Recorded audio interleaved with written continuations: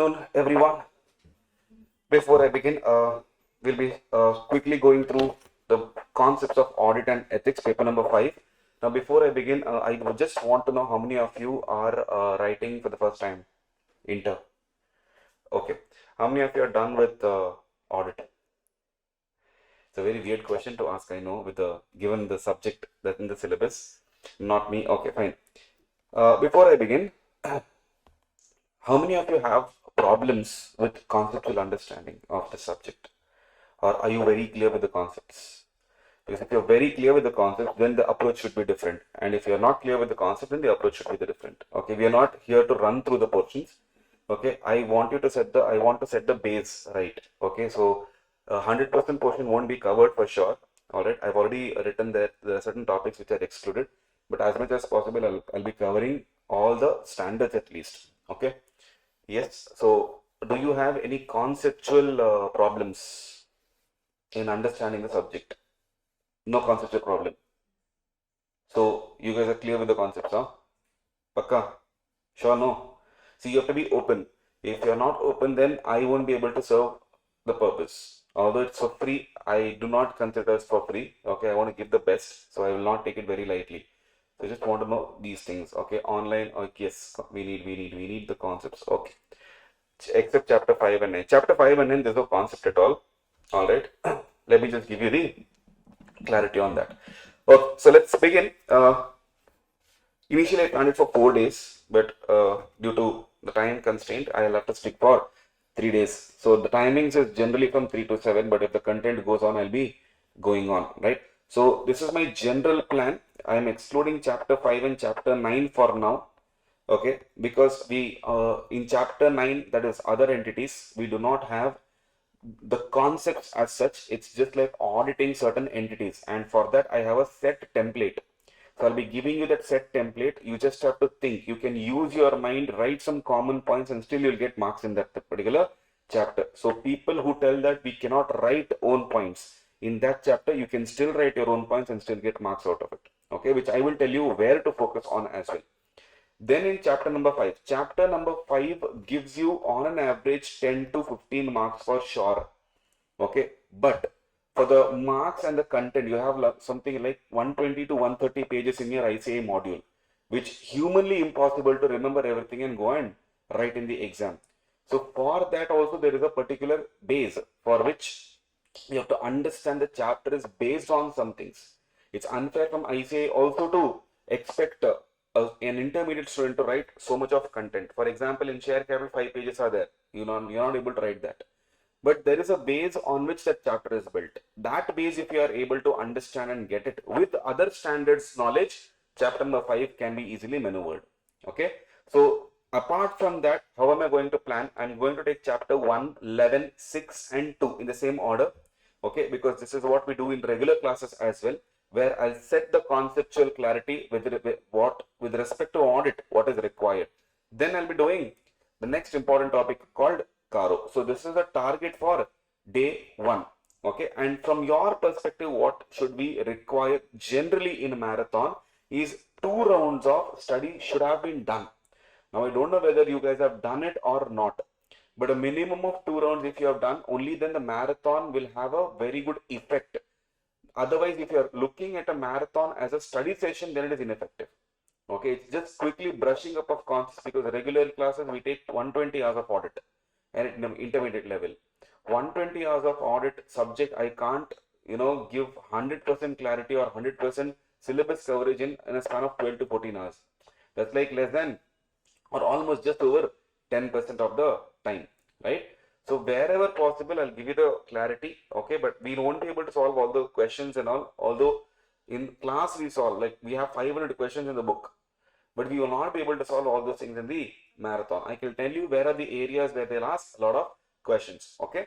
So then marathon, like I said, solely for revision purpose, it's not a detailed session, because students come and ask, can I score exemption in marathon? Absolutely no.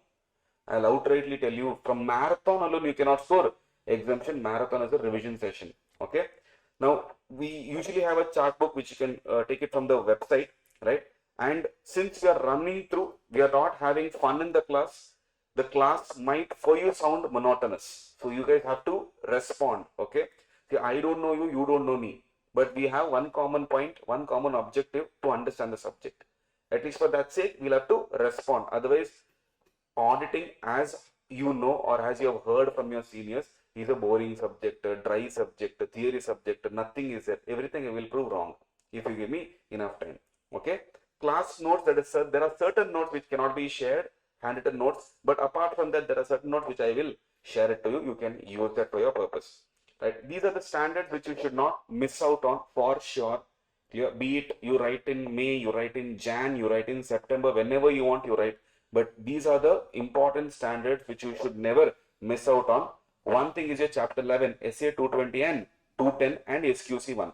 We have totally 30 standards in the syllabus, out of which we have 29 essays and 1 SQCs. Clear? So totally 30 standards we have. Chapter 11 is an important one. Then chapter 6, which can give you somewhere around 4 marks easily. And your chapter number 4, audit evidence. In that we have around 8 to 9 standards covered. SA 500 series and SA 610. In that SA 530 we will be doing, or you should do a selective basis there because the standard is too big for the marks. Then we have chapter 7 which talks about completion and review, and then risk assessment, SA 700 series, which is very, very important, called reporting standards. Clear? Reporting standards sets a base in intermediate level, takes off from here, and in final levels it is advanced from here itself. Okay. Then chapter 3, sorry, chapter 4 we have SA 610, and in chapter 8 CARO. Chapter 2 is a bumper chapter in the exams. They cannot play a lot of case-based questions here. So whatever they are asking, usually direct questions only will be asked. So around say 6 marks you can score in that chapter. Okay. Now going with the audit paper, you have 100 marks paper, out of which 30 is MCQ, 70 is descriptive, and there is no negative marking. So 30 out of 30 you should be able to write, whether you know, whether you do not know. 30 out of 30 you should write, and the target should be at least 25 to 26 out of 30. Clear? Then if you consider worst case scenario for 70 marks descriptive, 50% also if I take, we'll come back to 35, which easily we can get exemption if you plan it properly and execute it properly, especially the MCQs part is a game changer. If you're able to at least pass 50% of your portion, your paper here, we are good to go with the descriptive part. Clear? In the last 3 attempts, Jan attempt was a scary attempt. Scary attempt in the sense, scary for those who have by heart and gone. And it is non-scary for those who have understood the concepts and gone and written the exams. So people have still scored exemption in that attempt. Right? So that doesn't mean the attempt is very difficult. Certain questions are difficult, entire paper cannot be difficult. Right? Students consider entire paper as difficult, not possible at all. Clear? Right. So let's continue, and I'm going to start with the first chapter today, that is nature, scope and objective, which talks about basics of audit. Now, any topic you take from the syllabus, there is one particular cycle where it can fit in. Any topic. Whenever we talk about audit, what do we need? What is audit? According to you, what is audit? What is audit? I don't want a book definition. I want what you know about audit. What's an audit? Checking. General, what do you say? Checking. Examining. Seeing. Correct? Verifying. Correct? So anything. But to do that, we need something at our disposal. Right? And that something is what we call as data. Now, data is nothing but collection of facts, collection of figures, collection of certain information. Now, in this data, when the client gives us this, client will not understand what we want in audit. When we do audit, client has zero ideas what exactly we want. So, he will give us everything that he has. Generally, client will tell what? Sir, everything I have, you take it. Whatever you feel is important, you take it. Clear? Now, out of this data, we filter it out and we bring in something called as information. Now, what is the difference between data and information? Information is nothing but a processed data. What we need, we take from the data. What we do not need, we give it back to the client. Now, after we take this information, This information, when I say client, be careful. I am not specifically talking about company. I also mean company. I also mean proprietorship firm. I also mean partnership firm. I also mean LLP. I also mean trusts, societies, every entity that is possible we talk about in audit. So audit is not just about one particular entity. It is about checking or examination we do out of this information of any entity. Now, how do we examine them?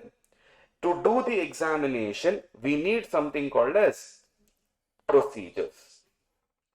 Clear? You just close your eyes, you pick up any topic from the syllabus, it will be there in this particular cycle, that I can assure you. So from the data, what do we pick? Information. From information, what do we do? We examine them through applying procedures. Now after procedures, what do we get as an output? We get as evidence. But is evidence enough for us to report? The answer is no. This evidence has to be evaluated. And once we evaluate this particular evidence, what we get is nothing but conclusions.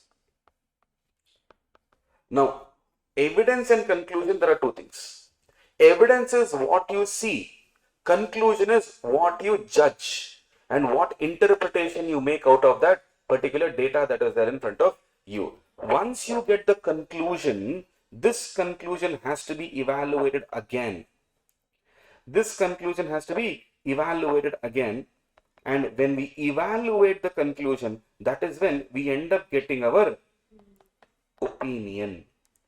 And this opinion, we technically have to give it to our clients. But when we talk about our clients, for a company, it could be a lakh of shareholder or a crore of shareholder. But can we go and tell it to each and everyone? The answer is no. That is why we give it in the form of a report. And this report will always be in writing. It cannot be an oral report. Clear? Now, any essay should fall under this cycle itself. Right? Let's take SA 210. SA 210 talks about agreeing the terms of engagement. It should start here only. You take up SA 530, audit sampling is nothing but a procedure. You take up SA 520, it's nothing but a procedure. You take up SA 500, it's an evidence. You take up SA 700, it talks about opinion. So any standard you take, it will fall in the cycle itself. So it starts from data and ends in reporting. So this entire process is what we call as audit. Right? In between we withdraw. When we withdraw also, we have to give a conclusion. And that conclusion will be giving in the form of a report. So without reporting, there is no way we can end the audit. Right? And most of the questions, most of the judgment has to be somewhere around reporting itself. Anyone can give you the same data. Anyone can apply the same procedure. But how you judge that particular outcome, that's where professional judgment is used. The only reason why the subject is difficult is because you do not have a formula in the subject. You take up any paper, there is a formula. There is a framework within which you have to work. Right? Accounts has accounting standards. You cannot go beyond that. Law has a provision which you cannot go beyond that. Tax has a provision which you can't go beyond that. Costing has a format which you can't go beyond that. FMS formulas which you can't go beyond that. Audit is the only subject where there is no boundaries. Same data, 4 auditors can give you 4 different conclusions. Because everywhere in this subject, it is all about how we see things. And that is exactly why the opinion changes from person to person. And this opinion is subjective in nature.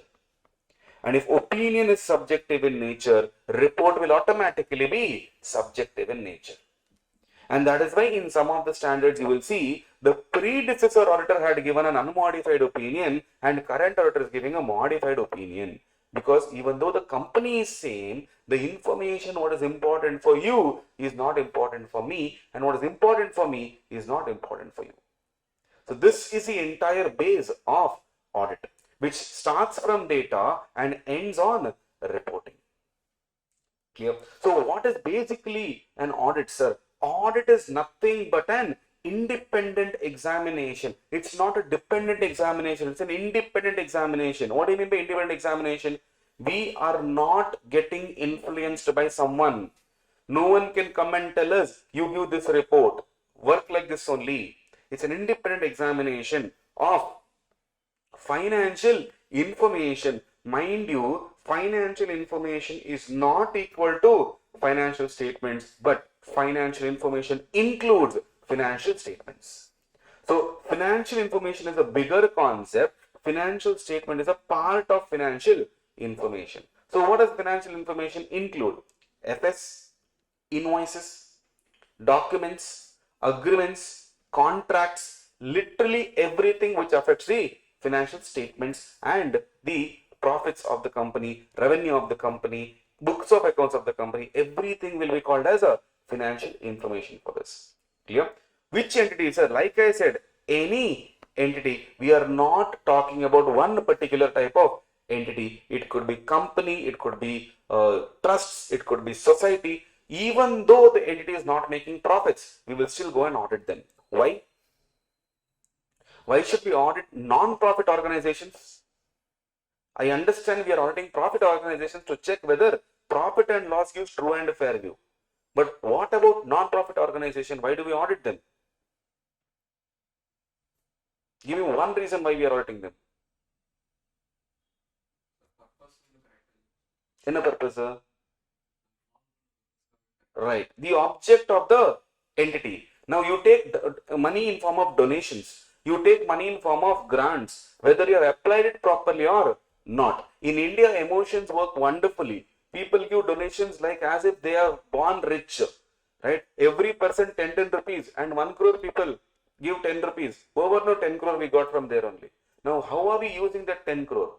Are we using it in the right object? Whatever we are, what is our purpose? Have we put that in the right purpose? At least to check that, we have to go and do the audit. So audit is never profit oriented function. It is always object oriented function. So if your object is to make profit, we will see whether the profit is right or wrong. If the object is to do service, whether you have served properly or not. Government audit also we do. What is the objective of government? What is the objective of government? We all live in government oriented country. Serve the people. But are we serving? No, let's talk on record. Okay. Yes, the objective is to serve the people. That's why we get taxation system into place. We get money, we get in kind. Now, are we serving is what they will see. Road. Okay, you pass a budget for the road. Have you constructed the road properly? You have taken the budget to build infrastructure. Have you built infrastructure properly? So it's never a profit-oriented activity. It is an object-oriented activity. According to what is your object, we will go and check it out. Clear? Whether profit-oriented or not, irrespective of size or legal form. We don't really care whether you're a small company or you're a big company. We do not care whether you're a registered partnership firm or unregistered partnership firm. Clear? LLP and company kept aside, they have to get it registered, otherwise they'll not get their number. But apart from proprietorship, no registration required. Partnership firm, registration is not mandatory. So we don't really bother whether you're a registered entity or unregistered entity. What is our entire view? To express an opinion thereon. And this is a definition. This is what? Definition. And if you technically see, definition is nothing but from information we start and we end up with opinion. I just put one step before that the client will give us data. Because not all client will know what we want. A person who is there at the finance department who is already a chartered accountant, he will know what we want. So he will give us only what we require. But there are people who are doing business. Business pandradhukku we don't need CA degree. Clear? There are people who have no proper education but still they are doing business. So they do not know what is required for audit. They will give us whatever they have. And that brings us to the concept of data. Now, next important question to understand, HQ means hidden question to understand is, sir, whether financial statements are misleading or not. What do you mean by misleading? Misleading is giving wrong information and based on this, they take decisions which will ultimately be wrong. Therefore, their investments can go south. Clear? Now, what we should do, check whether financial statements drawn as per books of accounts. Now, the word used in the module is accounts. Now, there is a difference between accounts and books of accounts. Clear? Books of accounts is nothing but your journal, ledger, etc. Cash book. Clear? Whereas the accounts means your financial statements we are talking about. Okay. Now, what do you mean by financial statements? This you don't need audit knowledge for it. What is financial statements? Balance sheet, P&L, cash flow statement, notes to account, statement of changes in equity, SOC. Correct? Huh? Now, who told this? This is what your Companies Act has told. Clear? So, generally, this is not the financial statements. You tell me, NPO prepares P&L? Then what is financial statement for them? Income and expenditure, receipt and payment, which means there is no cash book at all. Receipts and payment is what they are having. Yes, income and expenditure is nothing but their P&L. Yes, therefore financial statement meaning only is gone wrong then. For Companies Act, whatever you have told is right. Clear? For Companies Act, financial statement means those 5 things you have told. But apart from the company, what is financial statements? Anything that gives us the information, financial information as on a particular date, gives us a status, how much assets they have, how much liabilities they have, what revenue they have earned. That is financial statements for us. And it can vary from entity to entity. Clear? If I take up a company's financial statements, I get a Schedule 3 format. If I take up a proprietorship, partnership, I get a normal T format balance sheet. Right? So financial statement is nothing but a document where it gives me the details of the financial status of your company, what is happening in your company in that particular year or in the entity in that particular year. Clear? So FS shall be prepared based on books. It is not the other way around. If you're doing other way around, FS first and based on that you're preparing books, that means you're doing a fraud. It cannot be a legal basis. Clear? Books of account entry should be supported by SAE. But sir, here we have written only evidence. Out of evidence, we see what is an evidence we don't get in the first instance itself. We have to collect, and that is why we say evidence is cumulative in nature. It is not concluded based on one document. Clear? It is based on multiple documents. Whether a person is lying or no, with one fact I cannot judge. I will have to judge on multiple occasions. Similarly, whether an invoice is recorded properly or not, I need an invoice also, I need the system also. It's a cumulative in nature. Clear? But from the available evidence, then I will filter it out and then I will write, sir, relevant audit evidence and irrelevant audit evidence. Then I will judge this relevant audit evidence for 2 factors, sufficiency and appropriateness, which SA 500 guides us. Sufficiency is all about quantity, how many evidences we need, and appropriateness is about quality as to what type of evidence we need.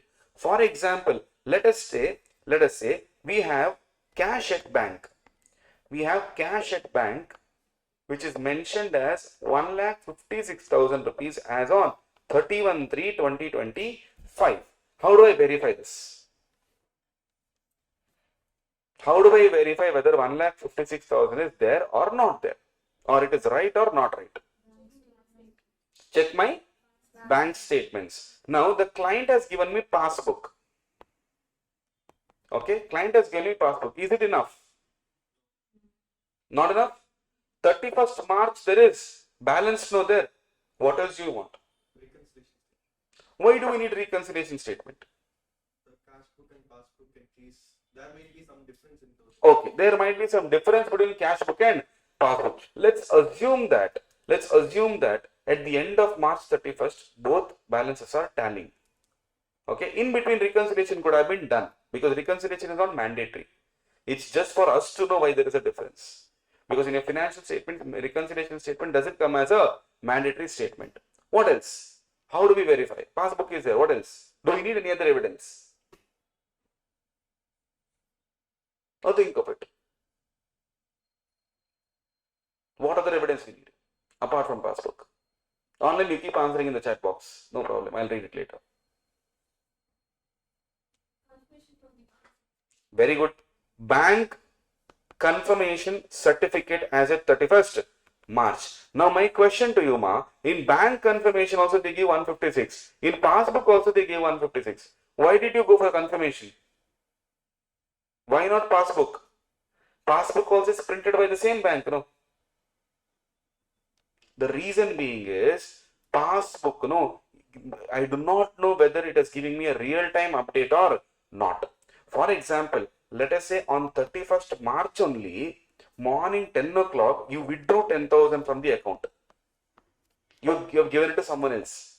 What is the balance? It will reduce by 10. Now, by evening 3:30 on same day, the money is given back. What is the balance now? 156. So as on 31st March, balance is still 156 only. But without these two entries, in the passbook, it is these two entries are not reflected. But in the confirmation certificate, these two entries are taken care of and a net balance is shown. That's exactly why we believe in confirmation rather than the passbook. And this will be signed by the manager. Therefore, I can hold someone accountable for it. Clear? Some entries might not be correct. 100% some entries may not be reflected. Right? But rather than going for bank confirmation, do you think in every client's situation I can ask for bank confirmation? Which you should. You 100% you should take bank confirmation. You cannot, take lesser than 100% confirmation. Every 40 accounts all 40 accounts confirmation you have to take a bank confirmation from the respective banks. But there is one more way to check this. I don't want confirmation. Real time, I want to check your net banking. I'll ask the client, sit in front of me, log in. Clear? Now that's a clear-cut evidence that I have, but how do I prove it? Proving will be difficult tomorrow when someone asks, how did you get this proof? That it was 1,56,000 only. That is why I told you, evidence is cumulative in nature. I have passbook also. I have certificate also. I checked also. All put together. Now I can tell that bank confirmation, bank balance is absolutely true. And this is what we call as cumulative in nature. Clear? So we need not just evidence, we need sufficient and appropriate audit evidence, and that is what we call as CAI. Clear? Then no entries have been omitted and no new unrelated entries are found in financial statements during compilation, meaning personal expenses should not sit in your books. Personal income should not sit in your books. No entries have been omitted. Sir, just because there is one extraordinary income that you have earned, as disclosed panna, I'll have to pay more taxes, sir. I will ignore that. Not allowed. Many of the clients do it. They will tell, how will the department get to know? Do not include it as income. This is wrong. Every information for that particular period should be put in the financial statements. Information should be clear and unambiguous. What is unambiguous word means? Unambiguous means, ambiguity means confusion. Unambiguous means it should not confuse people. So when you're reading the financial statement, there should not be any confusion involved. And that is exactly why, what is the entry for sales? What is the entry for sales? Cash sales only, you tell me. Cash account debit to credit sales. Okay, correct, no? Now, in accounts, you always study that anything happens, okay, later on, if it doesn't happen, you have to reverse it. Correct, huh? Now, sale happened, sale return will happen. What is the entry?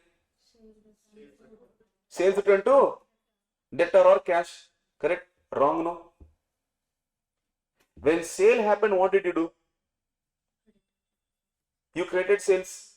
Now, when you're reversing, what you should do? You should debit sales, no? Technically seeing, reversal means exactly ulta, no? I purchased some 10 units and I gave 1,000 rupees. Correct? Huh? Now I am giving this 10 units back. Should he give me 1,000 back? Yes, and that is the reversal of the entry. So you should debit sales, no? That's what a sales return, no? Now my question is, it should be cancellation because it is as if now the sale has never happened. When we are reversing sales, sale has never happened. No, why are we debiting sales return? We need clear guide on sales and sales return. Why? To know the total sales and total sales. The proportion we have to know. The information should be conveyed very clearly. Illana, otherwise, in your trading account, you will be showing sales as a net amount. And people will not know. See, for example, garment industry, sales returns are high.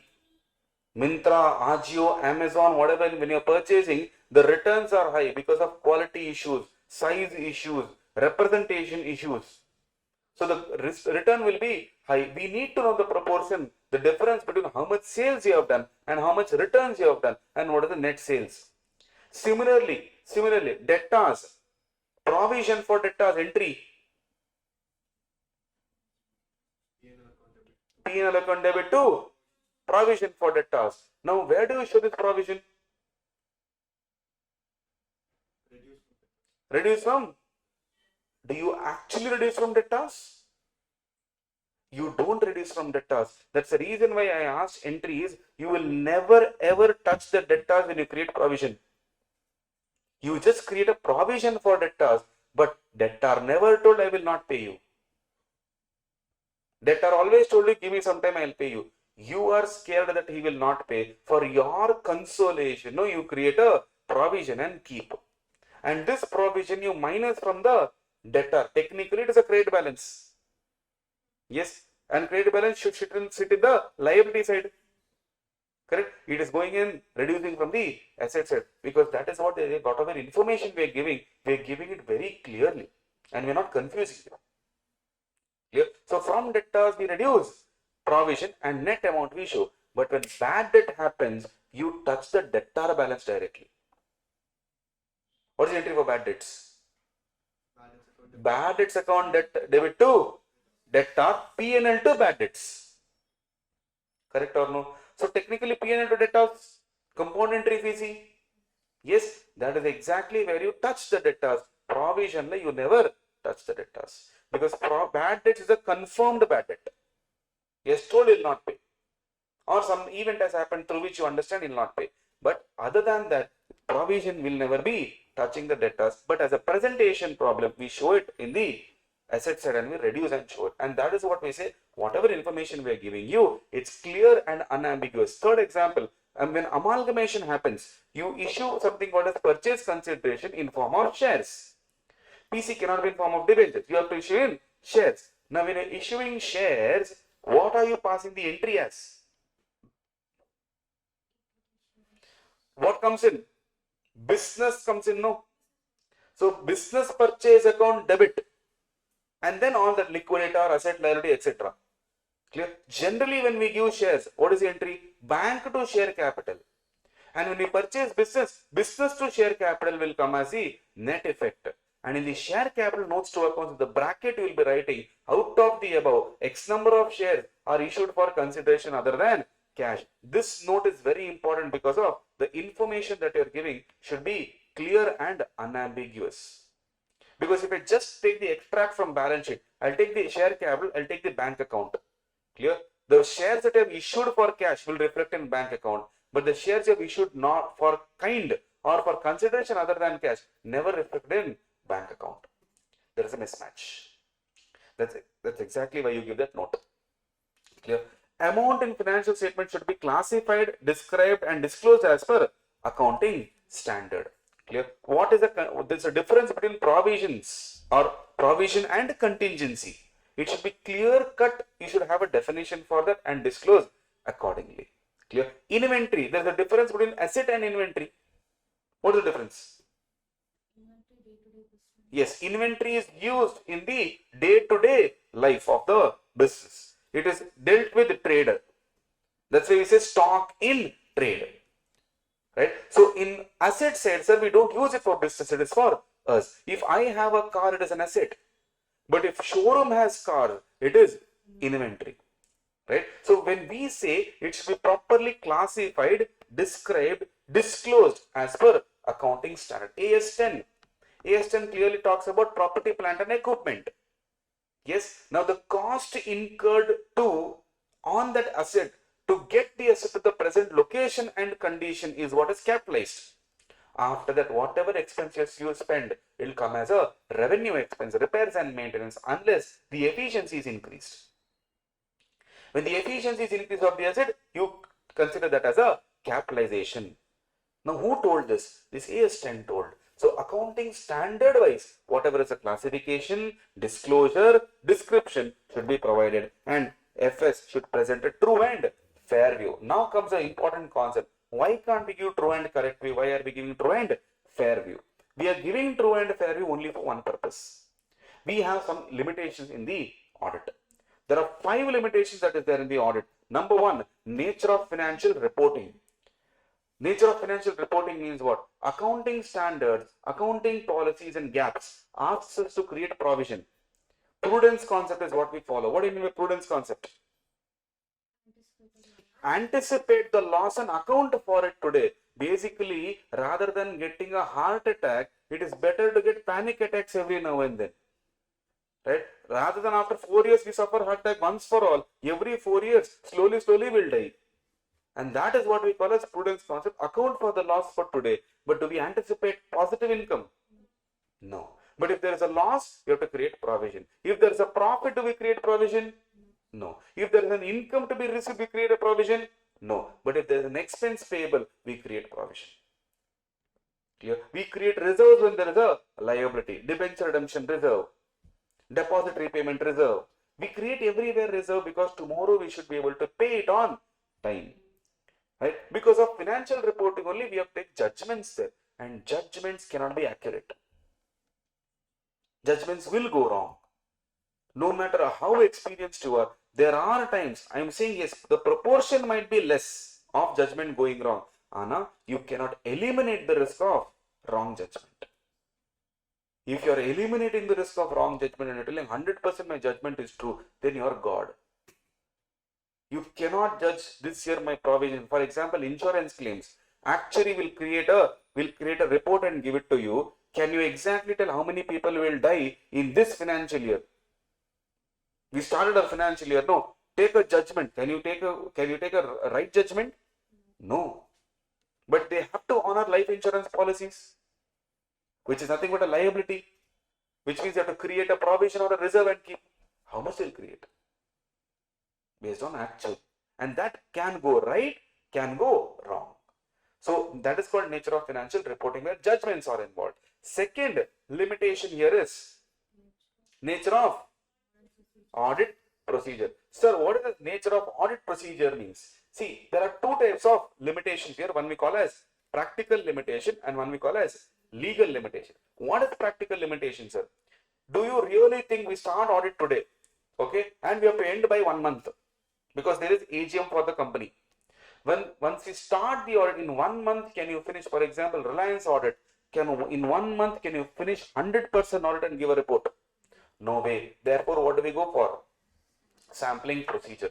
Okay. No matter how many times the teachers will tell do 100% syllabus. I know what students will do now.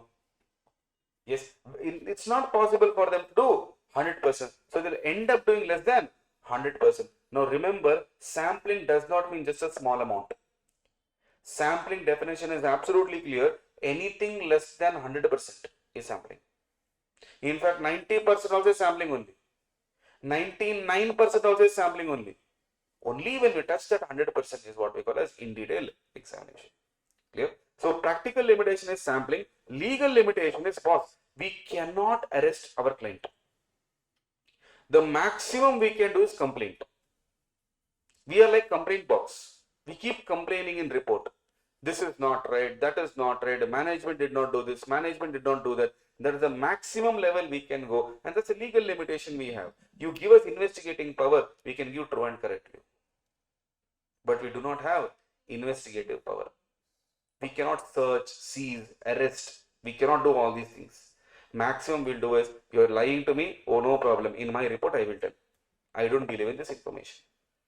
And that is nothing but my legal limitation. Sir, third legal limitation is management might not give us the right information.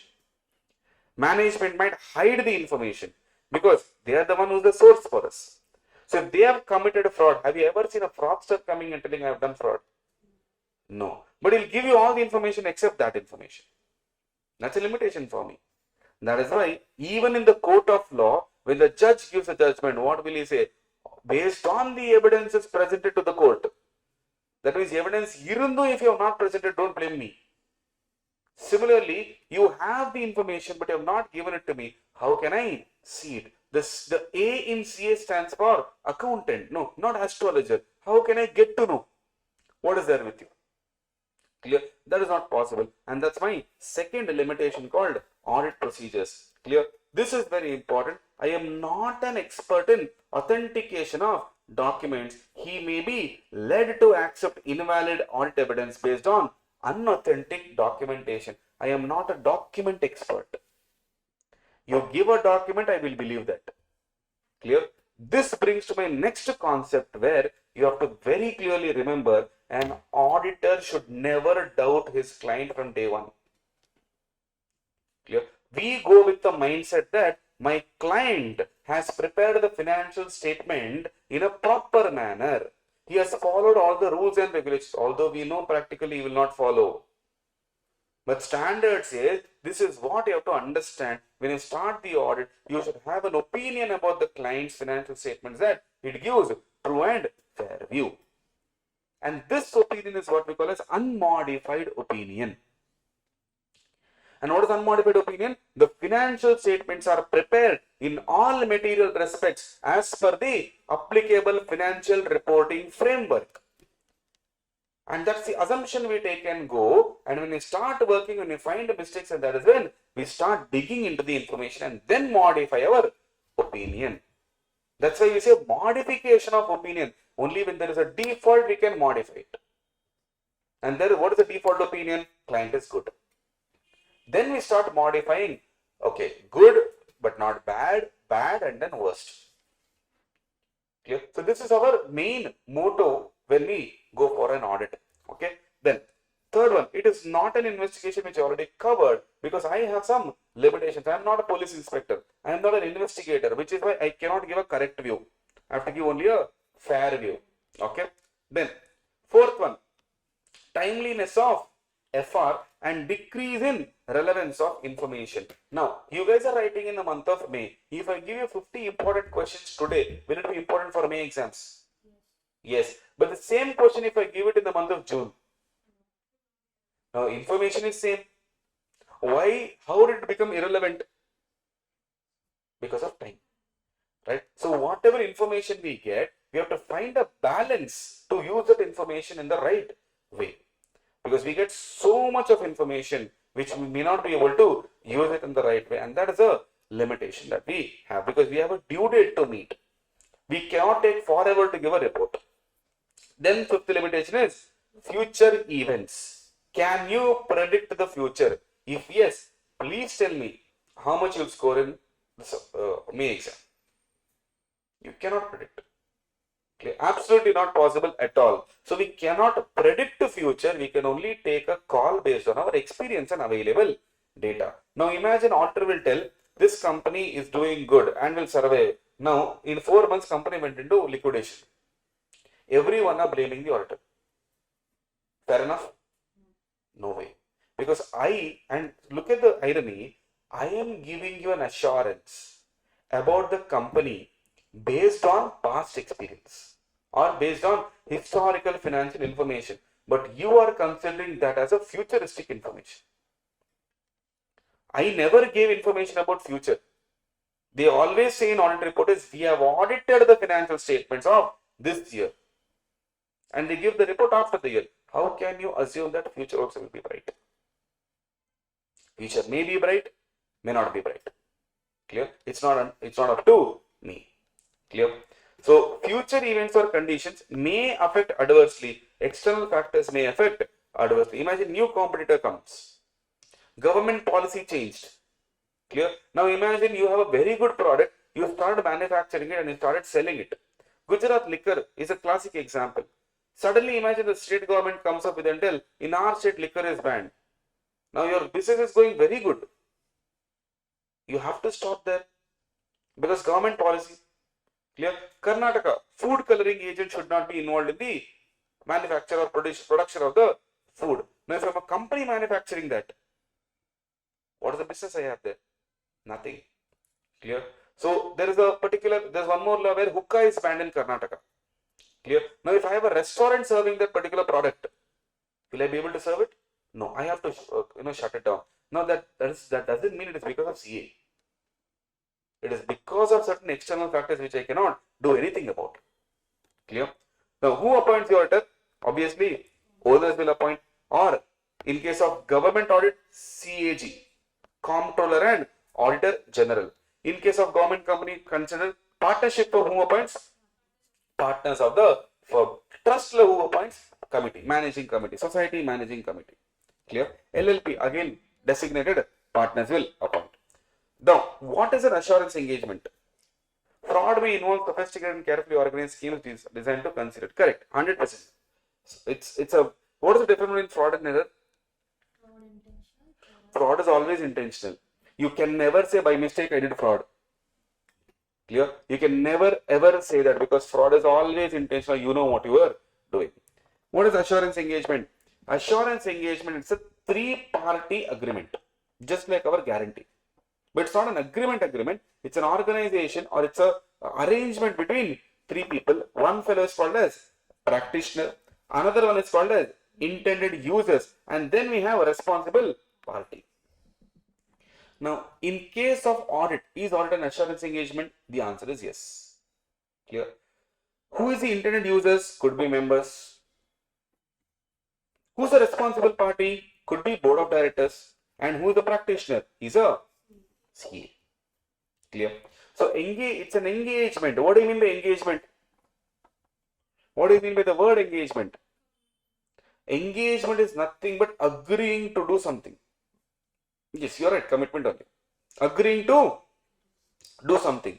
Now, what is that something here? When we say audit engagement, we are agreeing to do the audit. When we say assurance engagement, we are agreeing to give you assurance in form of there is audit assurance, review, clear, LR, limited review is there, right? So we will give you whatever we agree. When we agree, it becomes an assurance engagement, clear? And it's put it in a formal letter called engagement letter.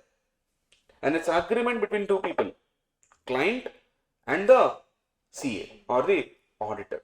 Now try to understand one more difference. In the syllabus, wherever they have used auditor, it doesn't mean CA alone. Clear? Mind you. But if they have used the word engagement partner, that means they are talking about a CA who's leading the team.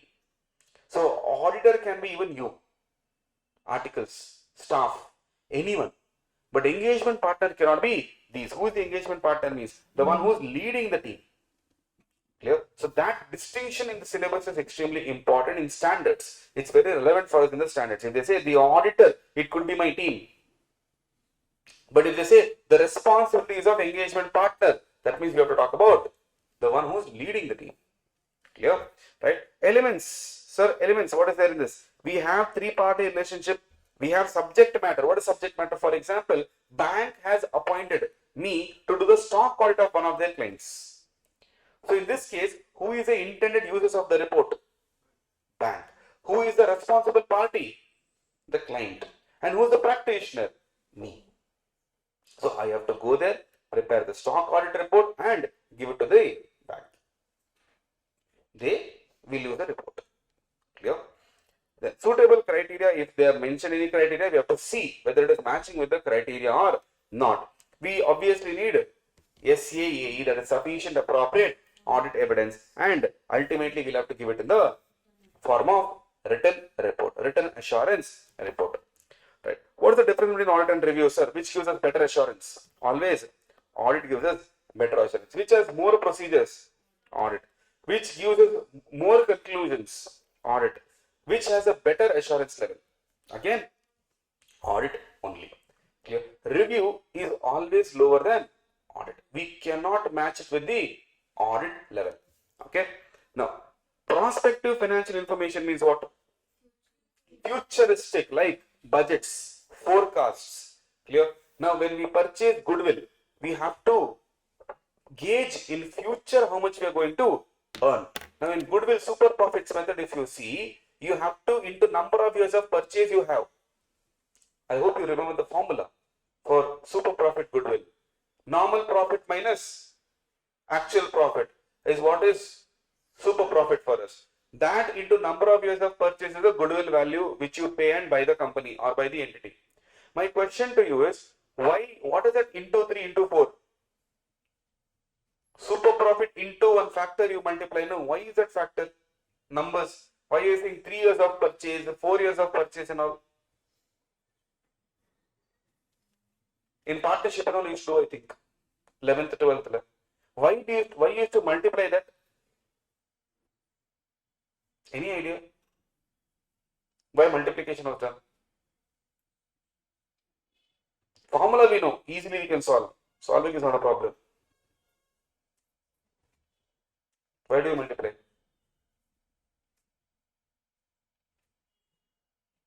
I hope you remember, right? You used to multiply. Yeah. Why do we multiply? It is nothing but we are taking a call that, boss, whatever extra profit that you're earning, this profit will be earned for that many number of years. And that is why we say number of years of purchase into 5 means I am expecting the super profit to continue for 5 years. Anna, that 5 years super profit I will bring it today and pay to you today itself. You sell the goodwill to me. You sell your business to me. Because what the opposite party will tell, sir, I am earning super profit. Okay, fine. You give me. No, for the next 5 years, I have to earn this. Fine, I'll give you that money today itself. So if the normal profit is 10,000 and you are earning 15,000 profit, what is super profit you are earning? 5,000 extra every year you are earning. Right? Fine, sir. How many years you think you will continue this? 7 years. Okay, 5 into 7, 35,000 today only I will pay, sell the business to me. Now you know time value of money, 35,000 today is better than 35,000 after 7 years. So I'll buy the business and I will continue the business. That is exactly why you used to multiply that into number of years of purchase. Now tell me that number of years of purchase, don't you think is a prospective information? Yes. FM, future cash flow, capital budgeting, futuristic information, projection is there, futuristic information, costing, budgetary control, futuristic information. You pick up anything, will be there. Audit is a mashup. It's a DJ of all of the subjects. Everything will come here. So for prospective information, it is based on assumptions about events that may occur in the future and possible actions. I'm not saying it will occur, but it may occur. Clear? Like forecast, projections and combination of both. For prospective FS, can auditor give limited assurance? 100%. 100% for a prospective information, we have to, if a client comes and says, we have to give information. For example, bank, they will tell, now a company wants loan. Okay, funding. Let's put it in the aesthetic manner. Company wants funding. They go to bank. Now bank will tell, you have to submit a project report. Now who prepares the project report? CA will be there. Now randomly do we prepare? No, we take a assumption which is a valid assumption in the industry and then we prepare something called as the project report. And the project report they'll go to the bank. And what will bank do? Give the loan. Now aren't we giving assurance there? We are, but we are giving limited assurance. We cannot give reasonable assurance on that. Clear? Right. Then we have some standards to take care of. Whenever you see SA, remember that SA means what? Standards on audit. It is applicable for audit of historical financial information. What does historical means? Past. Clear? SRE, review engagement, review of historical information. We don't do audit, we do review. Lesser than audit. Less procedures than audit. Supervision is what we can call. Standards on assurance engagement talks about any other engagement you do in the firm other than audit and review. Agreed upon procedures we have. That will come under SAE. Like for example, sir, can you please certify GST and give me? It's an agreed upon procedure. Clear? Can you, apart from start audit, can you do tax audit and give me? It's an agreed upon procedure. Then we have SRS, standards on related services, which talks about agreed upon procedures. So whenever we go with certain aspects, we have to see which standard is applicable for us. In your syllabus, SRE, SRS, SAE and all is not applicable. It's only SA and SQC is applicable. What is SQC? Standards on quality control. It is applicable. What is the difference between SA and SQC? Very good. SQC is applicable at the firm level. It's applicable for the entire audit firm. Whereas SA is applicable only for auditing.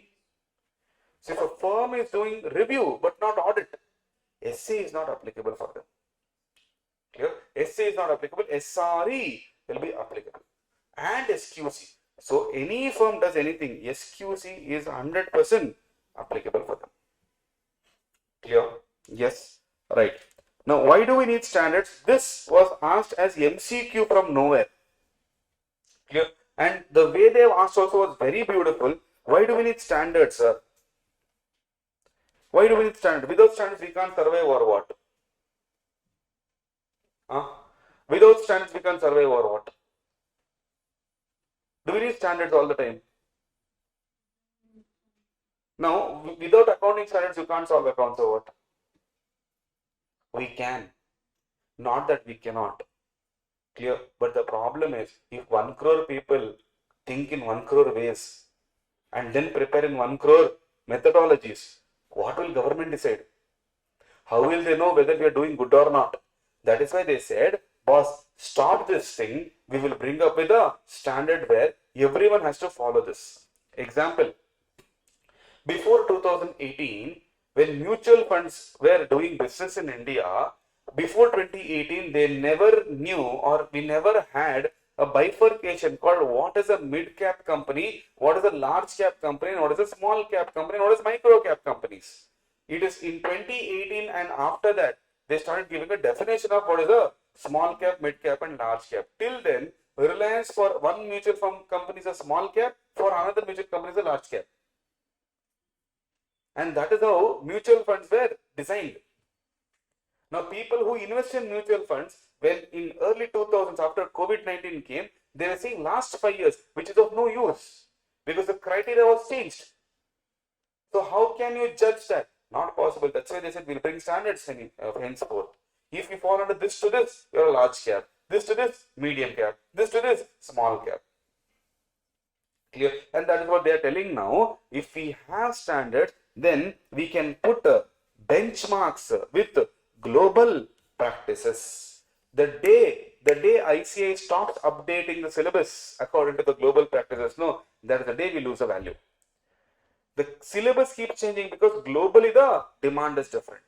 Clear? Improve the quality of financial reporting, promote uniformity. What does uniformity means? Treat everyone equally. Right? Whether your company installed by a particular politician or celebrity, we don't care. According to the law only, everyone will be treated theoretically. Clear? Equip professionals with professional knowledge and skill. If standards were not there, we would be jobless. No one would come to us if it was that easy. Clear? Ensure the quality of the audit, because if we do not have quality, no one will value our work. And because of standard only, we are maintaining that quality. Very easy. Now, I have taken 10 years to complete CA. Now, if a client comes and gives me a great offer for money, saying you give this bad report, we'll give you X number of crores. If standards were not there, what will you do? You take it easily. Right? Because ICAI has standards kept, we are scared to take it. Correct? It's exactly the same everywhere else. Right? What are the duties of auditor, sir? He has to follow all the standards in all engagements. If a particular procedure in a situation is ineffective, then you have to apply alternate procedure. You cannot skip. Sir, a task is difficult. Can I skip? No. You will be professionally, it's a professional misconduct under which you will be liable. Clear? That will see in finals. Professional ethics, when you see in finals, there they will tell if you are negligent and if you are not professionally performing your duty, you will be liable under CA Act 1949, Schedule 1 and Schedule 2. Clear? Document the above procedure because to prove it. Tomorrow when someone asks, did you do your job? How do you prove it? Based on the documentation. So moral of the story, take everything in writing. Everything, whatever replies you are getting, email or paper, have a record of what you have spoken and what they have spoken to you. Otherwise, tomorrow, see in India, a lot of people will play with your mind saying, what sir, no trust or what? Now, you are in a dilemma that if you say no trust, the client will not come to you. And if you say, yes, I trust you, now there is no documentation. Standard says maintain documentation. Clear? But maintain documentation and tell that you don't trust yourself. The matter closes there. Clear? I don't remember what I would have spoken. Simply tomorrow we don't want any arguments or complications. So that is why I'm writing it down, sir. Please take a copy of it. Clear? Otherwise, it will be very difficult to prove what you have done is right. The client can tell, I don't know, CA did everything. But literally we know that client also was involved. Right? So he should not blame us for that purpose. Maintain a document. Reasons has to be documented. Why have you done what you done? For example, let us say FIFO, LIFO and weighted average. Three methods are there as per AS2. Which is appropriate? Weighted average or FIFO? Is LIFO appropriate? Not, no. So LIFO is gone. But still we have it in the standard. Forget. FIFO and weighted average is there. Which is more appropriate? You sure weighted average only?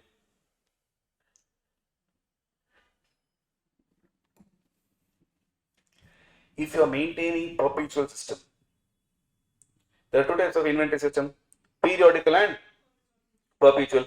If you are maintaining perpetual system, then weighted average could be useful for you. But if you are using periodic, FIFO, do we have such rules? We don't have such rules.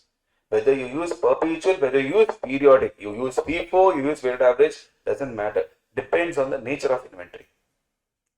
For example, if I am selling calculators, I can literally record when was this calculator received. When did I receive this? What is the batch number? What is the rate? Right? If I receive calculator in the month of April, can I record that? Yes. Whereas, petroleum business, can you record FIFO? The petrol which you put in the underground tank in the month of April, which will be sold through the machine. Now imagine 1000 liters you dumped into that. Now 100 liters are pending. You call the tanker guy, another 1000 liters you dump. What is the total number of liters you have there now? 1100. In that, please separate the old stock and the new stock. Not possible. That's where we use weighted average. Clear? But if you are actually filling the petrol in the bottle and selling separately, we can use FIFO. Clear? Supermarkets, we use FIFO. Clear? We cannot use weighted average everywhere. But if they are selling these grocery items on the loose basis, like for example, let's say rice, they have this cabin or they have the box where they put all the different types of rice. Right? If you keep on mixing this stock, then weighted average is better rather than FIFO. But if you are able to bifurcate, FIFO is much better. Now, this particular reason has to be documented. WDV is there, SNM is there for depreciation. Which is better? Exactly. Are you getting my point? Depends on the nature of asset, depends on the use. There is machine hours also. Clear? So, which is appropriate, we do not know. So, wherever there is a situation where you are not able to prove it by the record, you write the reasons and tell why have you taken such decisions.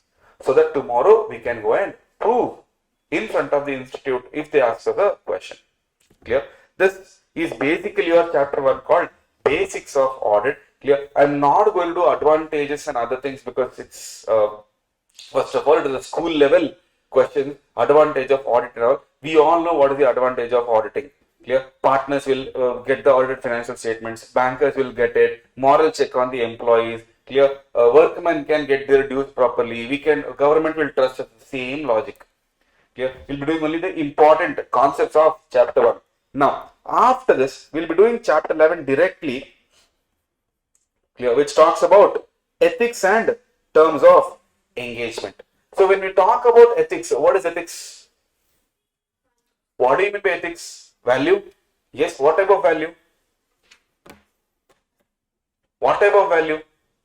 Do you believe that all of them who have been following their values, that is right? According to them, it is right. According to you, might be wrong. For example, do you really wear chappal in your house? Inside the house? Why? You wear it outside? For what reason? Good for your feet, right? Then you should wear it inside also, right? Why? It's an ethic that we follow. It's a principle that we believe in. It's a belief system that we have. Clear? So in every house there will be some rules and regulations that we have to follow. That's an ethic.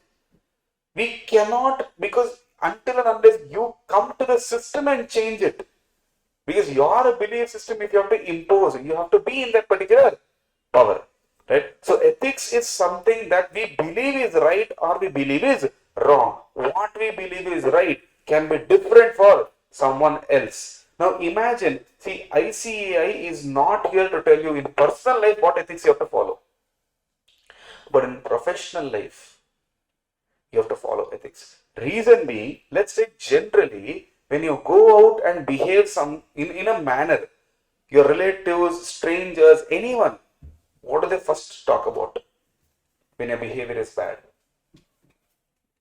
Yes, exactly. The blame goes to parents. What type of culture is inculcated? Clear? These people are only like this. Imagine their parents. So ultimately, it is through you the blame is on parents.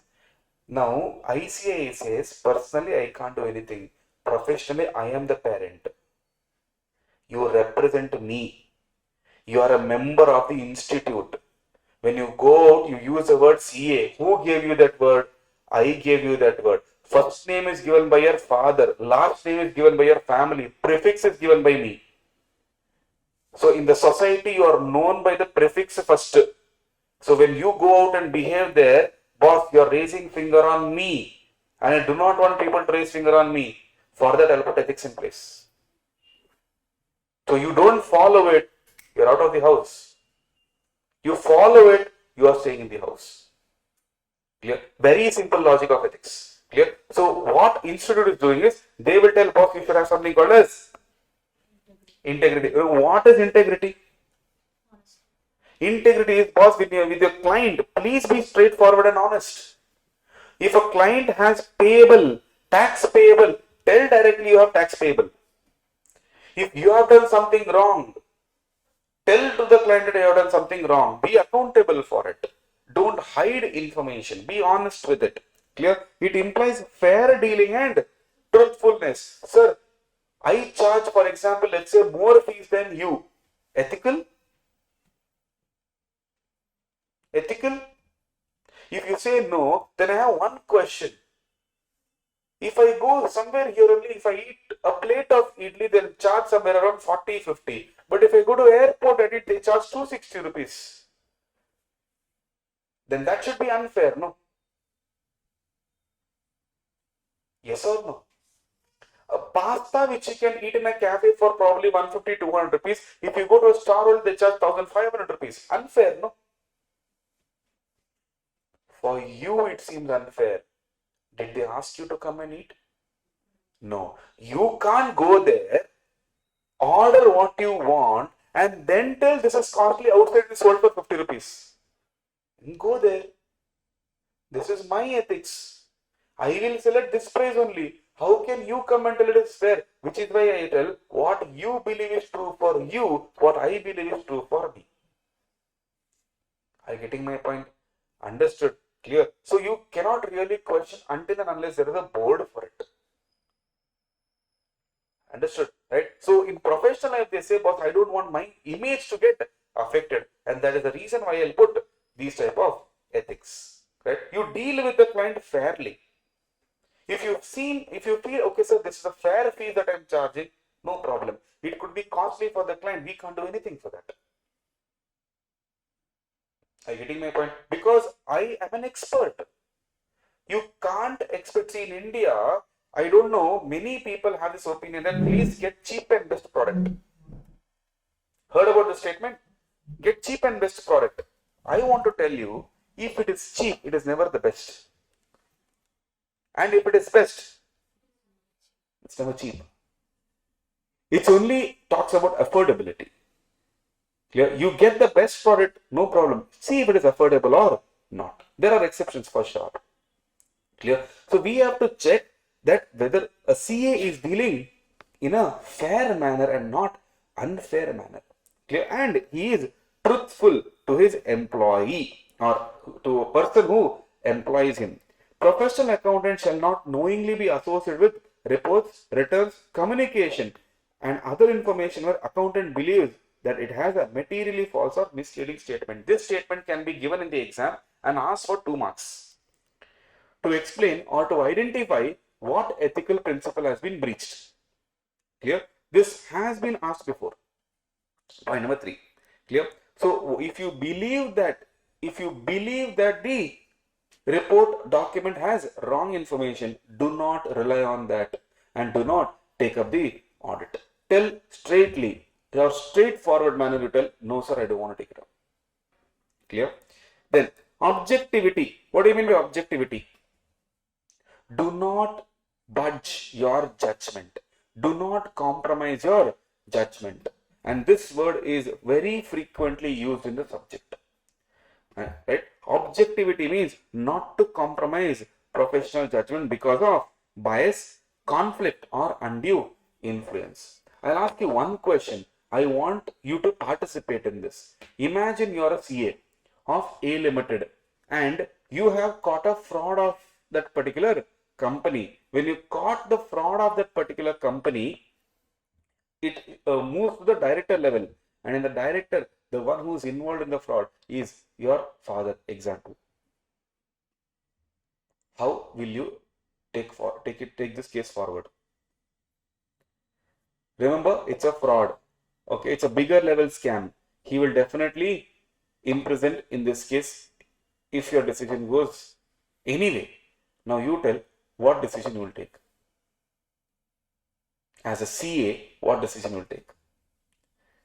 Let me test your ethics. Forget about opinion. Will you report to the department or not? I will not take up the audit, sir. Right. Only in company are disqualified. Okay, but let me see why that rule came. Okay, we'll remove that for now. Withdraw from the engagement. Yeah, if you withdraw also, someone else will come and report. Yes or no? Reporting will anyway happen. What will you do now?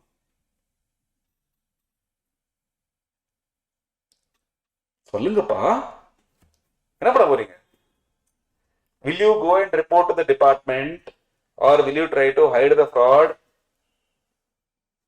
What will you do? This dilemma is what we call as ethical dilemma. We don't know what to do. What will you do? Sir, will you repeat? No. Will not report, sir. That means you will be a part of it, huh? Offline. Will you report or will you not report? You will report. Sorry? Ask my father to surrender. You will ask your father to surrender himself, huh? Right. So basically you are asking him to come forward. Okay, but if he comes forward, entire board of directors will be dismissed. So there's a threat. No. Now see, this exact situation is why they say, boss, if you have a relative sitting on the board of directors, section 141, subsection 3, clause G and H clearly says what? Go. Don't be involved at all.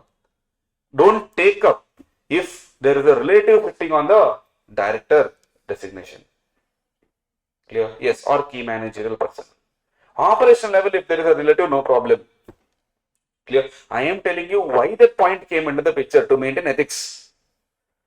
Otherwise, easily tell me out of 100. Now, the way you responded only, I got to know that you are not going to report.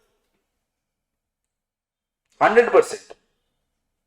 Now, theoretically, sitting here, it is very easy to tell I will report. My question to you, once you report, can you go home? Look at your mother's face. Right? Your family will suffer. And despite that, everyone will tell because of you only. And that too, India is driven with emotions.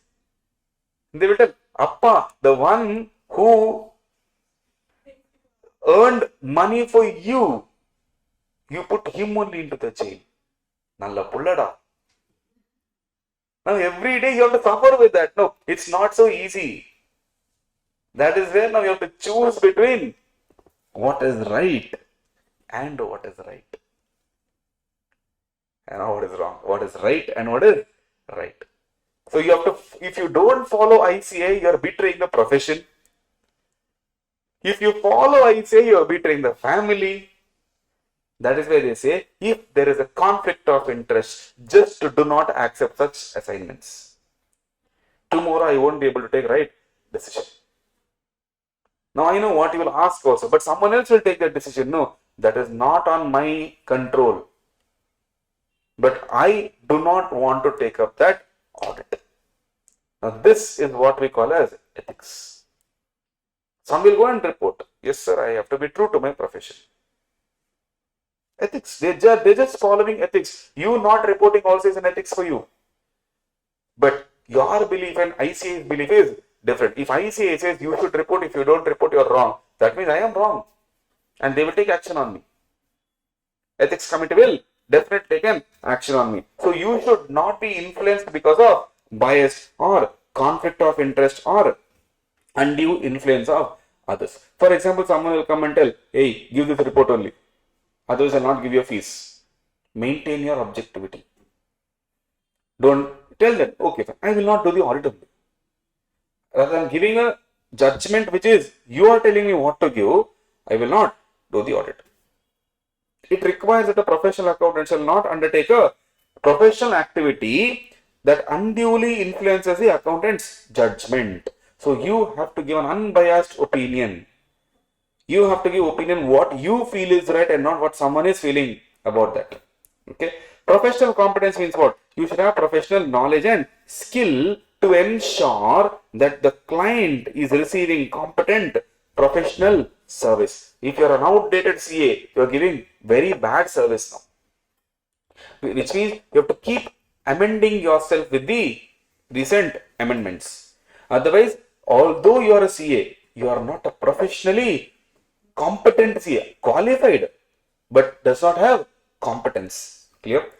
Act carefully, thoroughly, on timely basis in accordance with requirements. In this one only, they usually ask one, common question, but people don't know how to answer it. There is a CA who was actually doing an audit of a particular company. While returning from the client's place, he met with an accident and he expired. He asks the partner to sign. Okay, and partner signed without verifying. Is he professionally guilty? The answer is yes. Why? Even though your partner had done the audit, did you check it? No. If you have not checked it, you have not taken due care. And if you have not taken due care, you are professionally guilty, will be held liable. Understood? You have to check before you sign, no matter who has worked. Now, me and my wife are partners in a firm. Clear? So, if she has prepared a report, I will read it. Now, she will tell, what, don't trust me or what? I said, no, I say, audit teacher. So, I will read the report and then only I will give a nod. Clear? Similarly, if I prepare something, I will ask her to go through it. She can directly sign. Clear? And that is nothing but due care. We have to execute that. Clear? The confidentiality, one thing which we don't have. I'll prove it. I'll ask you one question. Imagine you have a friend from last 20 years. Okay? 21st year you guys broke up. Okay? No more friendship. In 20 years you know all the secrets. 21st year when the friendship broke. 22nd year some stranger will come. Something will tell to instigate you. Okay, you know what he told? He told this thing about you to make you angry. Once you are angry, what will you do? What will you do?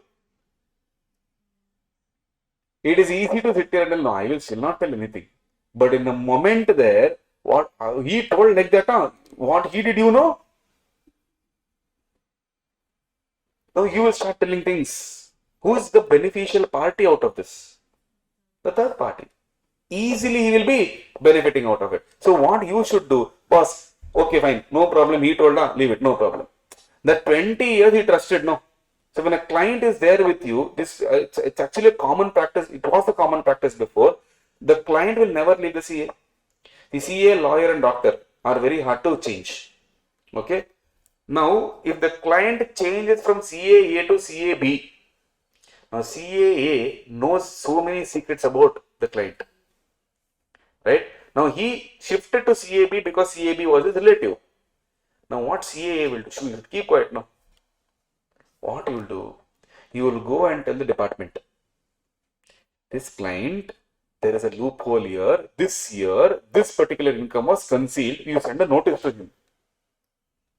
Now department will send notice to him. The department wants recovery. Yaru kudutha enna? So department starts sending love letter. Now he will call whom? The department will send notice. Client will call whom? He will go to Mr. B because he is the current CA. Correct? Now he doesn't know what has happened in the past. Now when the client goes to the department and says, sir, I'll close, please close this case, sir. Now, what if you tell the department that you tell the client, sir, if he comes back to me, you will close the case. So now the department guy might tell, you want to close the case, there is one way. Take your file, go back to your old CA. If you do that, I will close the case now. And there are cases that have happened like this. That way, my client can't go out now. Clear? And I've seen clients going back to their old CAs. Sir, can't do anything, sir. There are some things which I can't control. Okay, no problem. Clear? Tell me, is this ethical? When see, in professional and personal life, when someone wants to leave you, let them go. Why are you holding on to them? Why are you forcing them? The client wants to leave. I'm talking about client only. Okay, client wants to leave. Let him go. He wants to go to a different CA. Let him go. Why are you forcing him? Are you getting my point? So that is unethical, but happens. 100% it happens. Clear? So confidentiality means what? So when the client is your client, you would have shared a lot of things. Do not share it with others unless the client has given a consent. But yes, there is an exception. You can't tell to the department, I will not tell. I know, but I will not tell. That's a crime then. You are concealing a fraud. That's a crime then. Clear? So there are certain exceptions, but apart from that, it may be disclosed when it is required by law. Number one. Number two, if not, it is permitted and authorized by the client or employer. Clear? Next, professional behavior. Sir, what is professional behavior? Comply with relevant laws and regulations. Tell or advise your client to comply with the law, not to break the law. Remember, whenever you are studying audit or any subject for that matter, you are studying as to how to comply with it. Clear? I tell the students very clearly, see, when you are asking doubts, ask very carefully. Don't come with situation that what if I do this, what if I do that. You are learning the subject to comply with it, not to break it. Clear? First class only you will ask how to convert black money into white money. What are you learning? You are coming into this course to ensure that the clients will comply with the law and regulation. Imagine you go to tell, I know how to convert, come to me. That's not who you are. And that's unethical, right? So you have to comply with the laws and regulation. If you know that it will affect the reputation, integrity and objectivity, do not take up such work. Clear? Refrain or dispose of that right away and tell, I will not take it up. Clear? These are 5 ethical principles, fundamental. Clear? The way I remember is IPCCO. Integrity, professional behavior, competence and due care, confidentiality and objectivity. 5 fundamental ethical principles. And after that, we have most important topic is independence of auditors. Now, you should be independent. What do you mean by independent? Huh? What is independence? Not the type of independence. What do you mean by independence? Giving an opinion without getting influenced. I need to think in my manner.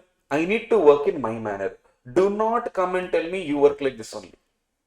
Yeah. Now, someone comes and tells, Karthik sir, teach audit in this manner only. That means I am not doing an independent teaching. I am doing a dependent teaching. Someone else is asking me to do, I will do it. Right? Now, I do chapter 1 first, then I go to chapter 11. Now, someone comes and tells, no, do chapter 2. I will not do it because I have independence. So, independence is giving an opinion without being biased, without being influenced. But there are 2 things which is required for this. Number 1, in your mind, you should be independent. What do you mean by independence of mind? Trying to give providing an opinion without being affected by influence and allowing an individual to act with integrity, objectivity and professional skepticism. I want to exercise IPO, integrity, professional skepticism and objectivity. If this is hampered, if this is damaged, I cannot go and provide my opinion. That is independence of mind. Number 2, independence in appearance. What do you mean by independence in appearance? How should I appear to be independent? When a third party sees me, I should not behave in a manner where I look like I am biased. For example, in a class, when a student comes and asks a teacher, who is your favorite student, sir? Now, if I want an independence appearance, I will tell no one, everyone. The moment I have, now all of us do not like our school teacher for one reason, partiality. There was a gang or a group of people or a couple of students were always teacher's favorite. If they don't do homework, no punishment. But if you don't do homework, full punishment with interest. And that is one of the reasons why we never liked that particular feature of partiality. So we have to appear to be independent. Now, generally people will tell, no, yeah, if you go to him, he will give you the right opinion. He will listen to both the parties and he will give the right opinion. Then there will be some people telling, hey, don't go to this fellow. This fellow will always take sides. Yappa Pathani will take that side only. And there's no point in going and talking to him. He's always his party. Understood? So we cannot talk to these people because you know what will be the opinion, and that's what public will tell. CA, if you are becoming the auditor, please ensure that you are having unbiased mindset. Clear? Then you should not avoid the fact and circumstance in such a way that people, that is a third party, would believe that your IPO has been compromised. You are no more an independent auditor, and the Madri behavior you should not have. Meaning, listen to both parties. Clear? Keep your personal revenge aside. Keep your personal things aside. Clear? But in the profession, you understand as a professional capacity what you're supposed to do it. Okay? There are threats to independence. There are 5 threats to independence. One is self-interest threat. What does self-interest threat means? Financially benefiting any threat. For example, client giving you loan. You giving loan to the client offering you employment. So all these are financially interested examples where it's a threat. Now the question is, should I take up the assignment if there is a threat? 2 options. If you say no, I can't put safeguards, then don't take it up. But if you feel no, I can put safeguards, I can handle it, then take it up, put safeguards. Clear? Now in between you get to know that no sir, even after putting safeguards, I can't avoid this threat. Then you withdraw from the engagement. Clear? So first one is self-interest. Second one we have self-review. What is self-review? Simple example. In school days when they used to give test, they will tell, take the answer sheet and give it to your neighbor, the one who is sitting next to you.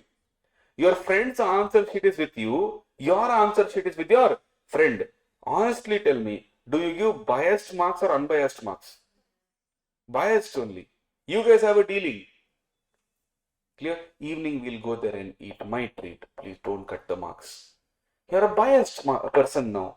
Clear? How can I believe that? It's a self-review threat. You are, as a CA, you are reviewing your own report. How will you tell you're wrong? Clear? So if you were a director in the company before, now you have quit directorship and joined a CA firm, and the same CA firm is going and doing your audit. You are involved there now. You tell me you find a fraud where you are involved. Will you go declare or not? You have found a fraud where you are involved. Will you report it or not? Again, ethics. What will you do? You will not. Why? I'm mad or what, sir? If I go and report, I'll go to jail. Right? Now, if there is a person who can take the blame, and he will come and tell, I will take the blame, sir. No problem, you report. Will you report now? See, the smile says it all. It means the answer is yes, but you don't want to tell. And that is where ethics comes up. You being accountable for your actions. Are you accountable for your action? Right? That's why they said, boss, why do you put in such situation? Now I can't, because in my firm there is a person who was a director. Now should I ask him to lead that audit? I'll not ask him to lead that audit. I'll tell, boss, you do some other audit. Clear? Someone else will lead this, because there's a conflict of interest. What threat might be there? Self-review threat might be there. So we do not want you to be involved here. Clear? Then, advocacy threats. So what does advocacy threats means? What is advocacy threat? Advocacy threat means you are, what does an advocate do? What does an advocate do in the court of law? Defend your client. Right? Now in the court of law, both the lawyers know who is the culprit. Judge also knows who is the culprit. But still judge has to listen to both. Clear? And imagine the one who has actually, let's say in a murder case, he has killed a person and a lawyer is defending that my client has not done at all. Now you tell me, simple logic I'll ask. Long back in Delhi, Nirbhaya case happened. Okay? Nirbhaya case happened. Now, in that, there was a, let's say there is a lawyer who is taking the sides of culprits. How will the society look at him? Villain only, no? They'll ask, Manishayani, you're taking their side, no? This is called as advocacy threat. You advocate a client to a level where third party sees that your IPO is not there, integrity, objectivity also not there, professional skepticism also not there. The trust on the person will be gone. That's why they're telling, if you have advocacy threat, boss, please do not take up the audit or put safeguards. Clear? When you deal with shares or securities of the audited company, you will end up taking whose side? Company's side only. You will not report against the company. Becomes the client's advocate in litigation and third party disputes. Do not become his lawyer. Now there are some people who are CA and LLB also. Clear? So do not take up the litigation of your client if there is threat involved. If you can manage the threat, no problem. Clear? Familiarity. What do you mean by familiarity? What does familiarity mean? Family. Whatever situation I put you in the beginning, your father is there, your relative is there. In those cases, it's a very big threat. I cannot be, I cannot give independent opinion. Close relative working in a senior position of the client company. Example, father as director. Clear? Former partner of the firm being a director or senior employee. Long association, Satyam. Satyam scam happened because of this only. Simple logic, yeah. When you are sitting in the academy for 6 months, every day you come to class and go. 5 hours in a day you come. Don't you build a good friendship with your friends in the academy? Yes. After 6 months, you are BFF. WhatsApp group, Telegram group, world. Clear? Now, when money is not involved, you can build such a close relationship in 6 months. Imagine where money, crores of money is involved. Don't you become good friends? For sure.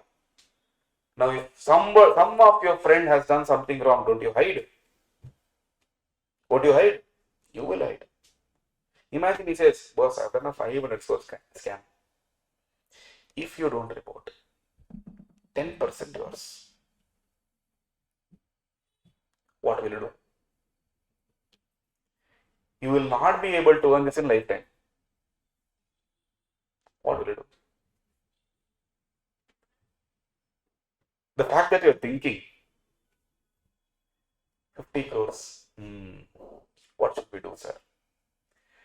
One question you might have in your head, sir, if we ask you the same question, what will you do? See, an answer to a question cannot be a question. Okay, what would you do? Is a question. You can't ask a repeat question. You tell me what you would do. Would you take it up?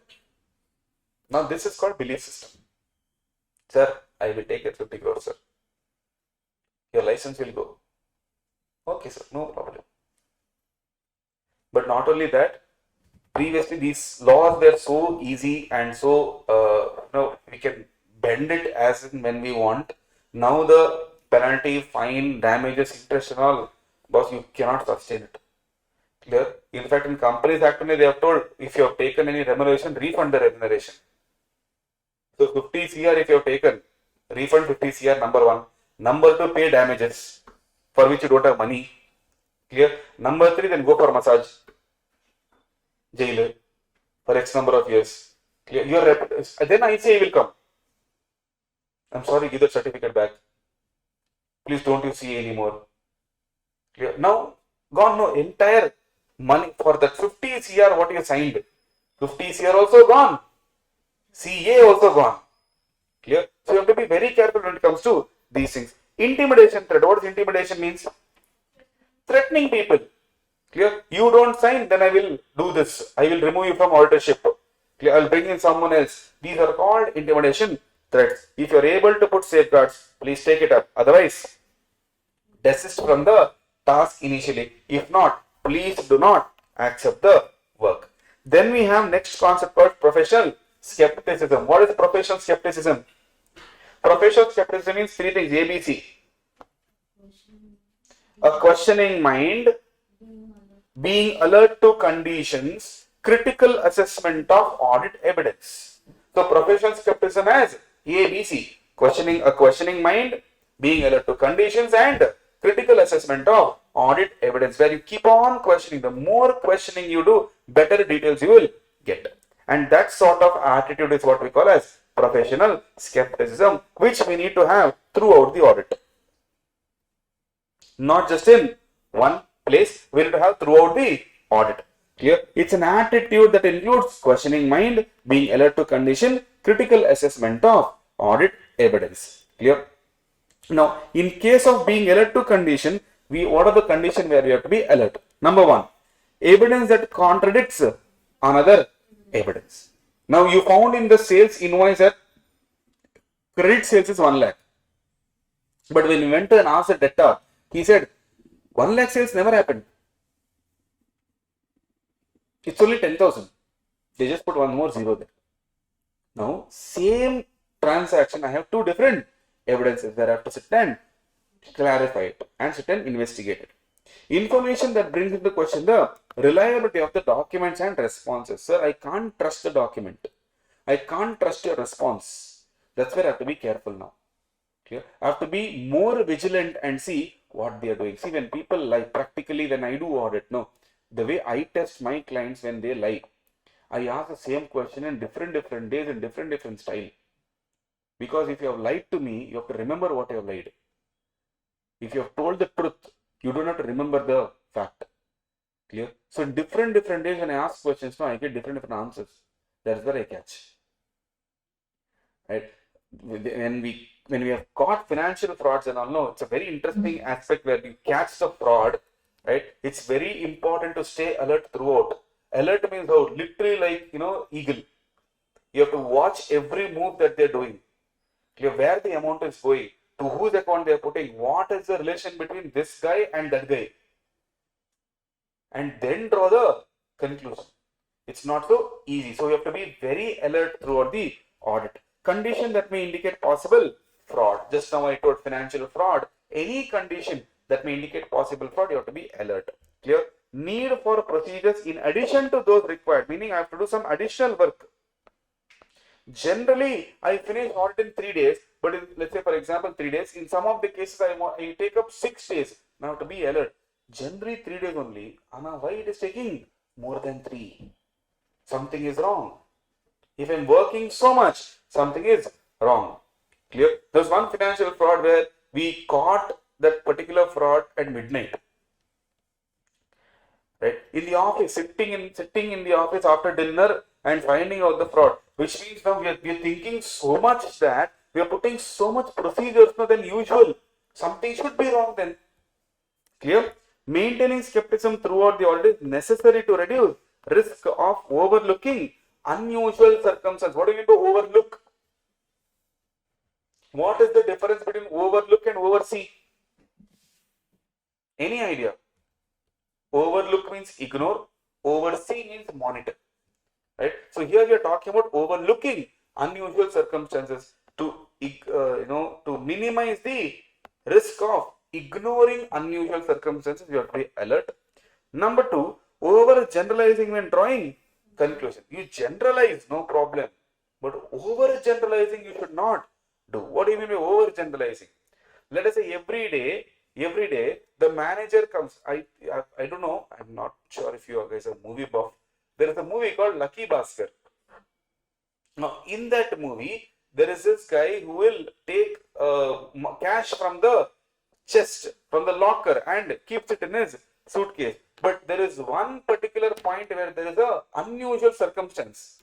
Clear? Where he has to sign. Clear? Now he will tell, what are you doing here? You go out, I will bring the cash. He doesn't do it on a daily basis. It's an unusual circumstance. That fellow should have been alert. But he was not. No, you're over generalizing things. Generalize, yes, probably he will do it. It's okay, sir. No, don't over generalize.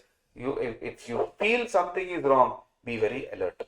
Clear? Your mom is the best example for professional skepticism. Clear? Slight change in the behavior, she'll catch like this.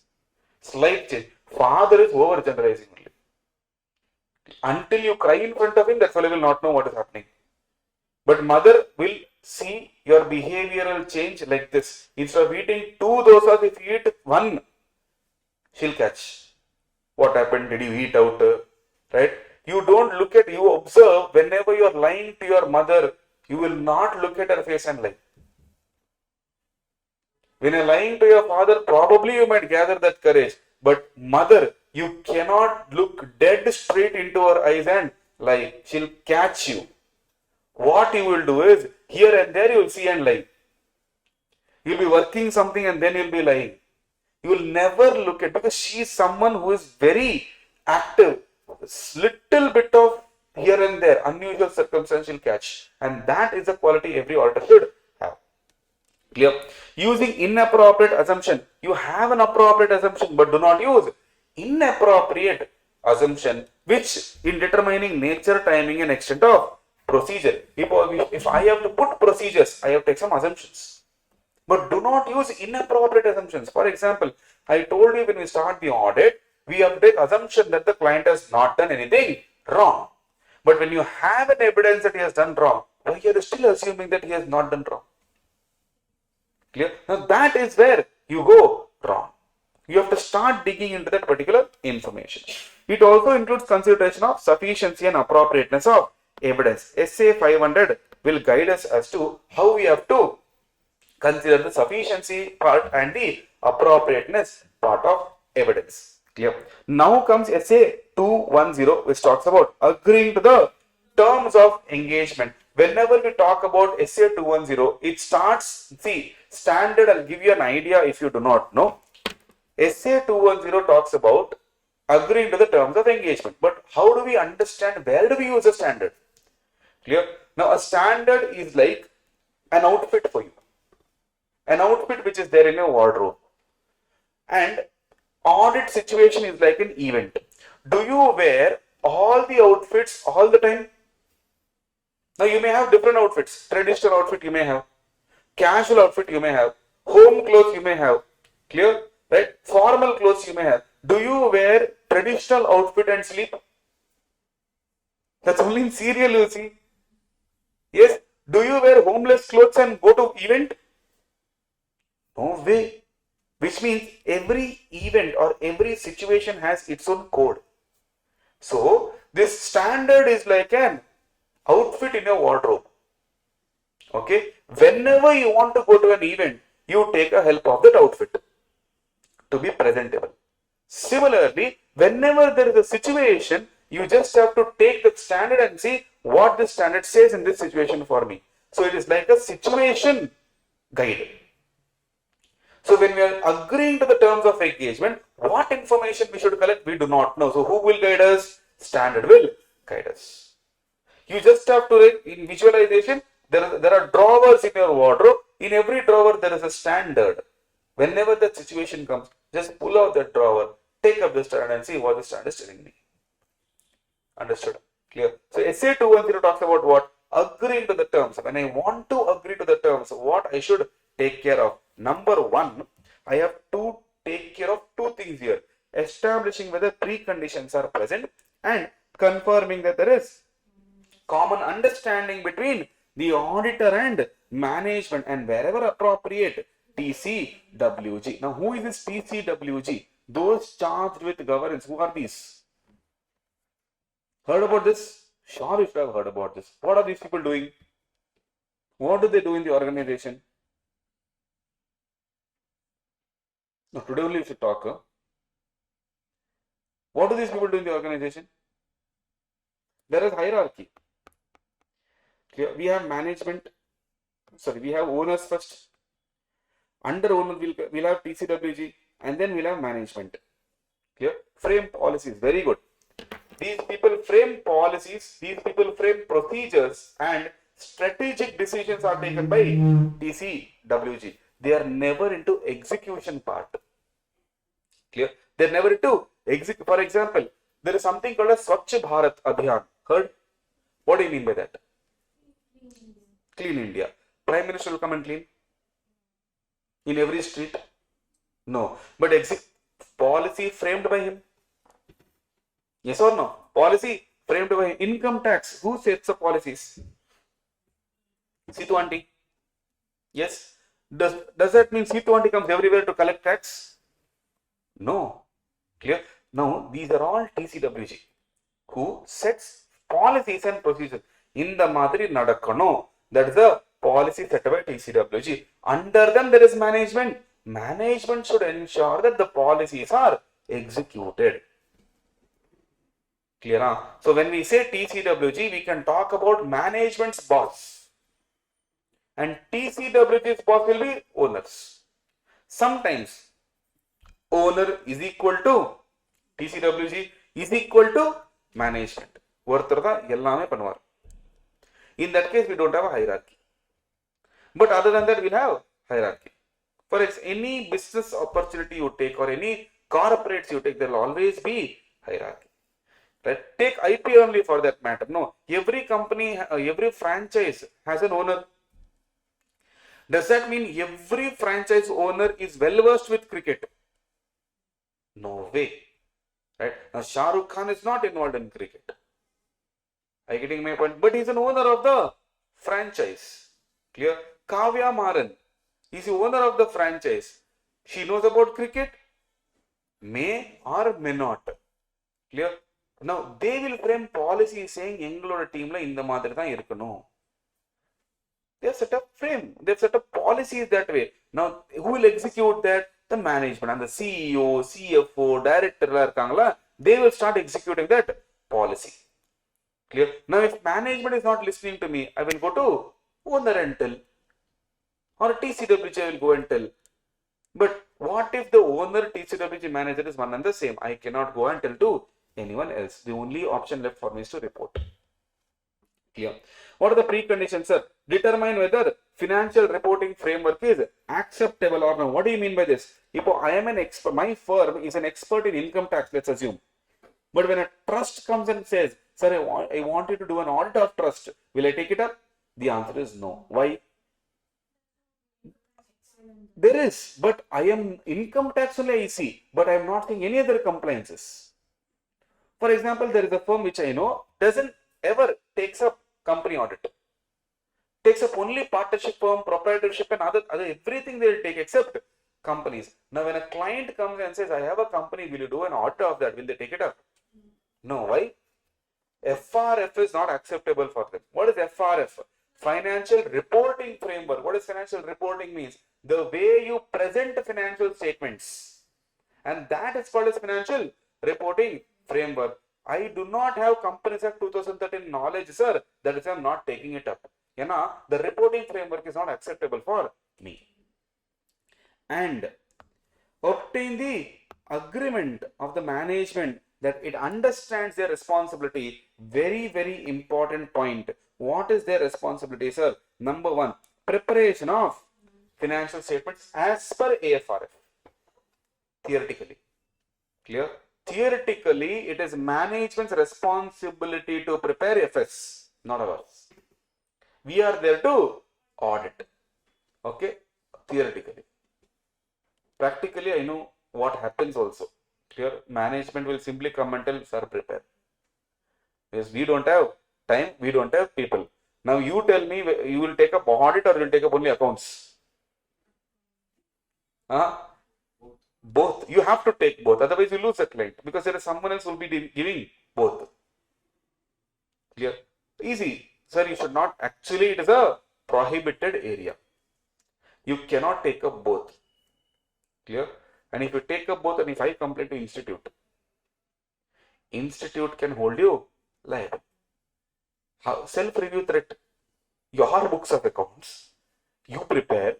You audit that. And you tell books of account wonderful. Makes no sense only. Clear? For that to avoid, what people do is, sir, I have a friend who's a commercial accountant. Okay? You go there. He'll prepare books. I will audit them. Clear? Now, I will tell him how to prepare books. Behind the scenes. He'll prepare it. I will audit that. Very good report I'll give. Done? No. These are all nonsense things that we guys should avoid doing. Clear? Second, for internal control, it is their responsibility. What does internal control means? Internal control is a process designed, implemented and maintained by TCWG management and other personnel to achieve entities' objectives. So a process which is designed, it is there. They know the business better than I know their business. Therefore, they should put better internal control system and not me. Clear? Then to provide with three things: access to all information, access to additional information, access to people, unrestricted access to people within the outside the entity, not an unrestricted access, it's a restricted access. Example, yes, debtors confirmation. In case of debtors confirmation, what happens, sir? I need to take management authorization and then go. SA 505, it's a factor. External confirmation factor. Management authorization or encouragement illana, I cannot go. Clear? In fact, even in SA 510, litigation and claims, external counsel, if I have to go and talk to external counsel, I need management specific authorization to go. Otherwise, it is an unauthorized act which cannot be considered as legal. Clear? Then, agreeing on engagement terms, question here can be asked as to what are the contents of engagement letter, where the question is define engagement letter and what are the contents. Definition is in chapter 1, content is in chapter number 11. What should be there? Objective and scope, responsibilities of auditor, management, and whatever AFRF is applicable, you have to put that, and expected form and content of report. With the statement saying actual and expectation can have a difference. Why? Because when I give expected, on a base of assumption I give. But when I give my actual report based on facts and circumstances which can change. Right? So what happens if precondition is not present? Very simple. Not present, first talk to management. Clear? What happens, sir? Will you be able to prepare the books as per the requirements or not? Will you be able to give me the information or not? If they say no, better you do not accept the engagement. Once you decide not to accept the engagement, what should you do? Determine that FRF to be applied is unacceptable, or if agreement of management is not obtained, please do not take up the audit. And if you choose not to decide not to take up the audit, it is better you go and communicate with the client saying, I am not going to take it up. And since you have not taken it up, there is no point of reporting. Here we are talking about in the beginning of the audit. Clear? We are not accepting only. If you are not accepting only, there is no point of withdrawing in between. Clear? Limitation on scope prior to engagement. Sir, before I accept only, if you put limitation, idu pannada, adu pannada, don't do this, like this only. That type of limitation only if you put, what should I do? Simply do not accept. Shall not accept such a limited engagement unless it is required by law or regulation. Current no law or regulation will force you to take up an audit which gives them negative assurance. Clear? Right? Next. Acceptance of a change in engagement. Very good concept. Sir, if they say, should I accept the changed engagement or not? For example, imagine you're doing an audit. Suddenly they come and tell, sir, don't do audit, change it into review. Should I accept it? Not directly. On the other hand, if they say I'm doing review, suddenly they come and tell, sir, stop doing review, do audit. Should I take it up? Now here again, I need to take a call. It's not that directly I will say yes or no. First and foremost thing, see, you have to have patience. As a CA, you should have patience. I will ask them, what happened? Why are you asking me to change? Clear? So always inquire as to why. Consider the appropriateness. Ask why. Why are you requesting? The reason could be due to, sir, change in circumstances, sir. Clear? The law changed, due date changed, such circumstances. Second, change in understanding, sir. The client is misunderstanding whatever I am telling. Imagine for him. Now, I'll ask you one question. Is there a difference between crash course and a marathon? Is there a difference? What is the difference?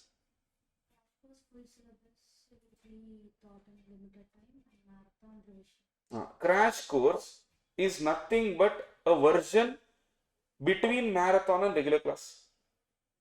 Yes. Now, marathon can happen, let's say, in 10 hours, 14 hours. Crash course will not happen in 10, 14 hours. It can happen maybe in 30 hours, 40 hours, 50 hours. Clear? Now, what if you are talking to a student who has misunderstood, who doesn't understand the concept of marathon and crash course, and what if he says both are same? Misunderstanding? Yes. Now then he'll tell, oh, you told this sir, don't answer. Now imagine he thought crash course and marathon is same, but in his head he thought it is crash course. In my head I told marathon, and when I said marathon, he said okay. Now I am going too fast in marathon. What will he say? Sir, idala, sir. Next, something slowly. Marathon I can't go. No, you do slowly. That is crash course. Oh, abdiya, sir, abdina, I want crash course. Did he change his requirement? No. Yes, sir. So number one, I should see whether there is any misunderstanding with respect to the nature of audit or service originally request. So if he has asked for audit, now he is asking for review. Probably there is a misunderstanding. Then, restriction on scope of engagement, whether it is imposed by management or caused by circumstances. Now, the client might tell, sir, our management is telling not to do it. So who put the restriction? Their management is putting restriction on my audit now. Should I accept such engagement or not is the question. We can't directly say yes, we can't directly say no. But all we can say is first point and second point can be considered as a valid reason. But the third one, I cannot consider it as a valid reason. Clear? Consider carefully the reason given for the request, particularly the implications on the contractual implication or any legal implication if it is there on the scope, sir. Is your scope being affected? If the answer is yes, do not take it up. See, audit to review, upscale or downscale? Audit to review, upscale or downscale? Downscale. Negative or positive? Negative. Review to audit? Upscale. Positive. Which is better in this case? Review to audit. So there I can give a better assurance and I will be happy to take it up. But on the other side, from audit to review if you are getting, then I am little doubtful, sir, because I do not know whether this limited assurance can be effective or not.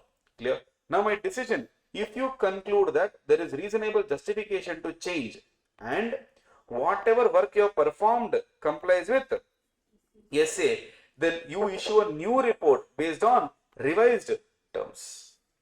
Give revised terms, but to avoid confusion, your new report should not include these references. What is that? Original link. Don't talk about it only. And don't talk about any procedures that you have performed in the original engagement. Why? Why simply dig the old skeleton and put in the report? Users will be confused even more. Don't put in the new report at all. Just prepare new report based on new terms. Do not prepare based on old terms. Clear? Right. Next, the auditor should not agree to change of engagement where there is no reasonable justification to do so. If there is no reasonable justification, please do not accept the engagement and do what you feel like. Sir, what if the management doesn't allow me to do under old terms? What if they are not allowing me to do under old terms? Stop working, withdraw from the engagement, go and report. If they allow you to do under new terms, then it is better you agree to the new terms in a new letter called audit engagement letter. Prepare one more letter. Clear? If you are unable to agree to the change and the management is not permitting you to continue under old terms, the auditor shall withdraw from the engagement and check whether is there an obligation, either contractual or otherwise, to do what? A report. Report to whom? To other parties such as TCWG, owners or regulators. Regulators means, example, SEBI, RBI, IRDA, MCA, income tax, etc. So if you have a responsibility to go and report it to them, report it to them. Okay. Then recurring audits. What do you mean by recurring audits? Recurring audits is nothing but doing the same client's audit again and again every year. Now you tell me, every day if a faculty is coming to the class, do you want every day the faculty to introduce himself? No. Why? First day, should introduction is required? Is it required? 100%, sir. It is absolutely required. But every day we do not need an introduction. Clear? Understood? Why? Because we know about the faculty. Similarly here, we don't want every year you don't have to remind me about the terms, because I know what the terms are. But there are some situations where I have to consider, should I remind you about the terms or should I change my terms? Number one, indication that entity has misunderstood the objective and scope. If you get some indication, again go and remind, either revise or remind. Clear? So here generally what we do, we remind also, we revise also. Second, any revise of special terms of engagement, we revise it. Recent change of management, we do both, remind as well as revise. Imagine management changed. When management changed, who gave you the old authority? Old permission, who gave you? Old management. Now they changed. There is new management. Who gives you the authority now? New management. Don't you think you should go and talk to them? Sir, old management gave me this authority. Should I continue with this only, or you have some different authority? What should I do? Should I talk or not? 100% I should talk. So I will remind also, if they say no, this is not applicable, they are they are not right with this. We are changing the terms. Up I have to revise the terms. So sometimes the reminder also will come, revision also will come. Clear? Significant change in ownership. Management is same. Who got changed? Owner got changed. Clear? In that case, again the ideas changes. When the ideas changes, obviously terms also might change. Here also R and R. Clear? Then significant change in nature or size of the business, meaning from 2 branches now the company has put up 20 branches. Workload is more. Yes. Terms should be revised. Yes. Clear? Change in legal or regulatory requirements. Example. Companies Act 1956 changed to 2013. Obviously now work ethics will change, terms will change. Clear? Change in FRF adopted in the preparation. Example, change from AS to Ind AS. Change in other reporting requirements. Example, CARO 2016 to CARO 2020. Clear? All these, when changes happen, obviously my work will get affected and I will have to revise my terms. Clear? Could be a 6-mark question if there is a luck. Okay, 4 to 6 marks can be asked. Now the last topic of chapter 11 is audit quality. Now when we talk about audit quality, quality is very, very important in the terms of audit. Both have to maintain it. Firm also have to maintain it. The engagement partner also has to maintain. The only difference between SQC1 and SA220 is what? SQC1 is at firm level, which deals with all engagement, whereas SA220 deals with only audit engagements. Clear? Right? Now, in case of SQC1, what are the elements, sir? Number 1, leadership quality. Who takes up the responsibility of leadership in firm?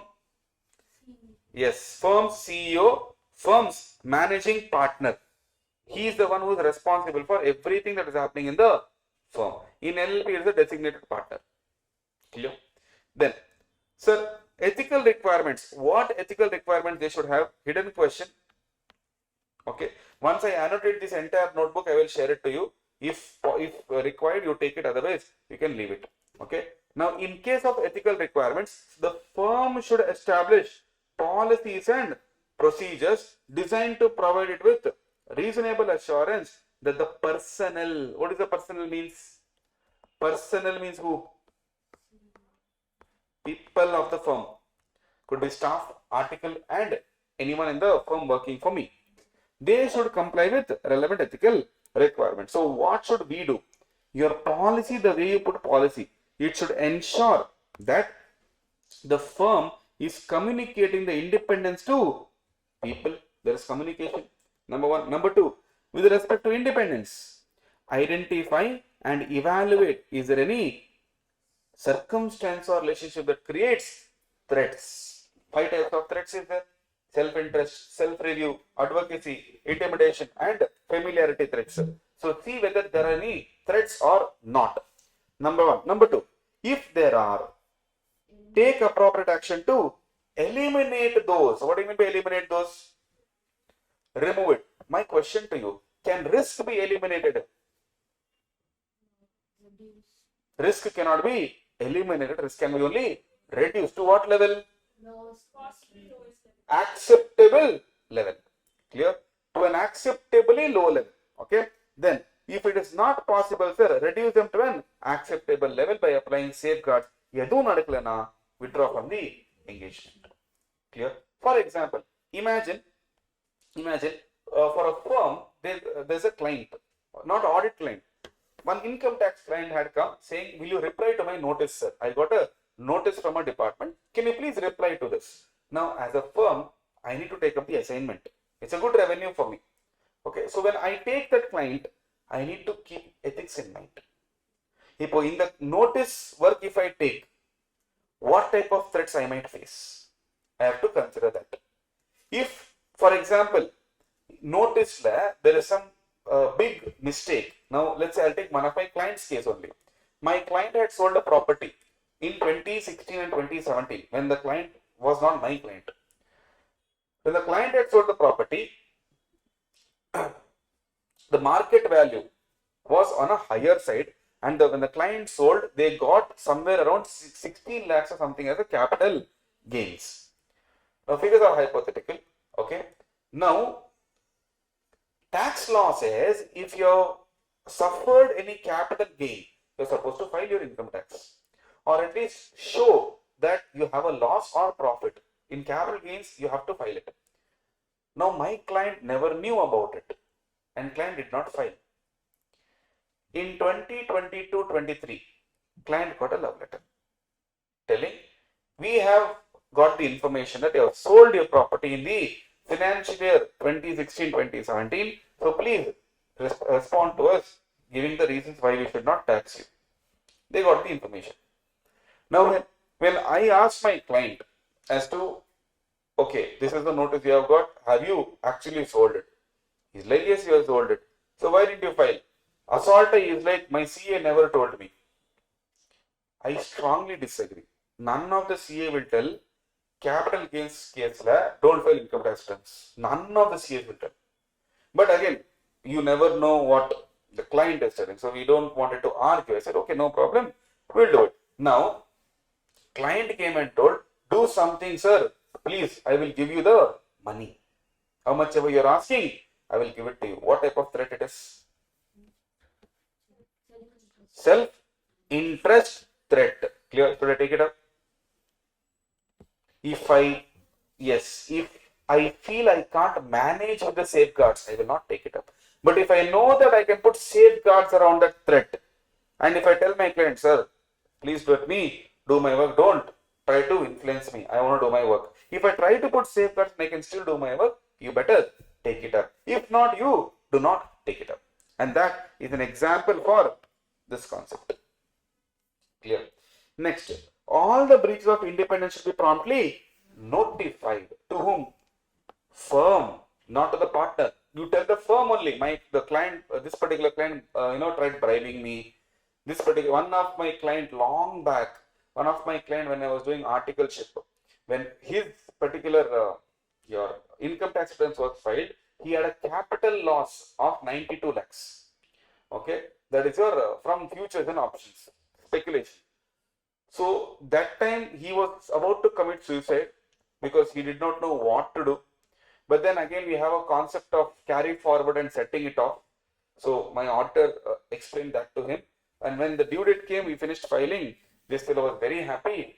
He was offering me alcohol, saying, evening, what are you doing? Come home and go. We have a party there, like this, like that and all. Now, I don't drink. So how can I accept it? Number one. Number two, imagine there's a person who has a habit of drinking. Now, even if you go to the client, now don't you think you're actually having a threat?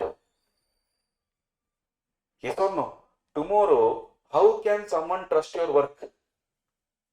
Easily someone can, independence in appearance, no? There people can easily say, oh, this fellow managed, obviously would have managed only. You're giving gifts and all, no? Clear? Now that sort of opinion should not come. And you have to maintain that particular distance between you and your client. And I went and told my manager, madam, what ma'am? He's asking all these things. And she's like, who is it? I'll tell it to boss. I notified it to the firm so that they can take action on it. Clear? Then, acceptance and continuance of the client. Sir, should I accept the client, and after accepting, should I continue with him? For that, there are certain points to be taken care. Number one, integrity of the client. What does integrity means? Honesty. Is he honest with me? If he is not honest with me, should I take up such clients? No. He is involved in your, illegal business. He is involved in money laundering. He is involved in fraud. He doesn't give you right information. Should you take up such people as a client? No. You be honest, no problem. But if you're dishonest, even I don't want to be your client, but take care of the integrity of the client. How do I know about the integrity, sir? Ask people in and around. Clear? Do some research on it, right? Go and see where all he has worked before. Why has he left? Do some research. You'll get to know about the client. You can ask in even your own circle. Clear? How do I identify? Identify the business reputation, nature of operations. What business is he doing? Clear? Information concerning the attitude of whom? Owners, management, and governance people. Maintaining the firm's fees as low as possible. Meaning they're telling, sir, do exact same amount of work but for lower fees. Now, this type of clients and all we don't want to take. Right? My initial practicing days, no, these clients used to come. They used to pay money as whatever they feel like. Like we used to charge our fees, but they used to pay whatever they feel like. One client went one step ahead only and discounted 50% of the fees on his own and paid only the rest 50. Clear? And when we like, what is this? Sir, regular customer, sir. I literally asked him, this is a barber shop. Like, how many times you file income tax in a year? Once. What is regular customer in this? He's like, no, sir, it's okay. I mean, that I should tell it's okay. Why are you telling? He's like, no, sir, adjust. I said, okay. Now, you are my client. I should show I am your CA. Next year, I adjusted. I changed the office policy saying you pay advance fees. He's like, but that is not applicable for everyone. No, adjust. He said solely for you. You pay. Otherwise, you will not pay. Clear? And how I handled him was, I prepared all the returns, everything was done, but I did not file it. Only filing was pending. 31st of July is the due date. 31st of July I kept pending. You pay the fees, I'll file. No discount. Clear? And he paid the fees and then I filed. And then I sent him the acknowledgement saying filing done. Clear? Now we have to take up, see, our profession is such that we will not get money. Work is first, money comes later. I asked a client, will you go to the doctor and tell the same? Regular customer. I'll discount the fees. Dare you do that? He might discount you only. Yes, you will never. Because their life is important. Right? So that is what some clients are. They try to maintain the fees as low as possible and still try to get the best of it. Doesn't work. Clear? Limitation on scope of the work if they put do not accept. Indication that the client might be involved in money laundering and reasons for proposed appointment of the previous firm. Sir, I had a client, every 2 years he will change the firm. Clear? Every 2 years. Because what he does is he doesn't give all the information. So first year you will file anyway. Second year you will get to know this fellow is hiding information. That time will change. That year he will let you file, then he will change. What we did in our circle only this was happening. So we told, see, if this fellow comes, don't accept only. Clear? And ask him why. Why has he left the old firm? Clear? So in one of the case, that fellow does not even know that we are all from the same circle. So he's like, previous CEO was cheating me. He was not telling me so many things like this, like that. He called me right up there only. I'll put it on speaker, talk. So I told him, oh, this fellow has come to you, don't worry. And he's like, sir, sorry, sir, simply, sir, that this, sir, like that, sir, and all. So there are people who will give you the reason. I told one of my clients told, CA told me not to file. CA will never tell. Clear? So understand why the previous firm was not appointed, why you were appointed. Clear? Competence of the team. What do you mean by competence of the team? Whether the team has a capability to run this particular audit or take up this audit or not. Compliance with ethical requirements by the firm and the team. My firm also should be capable. My team also should be capable with adjusting with the ethics. If whatever policies we have put, the team and the firm both should be able to comply with it. Otherwise, do not take up the audit. Clear? When should I accept it? When should I get the information? Before accepting. Clear? Now, this is with the new client. Then, deciding whether continue with an existing engagement. What do you mean by this? This is new work, new client. This is Old work, old client. Continue with an existing engagement. This is new engagement within. That is new work, old client. Now ArivuPro is into commerce segment. Tomorrow they start science segment. Now the CA of ArivuPro, same client but new work. Clear? Then if there is any conflict between the firm and the client, it should be properly resolved before accepting the engagement. And in case of policies and procedures on continuance and the client relationship should include consideration of professional and legal responsibility, and is there a possibility of withdrawing? Because if there is any problem, I need to be able to withdraw from the engagement. Clear? Human resource, not very important. Just I'll give you a gist of human resource. You should put up a policy and procedure where your students, now for example, for me, in my organization, it's my students. But in CA firm, your clients, right? And your staff, human resources staff, articles and other people work in the firm. Their betterment should be done. They should be able to comply with the ethical policies and procedures. Meaning when you are appointing them, you should ensure these people will comply with rules and regulation. Promotion pandropo, you should have ethics. Do not promote based on age, promote based on skill. Clear? Compensation when you are giving, have the policy set for everyone equally. Do not do partiality. Clear? Engagement performance, this is important. Clear? Engagement performance. What do you mean by engagement performance? Actually performing your work. Performing your work. Now in this case, consistency is achieved when? 4-mark question. 4-mark question. Achieved when? When you brief the team. You have to brief the team. What do you mean by briefing the team?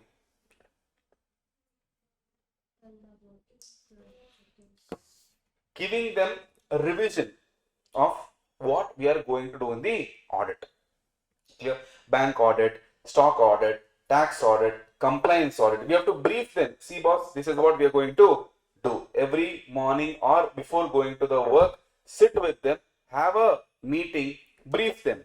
Then also tell them the process for complying with engagement standard. How do we comply with the standards? We have to comply. Otherwise, it will be a non-compliance matter. Professional misconduct will be there and liability on the auditor will come. So when you are performing, we should tell our people that, boss, you have to perform as per the standards. Then ensure that they are getting proper supervision and training. If they are not monitored, they will do what they want, and ultimately who will be at the fault? Engagement partner. Methods of reviewing the performance of the work. What are the different methods of reviewing? For example, in a firm, there will be 3 levels of review. Article will do the job. There will be senior article who will check. There will be a manager who will check. Then there will be a boss who will check. Now, this is the hierarchy of checking, monitoring. Clear? So, do you have such methods of reviewing the work and appropriate documentation of work performed?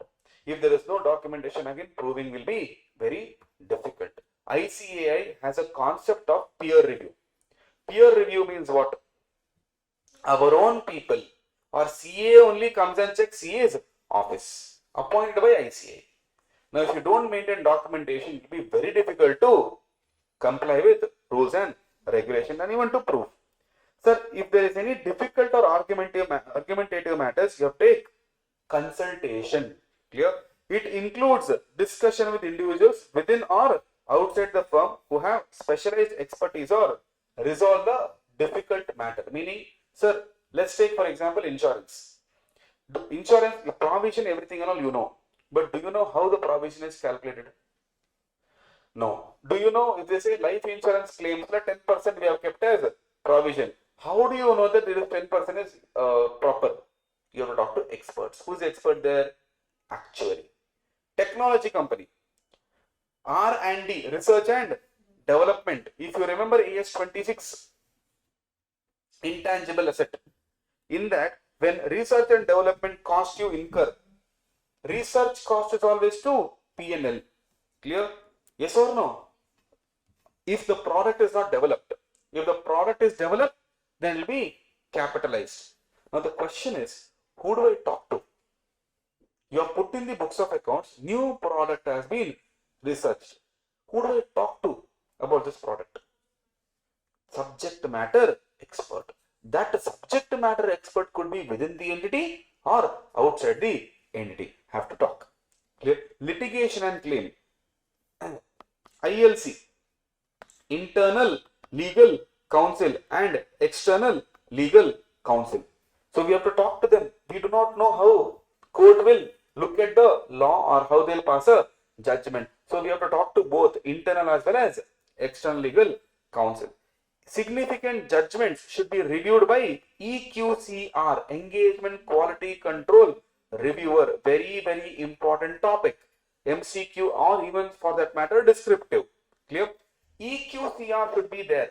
Now this EQCR can be an internal person, clear, or can be an external person, clear. So therefore we have to understand that if there is any consultation to be taken care by EQCR, he has to come and review it. EQCR is applicable for all listed entities. Every listed company should have EQCR, and only then it is applicable when we give reports of EQCR also, audit report also, EQCR review should be done. Clear? If there is a difference of opinion with the team, it should be resolved before we go for report. The report should only be issued after resolution of such differences. They say no, if you have differences, sort it out. Clear? Similarly, before giving the report, sort out your difference and then go ahead. Clear? EQC, that is Engagement Quality Control Review, is mandatory for audit of listed entities. In for other engagements, devise the criteria to determine cases requiring performance of review. Meaning for other entities optional, listed entities mandatory. Clear? Then next, assembly of audit file, which is very, very important concept. Not only here, it is also important in SA 230. What is 230? Audit documentation. Same concept will be repeated there. Clear? The assembly of engagement file should be completed not more than 60 days from date of audit report. Maximum 60 days. Guys, do not consider 60 days as 2 months. Do not consider 60 days as 2 months. 60 days means count 60 days only. Because there are some months which is 30, there are some months which is 31, there are some months which is 28, there are some months which is 29 on leap year.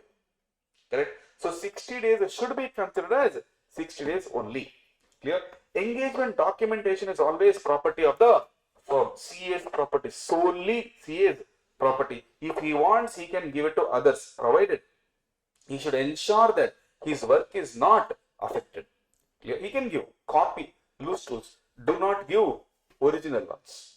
Clear? Give only the copy or extract of it. Clear?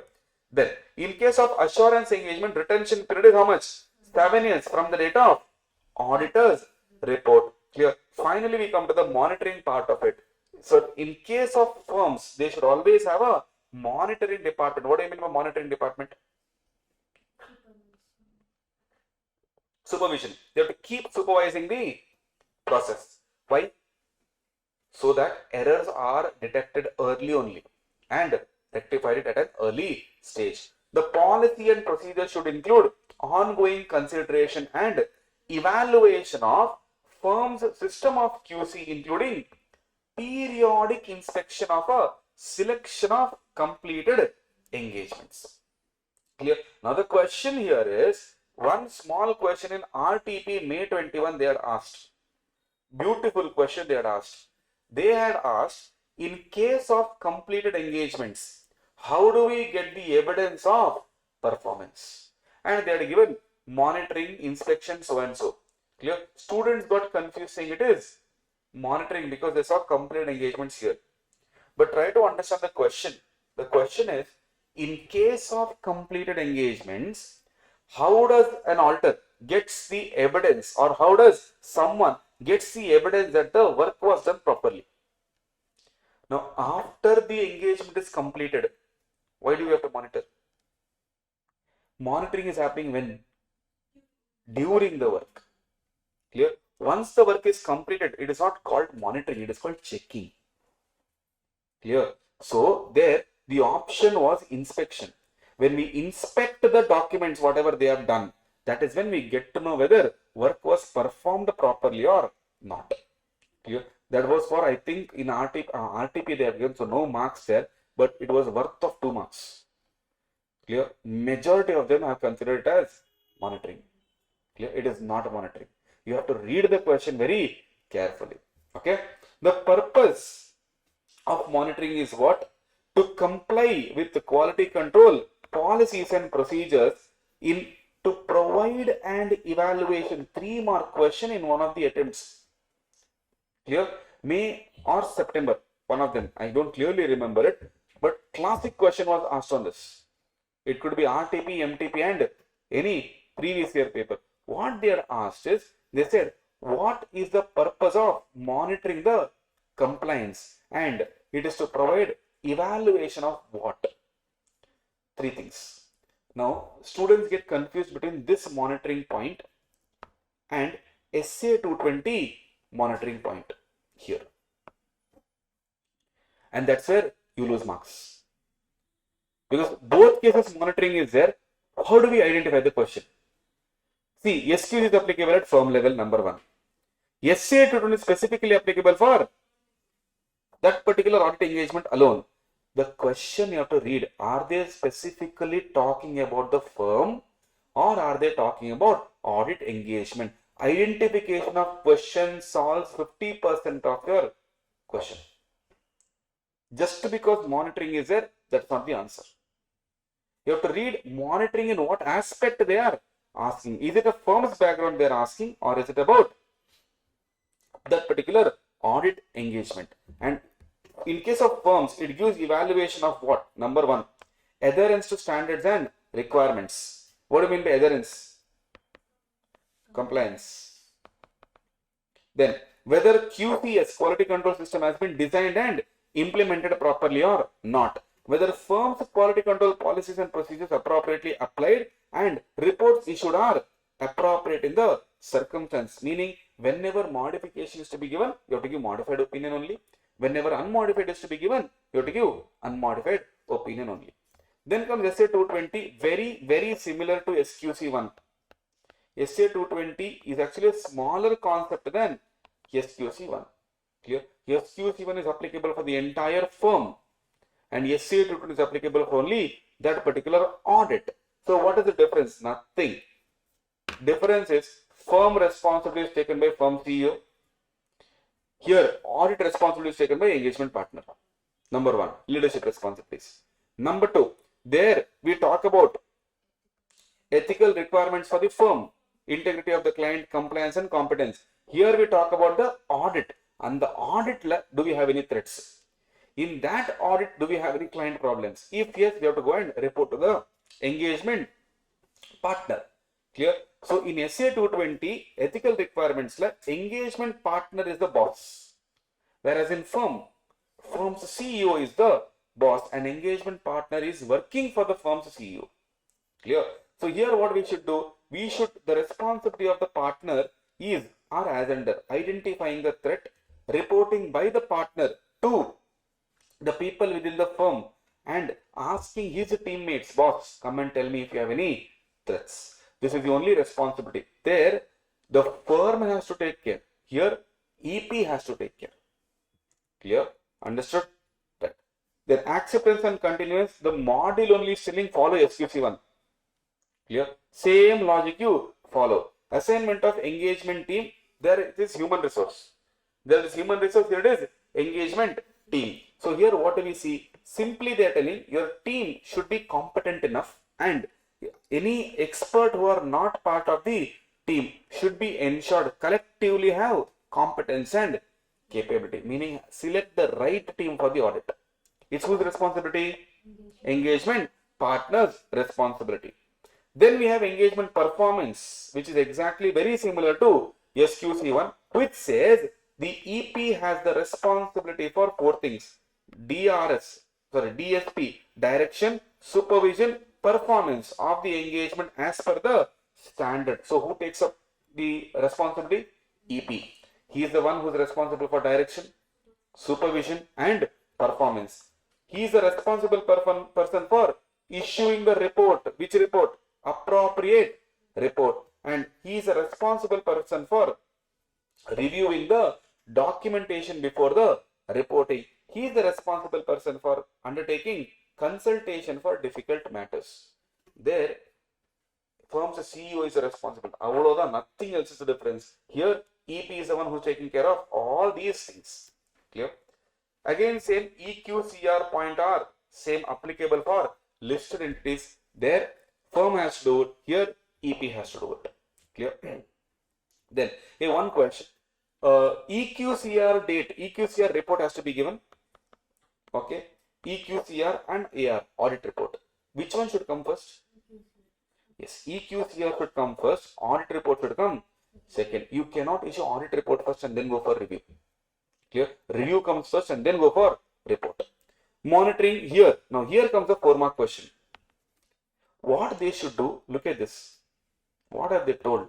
Engagement partner should document the following matters. Like this, they have not mentioned there. Their benefit of monitoring. In SQC1, it is benefit of monitoring. In SA 220, it is not benefit of monitoring. It is documentation of what you have done. Clear? Now, what we should do here? What we have to document? Whatever issues we have identified. Conclusions on compliance with independence requirements. Conclusions reached regarding acceptance and continuance and nature and scope of conclusions. Whatever we have done in the last few stages. This is nothing but engagement performance only. In performing our engagement, whatever issues we have identified. Clear? 1 minute, I'll tell you. Okay, Harshita, just a minute. In this one, what we are telling is, in engagement performance, whatever issues you have identified, document and keep it. In engagement performance, whatever independence requirement is there and you have not complied with or complied with, both maintain a documentation. Conclusions reached regarding acceptance and continuance, whether a client is good or bad, should I accept or not, maintain a documentation. 4th one, nature, scope and conclusions resulting from consultation from outside or the in-house member, whatever is the outcome in the difficult matter, contentious matter, argumentative matters, and the matters, if you have taken any consultation and the result, you have to document and keep to prove that we have taken consultation. Because SQC1 clearly says, if you have any difference of opinion and the solve pannama, you cannot go ahead. Now, how do you prove that you have solved it? By documenting. And that's why you have to maintain documentation for it. Clear? Right? Okay. Now, sir, I get confused with this essay and essay 230. Correct. 100% possible. This essay is very simple. See, essay 220 talks about what? Quality control for the audit. Essay 230 talks about documentation of audit.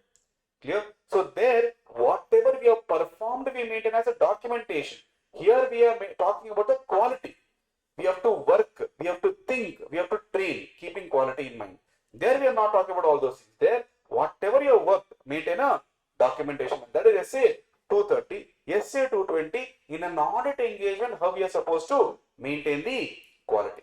Clear? And that is your essay 220 and essay 230. Please tell me if you have any other confusion. Got it? Yes, sir.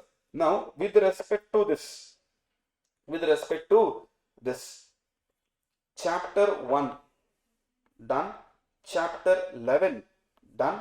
Now we have chapter 6 and 2 and CARO reporting to finish off. Clear?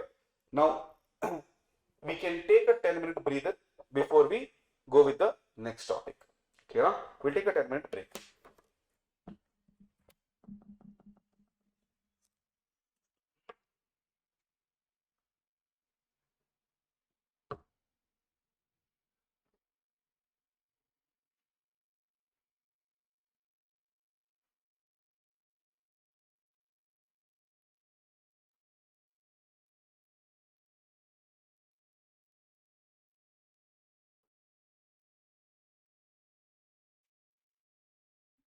How are you doing? Fine.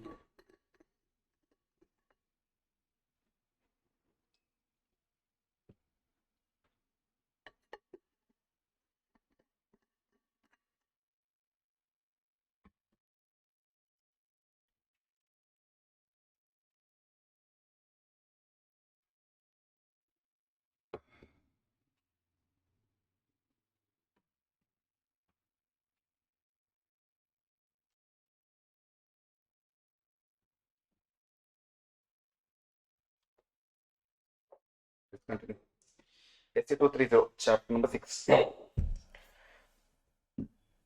Audit documentation refers to a record of three things. Whenever we talk about documentation, it's very important in every aspect of audit. Without documentation, your audit never ends.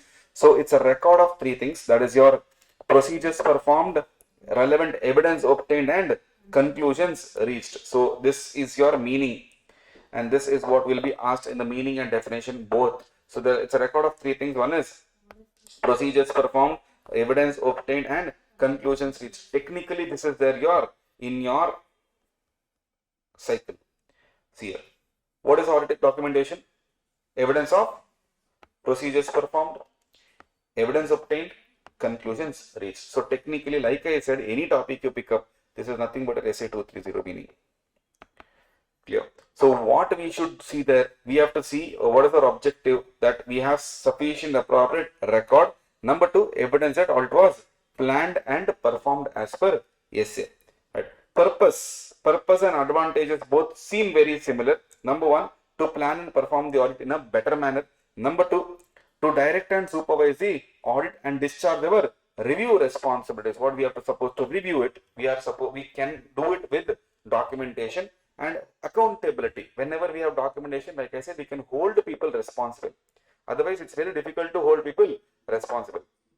Then it is matter of significance to future audits. That means whatever documentation we are maintaining now, we can, like for example, in the class, you are maintaining notes. Why do you maintain notes? So that during the exam in future, it will be useful for you. Clear? To conduct the quality control reviews and inspection as per SQC 1. Just now we did SQC 1. So there, if you have to monitor, we will need to have this particular documentation enabling external inspection in accordance with the requirements. Now, external inspection example, peer review. Yes, peer review, departmental inspection. Now, income tax will come and inspect. So, for that we can use this. Clear? Next, form, content and extent of documentation. A very important topic. The crux of audit documentation is this: form, content and extent. What do you mean by form? How it should look. Content means what should be there, and extent means how much should be document. You should document enough to ensure that and to enable an experienced auditor having no previous connection with the audit, meaning any CA, if he picks up the documentation, it should give him this advantage. Number one, he should be able to understand four things. Number one, nature, timing, extent of procedures performed. What type of procedures, when and how much he has performed. Number two, results of the procedures performed and evidence obtained. What he has obtained out of the previous procedure and what evidence he has obtained. I will be able to understand that. And significant matters arising during the audit and conclusions reached thereon. Finally, whatever judgments he has used in reaching those conclusions, will be able to understand better. Clear? So, four things you'll understand: NTE, that is nature, timing and extent of procedures performed. Number two, results and evidence. Number three, significant matters, significant judgment. Technically, all these things are only coming afterwards. Okay. Then, further, he should also record, the old auditor should also record the characteristics of specific items, whatever he has recorded. Let's say for exceptional items, what is a common feature that he has never seen before? Document and keep. Who performed the work and the date of such performance. Number two, who reviewed the work and date and extent of such review. That will give me a clarity as to review was done or not, and who has done the review, to what extent they have done the review. Can I rely on that information? Then also document the discussion that has happened with management and TCWG of significant matters. ஏதாச்சும் important matters இருந்தால் நீங்க discuss பண்ணியிருந்தா அதை document பண்ணணும்.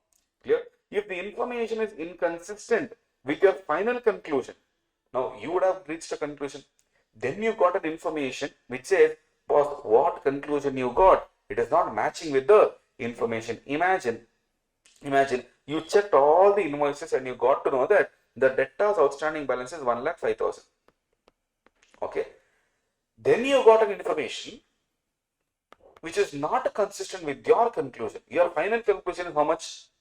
1,05,000. But you got an information that it is not 1,05,000, it is 1,00,000. 50. Now you tell me, is there a consistency between these information or there is inconsistency? Inconsistency, sir. Now I have to document as to how to address, how did I address this? Right? It could be error, it could be fraud, right? It could be some invoices are missing, debtor did not give proper confirmation, right? Any reasons, whatever you have found out, document how the auditor addressed the inconsistency. Clear?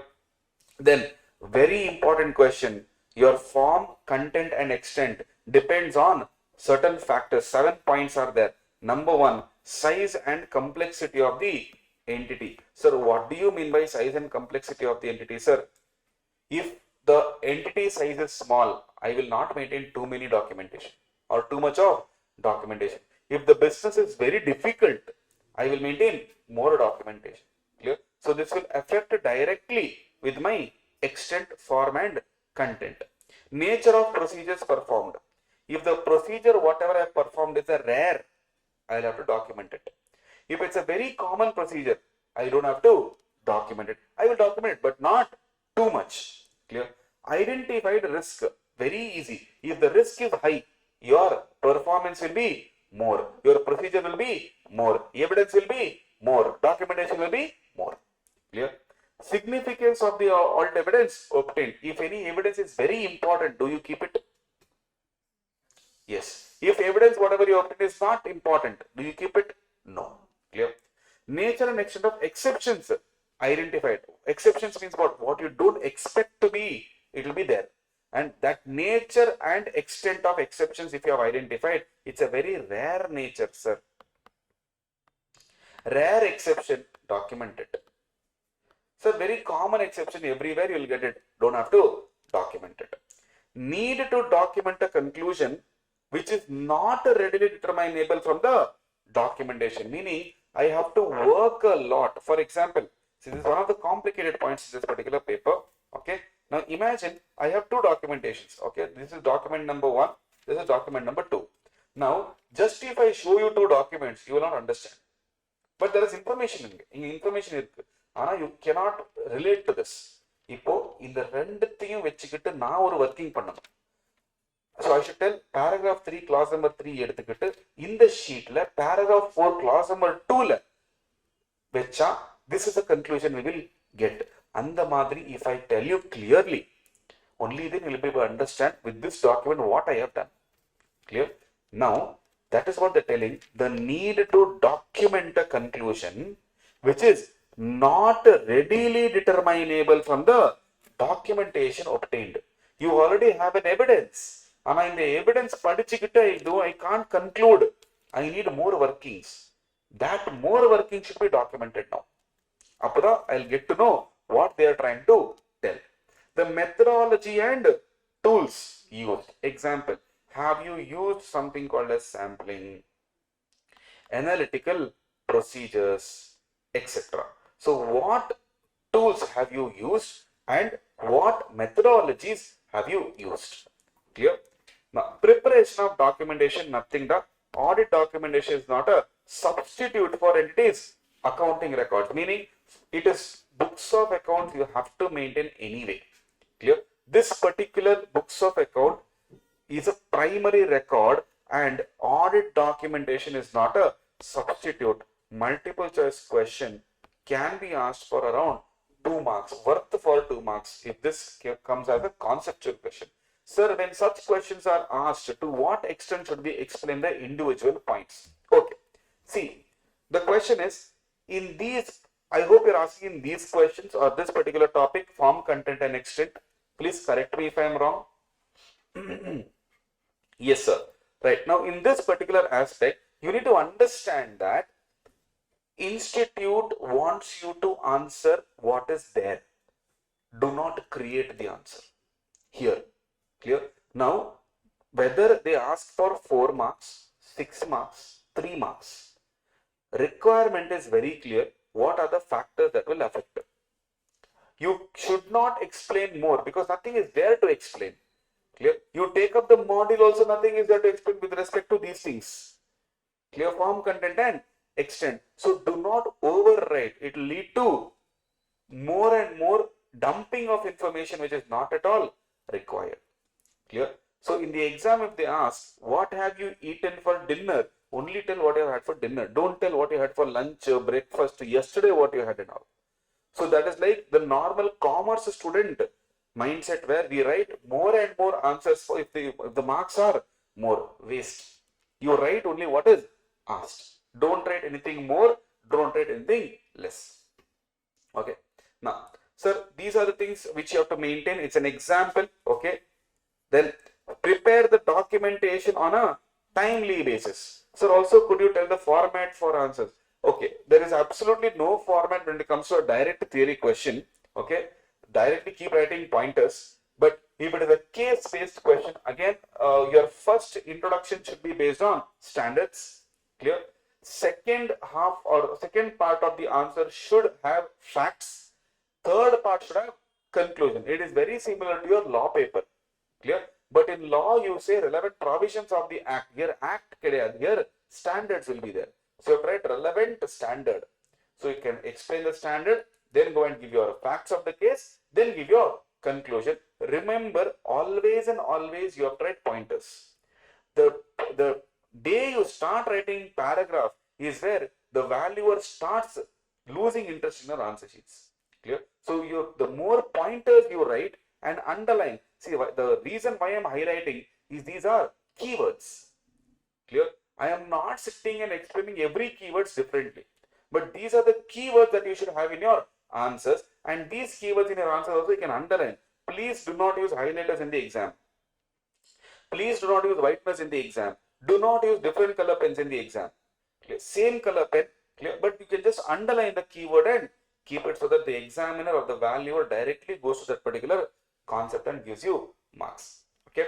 So do not overwrite, do not underwrite. And format is very simple. Direct theory question, pointers. Case-based questions, same 3 paragraphs. Okay. Now, sir, audit file and assembly. Now this is exactly your SQC1 and SA 220. You have to maintain for how many days? Or prepare within how many days? 60 days. From where? Auditor's report date. Retention period? 7 years. From where? Again, audit report date. Clear? Documentation of significant matters. What are those matters that gives rise to significant risk? Clear? Now, significant risk first of all is a subjective, judgmental. Not every risk is important. So, in this case, what we are telling is, what are those matters that gives rise to significant risk? Like how we see river. It should start from somewhere, no? There should be a root cause for this river. So, we are seeing the river as a risk. But we are not talking about the river now. We are talking about the root cause of the river. So, where does this risk start? Results of procedures indicating that the financial statements could be materially misstated. Who should prepare FS? Management. So, can I tell? I'll include many concepts in the explanation only. So, keep answering it. Can I say it is a management's problem if the financial statements are materially misstated even before we start our audit? Yes or no? They did not prepare properly. Whose problem? Management's problem. They do not have software in accounting. Whose problem? Management problem. They have lazy accountant. Whose problem? Management problem. Their ICS has an issue. Management's problem.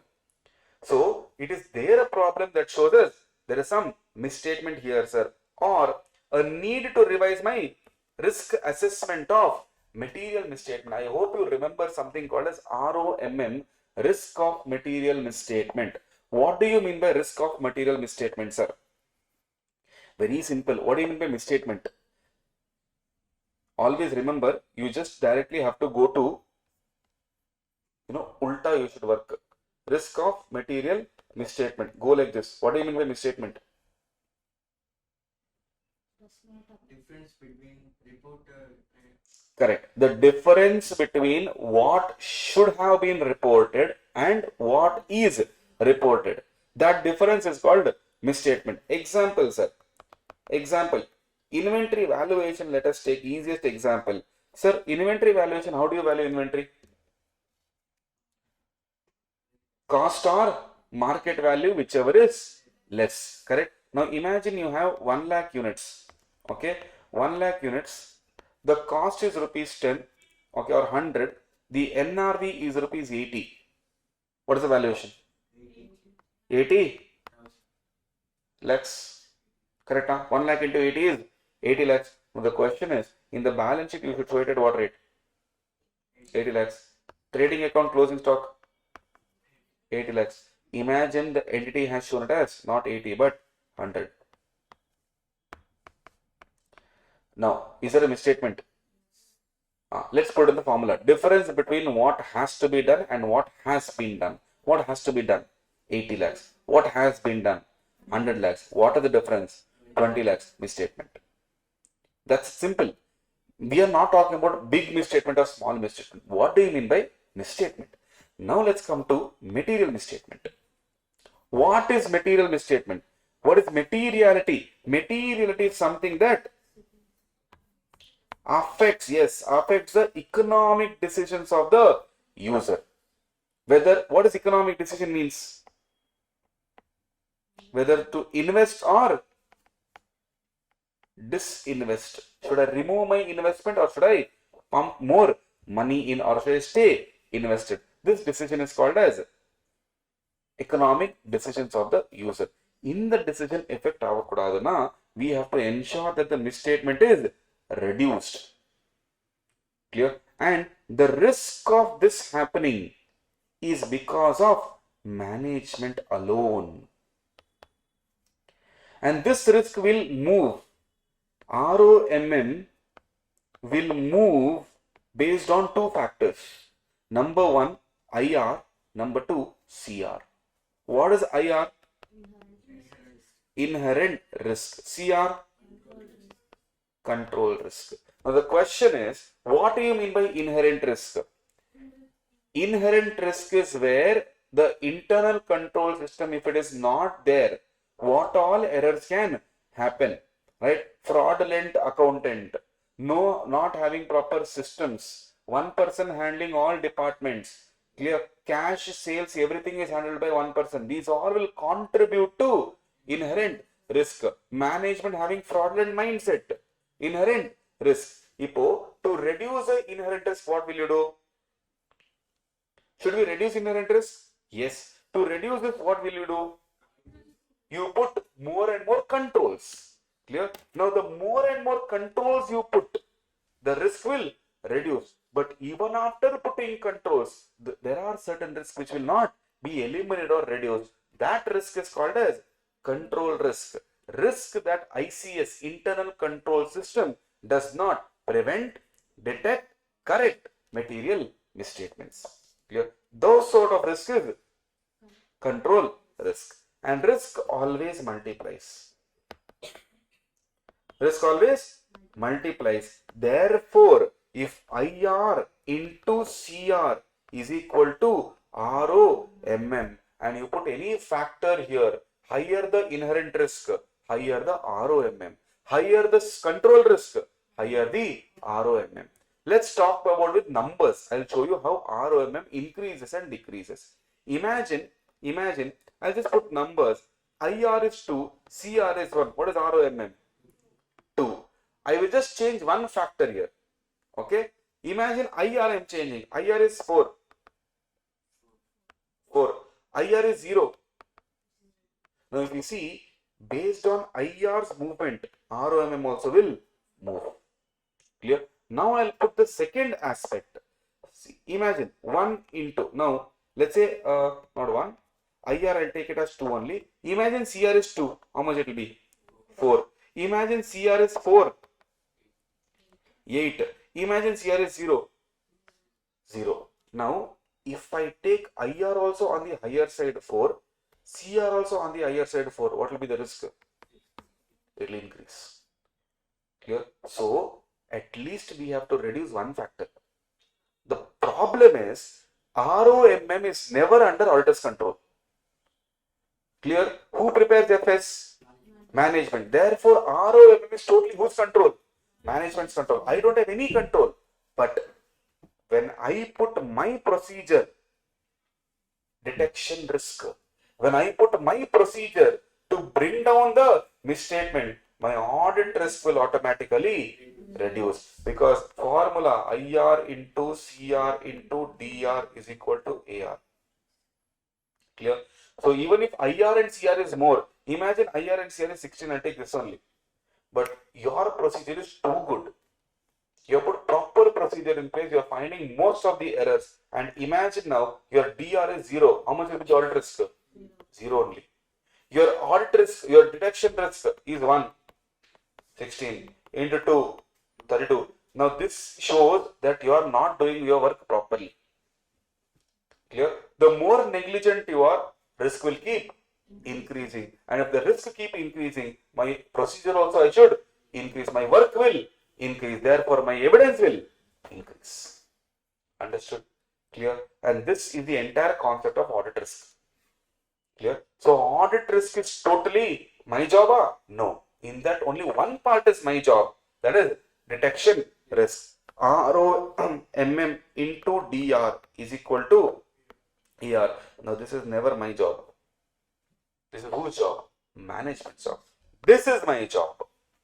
Clear? If I have done my work properly, automatically ROMM will come down. Clear? Right. Now, that is one thing. Second thing, circumstances that caused significant difficulty in work. You have to consider that as a risky area. Any situation where it has made me work very hard working manner, I will not be able to understand that. Therefore, that area is a significant risk area for me. Where, see, normal difficulty I understand, but significant difficulty in applying necessary procedures, not optional. Necessary procedures. Optional, no problem. And a basic procedure, lot of difficulty I am finding. That means it's a high risky area. Then, findings that could result in modification or inclusion of EOM para. Any matter because of which I modify my opinion is always a risky matter. Because I told you, what is my default opinion for management? Unmodified opinion. So if anything that is arising because of that, I am modifying my opinion, that matter is a significant risky matter. Clear? Then, documentation of professional judgment. One of the best content in SA 230 is this one only. Clear? Reason being is, judgment cannot be explained. True that? Can you explain your judgment? No way. Now when you're going in a vehicle, clear, you overtake the opposite way, the vehicle which is there in the front of you. But can you really explain what made you do that? You cannot. Clear? So it's basically, it is my experience and my knowledge which I use. I cannot explain that. Now how will the next party or next year people understand how I have worked? Something I have to at least document. So that's why they're telling you document what? The rationale. What do you mean by rationale? What is rationale? Intention or basis. Clear? The basis for conclusion which, when the auditor considers certain information is significant. How did you consider this information as significant? Documented, keep. Because that information for me it was not significant. Only can be important, I document and keep. Number 2, basis for conclusion on reasonableness of subjective judgments. Example, provision for bad debts. If a provision for bad debts is good or bad? Good or bad? Bad. Provision for bad debts, good or bad? Neither good nor bad. Clear? It is nothing but the anxiety of the management. Clear? Higher the provision, higher the anxiety. They are scared that the debtors will not pay.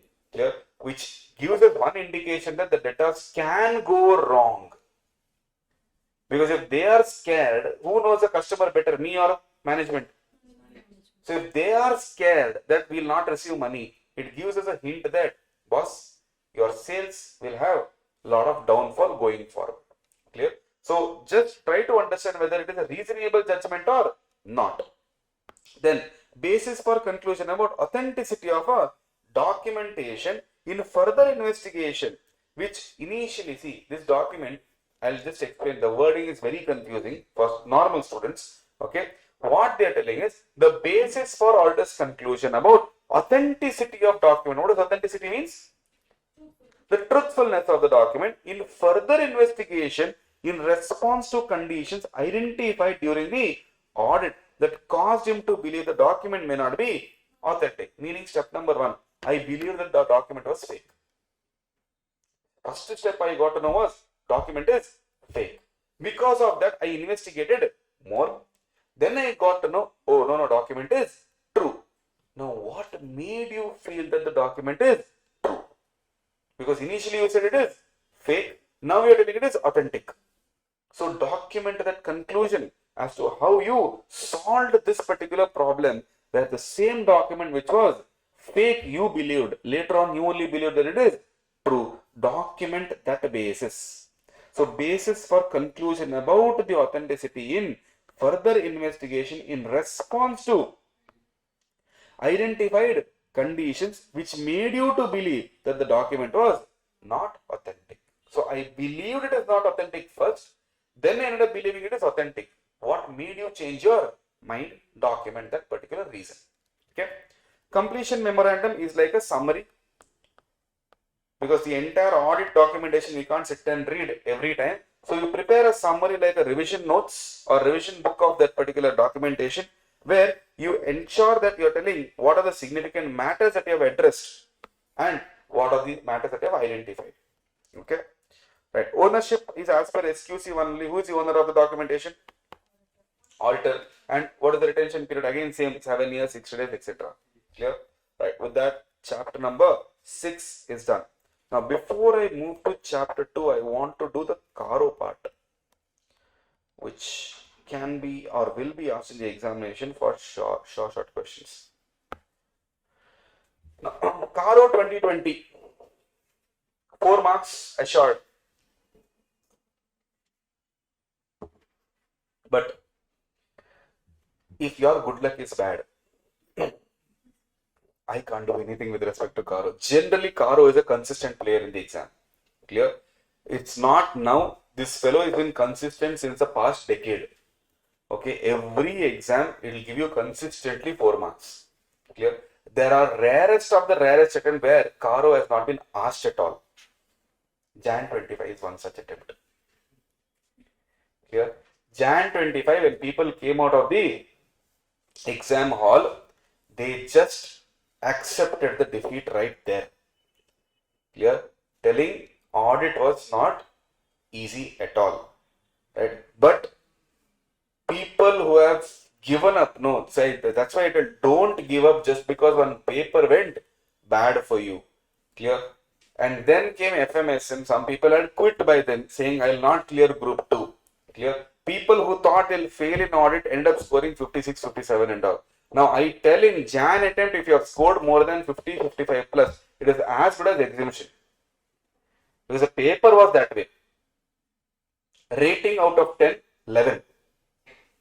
Clear? Conceptually, super paper, Fadu paper it was. Clear? So if you are not conceptually ready, no, Jan 25 is not for you. By May 24, classic easy paper. Super easy paper compared to Jan 25. So people thought like me only we will get in September. So the trend I saw was May 24 super easy, September 24 partially easy, partially concept based. Jan 25 they just turned the tables like anything. Clear? And they said if your conceptually not good, some of the questions students are like, sir, from where has this come? In fact, we faculties, a couple of questions we never expected to come in the paper have come in the paper. Who asks definition of TCWG as a case-based question? No one. No one asks. 5 marks era, when we saw that, we'll be like, okay, what institute, what do you want? But there were 2-3 questions like this, which was gem of a question. Clear? Now, after that, now approach changed now. Institute forced the teacher also to change the approach. We used to teach TCWG in such a way that it is not a question, but it is a concept. Institute, what they did, they took it as a question and put it. and that comes from between a paragraph. None of the student will even realize that. Clear? Most of them will tell this is just a read and leave. Clear? It's a topic to understand. They ask us a question. So don't worry. Even if any paper, if it comes difficult, entire paper won't be difficult. Institute plays with mind. Okay? Students, once they get nervous, they'll stop thinking. So there are 2-3 questions like that which will test your knowledge that way. So be careful. I don't expect May 25 to be as difficult as Jan 25. So I see it as an opportunity to score, begin this attempt. I might be wrong. Clear? I might be wrong because institute always have the upper hand. It's they who decide the players in the market. It's not we. But I expect, based on my experience, I expect May 25 audit paper to not be as difficult as Jan. But I can expect somewhere to be in the range of September attempt. September attempt was a very good attempt. It's not easy. It's not very easy. It's not very difficult. It was moderate level of paper. Clear? So CARO 2020, Jan 25, one student called and frustrated. Like yelling. What nonsense, not a single question from CARO. Bank audit, not a single question asked as a descriptive part. Entire bank audit MCQ. And they're like, sir, we have studied so much, they don't have sense of it. Calm down, it's okay, done, matter done, exam done. So do not expect that this only will come, because in our era, weightage based chapters were there and people used to clear exams only with few chapters. Clear? Institute stop that anymore. You cannot clear with only few chapters. You have to study all the chapters. Clear? Now, applicability of CARO. Applicable for whom? Every company, including foreign company, under section 2, clause 42 of Companies Act. I hope you remember. What is a foreign company?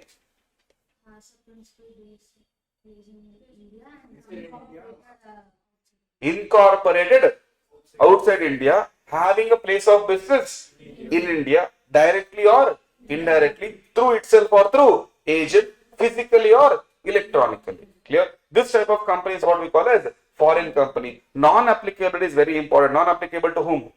Banking companies. Why? Because they have RBI regulations and reporting to take care. Insurance company not applicable. Why? They have IRD to take care. Sir, section 8 company not applicable. Why? You first do service. Clear? What profit? You don't have profit only. Clear? But I have one small question. Try to answer in your own words. Not, it may not be in the class, but try to think. Section 8 is an NPO. Yes? They don't do profit? Sure, no? Pakka? They might have. They may make profits, but they have to invest they have to invest back in the business. Fine, sir. So, making profit is not a crime? Okay. So, when you say, I am a non-profit organization, that means technically you should not make profits, no? The objective is not to make profits. They might make it while doing business. Okay. So, you are saying profits can happen? May happen. May happen. But isn't it going against your objective of not for profit? No. It's not. No? Income tax department had a problem with this. Yeah? Listen, if you are saying NPO, you should not make profits. Now, what is this new concept called profits are happening? Profits cannot happen, no. Clear? You are making that profit. Now, like that only, like your argument only, they said, sir, we are installing it back in the business only, no, sir, we are not using it for anything else. Clear? Now, I steal 500 rupees from my father's pocket and go and feed the poor. Who am I? Thief or Robin Hood? I did good with that money only, no? Source. So you do it from your money is what you will tell. Correct? Same logic you use here. When you're telling you're a not-for-profit organization, why are you making profits? It's not about where you're using. You're talking about application. I'm talking about origin. Clear? That's when Supreme Court decided that, no, Baba, see, they can make profits. Then they like, how can they make profits? Okay, fine, calm down. They said, profits are of two types. Intentional profits and incidental profits. So these Section 8 companies all make incidental profits. And technically it is not a profit, it is a surplus. That's why in NPO's financial statements, you never mention as profit or loss, it is surplus or deficit. Clear? What what we get, what we spend. Whatever is spending is a surplus or deficit, is never a profit or loss. Clear? They don't have profit from operating activities. They don't have operating activities only. Clear? Yes, perfect. Okay. Non-applicability section 8 complete. OPC, why not applicable?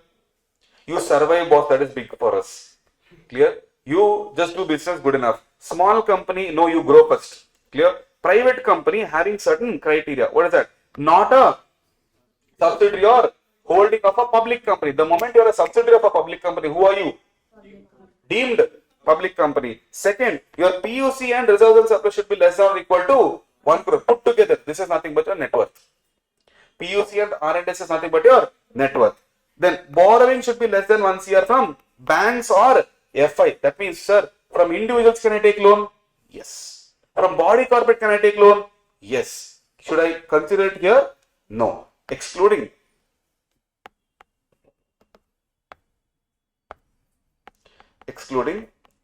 body corporate or individuals. So if individual and body corporate you have taken loan, still not a problem. Still not a problem. Imagine borrowings from bank FI is total 1 crore. From individuals and body corporate is 50 lakhs. Total loan is 1.5 CR. How much will you consider here?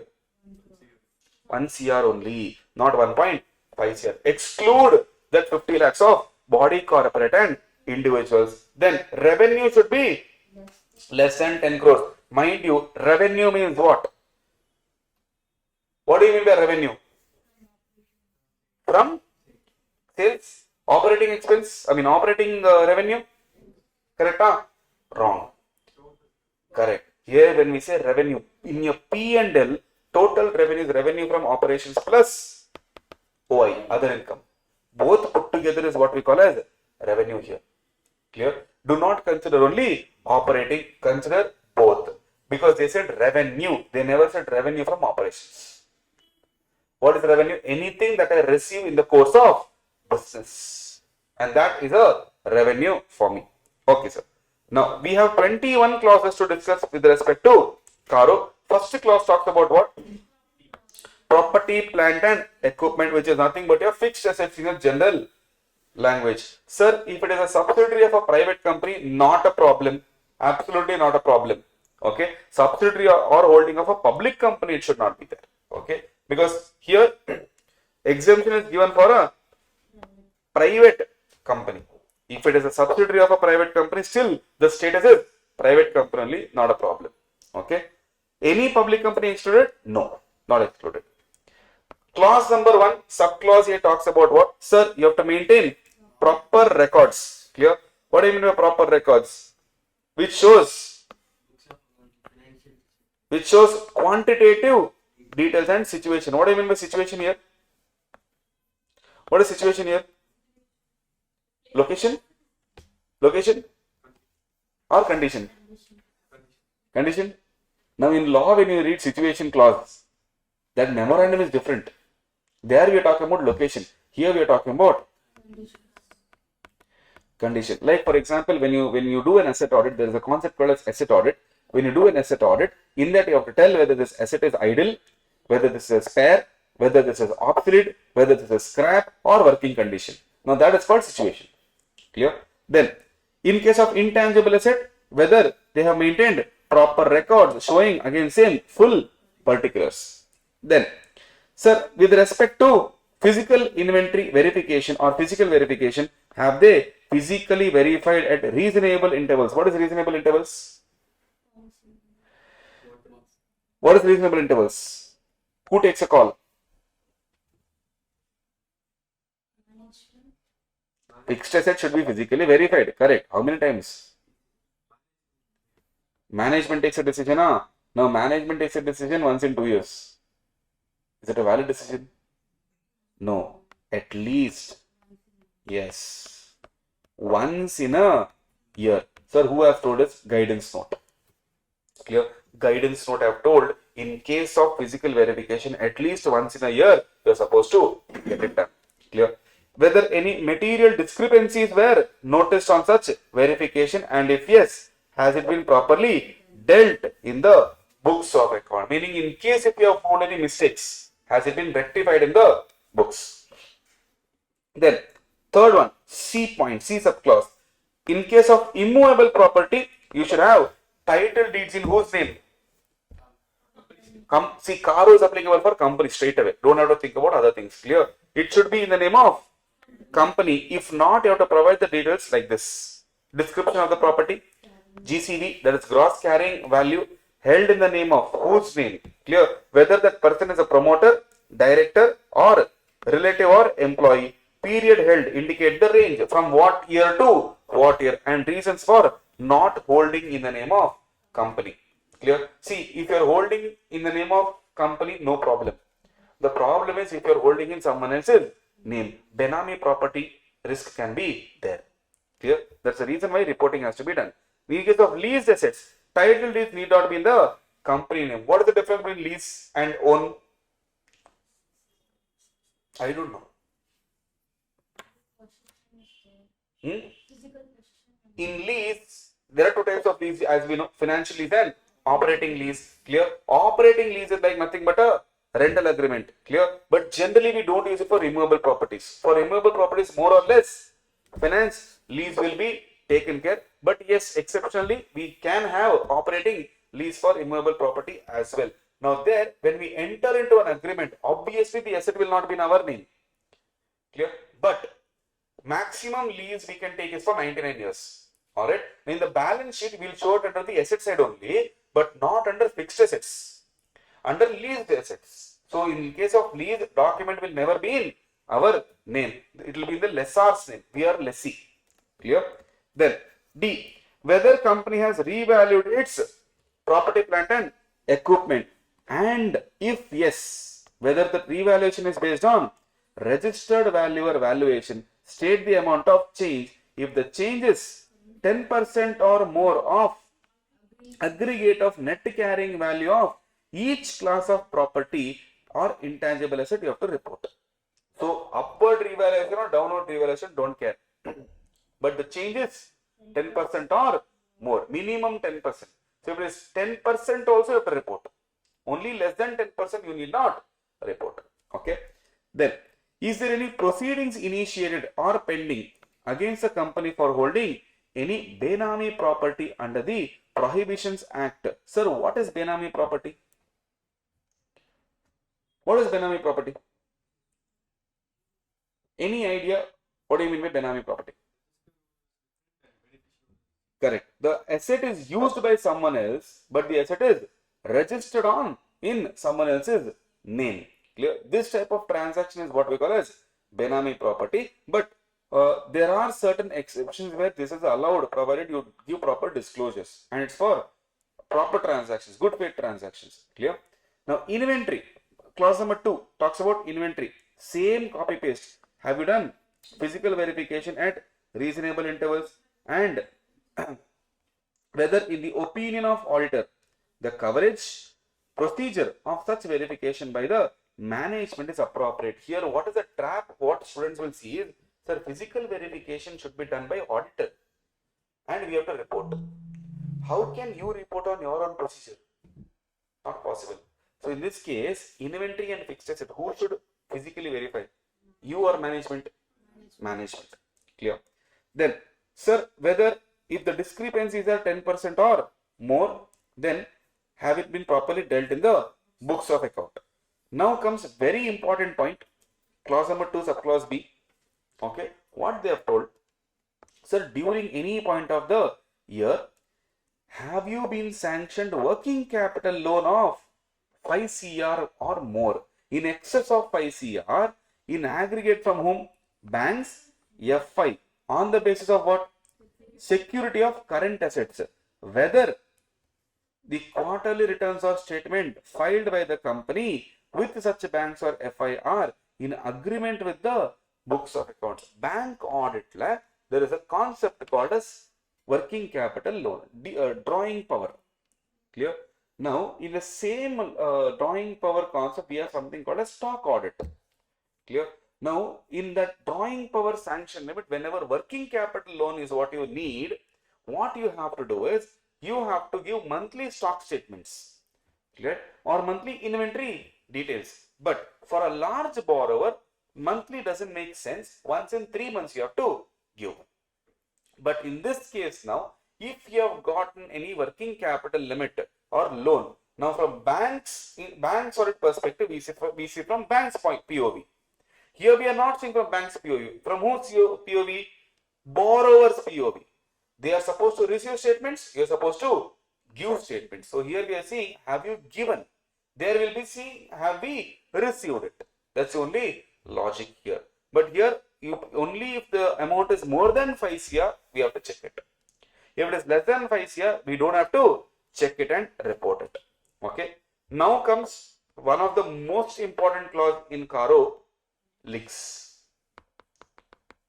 Loans, investment guarantee and security. Clear? We have 6 sub clauses under this. Number 1, whether have you made any investments, have you given any guarantee, have you given any security or granted any loans or advances in the nature of loans. I have a question to ask. What is this loans and advances in the nature of loans means? Loans and advances in the nature of loans means what?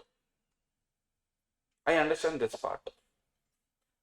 What about the other part? Advances in the nature of loans. Loans means borrowers. Okay. Advance in the nature of loan means what? Advance will be deposit. Advance means given. And as a company we have taken. Advance in the nature of loan means what? Sometimes we take advances for supply of goods, so that kind of advances. Okay, but it's still taken as loan, no? Yes, sir. We might pay interest on it. Right. See, generally in a general commerce transaction, you can take advance as in. What do you mean by advance? Advance is prepayment. Clear? Now, advance can be in a different aspect altogether. Advance as a salary you can take. Clear? Advance as your revenue you can take. Clear? Now, similarly here, advance as a loan we are taking. The difference here is when you take advance as a loan, you are supposed to repay. Clear? With interest, without interest, secondary. But the point is, yes, you have to repay. But if you have taken advance as salary, are you repaying the salary back to them? No, but you are working. Clear? So that is the difference between transactions. Be focused there. When say advance in the nature of loan means we are giving or we are taking the money in form of loan, which means you are supposed to repay it back. This particular loan could be secured or unsecured to companies, firms, LLP or any other parties. If yes, we have to report it. Clear? So have you made any investments, guarantee in your security, or have you given any loan? If yes, you have to mention. Whether during the year the company has provided loans or provided advances in the nature of loans or have given guarantee or security to whom? Any other entity, not applicable to companies whose principal business is to give loans. Which company it is not applicable? What is a banking company's general transaction? Giving loans and accepting loans tools. This is about NBFC, not bank. Yeah, CARO 2020 entire order is not applicable for banks. Clear? And it's a classic trap set for students. Clear? The moment you see principal business is to give loans, fall inside the trap and tell banks. Clear? That means you're telling other clauses are applicable for banks. Not applicable. Here only we have seen no. Entire CARO is not applicable for a banking company. Clear? Don't fall inside the trap again and again. Okay. Now, what we should indicate, sir? Aggregate amount during the year. What do you mean by during the year? April to March, and balance outstanding at the balance sheet date. That means as on 31st March, what is the outstanding balance with respect to loans given to whom? Subsidiaries, JVs and associates. Similarly, same thing I have to repeat for all parties other than subsidiaries, JV and associates. Basically what they are trying to tell, sir, all.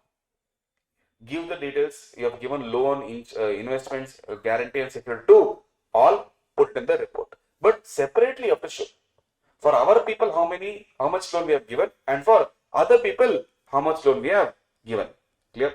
Next, whether investments made, guarantees provided, security given, terms and conditions of these loans should not be prejudicial to the company's interest. What do you mean by prejudicial or prejudicial?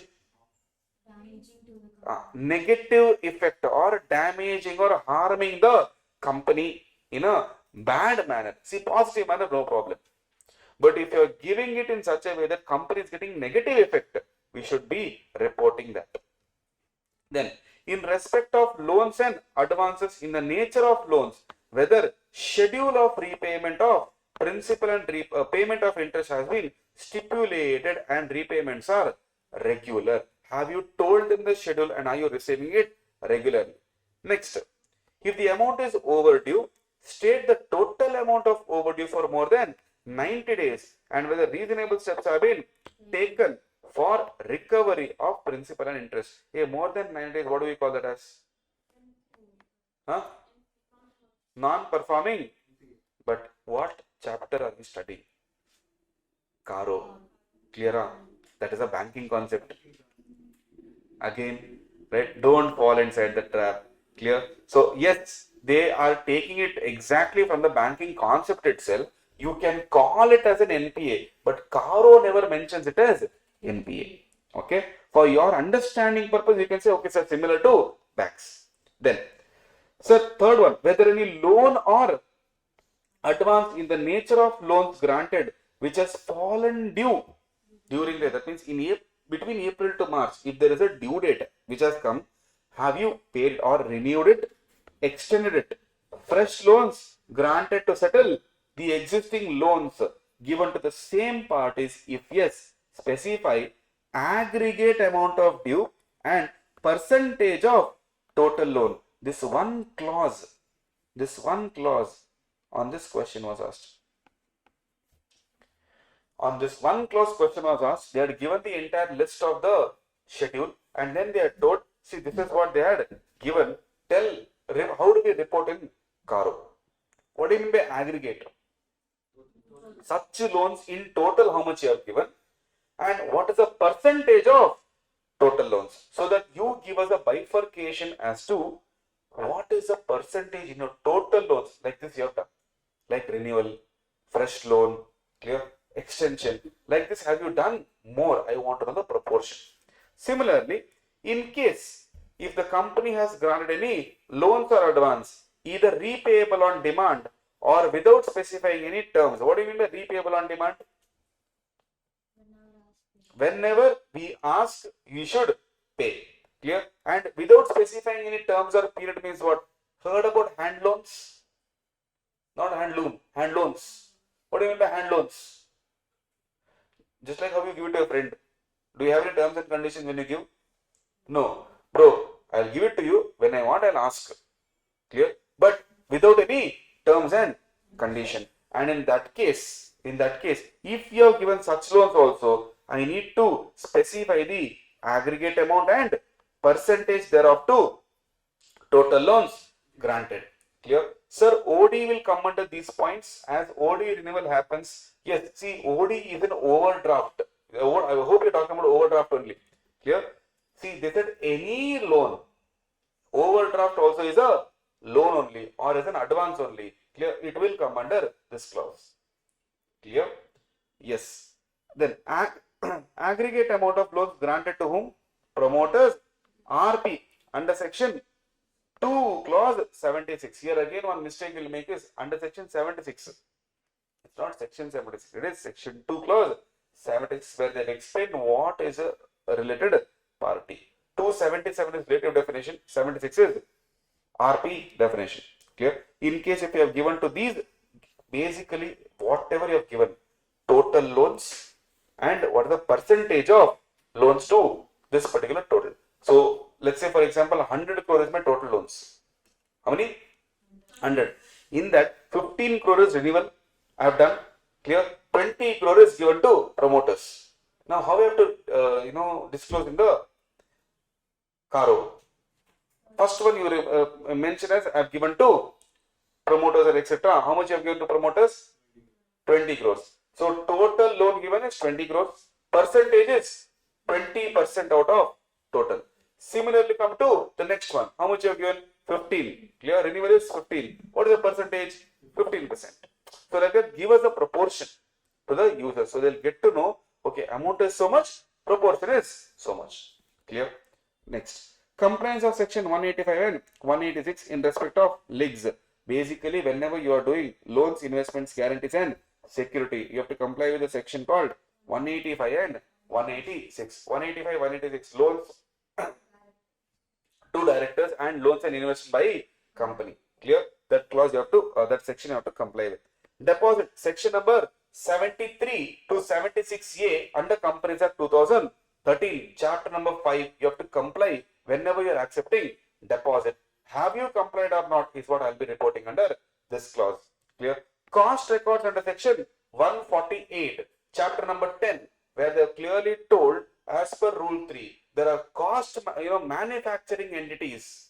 If your turnover is X amount or more, you are supposed to maintain cost records. Do you remember? Do you remember if you have done law? Paper number 2, there, section 148, they clearly told if your turnover is 35 crores or more, you have to maintain cost records. That I have to check whether maintenance is there or not there. Then comes statutory dues. Sir, there are two types of statutory dues. Disputed and undisputed. What do you mean by disputed? There's an argument. We are not agreeing with department. Department is not agreeing with us. In case of disputed and undisputed, how do I report? Undisputed should be regular. Clear? Disputed should be, obviously I will not be paying it. So, how will I report the disputed one? Forum and amount. That I will report. With respect to undisputed one, I'll have to tell, is there any amount which is in arrears of 6 months or more? If it is 6 months or more arrears, I'll have to report that even if it is undisputed. That is your statutory dues. Undisclosed income. What does undisclosed income means? When income tax long back had come up with a policy where if you have black money, you come and declare it with us. We will not ask any question, pay our tax and take the money home. When they came up with that, a lot of people went and disclosed it. Clear? Even today, you can go and disclose your black money to the department. See, income tax is very sorted in their life. Clear? You do whatever you want in your life. Give me my tax. Clear? I really don't care what is the source. You give me my tax. That's income tax for you. Now, in that case, they are telling, boss, if you have disclosed any income, imagine you had made 1 crore in 2001. Okay, you never disclosed that.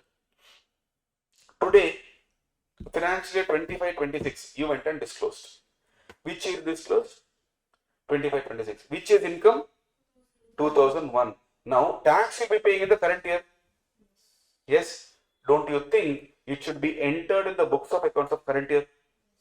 Yes. And that is what they are telling. In the current year, have you recorded properly or not? Clear? That's your undisclosed income. Repayment of loan. Which loan? See, this is due, but not statutory due. This is a regular loan. It could be from individual, body corporate, banks, FI, literally anyone. Okay. In case if you have made default, you have to mention it in this format. Nature, amount, name, amount, whether it is a principal or interest, and number of days of delay. If the bank has declared as willful defaulter, what do you mean by willful defaulter?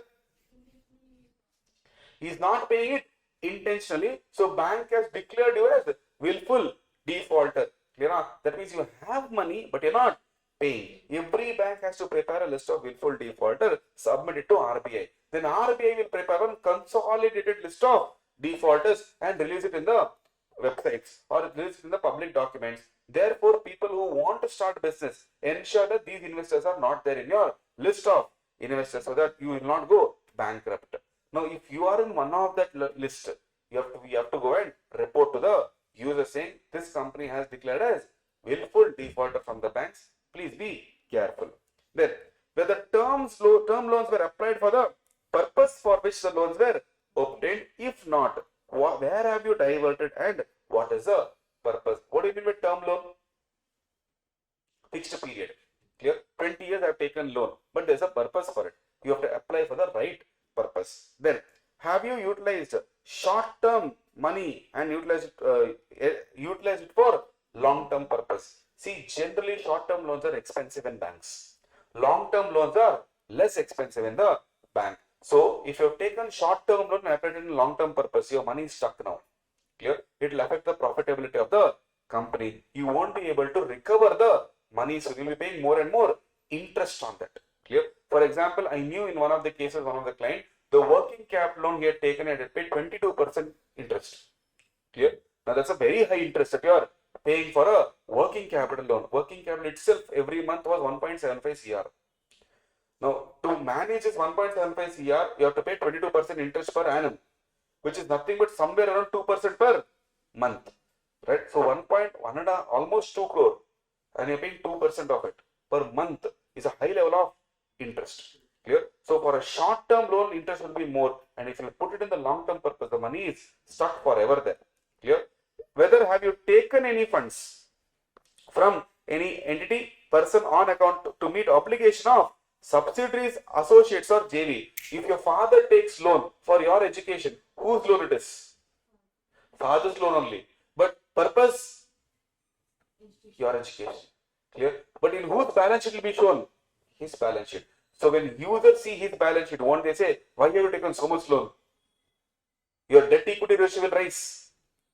That's why they're telling, in case if you have taken such things, in CARO you report, this loan I have taken not for me, for my subsidiaries. Clear? They have to grow, so they don't have funds. That's why I took loan in my name. I have better credibility, so I took loan in my name and I gave it to them. So therefore, my actual debt equity is different, but what is seen is different. Clear? Where the company has raised loans on pledge of securities held in its subsidiaries, JVs or associate, one of the most dangerous move and the biggest red flag.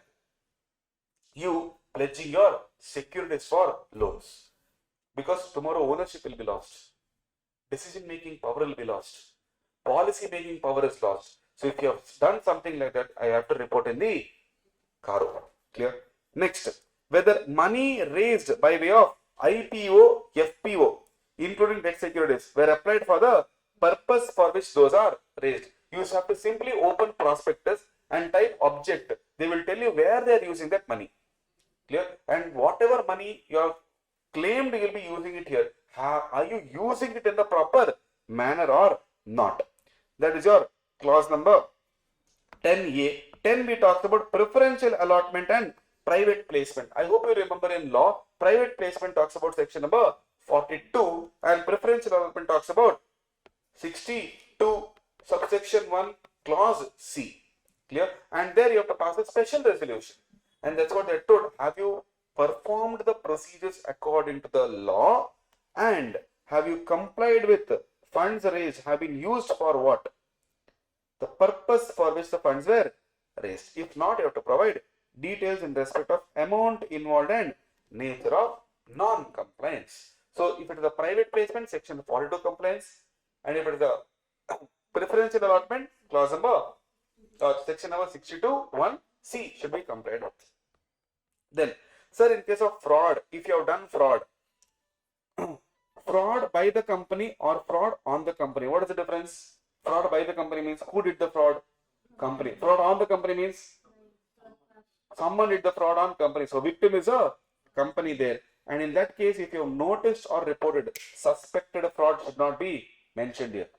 Clear? Only noticed or reported during the year. If yes, nature and amount involved is to be indicated. And in Companies Act, section 143 subsection 12 read with rule 13 will take care of this.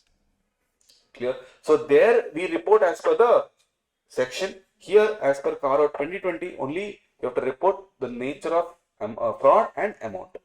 There in bold report nature, amount, parties. If it is less than 1 crore. If it is more than or equal to 1 crore, nature, amount, parties, actions. Clear? Then, sir, wherever whistleblower complaints are there, what do you mean by whistleblower? The one who tells everyone what is happening in the company. And if he comes out and tells that, sir, this is what is happening in the company, have you considered the whistleblower complaints? Have you means who? The one who is giving CARO. have you considered is what they will see. Clear?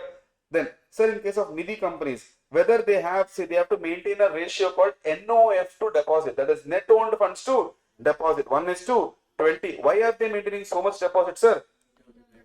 Tomorrow when somebody comes and asks, Nidhi company should not go bankrupt. Clear? Then, you have to keep 10% unencumbered term deposit. What do you mean by unencumbered? Without any charge. You should not put any security on it. It should be free from security. Clear? Whether there has been a default in payment of interest on deposit or repayment. If yes, give the details. Sir, RPT, if it is a related party transaction, you have to comply with two sections. 177, 188. What is 177? Audit committee. 177 talks about audit committee. You have to take their permission or communicate with them. 188 is RPT, related party transactions. Clear? Internal audit, section number 138. Applicability. Which companies applicable? Listed companies. Listed companies, you can blindly tell most of the sections are applicable. Then Listed companies with deposits more than 25 lakhs. crores. Paid share capital more than 25 crores. Deposits more than 25 crores, paid share capital 50 crores, loans more than 100 crores, and turnover more than 2 crores. Simple. TLPD. Always and always in Companies Act, any provision you take wherever limits are there, generally turnover is on the higher side. Clear? So 200, 100, 50, 25. More than or equal to, more than equal to, more than equal to, more than equal to. This is for unlisted public companies. For private companies, that's it. Clear? So for these companies, internal audit is applicable. And who can be internal auditor? Anyone can become the internal auditor. Employee, non-employee, CA, non-CA, CMA, non-CMA. Anyone can become internal auditor there. Clear? What we have to check? Do you have the system commensurate with the size and nature? Meaning what? According to the size and nature of the entity, do you have the internal audit system? Then whether the reports of the internal auditor have been considered by the stat auditor. Whatever he has done, SA 610 they are talking about. In SA 610, they have told you can use their function or you can use them only, which we are supposed to use because we are not there 24 hours. They are there. Clear? Then non-cash transaction. Now there is a section called section 192 here, which talks about NCT with directors. Directors can enter into an agreement with company wherein I will give you something in kind, you will give me something back in kind. This is called a non-cash transaction, which is similar to barter system. But for that you have to comply with which section? Section number 192. Then comes about RBI registration, basically for NBFCs. Clear? If you are an NBFC, you have to take a registration certificate. Clear? COR, certificate of registration, it should be valid. Invalid certificate is of no use. Clear? If you are required to be registered on section 45 IA, have you taken the registration? Number one. Number two, do you have a valid COR, certificate of registration? Number three, in case of any exemption given by RBI, are you continuing to fulfill the criteria? And there is something called a CIC. What is CIC? Core Investment Company. What do you mean by core investment company? Core investment company, there are a lot of criteria given by RBI. Okay, I'll tell you one of the simple criteria. Your net assets are there, no? 90% of the net assets should be in the form of investments. Clear? Which means most of your assets are in what form? Investments form. And that is where we call you as core investment company. If you are a core investment company, are you continuing to satisfy the criteria of CIC? And if the group, like Tata Group of Companies, Reliance Group of Industries, if the group has more than one CIC, I have to mention how many CICs are there in the group. Clear?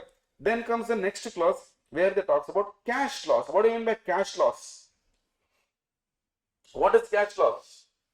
Heard about it before? Apart from the regular class that I have attended. Cash loss is very simple.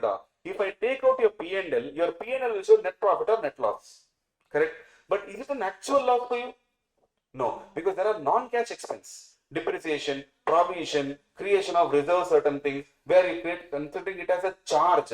Now these are non-cash expense. Depreciation you actually don't spend out of the pocket, but you still have to consider that as an expense. So when you reverse those effects and then you whatever actual result you are getting, if that is positive, that means even though it is a net loss, actually you are making profit.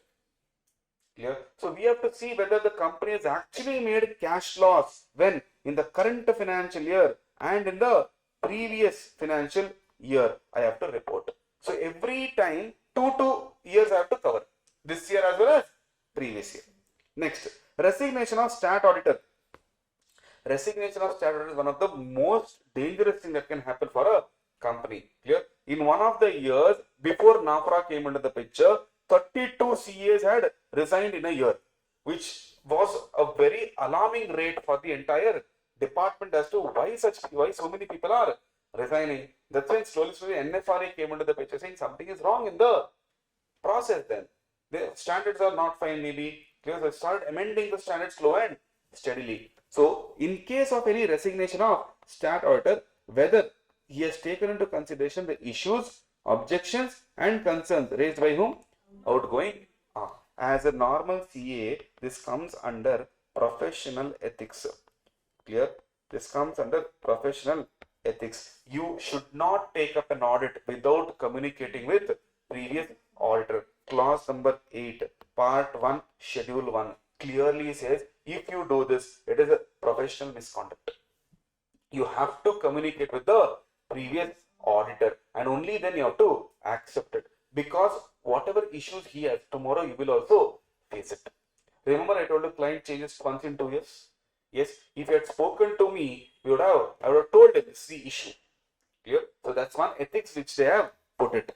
Okay. Next, financial asset and financial liability. Ind AS concept this is, which you will see in CA finance. On the basis of financial ratios, aging, expected date of realization and any other information, your knowledge of board of directors and management plans, whether the CA is of the opinion that no material uncertainty exists as on what date?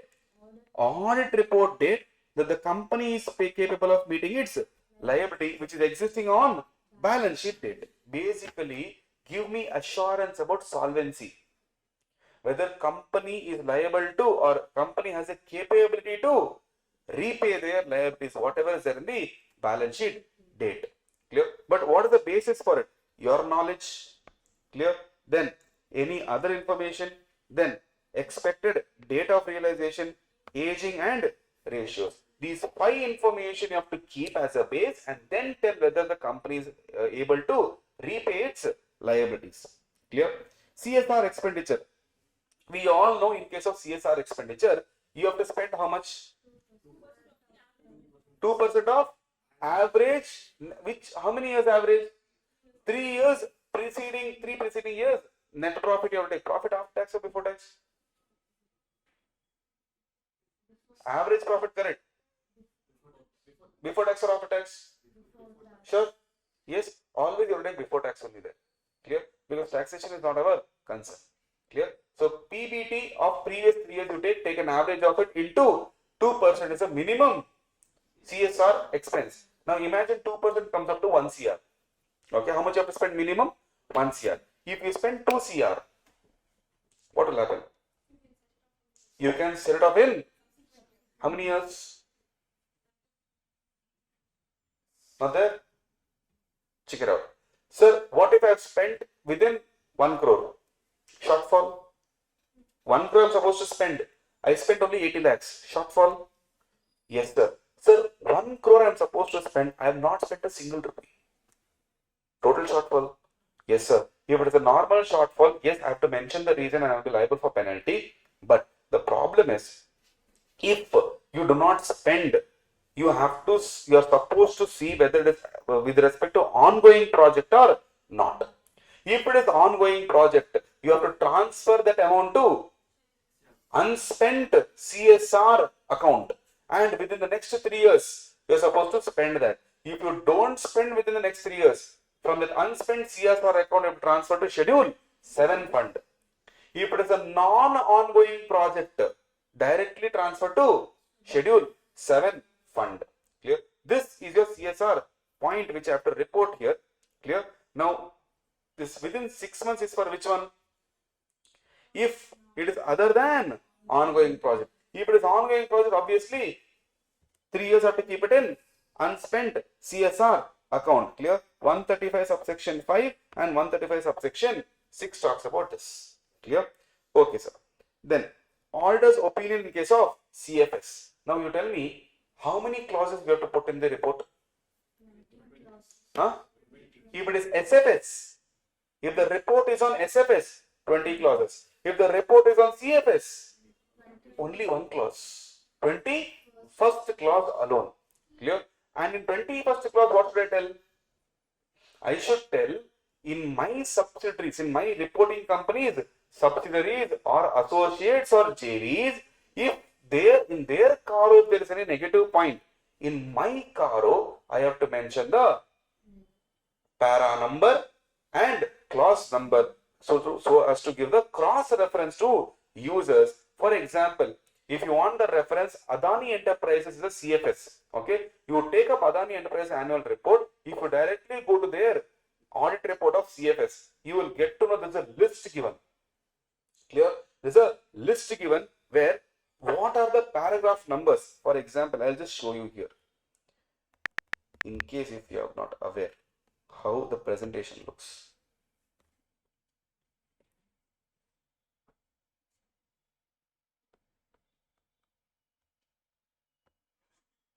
Now, if you see financial statements, there are two standalone and consolidated. I'll directly go to the consolidated one. Alright, see here. Now, this is the CARO where they are told summary of comments and observations given by us and respective auditors in CARO 2020 of respective companies. If you see here, SIN is corporate identity number. What's the relationship? Holding, associate, jointly controlled subsidiary, and which para number where there is adverse remarks. Clear? 3E, exactly the subclause also they will tell. So like this, what I can do, when you are giving this as a user, I can directly go to this company, check which paragraph they have mentioned, go there and read it. So I can get to know clearly which clause what they have mentioned. Here content is not there, only reference is there. And if you see here, it's only clause number 21, what they have mentioned here. Clear? That's it. Make sure here.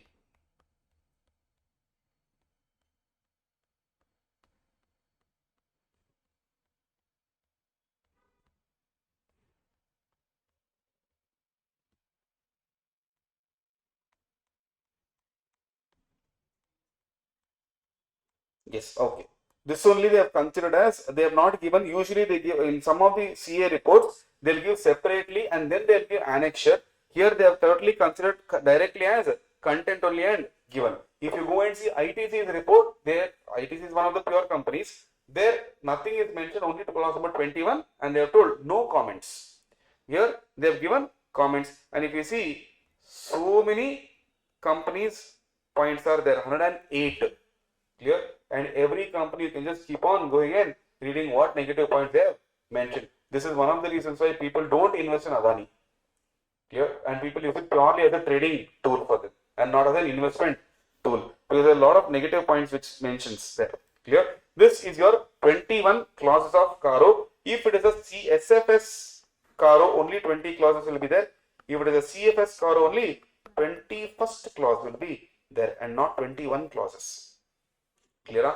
Yes. With this, we are done with CARO 2020, which can give you 4 marks to 6 marks, including your MCQ portion. Clear? So today, I had one more target of chapter number 2, which will you sit for longer today? Or tomorrow we'll do it? Fine. Then if it's tomorrow, then we'll do it tomorrow. Okay, tomorrow I'll be starting with the main standards, evidence, branch audit, joint audit and all. Clear? So those will be then focus will always be on the standard based chapters, because usually the last marathon was from 3 to 8, right? This marathon is generally shortened here, so that's why I'm not able to finish up the target. Otherwise, we still have easily 40 minutes. I could have finished one more target. So tomorrow we will continue with the main standards. Cool. Right. Thank you so much. I'll see you tomorrow. Good afternoon. Let's continue. Today's target is for us joint audit, branch audit, and reporting chapter. Okay. So let's continue just a minute. Yes. So let's talk about SA 600. We are talking purely about reporting perspective. There are two things in reporting. One is your SA 700 series. Okay. SA 700 series, and then we have your SA 600, SA 299, and then we have CARO 2020 reporting. So CARO 2020 was done yesterday. Today we'll be talking about the joint audit, branch audit, and other reporting standards. So when it comes to branch audit, now when a head office is there in a particular place, and then they have a branch office outside. Now when we are using the work of some other auditor, we have to use standard called SA 600, which talks about using the work of another auditor. Now whenever we use the work of another auditor, it doesn't mean just branch, it also means when we are using component work. Whenever we are using something called as component, we'll be using SA 600 for that. Now let's imagine CA Karthik is a principal auditor here, who is the head of the branch of your head office. The CA of head office is nothing but CA Karthik. Now let's say ArivuPro has a Bangalore, which is a head office. Coimbatore is a branch office. So in Coimbatore, they appoint someone called as CA Rajat, who will audit this particular branch and prepare a report and forward it to principal auditor. Now, should the principal auditor directly take it in his report and without verifying what the CA or CA Rajat has done and directly give a report? The answer is no. The principal auditor should check whether CA Rajat has applied his skills properly or not. Otherwise, at the end of the day, the main report is always given by principal auditor. The main report is always given by principal auditor, and the liability will always fall on principal auditor first. Then it goes to the branch auditor. So they are saying when you're using SA 600, SA 600 will guide you as to what are the responsibilities of principal auditor when you're using the branch report. Right? Now, what are the qualifications of branch auditor? Exactly same as principal auditor. But if the branch is in India, we have to see whether he is qualified under section 139 of Companies Act, which talks about appointment of auditor, where he should be a CA in practice. He should have COP. Clear? Or you can appoint the principal auditor only directly as a auditor of branch as well. But sometimes we have limits, and obviously the time constraint will be there. He may not be able to audit. If the branch is in other country, you can appoint the principal auditor himself or accountant or anyone qualified as per their law. For example, in USA, CA is not accepted. You have to do CPA. Right? Similarly, in other countries, we have to see in their country what is the qualification required, and that fellow should be going and doing the audit. It is much better because of local laws and regulations, and they will be knowing how to deal with their rules and regulations. What SA 600 says, rules and responsibility. First and foremost thing, if you want, you may visit the branch. PA talks about principal auditor. If you want, you may visit the branch. If not, you can rely on the other auditor's work, unless there is a special circumstances for you to visit and check the books of accounts. So if you want, you can go. Otherwise, you can tell him, boss, you do the work, send over your report, I will verify that and go ahead. But if you are relying on him, you have to take utmost care and certainty that I can rely on his work. Now, PA, that is principal auditor, should perform procedures to obtain SAAE, sufficient appropriate audit evidence, about the work of other auditor, whether his work is enough for my purpose. Directly, blindly, I cannot believe. If I blindly believe, point number 1, professional ethics central council guidelines will tell us, if you blindly believe, you are not taking care and professional competence and due care, diligence is missing, therefore you are liable. Therefore, I need to take adequate care to check whether his work is enough or not. What I should perform, sir? Number 1, this is your basic question of SA 600, can come in intermediate exam. Advise the other auditor the use of his work. Whenever you tell someone how much their work means to you and where you are using their work, they take it more serious when they understand the responsibility of that. So number one, you have to advise them. Number two, make arrangements for coordination, but you have to do it at the planning stage itself, because only when you're planning, you will get to know, okay, fine, we'll meet once in a week or we'll report once in a week. I will talk to you once in a week. So make arrangements for coordination at the planning stage itself.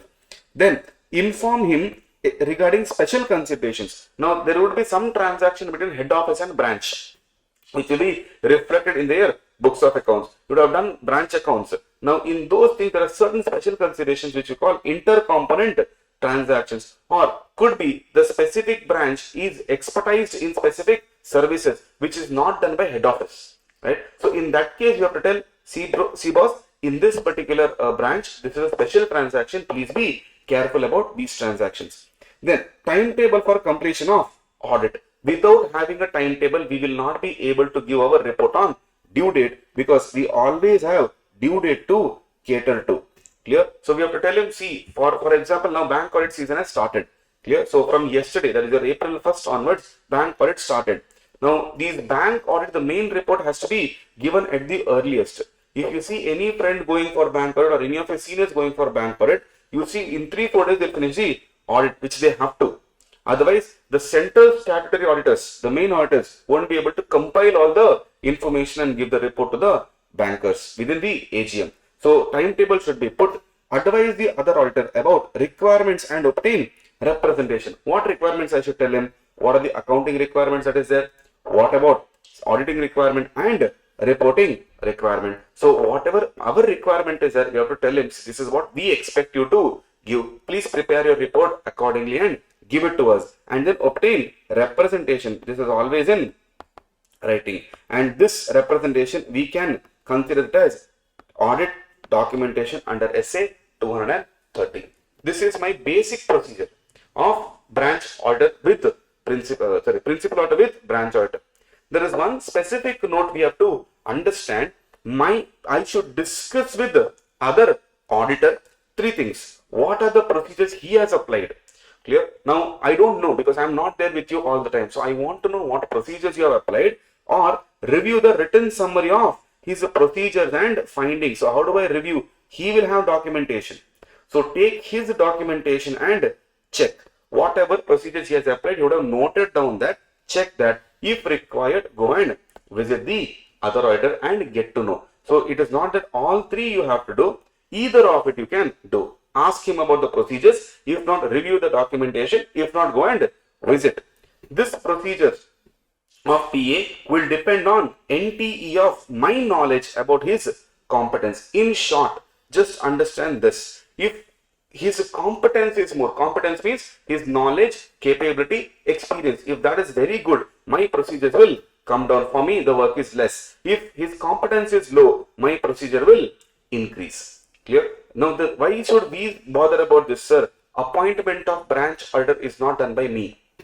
Clear? Appointment is done by entity. Now, they might feel he is capable, but for me it is not capable. So, my work will vary. So, if I am appointing, it would be better for me. But that appointment authority is not given to auditor. It is given to the entity only.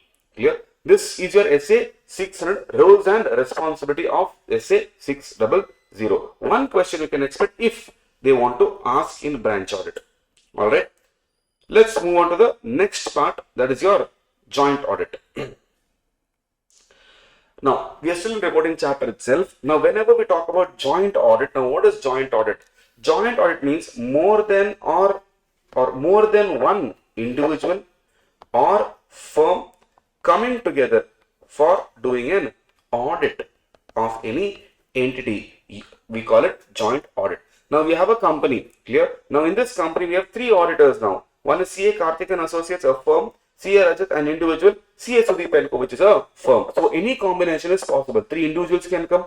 3 firms can come. Firms and individual together can come and do the audit. So, in bigger entities, like for example, it could be your Reliance Industries, Tata. So, in these cases and all, the transactions will be so huge that one person cannot finish the audit within the given time frame. That is where we need more than one particular CA to do it. Number 1, what is the meaning of joint audit, sir? Pooling together the resource and expertise. I need both. I need the resource as well as expertise. What is the resource and expertise means? I need people, resources, and I need CA's brain, expertise. For what? For doing an expert job in a given time period, which may be difficult to accomplish if I am doing it individually.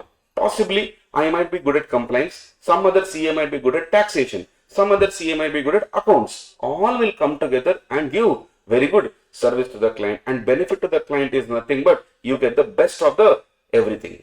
Clear? So what are the advantages and disadvantages? Advantages is expertise sharing will happen. Clear? I am an expert in compliance, someone is expert in taxation. We can share our expertise. Mutual consultation, if there is any problem in the entity, we can consult mutually. Workload will be less because work is being shared, right? Quality of performance will be better, and therefore service to the client is much better. In respect of MNC, we can use a local firm. Just now I told you in the case of branch audit, we can use a local firms. Lower staff development costs. See, when we are appointing an expert, he knows exactly how to do, what work to do and when to do. But if that is not there, I have to appoint a staff, give him salary, train him, and then take his tantrums. Now if he leaves after that, again I have to appoint one more staff, train him. So many things I have to take care. So that can be reduced, and I will give it to the expert itself. Clear? So development cost will be lowered. Lower cost to carry out the work.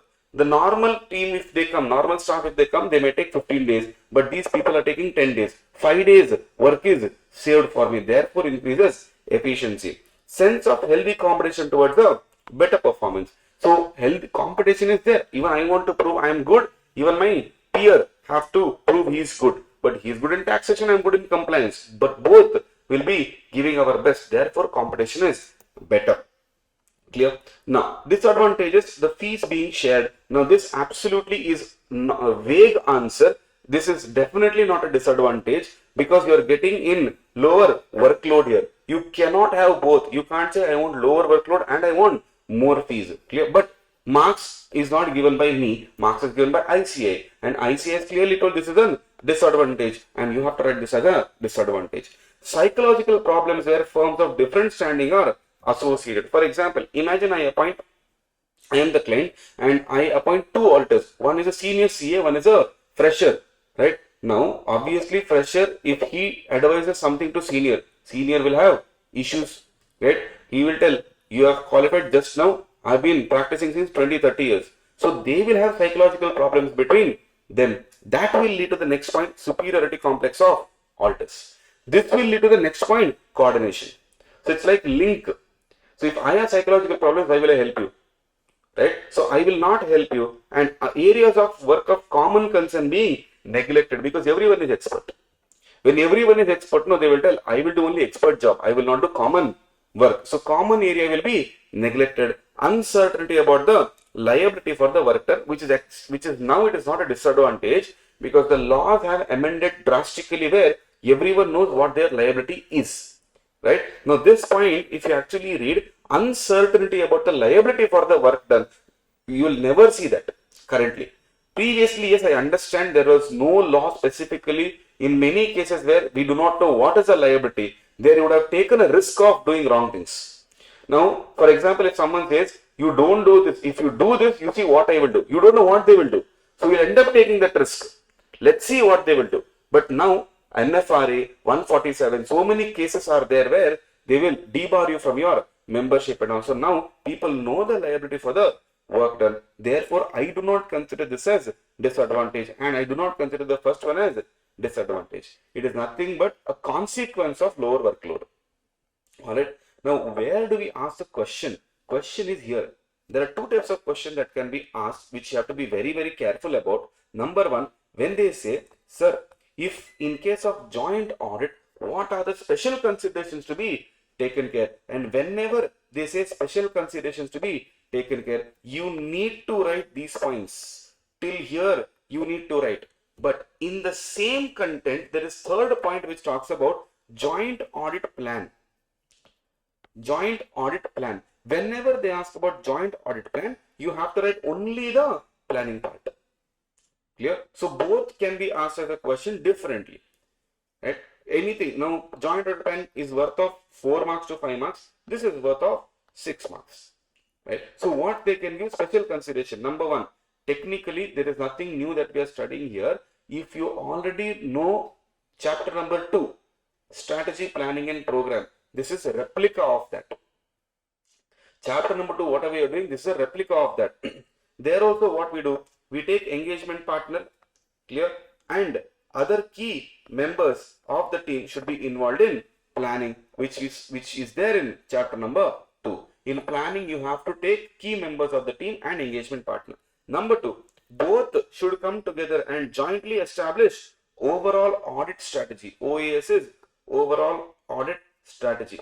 Hey, just quick revision. Strategy comes first or plan comes first? Strategy comes first or plan comes first? Strategy. Which is more detailed between strategy and plan? Plan. Between strategy, plan and program, which is more detailed? Program. Because in program, everything is detailed. Every step, verification procedures, series, everything is mentioned there. Clear? Now, is planning fixed? No. Plan will keep changing according to the circumstances, according to the information. Audit plan is based on the assumption and information received before we start the work. And as and when we work, we have to keep changing the plan. Clear? Now, strategy establishes, just like how in chapter 2 they are told, strategy establishes scope, timing and direction of the audit. Whereas, this is a very important MCQ. Strategy establishes scope, timing and direction. Planning establishes nature, timing and extent. Right? Now, of what audit and guides how you have to develop the plan. Then discuss and develop a joint audit plan. Once you have finished the strategy, then put up a plan. Consider and assess ROMM and communicate to other joint auditors. Now, whatever is your ROMM, go and tell it to others so that it's a teamwork. Discuss and document NTE of audit procedures for common areas and specific areas, because it's a clear-cut responsibility. This area I am going to handle, this area everyone will be handling. Obtain common engagement letter and common MRL. MRL means management representation letter, right? And then get the work allocation document, should be signed by all JA and communicated to TCWG to hold them liable. Tomorrow they should not tell me it was never told to me. Clear? And that is why they are telling, boss, if you are doing it, no problem, go and get it written, signed, and then keep it as a documentation, but tomorrow it will be easier to prove. So these 7 points will be given for special considerations. Now, in case of only planning, what should I write? While planning the joint audit, step number 1, identify the division. Who will take up which part? Clear-cut division should be given. Ascertain reporting objectives. Why are we reporting? What is the objective of this audit and how we should report? Because based on that only we have to plan. For example, if now in one of the cases, one of the listed company, I went for a asset audit. Now when we do asset audit, my reports should be strictly be restricted to asset. I am not here to tell whether financial statements are prepared properly or not. I am not here to tell whether your internal control system is correct or not. I am here to tell whether fixed assets, whatever I am auditing, is there in the entity, is it idle, what is the status of it, what is the valuation of it. That's it. So I need to know my objective, what am I there for. Consider and communicate factors that are significant in directing the team's effort. Chapter 2, audit planning. There is one question on this point which will never be asked as a joint audit, but will be asked as a general audit, where they are told what are the factors that we need to communicate. Volume of transactions, team's competence, team's capability. We have one paragraph there which can be asked as a question. One of the dangerous area of asking question, no one will know from where the question has come. Clear? That part you have to be careful. Then results of preliminary engagement activities, which we usually do in chapter number 11. That is your ethics and terms of engagement. Preliminary engagement activities. Going and finding out integrity of the client. Clear? Then getting the engagement letter done. So that part or other similar engagements performed earlier. Then get to know whether what type of resources, nature of resources, timing of resources and extent of resources necessary. Once this is done, our joint audit plan is ready. Then we go for the execution part. Clear? Now, sir, this is fine. What about the liabilities, or who is liable at what point of time? Joint auditors are jointly and severally liable for what? for 1, 2, 3, 4 things. Clear? Technically 6, but I have put it as 4, and under that I have put 3 points. So it's like 1, 2, 3, 4, 5, and 6. For 6 points they are liable. We usually see work MCD. This is a mnemonic for it. Clear? C cube, work at MACD, if you are, that's a liability. Now, what do you mean by that? Work which is not divided among them. If there is an undivided work, everyone will become liable. Decisions taken by all JA with respect to common area. See, common area, in this you have to be careful. Common area, only if decision is taken you will be liable. If decision is not taken, you will not be liable. The word to be taken care is decisions taken by all. Then, matters brought to the notice of the JAs by any one of them, and there is an agreement on the same. So, imagine there are 4 JAs, one of them came and told all others that there is a problem, and all agreed that don't worry, we will solve the problem later, and later they forgot to solve the problem. It became an error. Financial statement is misstated because of auditor, and therefore he will be liable. Then, with respect to compliance, 3 compliances. Number 1, financial statements with the relevant statutes. Could be Companies Act 2013, could be your RBI or Banking Regulation Act. In any of these regulations or any statute, if it is not complying with auditor, you are liable. Presentation and disclosure of FS as per AFRF. AFRF is Applicable Financial Reporting Framework. The way financial statements are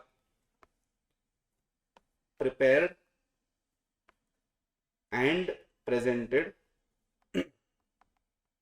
as per applicable laws and regulations, and that is called AFRF.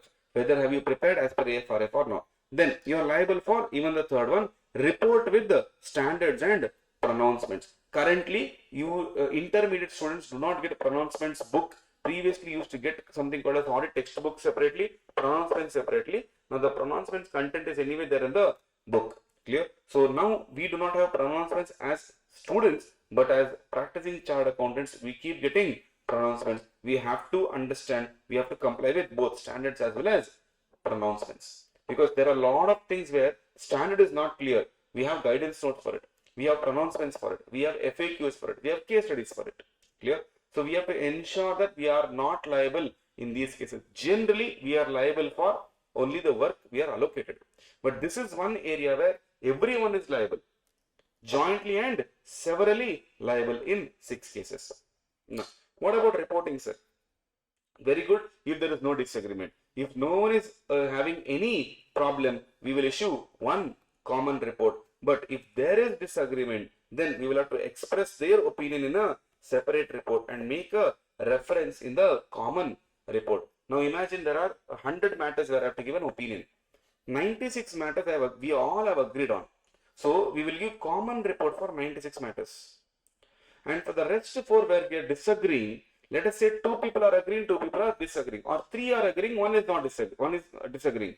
What they are telling, boss, for the rest 3, you give common, all of you give common. There only one matter where one guy had a problem, you give a separate report. And in the separate report, you give a common report reference. And in the common report, you give a separate report reference, so that the users will know that, okay, this CA is having a different opinion on this particular asset. For example, let's say inventory valuation. Everyone is saying, yes, it is right, reasonable. Physical inventory verification, whatever was done, is reasonable. But there is one CA who is saying it is not reasonable due to his reasons. Now, he is not agreeing for that. So, what all CAs will do, they'll give one common report. But this one CA who had a problem on inventory valuation, he will give a separate report. And in the common report, I have to refer to a separate report saying, this CA has a different opinion on this particular matter. Please refer to the section wherever I have inserted that particular report. So users will go there, read and get to know both the views. Clear? Yes, that is your reporting concept and that is your joint audit. In this, the hotspot questions are special considerations, joint audit plan, liability reporting. Clear? Apart from this, we are done with those type of questions, disadvantages, advantages, 11th, 12th type of questions in joint audit is done. So be careful with the concept there. Now, now comes to the next very important concept, that is SA 700 series audit reporting. Clear? Now, SA 700, we all know that management is the one who is responsible for preparing the financial statements. But if management is responsible, then what are we doing? We are going and just giving an opinion after checking theoretically. Clear? Practically, in most cases, we know that CA is only the one who is preparing the books. CA is the one who is doing the audit also. Clear? But having said that, as per the law, we are not supposed to do it. If ICAI finds out, obviously they will be taken into enquiry. But brilliantly, what there are people who will do is, client only will tell, will get the accounts done by someone else. So what they will do, they will appoint a CA only for books of accounts, some other CA for audit. So they are getting the best of both. Clear? So in that case, it is allowed, because one CA is not doing books of accounts and audit. Different CA is auditing, different CA is maintaining books. That is fine. Clear?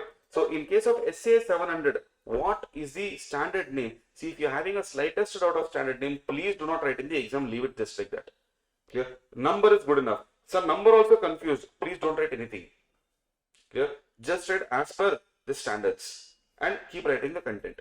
Forming an opinion and reporting on financial statements. So first you have to form an opinion. If you remember the cycle, from the data to the opinion, I have to evaluate certain conclusions and then give my opinion. What is my objective? Obviously to form an opinion based on evaluation of conclusions drawn from the evidence obtained. It's same there in the cycle. After evidence, we have conclusions. After that, we have opinion. After that, we are reporting. Clear? So we have to also understand, to obtain reasonable assurance whether financial statements are free from material misstatements, whether due to fraud or error. Misstatement can happen due to error. Misstatement can happen due to fraud. Now, three things I have to evaluate while I am taking the conclusion. Number one, whether SAI has been obtained or not. Number two, whether uncorrected misstatements are material individually or in aggregate. See, uncorrected means identified, reported to management, but not corrected, which means management knows about this. There is a misstatement because we only reported under section 450, standard 450. Clear? Now, under that standard, when we go and tell it that these are the misstatements that are there, it is your duty to correct it. And if it is not correcting, either you are doing fraud or you are considering that as immaterial. Clear? Then, to express clearly whatever is our opinion through a written report. For that evaluation, we have to evaluate two things. One is qualitative aspect and one is specific evaluation. What is this qualitative aspect, sir? The amounts and disclosures in the financial statements, we have to evaluate whether it is right or wrong. Clear? Then accounting practices, whatever practices they are following in the organization, is it giving me true and fair view or is it reasonable? What is a common accounting practice? One common accounting practice which you have known. In case of sales, when do you recognize sales? When the risk and reward is transferred to the customer. It's a common practice, but now we need to check, are you actually practicing the same tendency or are you having some other policy there? Clear? We have to also become aware, is there any possible bias in management's judgment? What do you mean by possible bias? Bias is nothing but partiality. Clear? Now, whenever you are taking judgment, you are taking more judgment. Why, sir? See, reasonable judgment, I understand. But if you are biased towards a particular customer, clear, or you are biased to a particular transaction, then we have a little doubt what type of opinion we have to give. You are only not independent, right? Then conclude that lack of neutrality together with the uncorrected misstatement can lead to financial statements being materially misstated. Indicators of lack of neutrality includes 2 marks question can be asked on this. What are the indicators that will lead to financial statements being materially misstated? Number one, selective correction of misstatements. If you are correcting, you have to correct everything. Clear? Selectively if you are correcting, then there is a problem. Number one. Number two, possible management bias in accounting estimates. Here the standard is not there for you. SA 540. Next level of your education, that is the CA final, left, right, center will be studying the standards. Clear? So there SA 540 will address how we have to go and solve this particular issue. Specific evaluation, whether accounting policies have you selected and applied, and are they consistent? If it is inconsistent, no, the profitability changes. And see, how is it possible that same management, same business, same competition, same environment, but profits are different? Clear? Results are different. Every year, if the results are changing, it is very difficult for me to judge the company. That is why you select one accounting policy and keep it consistent. For example, depreciation. 1 year you take SLM, 1 year you take WDV. Then you come back to SLM. Then you go for machine hours method. Now, how do I judge you? Now, that will directly affect your P&L. Clear? Suddenly, let's say, for example, provision. 1 year you take 10, 1 year you take 20. Then you come back to 15. Now, every year if you are changing your accounting policy, I am not able to judge whether the profit or loss, whatever you are telling me, is it true and fair. Every year it will keep on changing, so I may not be able to judge it. Whether estimates are reasonable. Example, provision for taxation. Provision for taxation, is it reasonable or not? I need to check. Information presented in the financial statement is relevant, reliable, comparable, and understandable. So whatever information you have given in financial statements, it should be relevant. Irrelevant information should not be there. It should be reliable, proper source, comparable. I should be able to compare with last year of competitors. Understandable. If I don't understand, what is the point of view presenting the information? Clear? Then, whether the financial statements provide adequate disclosure of material transactions and events. Example, SA 570 talks about going concern. If you have any major concerns, it should be disclosed in the report. Terminology used in the financial statements. For example, yesterday I told you, if it is a sales return, why are you showing it as sales return? We can easily reverse the entry. Right? So we are using the exact terminology called sales return. Similarly, provision for bad debts, provision for doubtful debts. Terminologies are different. Clear? If financial statements are prepared as per fair presentation framework, which in India, most of them follow fair presentation framework only. How do we get to know? You open any audit report, if the word is used as true and fair, it means fair presentation framework. Clear? If the wording is used, it is prepared as per applicable financial reporting framework. It is called compliance framework. The wordings only will tell us what framework has been utilized there. Right? Then, consider the following: overall presentation, structure and content of statements, whether the financial statements including the notes represent underlying transactions and event in a manner that achieves fair presentation. Now, what is the difference between fair presentation and compliance framework? Very simple. Compliance framework means what has been told, we are doing only that. Fair presentation means what has been told, we are doing that also. We are doing more than what is required also. Clear? For example, Tata in one of the years, Q1, they made loss. Clear? When they made loss, due to globally semiconductor issue was there, so they made a loss. Now, technically, you need not disclose this loss. Q1 loss you have to disclose. They knew that for the next 2 quarters also, we are not going to make any profit. Clear? We will be under loss only. Now, they need not tell this to the investors, but they chose to tell this to investors, saying, boss, for the next 2 quarters also, we will be under loss. The moment this news came out, stock price tanked. Clear? And all these traders, short-term investors, just flushed out of the trade sessions. And everyone who are actually the true investors will stay. Right? Now, they need not have told that.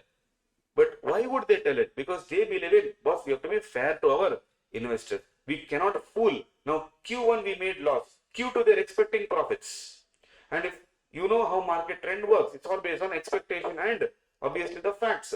Now, I'm expecting Q2 to be very good, and Q2 also if it is loss, my stock price will tank even more. Then they'll expect same thing in Q3. Q3 also if my stock price tanks, I'll be under huge loss.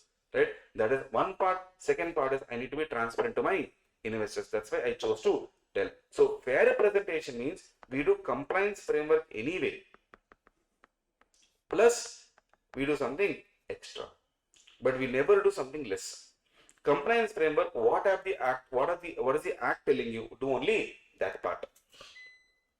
Now, relevant definitions, we have done it: fair presentation and compliance, general purpose and specific purpose. General purpose means what? Used for a wide group of shareholders or stakeholders, could be public. Specific purpose means only for specific users, like for example, now in case of amalgamation, in case of merger, in case of demerger, in case of bank loan, in case of partnership, right? In all these cases, they say we do not want a general framework. Clear? We do not want a general financial statements. Prepare a specific financial statements where focus should be on these parts, and that preparation we call as special purpose financial statements, which we will be taking care in SA 800 series, not in this particular level, next level. Then form of opinion, there are two opinions. One is unmodified opinion and one is modified opinion. What do you mean by unmodified opinion? Unmodified opinion means the opinion where we tell the financial statements are free from material misstatements and it is prepared as per applicable financial reporting framework, if this is a compliance framework. And if it is a fair presentation framework, what will we write? The financial statements give true and fair view of the affairs of the company, and that is fair presentation framework. What do you mean by modified opinion? Modification will come in two stages. Clear? Only in two situations. Number one, when evidence is obtained that there is misstatement is there. You have an evidence that misstatement is there and that misstatement is material misstatement. Therefore, you give modified opinion. Second situation is where you do not have evidence only. When you do not have evidence only, you cannot give any opinion, neither good nor bad. Clear? And in that case, obviously, you will not be able to tell whether what is there, is it true or is it false. You will only tell disclaimer of opinion. Clear? There was one case where a particular government institution had come for an audit for 4 years. 4 years books of accounts has to be audited and then should be given a report. There was one particular political case which was going on. Now in that case, a CA will not be able to give the report until and unless there is a books of accounts in front of him. Clear? Because financial statement is based on books and we audit financial statements directly. So in that case, there was no books of account for 4 years at all. There was only 2-page bank statement for 4 years. Clear? None of the other books was there. Just imagine for 4 years only 2 sheets of statements were there. So we were not able to audit. At that point of time, we had to give disclaimer. If we take up the audit, we can choose to withdraw also. Right? So wherever there is no evidence that, okay sir, I don't have SAI at all, I am not able to get any evidence, I will end up giving disclaimer of opinion generally, and that's the worst possible opinion an entity can get. Clear? Right. Now, what are the basic elements of audit report? Title. What do you mean by title? The heading of the report, which we will mention as Independent Auditor's Report. Then we will see it as, then addressee. What is addressee? To whom we have addressed this, right? The receiver of the report. It could be members, if members have appointed us. If partners have appointed, then partners. Proprietor has appointed, proprietor. Government has appointed, CAG. We will be addressing it to CAG. He will be taking it to Parliament. Okay. Then, what is my opinion? In that opinion paragraph, I have to tell whether I am giving unmodified opinion or modified opinion. You will never write the word unmodified there. Okay. Whenever you give opinion there, you will just say financial statements are free from material misstatements, etc. You will never say I am giving modified opinion or unmodified opinion. Clear? So modified opinion, when you give, you write the heading very clearly. Basis your, you will just not write opinion. You will write adverse opinion, or you will write qualified opinion or disclaimer of opinion. Okay. Now there in that paragraph, you have to identify the entity's name, whose financial statements you are auditing. Second, you have to tell whether financial statements have been audited or not. Then third, identify the title of each statement. Then fourth, refer to the notes. Fifth one, specify the date or period covered by each financial statements. Now, basis for opinion. This is nothing but a reasoning of your previous paragraph. On what basis you are giving that particular opinion? You have to tell that audit was conducted as per SA. Refer to the section where I have described my responsibility in the same report, then you have to clearly mention I am an independent person, clear, and I have fulfilled other ethical responsibilities like integrity, objectivity, confidentiality, professional behavior, competence and due care, plus independence. In CA intermediate level, what is ethics for us? 5 fundamental principles plus independence is our total ethics. Right? State whether you believe that the evidence provide you proper basis for opinion. Now in disclaimer, this point will never be there. Clear? Because in disclaimer, what do we have? We do not have any evidence only. So how can you mention that we believe that evidence provides a basis for us? We cannot mention this point in disclaimer. Then we have going concern. Going concern is whose responsibility? It's always management responsibility. But we have to mention that now see in many reports you will not see going concern paragraph. Clear? Going concern paragraph will be there only if there is a concern. Only if there is an issue, because GC is an assumption. Basic accounting assumption that whenever an entity is there, it will go for a foreseeable future. It is not going to close down in the near future. So only if there is an issue, GC paragraph will be there. Otherwise, GC paragraph will not be there in the independent auditor's report. Right after this, we'll be seeing something called as key audit matter paragraph in reality. Clear? For example, if I have to show you, now this is ITC's report. Clear? If I have to show you ITC's audit report, it's very clearly given. Right. See, this is the opinion. This is the title: Independent Auditor's Report. Addresses to the members. Right. That's the opinion paragraph, and then you have basis for opinion. After that, you will directly see key audit matter. You will never see going concern. Reason being, going concern was never an issue here. Only if there is an issue, GC paragraph you will see here. Okay. Next. Sir, what we have to do? We have to say, okay, where applicable, only if it is applicable, report in accordance that financial statements are prepared on the assumption of GC. Here, then GPFS, general purpose financial statements, are prepared using GC base of accounting unless management intends to liquidate the entity. That means generally they prepare in what basis? Going concern only. Whatever we have seen just now is GPFS only. ITC's report is general purpose financial statement used by multiple shareholders. Clear? Specific purpose, we have to clearly mention whether going concern is there or not there. Right? Because specific purpose is for bank. They do not know. Right? So we have to specifically tell their boss, see, there is no intention to liquidate the entity. Clear?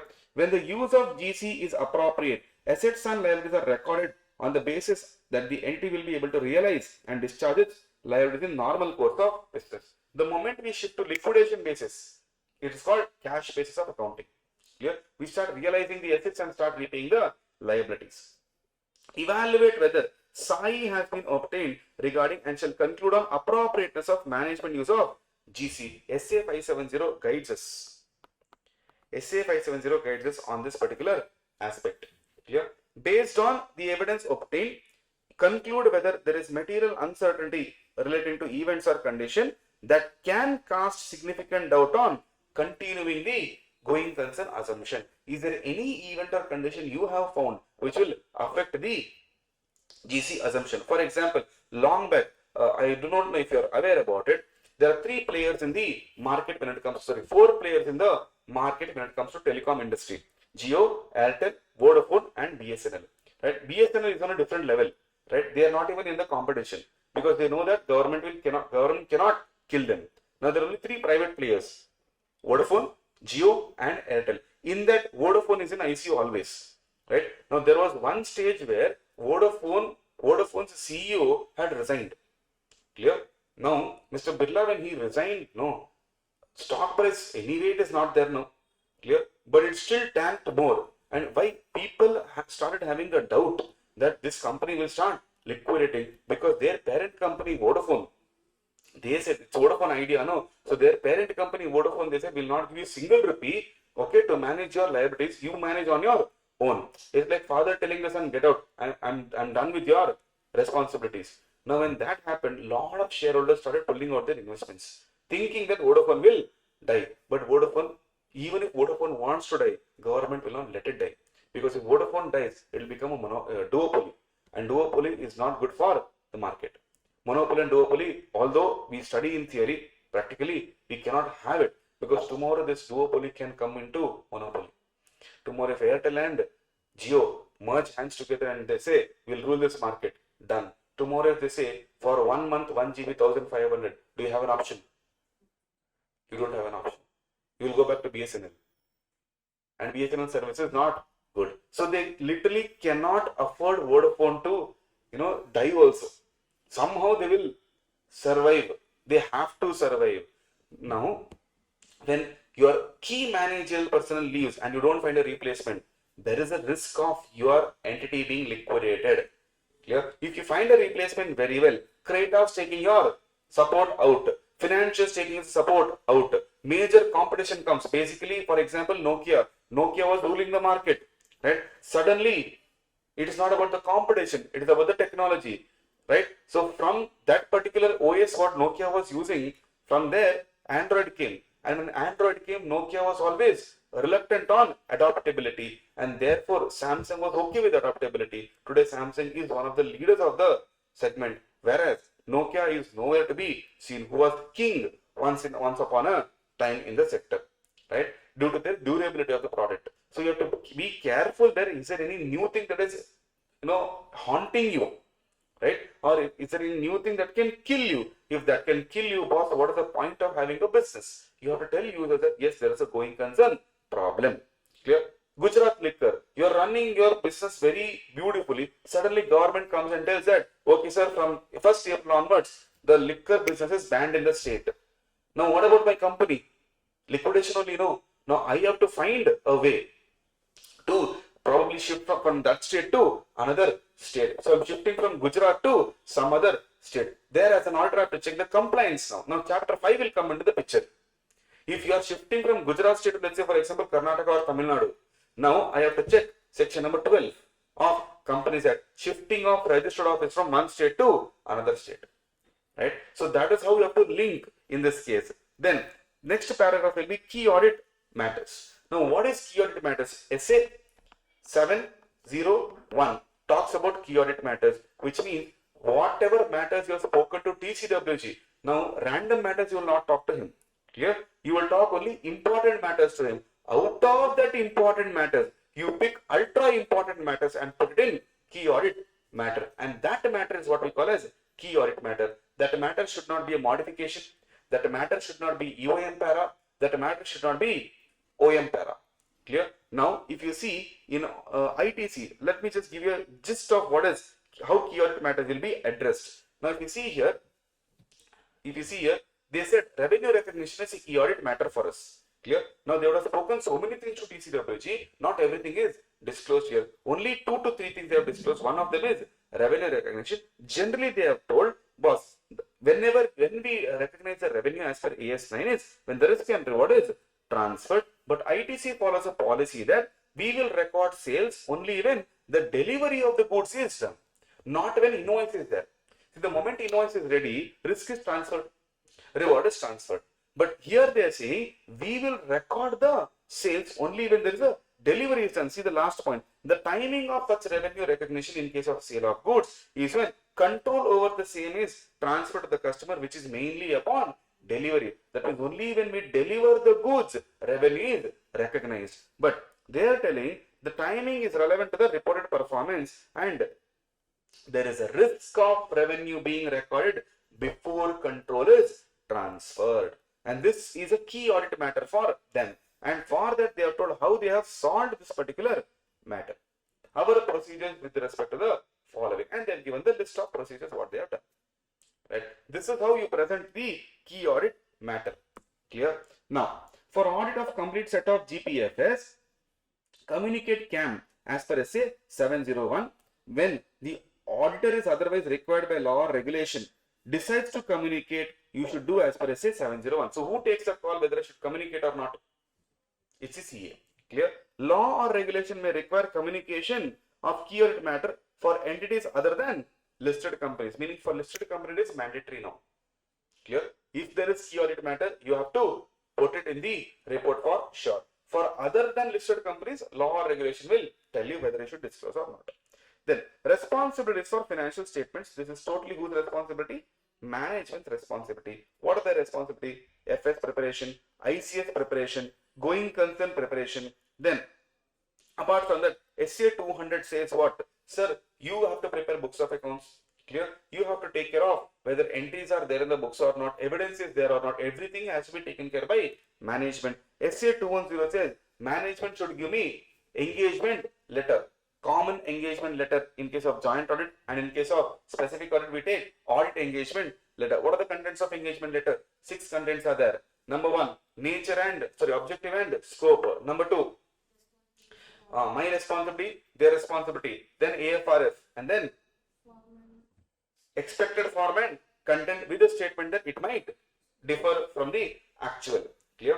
Then comes my responsibility. My responsibility is divided into 3 segments. Clear? Number 1, what I will be stating is my main responsibility, obtaining reasonable assurance and giving report. Then I will tell reasonable assurance is a high level of assurance but is not a guarantee. Why? Yesterday we did that. It is because of limitations in the audit. We will not be able to give absolute assurance. We'll be able to give only reasonable assurance. Then we should also tell that misstatement can arise from fraud or error, and either they have considered material if it is influencing the economic decisions of the users taken, or provide a definition or description of what is materiality. Right? Generally what they will tell, if it is affecting, influencing, or negatively affecting economic decisions of the users, for us it is important. Otherwise, you have to sit and give the description of the materiality concept in audit report. So generally, they prefer to give the first one. Okay. Then comes my second part, where I will tell I exercise professional judgment and I maintain professional skepticism. Number 1. Number 2, I will also tell my responsibilities are to identify and assess ROMM, to design and perform AP, to obtain evidence that is sufficient and appropriate. This will not be there in disclaimer of opinion. Clear? In disclaimer of opinion, this point won't be there. Reason, I am not having any evidence, and if I put this my responsibility, that means I am only telling that I am irresponsible. Clear? That should not be there.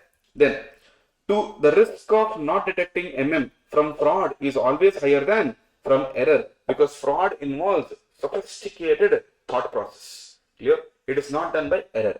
Then, to obtain understanding of internal control relevant to the audit in order to design audit procedures that are appropriate. So, I am not going and taking understanding of all ICS. All ICS I am not going to check. Only those ICS I will check which is relevant to financial statements. Clear? Then, to evaluate the appropriateness of accounting policies used and reasonableness of estimates and disclosures made by management. Whatever they have done, management, accounting policy, estimate, provision, is it been done reasonably or not? Conclude on appropriateness of use of going concern basis, and based on the evidence obtained, whether there is any material uncertainty relating to events and condition. Basically, check GC assumption. If GC assumption is going wrong, then we'll have to report. If not, we don't have to report. Then, when the financial statements are prepared with fair presentation framework, evaluate overall presentation, structure and content. Now, this is only in case of fair presentation framework. If it is compliance framework, very easy for us. Just whatever as Act has told or law has told, we have to comply with that. Clear? Then, in case of SA 600 applies, further describe the responsibilities in group audit engagement by stating division of responsibility. Just now we saw in branch audit. What is my responsibility? What is his responsibility? Clear? Then, my third segment says, I have communicated with TCWG what? The planned scope and timing of audit and significant audit findings. Number 1. Number 2, I will tell regarding independence. I have spoken to TCWG that I am an independent auditor, and whatever relationship is there, I have considered and I have put related safeguards to it. And in case of SA 701, I have spoken to them, which is only those matters which is of most significant in the audit of financial statements. Right? Now, where should I put all these contents, sir? In the body of the report, not outside the report, in the body of the report only. Or you can give an appendix. Appendix means what? In the report you mention, clear, more details is given in appendix, like an attachment. Okay? Or by a specific reference within the report to the location of such a description on the website of appropriate authority where law or regulation permits you to do so. Now, generally, currently, we do not follow this methodology. Yeah, we follow the first one or the second one. Either we'll directly give it in the report itself, or we will give it as an attachment. Clear? But I'll show you, generally we give it in the report itself. For example, here, so sorry.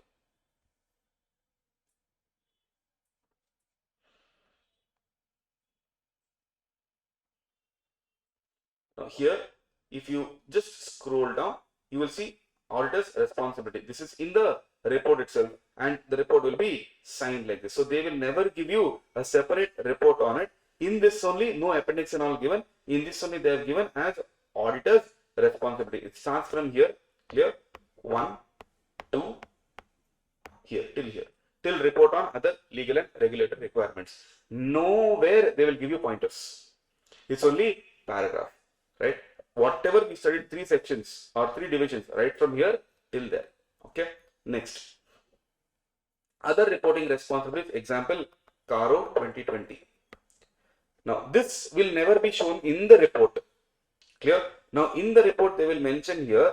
If you see the next page, they will mention as, where have they given? They are told as required by CARO 2020 issued by the CG in terms of subsection 11 of 143, we give in annexure 1 a statement of specified matters. So here they will not mention. Where have they mentioned? Annexure 1. So if we go to annexure 1,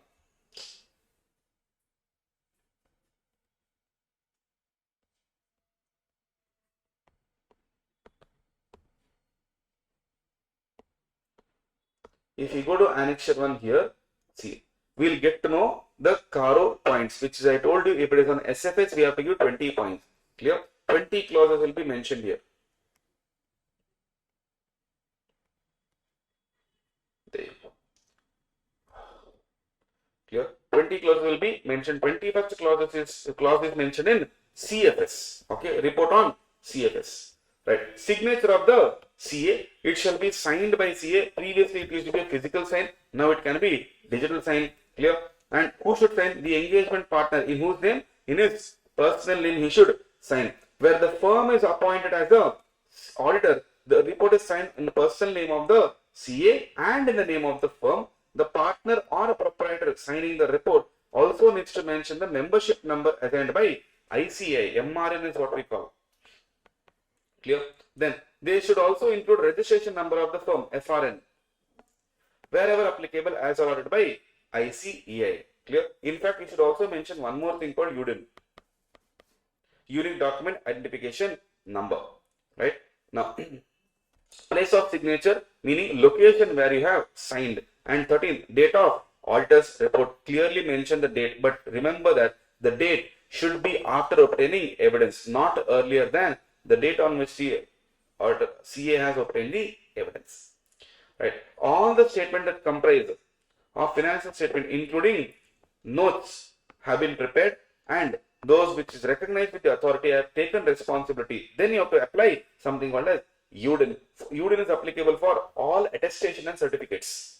Right? This is one more MCQ that can be asked. UDIN is applicable for all certificates and attestation. Tomorrow, nobody should tell that we have, no sir, I did not sign it. Someone else signed it. To avoid that situation only, they are telling, boss, nothing doing. Clear? We are coming up with the process. Log into the UDIN, with the UDIN website separately will be there. Members login you have to use. Login. There are some data that you have to put. Then put OTP. You will get UDIN once on your email and on your SMS. Clear? Right. That is your SA 700. Clear?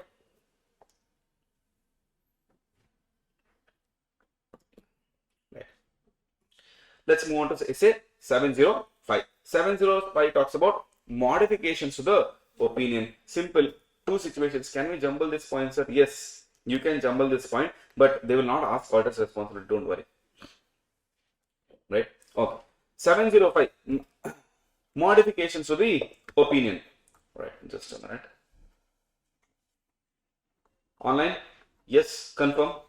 Please keep confirming that you are there and everything is going good. Alright. Sir, is it the same material as the one you gave in the class? Yes, same, but this is a revision material, not in depth. Class 1 is a more detailed one. Alright. Yes. SA 705 talks about modification. When does modification required, sir? When is modification required? Number one, when you conclude that on the evidence obtained, financial statements are not free from misstatements, meaning here we have evidence that there is misstatement. And the second situation is I'm not at all able to obtain evidence. And now you tell me, if you do not have evidence, can you go out and tell things are wrong? No. Can you tell things are right? No. You can't tell neither it is good nor it is bad. Therefore, what I tell, I don't have any opinion. I am disclaiming. I am not claiming any opinion. Clear? Right. Now, what do you mean by pervasive? See, in SA 705, pervasiveness and materiality, there are two components.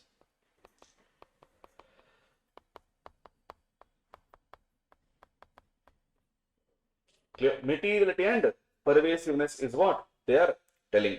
Now the question is, what do you mean by pervasiveness? Very easy. Clear? Visual representation. Imagine in front of you there are two buckets. Clear? Both the buckets are filled with water. In one bucket you put one drop of oil. In another bucket you put one drop of ujala.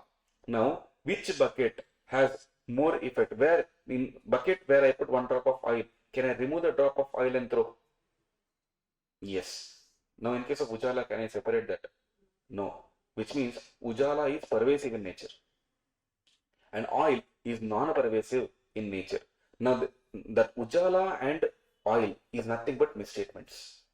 If the misstatement is not affecting many places, we call it non-pervasive misstatement. If the misstatement affects many areas, we call it pervasive misstatement.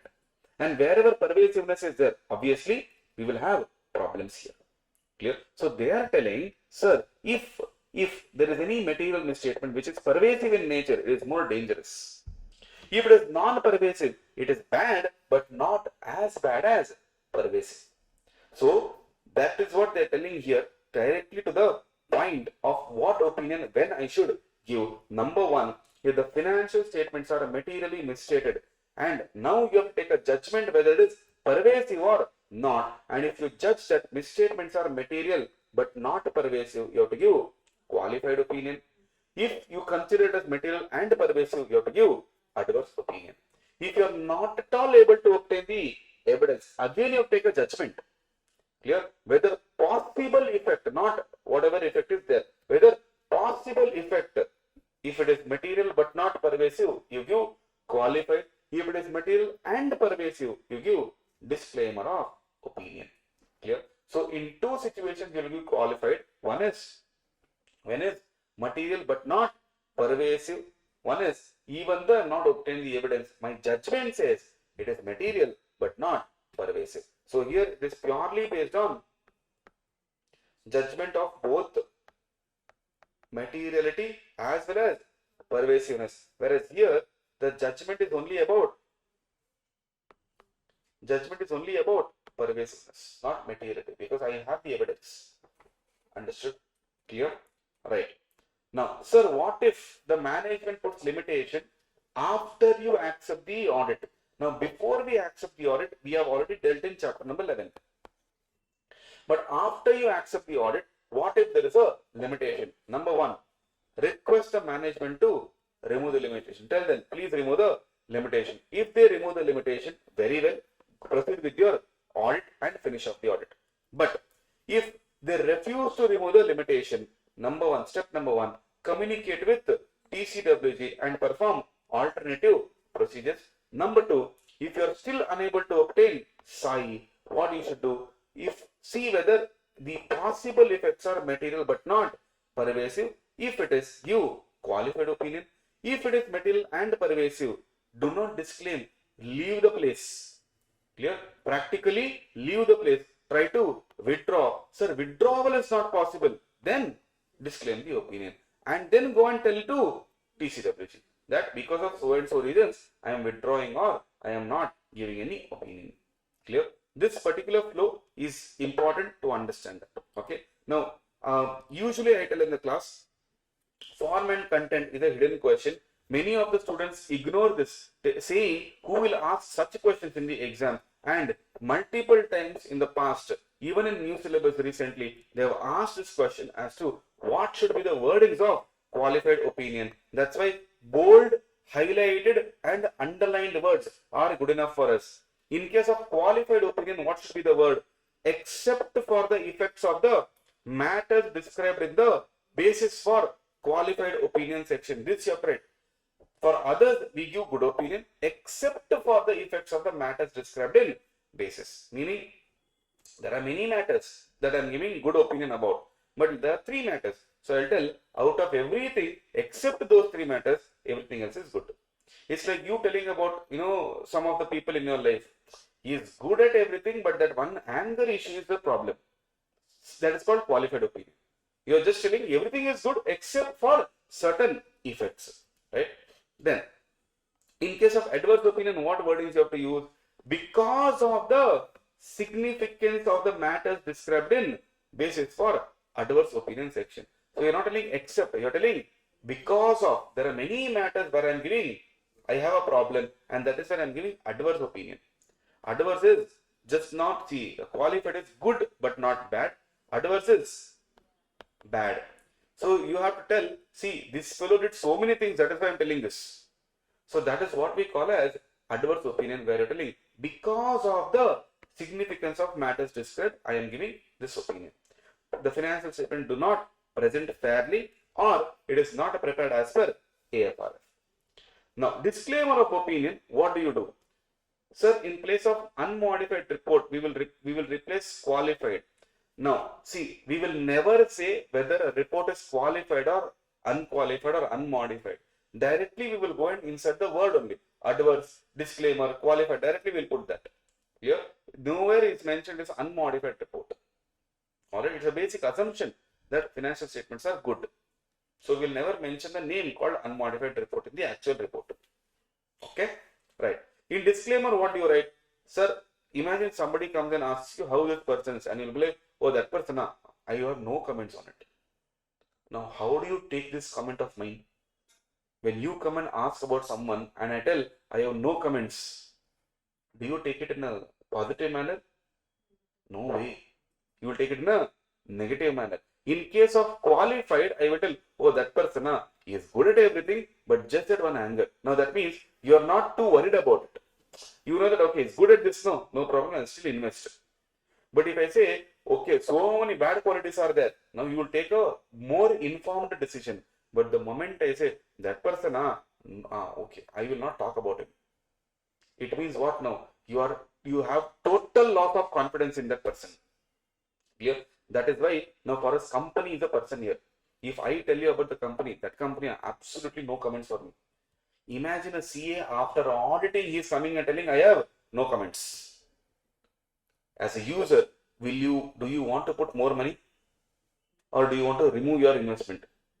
You will want to remove your investment. Clear? So in case of disclaimer of opinion, what will you tell? You will tell that I do not express any opinion because of significance of matters described. I am not able to obtain sufficient appropriate audit evidence and amend the statement which indicates financial statements have been audited and I was engaged to audit the financial statements. Tell clearly that, remove this particular statement which says, boss, I am not audited at all. Why?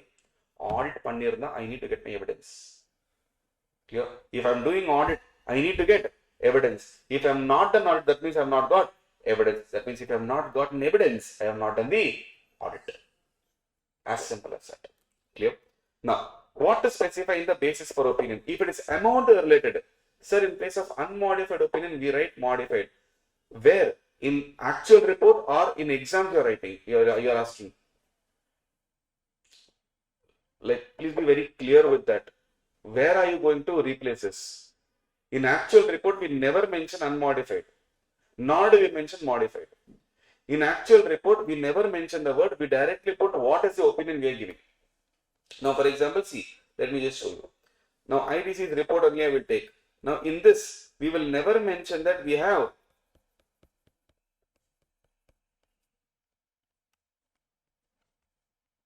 now, this is the audit report. Where have they mentioned unmodified opinion?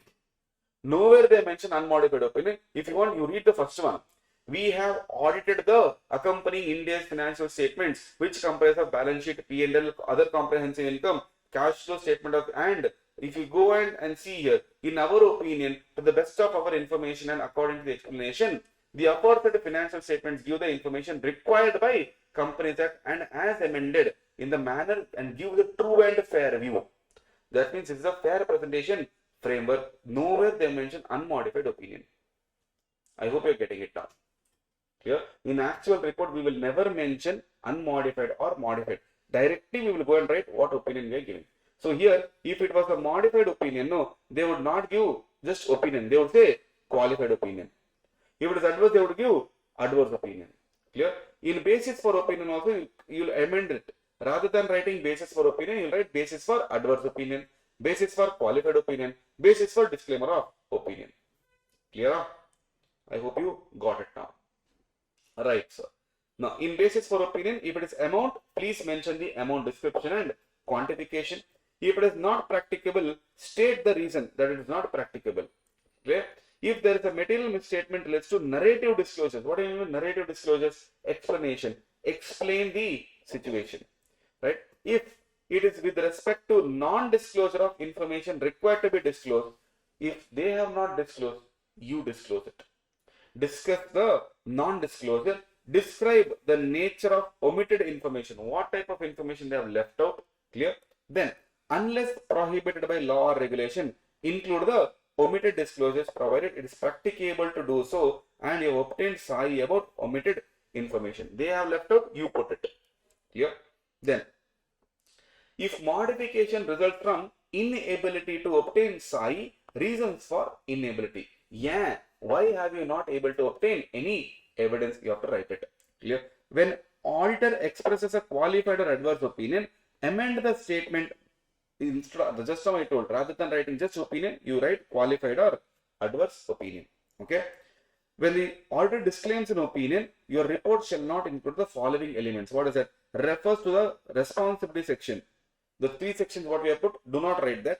And statement about whether evidence obtained is sufficient and appropriate. Remove these two sentences from the report. Clear? Now, whenever you are disclaiming an opinion, hidden question, very important. Okay? Whenever you are disclaiming an opinion, sir, if I don't get evidence, what reason should I give? If you don't get evidence, why have you not gotten the evidence? What is the situation? In what situation you have not got the evidence? That you have to write in the report. Right? What led you to give this particular opinion? In case of disclaimer of opinion, include only the following. 3 to 4 marks question can be asked. Number 1, statement that the auditor's responsibility is to conduct an audit. Number 1. Number 2, because of the matters described in the basis of disclaimer of opinion section, I am not able to obtain SAI. Number 3, statement about independence and other ethical responsibilities. Only these should be included in your report. Nothing more, nothing less. When the auditor disclaims an opinion, report shall not include key audit matter section at all. SA 701 doesn't apply when you are giving disclaimer of opinion. Why? SA 701 is about after doing the procedure, you have the evidence, you are going and talking. Clear? When the auditor expects to modify the opinion, communicate with the TCWG and what you have to communicate? Expected modification and wording of modification. You go and tell, sir, I am thinking of giving disclaimer and in the Madhuri, these type of words will be there in the report. Now that will scare TCWG like anything. If they are bothered about it. If not, they will leave it. Clear? This is your SA 705. In reporting standard, we have 700, 705, 701, 706, 710. Clear? This is our main target in the first half of reporting. Clear? We may not be able to do it. We will take a break and then continue later. Okay. SA 70 talks about EOM and OM paragraph. Very easy standard. Clear? Very easy standard. But this standard, there are two ways of asking questions in this standard. First way is directly on SA 706. Second way, SA 706 as a consequential standard. Clear? Now, SA 706 talks about what? Emphasis of matter and other matter. Now, what do you mean by emphasis? Emphasis means stress, focus, give attention on that particular matter. Now, to give an attention on that particular matter, that matter should already have been disclosed in the financial statements. People, for example, for whatever content is there, when I highlight, sir, if I have to highlight, something should be there to highlight. No. If I'm highlighting here, what am I highlighting? Nothing. So, emphasis of matter is something where you just have to visualize there are two baskets in front of you, EOM and OM para. Now, which matter to put in EOM, which matter to put in OM? Those matter which is already disclosed in the financial statements. If you want people to focus on specific matter, you put it in EOM paragraph. Clear? For example, let us say there is inventory valuation which you feel people have to focus on that. Inventory valuation, inventory value is already there in trading account, P&L account, balance sheet. So from the financial statements only, if you're picking any matter, you have to put it in EOM para. If you're picking a matter outside the financial statements, you have to put it in OM para. Very simple. That is your SA 706 concept. Clear? From where are we putting? If you're picking a matter from financial statements, it should go to EOM. If you're picking a matter outside the financial statements, it should go to OM. For example, now the company entered into a dealing of purchase of land, but they have not yet recorded in the financial statements. Where will it sit? OM paragraph. Clear? Going concern assumption went wrong. EOM paragraph, because the financial statement is prepared based on going concern. Clear? Sales. You want to focus people on sales. EOM paragraph. Clear? Now, external legal counsel gave some opinion. External legal counsel gave an opinion which is not there in the financial statements. OM. Contingencies and commitments. Contingencies and commitments. It will not come in EOM. Contingencies and commitment is a outside financial statement matter. Because contingent liabilities will never sit in financial statements. Where will it sit? Notes to accounts. Now, notes to accounts for a company is a financial statement. Clear? Now, in that case, it will sit in EOM para. Understood? So, there are many cases where we have certain topics where we'll put in OM, we'll put in EOM. The only distinction is where are you coming from? If you're coming from financial statements, go and sit in EOM. If you're coming from outside financial statements, go and sit in OM. Natural disaster happened. EOM or OM? OM paragraph. Clear? Because it is not there in the financial statement. Clear? Now, let's take some examples here. See, uncertainty relating to future outcome of exceptional litigation or regulatory action. Now, outcome is uncertain. Here, we are putting it in EOM paragraph because general assumption is because we are auditing company. For company, financial statement includes notes to accounts and contingencies will go and sit in notes to accounts, and therefore we are going to EOM para. Subsequent event that occurs between financial statement date and audit report date. AS4, events occurring after balance sheet date. Where do you put? Where do you put? It doesn't matter whether it is an adjusting event or non-adjusting event. Reason being, if it is an adjusting event, you will adjust in the financial statement. If it is a non-adjusting event, you will disclose in financial statements. Both are there in the financial statements only. Therefore, we'll put in EOM. Clear? Early application of accounting standards. When accounting standards Ind AS was introduced, they said it is applicable for only these type of companies. Then phase out these companies and then bring one more phase. Now, their early application. It is not applicable for me, but I applied that accounting standard in my financial statements. It will be sitting in EOM para. Major catastrophe, disaster. If it is affecting your financial statements, where will you put it in? EOM paragraph. If it is not, we put in OM paragraph. Clear? So ultimately decision making will come under as to is it affecting my financial statements or not, and is it there in the financial statements or not. Clear? Right? Okay, sir. Now, separate section for EOM, separate section for OM. Whether you are putting EOM or whether you are putting OM, you should know one thing. I have to go and communicate with TCWG before I include it in EOM or OM paragraph. Understood? Clear? Right. Then comes SA 701, which talks about communicating key audit matters. Key audit matters means what? Those matters which that is CA, takes a call thinking this is an important matter, I have to go and talk to TCWG. I would have spoken so many things to them. Now, can I take everything? No. From that, whichever is ultimately important, I will put it in KAM paragraph. Remember, if you are putting something in KAM paragraph, you cannot put the same matter in EOM or OM paragraph. Clear? This is not a substitute because there is a separate paragraph for key audit matter. Right? What is the purpose? Nothing. Enhancing communicative value, providing additional information, and assisting intended users in understanding the entity as well as the judgment part. Okay. Now, determining key audit matter. From where will I determine key audit matter? Number one, communicate with TCWG. Where will I communicate? Under SA 260. Then, those matters that require significant auditor's attention in performing the audit. Whichever I feel is important, I will go and put it in key audit matter. No one can question me. It's my judgment. Clear? Now, in making the above judgment, you have to consider three things. Higher assessed risk of metal misstatement area. Any area, if you feel high, there's a risk of high risk is there. You pick up that matter. You can consider that as key audit matter. Number one. Number two, if significant auditor judgment relating to areas in financial statement that involve significant management judgment, meaning my judgment on management judgment. Example, management took a judgment with respect to insurance claims. Now, let's say electronics company. Whenever you manufacture electronic items, do they give warranty? Do they give warranty? Yes, for sure. Now, the question is, whatever warranty they are giving, how do they know that you are going to claim on this year? They do not know. They take an assumption.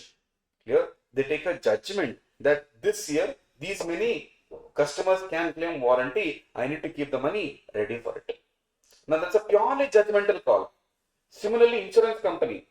Can you tell how many people will die in the current financial year 25-26 now? Now, life insurance claim I have to pay, no? Clear? Now, some people will say, hey, don't talk about death, say 2. Forget, I'm a company CEO. How can I say 2? I have to create a provision and keep. Are you getting my point? Now, how can I take a judgmental call saying how many people will die? Just close my eyes, go to meditative state and then realize? No, I have an actuary. Now, he will take statistics into picture, he will take judgments into picture, then he will give a report. Clear? And based on that report, I will take a judgmental call. Okay, fine, I will create this provision. Now, I have to judge that. As a CA, I have to judge management's judgment, and that if I feel is important, I will put in KM paragraph. The effect on audit of significant event or transaction that occurred during the period. Any significant event has happened. Clear? Let's say, for example, in between the year COVID happened. Then you can mention it in key audit matter. Clear? In between, now for example, let's say, now Thailand, Myanmar and other things, earthquake happened. In between the financial year, let's say earthquake happened and it's affecting your business. I have to include in KAM because it's a significant event which is affecting. Merger happened, ITC and ITC hotels demerged. I have to mention in key audit matter. Clear? Communicate the key audit matter under a separate heading called key audit matters. Number one. Number two, the introductory language should be what?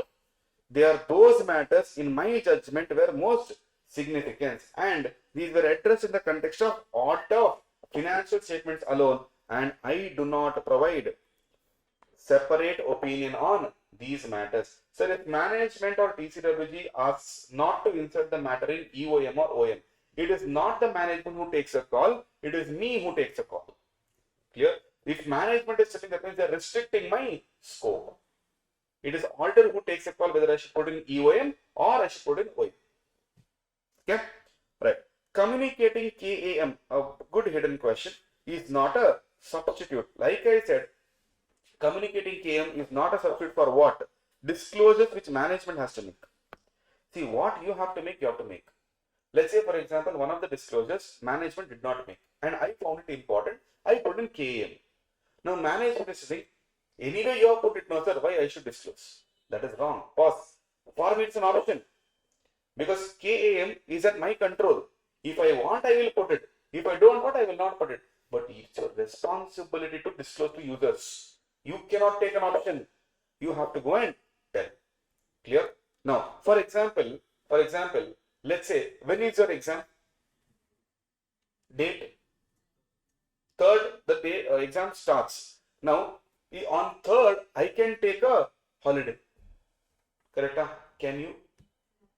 No. Why? It's your duty to go and write the exam. I can take a holiday. Right? Similarly, as a CA, both I can decide to put or not to put in the KAM paragraph. You can't tell, sir, anyway you are putting, no, why I should disclose. Let's say inventory. Okay, or let's say sales, revenue. I found that one particular error is there which specifically has to be addressed. Okay, and I disclose it in KAM. Management is supposed to disclose that to users. Management is saying, sir, EFDO, you have put it. Clear? Users have to know. They are knowing from you. Why I should go and tell? Now, I should tell them, boss, there's a difference between me giving disclosure and you giving disclosure to them. Clear? I giving disclosure is an option for me. I need not put. Whereas you giving disclosure is a duty. You have to disclose. So it is not a substitute. Number one. Number two, substitute for auditor expressing modified opinion. If you are modifying opinion, do not put it in key audit matter. Put in basis for opinion. Separate paragraph is there. It is not a substitute for SA 570. Why? Again, separate paragraph is there for going concern. You put there. Don't put in key audit matter. And finally, separate opinion on individual matter if you are giving. Put it in opinion paragraph and not key audit matter. These are all additional communication, not basic communication. Key audit matter, EOM, OM, all are additional communication. So, sir, matters in which modified or unmodified opinion is also mentioned in KAM or EOM. Matters in which modified or unmodified opinion. No. That's why I'm telling you, this is an additional communication. If there is any matter on which you are giving unmodified or modified opinion, that matter should be mentioned in basis for opinion. Clear? It is not KAM. KAM is purely additional communication. If you don't include KAM also is fine. Your audit report is still valid. But if you don't put basis for opinion, it's not valid. So those things are mandatory. Clear? So any matter in which you are giving modified or unmodified opinion, you have to mention in the basis for opinion. After putting in basis for opinion, if you want, you can give us an additional disclosure here. Clear? Purely because KAM is an optional paragraph. KAM is an optional paragraph. EOM is an optional paragraph. For example, if I open ITC's audit report now, you will never see EOM here. There is no EOM at all. KAM is there because they feel there is certain information which is important. Clear? So, please try to understand, sir, in KAM only significant professional judgment will come, not necessarily. Significant judgment can come, significant risky matters also can come. See here. That's what we did, determining key audit matter. High risk areas, clear? You are talking about judgment, that is point number 2. Clear? High risk areas also can come, judgment also can come, and any significant event which has affected that also can come in KAM. Alright, this is your SA 701 which talks about key audit matter. Clear? Right? Okay. Now, SA 710, last standard of the reporting. Clear? SA 710 talks about comparative information. There are two things here to talk. One is called corresponding figures, one is called comparative financial statements. There is only one difference in this. What is the difference? Between corresponding figures and comparative financial statements, what is the difference? Correct. Single opinion when it comes to corresponding figures. Corresponding figures is nothing but it is given previous year and current year amount is given just for comparison purpose. Now, where are we? Which financial year we are in? 25, 26. Which financial year we have finished? Now, imagine we have to give an opinion on 24, 25.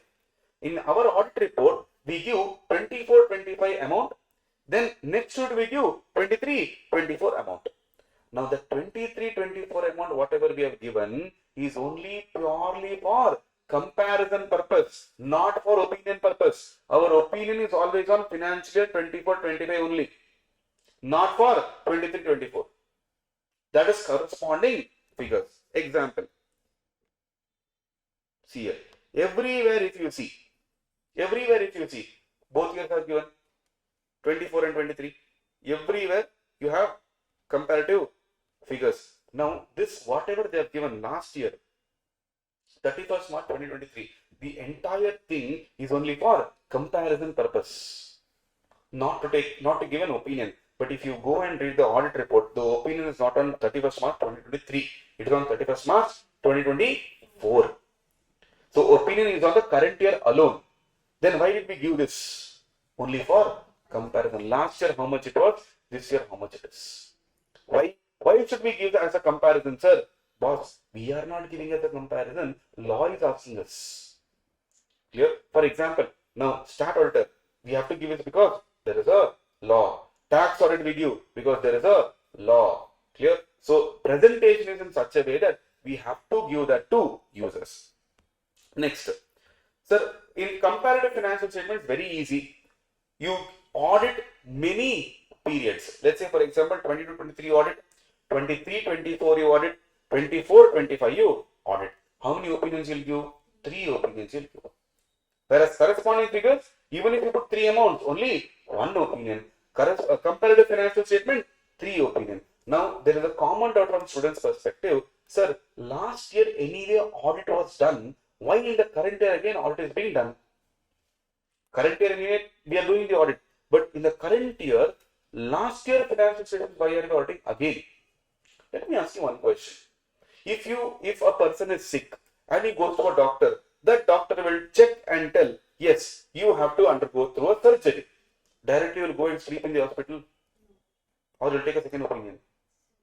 You will go to a second opinion doctor and you will ask, sir, this is what he has told. Can you please tell me what to do? Again he will check, Again he will check and give an opinion on you. Yes, now there could be a situation where a client has already done an audit last year from someone else. Clear? This year I am doing the audit. Now this year when I am doing the audit, I am telling him, okay sir, last year I don't know how audit was done. He will tell, okay sir, you do one thing, do audit this year also. No, this year I am doing anyways. No. Last year financial statement, do the audit again. No problem. Now when I am doing that, don't you think I should give an opinion? Last year audit financial statement also I have to give an opinion. This year FS also have to give an opinion. So in case of comparative financial statements, more than 1 opinion will be there. In case of corresponding figures, only 1 opinion will be there. Sir, for 3 years, can I give opinion in one single report? One single report, you can give 3 opinion. Clear? For this year, this opinion. For this year, this opinion. For this year, this opinion. Clear? No, you need not give 3 reports. I mentioned only opinion. Report can be 1. Understood? Clear? Yes. Right, sir. Now, the question is, come to the reporting point. Here. The reporting point is very important. In case of corresponding figures, you will give only 1 opinion. Your opinion shall not refer to the corresponding figures except in the following circumstances. So what is the circumstance? Number 1, if the report on the prior period as previously issued included a qualified opinion, disclaimer or adverse. Basically, it included modified opinion. Then what should you do, sir? See, whenever modified opinion is given, don't you think modification is because of some reason? That reason has to be solved. If the reason is not yet solved, what should we give in the current year? Current year also, it will affect us. We will modify the opinion, and in the basis of the modification paragraph, refer to both current period amount and previous period amount, which giving rise to modification. And clearly tell, because of this reason only, I am not able to give unmodified opinion in the current period. Explain the opinion has been modified because of the effects of unresolved matter. Last year unmodified was there. This was unmodified, no problem. Last year modified was there. One issue was there. If the issue is solved, this year I'll give modification. If the issue is not solved, this year also I'll give. So if issue is solved, unmodified opinion. If issue is not solved, modified opinion. Right. If you obtain evidence that material misstatement exists in the last year financial statements on which unmodified opinion was given. So last year unmodified opinion was given, but what was there? Material misstatement is there. Now answer one question. Does that mean last year opinion is wrong? Does that mean last year opinion is wrong? No. No. This is the catch. Last year audit was done by someone. He gave unmodified opinion. This year when I am doing the audit, I found a misstatement which is material. Now don't you think materiality is a judgmental call? Is it materiality judgment? What is important, what is not important? SA 320 clearly says what is important, what is not important is a call of professional judgment, my judgment. So for that previous auditor, this misstatement would have been immaterial. That's why he gave unmodified. I can't say he's wrong.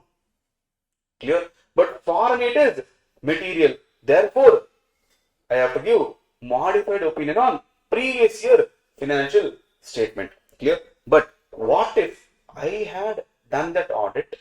Last year I gave unmodified opinion. There was a misstatement which is material. I did not find it. My error. This year when I did the audit, I found it. Now in that case, verify whether misstatement has been dealt with as per AFRF. Has it been rectified? And if that is not the case, express a qualified opinion or adverse opinion on current period financial statement. Because last year's material misstatement is affecting in the current year. So you are giving current year what opinion? Modified opinion, specifically qualified or adverse. Why? Evidence is there. If evidence was not there, we would be giving qualified or disclaimer of opinion. Sir, last year's statements not at all audited. No problem. You tell in other matter paragraph that it was not audited. You include the figures. In the financial statements, you include last year figure, but clearly tell it is not audited. Where will you tell? EOM or OM? In OM. Why OM? Never there in the financial statements. Okay. Comparative financial statement, again same here. Sir, last year it was audited by someone else. So what? This year I'm supposed to audit? No problem. In the other matter paragraph, whenever you are giving an opinion in other matter paragraph, you tell last year someone else audited this and what is the opinion given and what is the date of the report, so that it will not come on my head. Clear? Then, sir, if you conclude that material misstatement exists that affects the prior period FS on which the last year auditor had given without modification, that is unmodified opinion he had given, the auditor shall communicate the misstatement with appropriate level of management and TCWG and request the previous auditor to be informed. Very important case. Last year, what was there? Unmodified opinion. But who gave this opinion? Some other CA. This year I found that there is a misstatement. I should go and tell the management. I should never ever talk to previous auditor. Clear? Why should I talk to your ex auditor? I will not talk. I will tell the management, go talk to your own ex and tell him that, boss, this is what we have found. Now, there are two things. When I told management should amend their FS. Yes, there is a misstatement in FS. Should management amend? Yes. If management amends the FS, don't you think the previous CA should amend the report also? Because report is given on what? Financial statements. If FS is amended, report also should be amended. And if he amends the report, I will give only one opinion in the current period. Yana, this year I have to give two opinions, but the second opinion he is only giving in the current year. My objective is resolved. My objective is never I should give two opinions. My objective is two opinions should be given. In the current year I am giving one, but about the previous year he will give. If he does not give, I will give. Understood? That's a pure case where financial statements are misstated, not found. This year it is found. I will tell the management, go and talk to previous CA. If he says, okay, I will change my report, I will give only current year audit report. Understood? Clear? Sir, last year it was not at all audited. As usual, in OM para, you mentioned, but just because, listen to me carefully, just because the financial statements are not audited, it doesn't give you any right to skip any procedures. You still have to follow SA 510. What is 510? initial audit engagement opening balances. You still have to check whether opening balance is there, is it matching or not. How much ever possible. Clear? Just because last year FS is not audited, you cannot tell it is not audited, I will not check at all. You still have to check. Clear? Right? Right, sir. This is your SA 700 series which talks about reporting. You can expect at least 2 to 3 questions on SA 700 series. Right? And reporting is a very important topic in CA Intermediate. You can easily expect good questions from chapter number 8. CARO is there, joint audit, branch audit, 700 series. Clear? Right. We'll take a break. Okay. And then we'll continue the next session.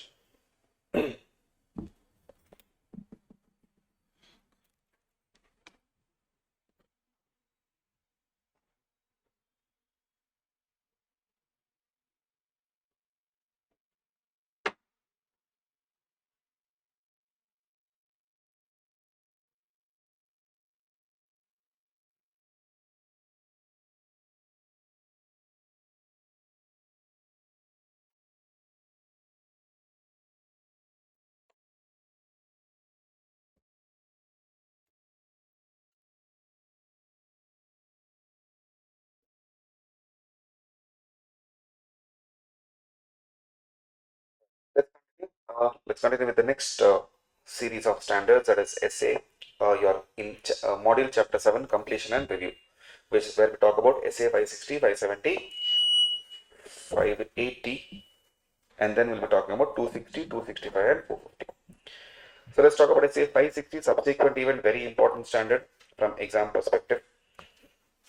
To understand essay 560, we need to have AS4 knowledge. AS4 talks about what? Events occurring after balance sheet date. So to have that knowledge, only if you have that knowledge, this particular standard will be much better. And at this stage, I'm sure accounts is done for you guys. So in SA 560 subsequent events, we're talking about events occurring after balance sheet date. But here we never say balance sheet date, we say date of financial statements and between date of audit report. So any event that occurs between date of financial statements and date of audit report, how do we handle those events, which we are going to see in SA 560. Then we'll be talking about facts known after audit report date but before AGM date. What we're going to do, that also we're going to see. Right? Now, objective. Now, what is my objective?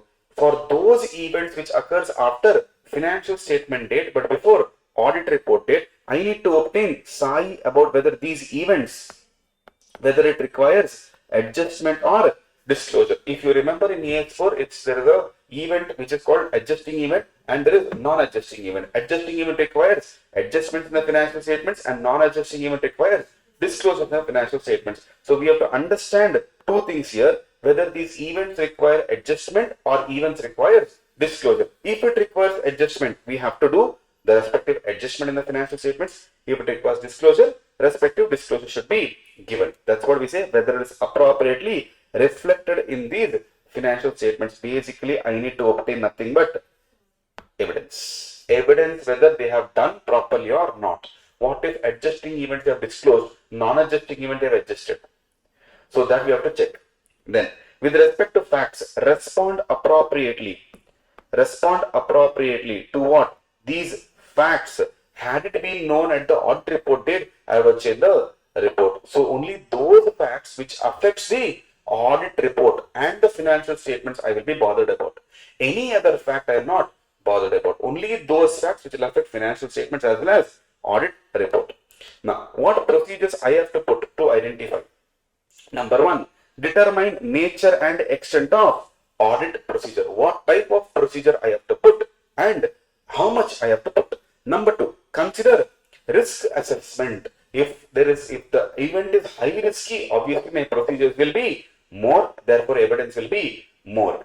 Clear? Include the following. Number one, obtain understanding of how management identifies the events, their process. How they identify the events. Number two, inquire management or TCWG about any events that affect the financial statements. Go and ask them, because we do not know. They are into the business, they are there 24 hours all day, they are there. Go and ask them, do you know or are you aware about any event that affects the financial statement? Then Sir, just because they say no, should I believe?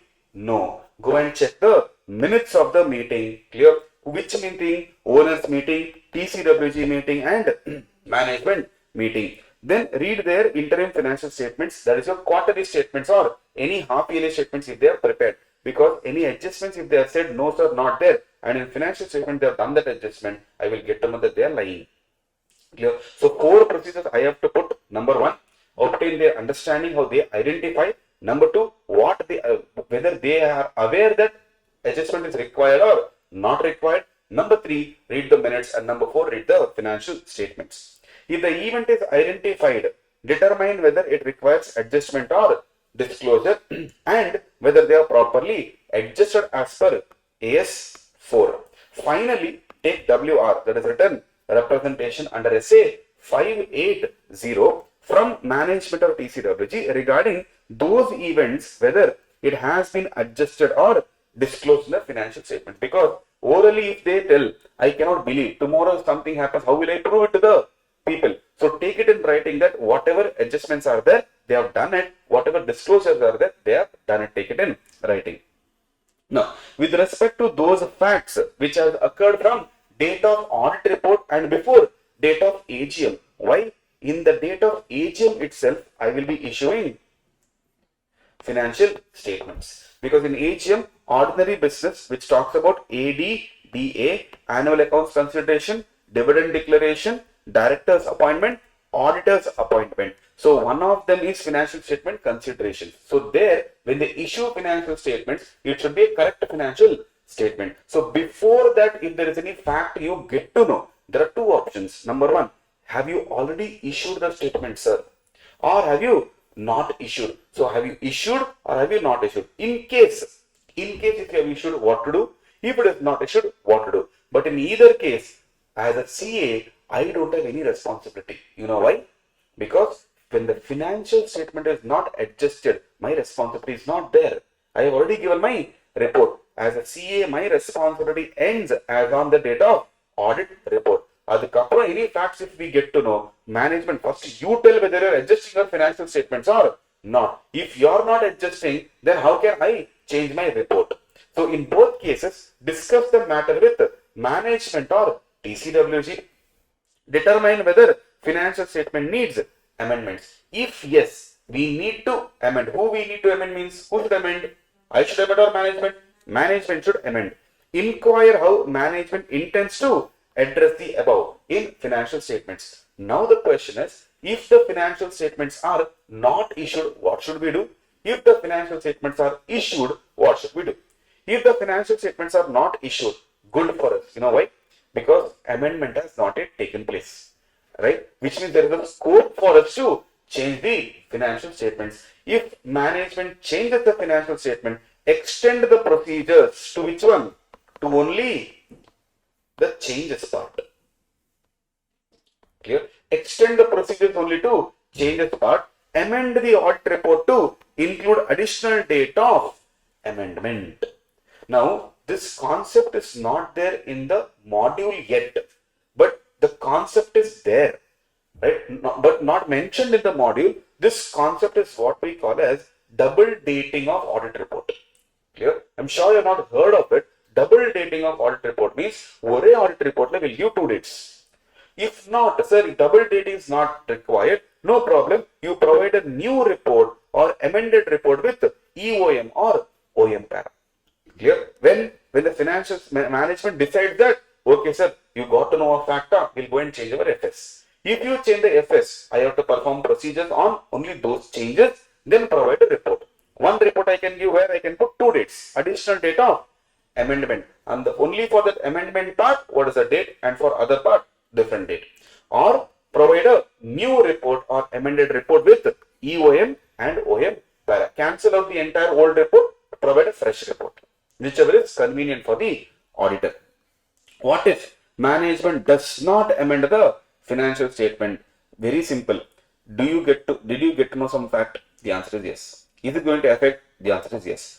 Should they amend? The answer is yes. Did they amend? No, sir. In that case, I should ensure that people don't rely on my report. For that, if audit report is not yet given to the management, modify the opinion and give. Clear? You are done with your audit report, but delivery has not been done. Modify the opinion and give. If report is already given to management, notify to TCWG and tell them do not issue it to third parties. Sir, there are two cases here. What if TCWG doesn't listen to you? If TCWG doesn't listen to you, no problem. Take appropriate action to prevent reliance on your report, meaning give advertisement. Clear? In newspaper, give a public notice. Clear? Give a press release and tell people that do not rely on your report, it is wrong. That way, you can escape from the liability, right? Now, what if financial statements are issued, sir? If it is not issued, I understand. Easily we can manage. But what if it is issued? Ask management, are they going to inform them? Taken steps to inform everyone who has received the financial statements about the situation. If the answer is yes, sir, yes, we have informed, sir, issue new or amended report with EOM or OM paragraph. If they have not at all informed, take appropriate action to prevent reliance on audit report, which means nothing. This also will come under public notice. Clear? Very easy SA 560. Absolutely easy. What is that? Nothing, sir. Two things are there. One, event between balance sheet date and audit report date. There, we are yet to provide our audit report. We have more procedures there. Clear? What we have to do? Ask the management how you have identified and have you disclosed or, have you adjusted or disclosed accordingly. Show me the minutes book and show me the recent financial statements and give a written representation. My procedure is done there. But after audit report, but before financial statement, if any facts get to know, I am nowhere directly responsible. Depends on you. If you change FS, I'll have to change my AR. If financial statements are issued, then you have to go and tell others, boss, see, there is a problem here. Please don't rely on financial statements. If you have not told, I will go and tell in the report. If the financial statements are not issued, have you amended it? If yes, I will amend my report. If you have not amended it, I will tell, please do, you do whatever you want. Anna, don't give my report to people. If you still give my report, I will go and tell to public through public notice. Tell, please do not rely on my report. Clear? This is SA 560. Extremely important standard when it comes to completion and review. Alright? Right. Next, we'll move on to SA 570, which talks about going concern. Clear? Just a minute.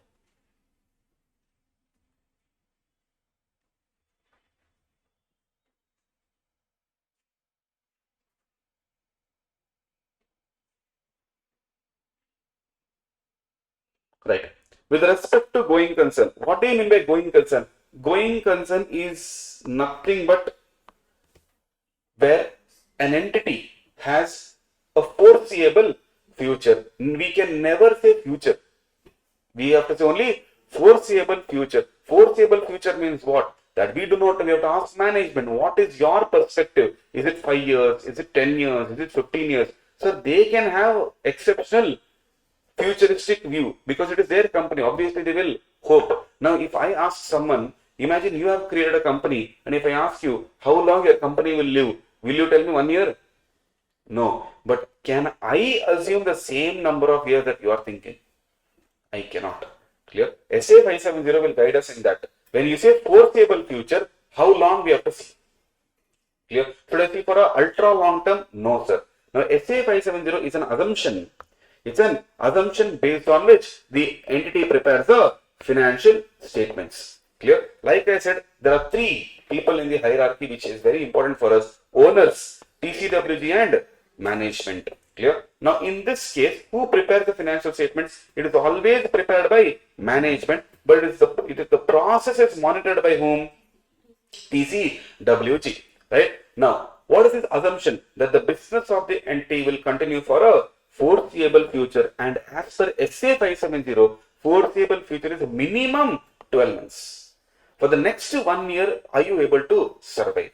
Now, beyond that, sir, 3 years, 5 years, 10 years, that is your call. But at least 12 months, are you trying to survive? Right? In GC assumption, if it becomes inappropriate, management should prepare financial statements on what basis? Liquidation basis. And that is nothing but cash basis. Start liquidating your assets. Clear? If GC is not appropriate. Okay. Now, what is my objective in this particular standard? My objective is only two. Number one, to obtain SAI, and second one is to report. Obtain SAI about what? About appropriateness of management use of going concern assumption.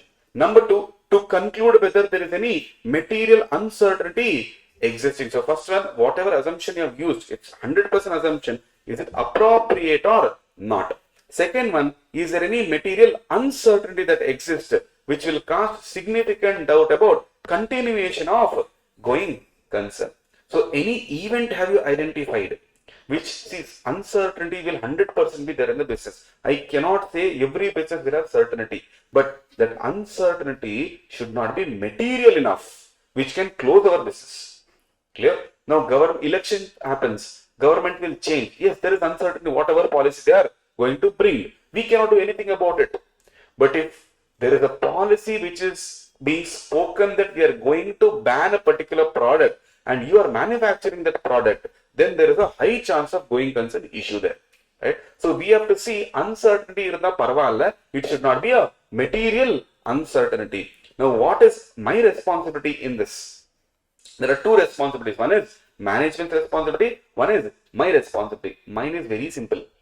Clear? I have to just take evidence about what they are doing.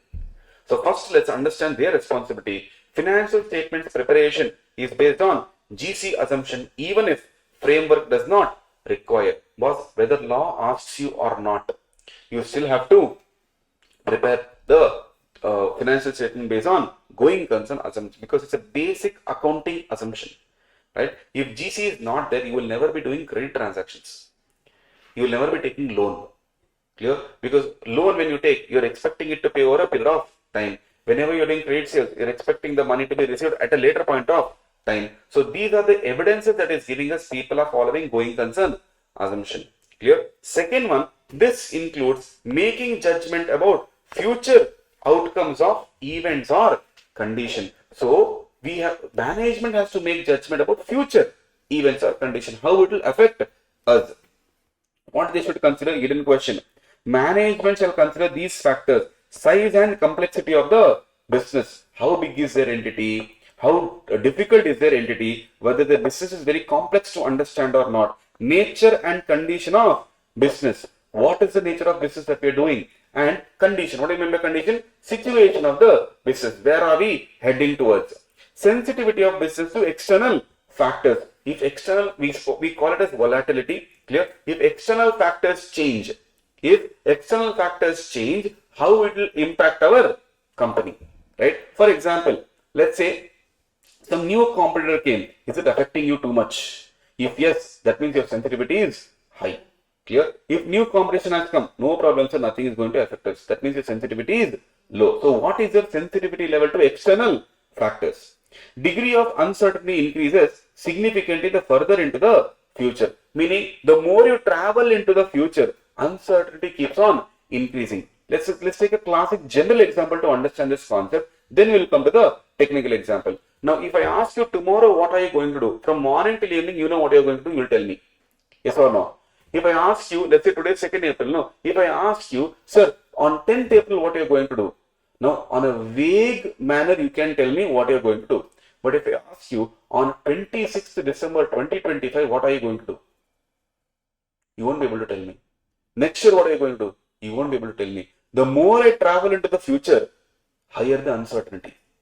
Clear? Tomorrow, day after tomorrow, for the next 1 week, till May, I can ask you, you'll have a schedule. But after that, the more I travel into the future, the more uncertainty I will be having. Same thing for company. See, for next 1 year, probably you can assess. But after that, for the next 5 years, next 10 years, uncertainty is more. Certainty is less. Clear? Now I will tell, next 10 years you will think, sir, okay, have you considered elections? Do you know which party will win? What is their ideologies? What policies they might bring in? We do not know. Will it affect you or not? We do not know. Right? So the more farther you travel, the higher the uncertainty, which means management should do, they say, don't think too far. Generally, the people say, no, don't think too far, just think about what is there. Yes? Because uncertainty will increase and that will increase the doubt. Therefore, they are telling, try to understand. Do not get into the future too much. Little bit you go. Next 12 months, are we able to survive? That is what you have to see. There could be changes in the information available based on which judgment was made. Imagine on 1st April we make a judgment. On 31st March when we make a judgment, don't you think two judgments are different now? Yes, because of one thing. Information available on 1st April was different. Information available on 31st March is different. Therefore, it is not equal, which management has to understand that. Clear? Now, what is my responsibility towards it? Very easy. Whatever they have done, I have taken evidence for that. Obtain evidence about GC appropriateness used by management. Obtain SAI about existence of material uncertainty of business continuance. Do they have the ability to continue the business? Obtain evidence about existence of material uncertainty. Small uncertainties will be there. Material uncertainty, pati, I need evidence. Third, these responsibilities exist even if framework requirement is not there. Very similar to point number 1. Where it is for management is applicable, same thing is applicable for me also. Clear? These responsibilities exist even if framework requirement is not there. If any law, act, standard doesn't tell me, I still have to go and check whether GC assumption is there or not there. Auditor cannot predict future events, which you have seen in inherent limitation. Point number 5. Future events we cannot predict, therefore we are not able to give true and fair view. Now you cannot blame me for that. That's why point number 5. If auditor does not refer to any material uncertainty about GC, ability of entity, you cannot be held liable. Reason being, who gives us the information? Management. Who should give me the right information then? Management. My opinion is always on the information. You blame them first. Clear? Reason, my view on GC cannot be viewed as guarantee. This statement can be asked in the exam and asked you to explain. Clear? And if you are able to explain this through auditor's responsibility, you will get marks. Clear? Here, students generally write story. Which story? Inherent limitation story, which is not at all required. You will tell, oh, cannot be viewed as guarantee. Fine. That means inherent limitation. I will give true and fair view. It is not possible because of inherent limitation. Nature of FR, nature of this. You keep on writing. Easily, valuer will tell, okay, right, 0. Right. So you have to see whenever the opinion is on GC, SA 570 straight away comes to the picture. Clear? Now, what is the procedure I have to put, sir? Responsibilities you told. What is the procedure I am supposed to put? Number 1, basic procedure. What is my basic procedure? First, check whether management has performed preliminary assessment of going concern. If they have, very good for us. If they have not done, then little more work is there for us. If preliminary assessment is done, discuss the assessment with the management first. Number 1. Number 2, determine whether events and condition cast significant doubt. Clear? What's the first one? Discuss the assessment. Second one, discuss whether events and condition cast significant doubt. If yes, what are the plans to address them? Clear? How are you going to address them? Yes, sir, there is a problem. How are you going to solve them? Okay. Next. So, after this is done, what if they have not made the assessment? Discuss the basis for such things. Like, for example, sir, yes, GC you have not done now. Okay, sir. Why this overconfidence? Right? Ask them, why are you in a confidence that nothing will happen and nothing is affecting us? Could be some reason. Number 2, inquire whether there are any events or conditions that cast doubt on GC assumption. Are there any events that can cast a doubt on GC assumption? Then, period of assessment. I told you, minimum 12 months. Now, minimum 12 months from which date? Financial statement date. So, 31/3/2025 is my financial statement date. At least till 31/3/2026, I need to assess my ability. Clear? Because everywhere, they say in CARO, if you remember financial asset and financial liability, you should be able to meet your 1 year liability. Only then there will be solvency issue which is removed from the perspective. So if there is a solvency issue, at least for the next 1 year, am I solvent enough to repay my liabilities? If they have not done for less 12 months, if they're done for less than 12 months, what should I do? Ask them to revise it to or extend it to 12 months. If they are not, go and give modified opinion, because they have to assess it for 12 months. Clear?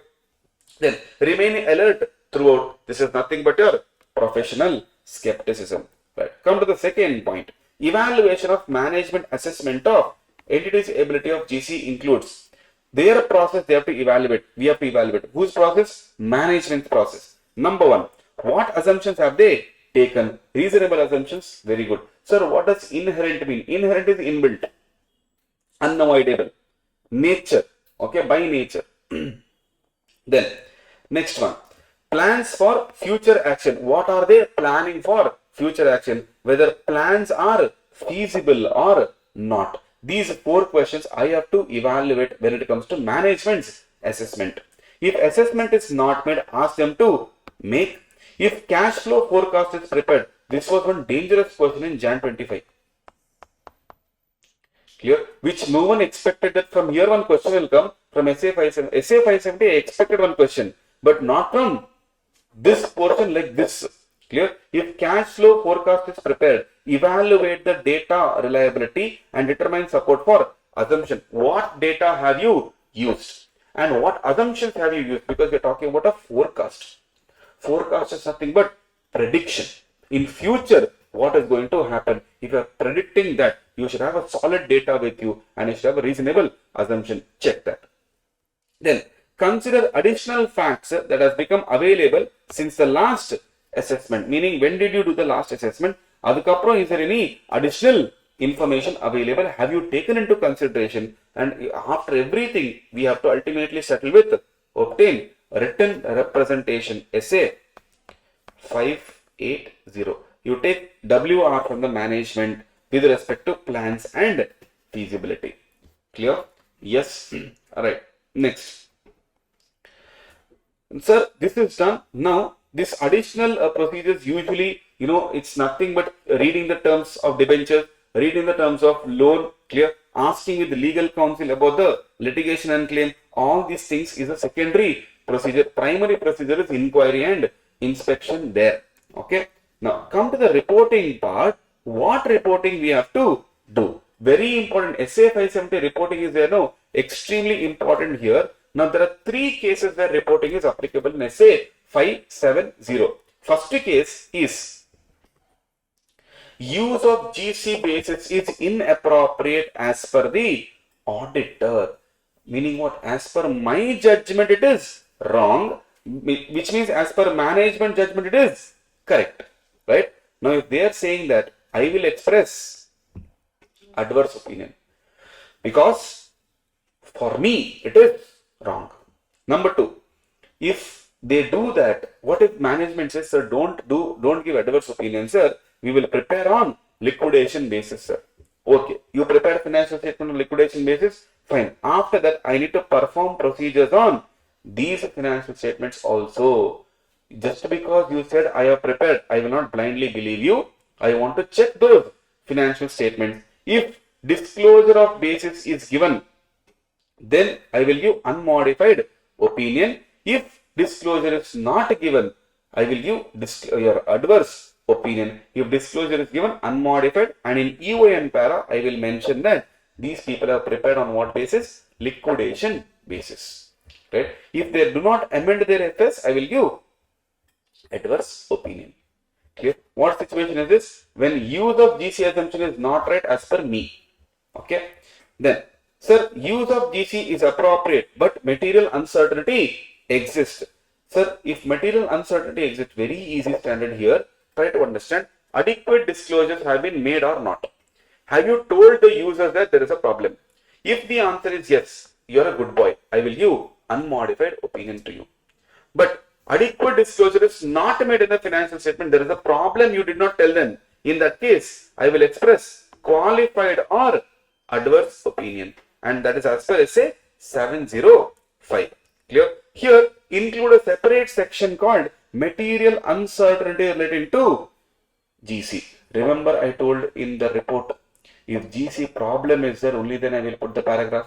Yes, that's why here include a separate section called material uncertainty related to GC. Here what I will tell, in the opinion section state, material uncertainty exists that may cast significant doubt on ability to continue as going concern. Last one, what if they are not extending the assessment, sir? 12 months they have to do, but they are not doing it for 12 months. No problem. I will give qualified or disclaimer because I don't have any evidence about 12 months. Imagine they have done only for 4 months. I want for 12 months. They have not done. Therefore, I do not have any evidence for that. And as per SA 705, I will either qualify it or give disclaimer of opinion. And what is the reason? Unable to obtain SAAE. Clear? On reporting aspect, SA 570 is a king. Clear? Now, SA 570 was very important in the last few attempts. Clear? That doesn't mean it is not important now. Reporting responsibility especially is extremely important in SA 570. Okay? Right. Now, SA 570 is done. Let's talk about SA 260, 265 or even SA 580 is there. Not bounded. Yes, SA 580. Now, SA 580 again is very simple standard, just that in the module, no, the content is so much that we are not able to bifurcate what they are talking, where they are talking. Okay, so very simple. SA 580 talks about WR, written representation. What is my objective? I like the first objective. Objective is to obtain WR, right? From whom? From management. What is my second objective? To support other evidence. Third objective, respond appropriately. If they give, what to do? If they do not give, what to do? Right. Now, from whom we should take the WR, sir? Number one. Till now, you have been thinking about management. Now you will get to know who the exact person is. From management with appropriate responsibilities for FS. Sir, management may have like 20 people. What all 20 people are preparing FS? No. There are certain people who are responsible for what? Preparation of FS. Now, in that case, with that appropriate person only we have to take the responsibility. Number two, requested from those who are responsible for preparation and presentation of FS. This depends totally on what structure? Governance structure. Like I said, there is a hierarchy. Clear? Owner is there here. Management is there here. TCWG will be there here. Who is the one who is responsible for preparation? Not everyone. Clear? Then third, usually it is management, but in some cases it is TCWG. Then it may be requested from even CEO, CFO or other equivalent titles. In some cases you may make experts also liable or go and ask the experts also, please give me WR. Example. In case of insurance we will tell actually, and in case of, let's say for example, pharma, we will need scientists. What if they have given a particular nod for a drug to be released? Clear? Research and development, like could be that expert, engineer, right? Anyone, whoever is the expert, we will ask him, right? Now, date of WR, sir, date shall be as near as possible to the date of auditor's report. It should not be after audit report. Whatever WR you are taking, it should not be after audit report. It should be before audit report. Next, the date shall not be after the date of report. WR shall be for all FS and periods referred in the report. How many ever periods you are referring to, for all those years WR is required, right? Now the problem is not there. The problem is here, content of WR. What I have to take? Number one, first is primary WR. Now see, it's a pure disclaimer from my side. Primary WR, secondary WR, and about specific assertion. This bifurcation is not given in your module. Clear? This bifurcation is not given in your module. In your module, it's only the content that they have given. Right? Out of that, I have picked it, sorted it, and categorized it into primary WR, secondary WR, and specific assertion. Which brings to your attention that this is very important. Primary WR has to be taken. Secondary WR depends on the auditor's judgment. And third one, specific assertion. Now, what is the primary WR? About management's responsibility I have to take. Like what? We have to see whatever information they have provided, is it relevant and reliable for me? Number one. Number two, they provided access to internal people. Remember SA 210? Unrestricted access to people within the entity. So they given it or not? Then transactions are recorded and reflected in financial statements. Clear? This is the third thing they have to give. Fourth one, about communication of all SDICs. What is SDICs? Significant deficiencies in internal control system, which we talk in SA 265. About that also they have to give WR. These are very important areas where they have to give WR no matter what. Number one. Number two, if you want, you may request to reconfirm their responsibilities, but where? In the following circumstances. Number one, those who signed no longer responsible. So last year somebody signed WR, this year someone else is there. We have to take confirmation from, again, the current management. Number two, terms prepared in previous year. Number three, indication that management has misunderstood the responsibilities. And number four, changes in circumstances. 4-mark question. When do we need to reconfirm their responsibilities? Clear? 4-mark. Number one, responsible persons are not there. Number two, prepared in previous year. Number three, misunderstood. And number four, circumstances. Clear? Right. Now, sir, secondary WR. Secondary WR is purely from auditor's perspective. If auditor determines that he needs more than one WR to support other evidence or to support more than one assertions. What do you mean by assertions? Assertions is nothing but a statement, representation, claims made by management. It could be implicit, it could be explicit. There could be a positive assertion, there could be a negative assertion. Clear? For example, in the balance sheet, if they say, my car is there for 2 crores, it means they're asserting, they're representing that I have a car, the car's worth is 2 crores. If they have not created any debtors, or if they're not created any provision for debtors, it's a negative assertion or it's an implied assertion which says, I do not have any provision. Clear? If they say, sir, I do not have, we have not paid any penalty, that's a negative assertion. Clear? But it's a good one only, which they are telling something on the negative side. Okay? Right. Then request such other WR if you require. This is purely whose decision? Auditor's decision. These secondary WR may supplement WR about management responsibilities, but it does not form part of management responsibility. Meaning, you cannot force the management to give, telling, idu ungaloda responsibility. This is not the responsibility. This is because you want. Clear? For example, car you told, I showed the invoice, I showed the RC, I showed the payment, everything. Still you are telling, no, I can't believe I want WR. You can't force me. I have given you enough evidence. Then, these WR may be for selection and application of accounting policy. Following matters recognize, you have to recognize, measure, present, disclose as per AFRF. What is it? Their plans and intentions affecting the assets and liability. Further purchase of immobile property, disposal of assets, impairment of assets, then the scrapping of assets. Whatever plans they are, write and give. Number one. Number two, whatever is the liability, actual liability and contingent liability, give to me in writing. Title or control over the assets. Aspect of law, contractual agreement affecting the financial statements. For all these, secondary WR is applicable. This is purely because CA wants the confidence in the management, not because management doesn't have any information. They have all the information, still you are asking. It is purely secondary WR. Okay. Now, then comes specific assertion. Right? Specific assertion means what? For assertion means I told you statement. Now, for example, for an asset, what are the assertions we have? Valuation is there. Existence is there. Rights is there. Disclosure is there. Right? Now, in this, I do not doubt anything else apart from valuation.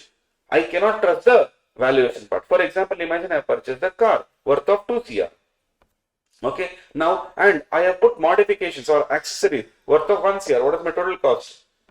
3 CR. Now, when you check the invoice, you have only 2 CR because 1 CR is accessories. No. Now, accessories from different people I have purchased.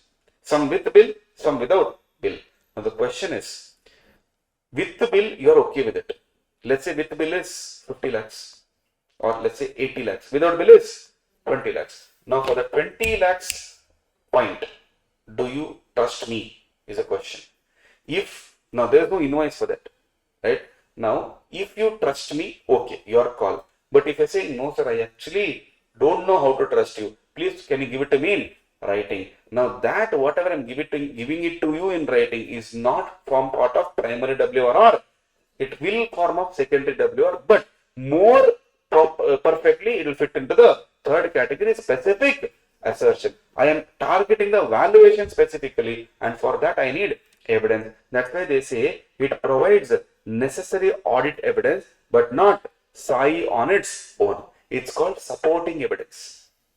Clear? It's called what? Supporting evidence. It never gives evidence on its own. Right? That's why we call it, it's a supporting evidence. Right?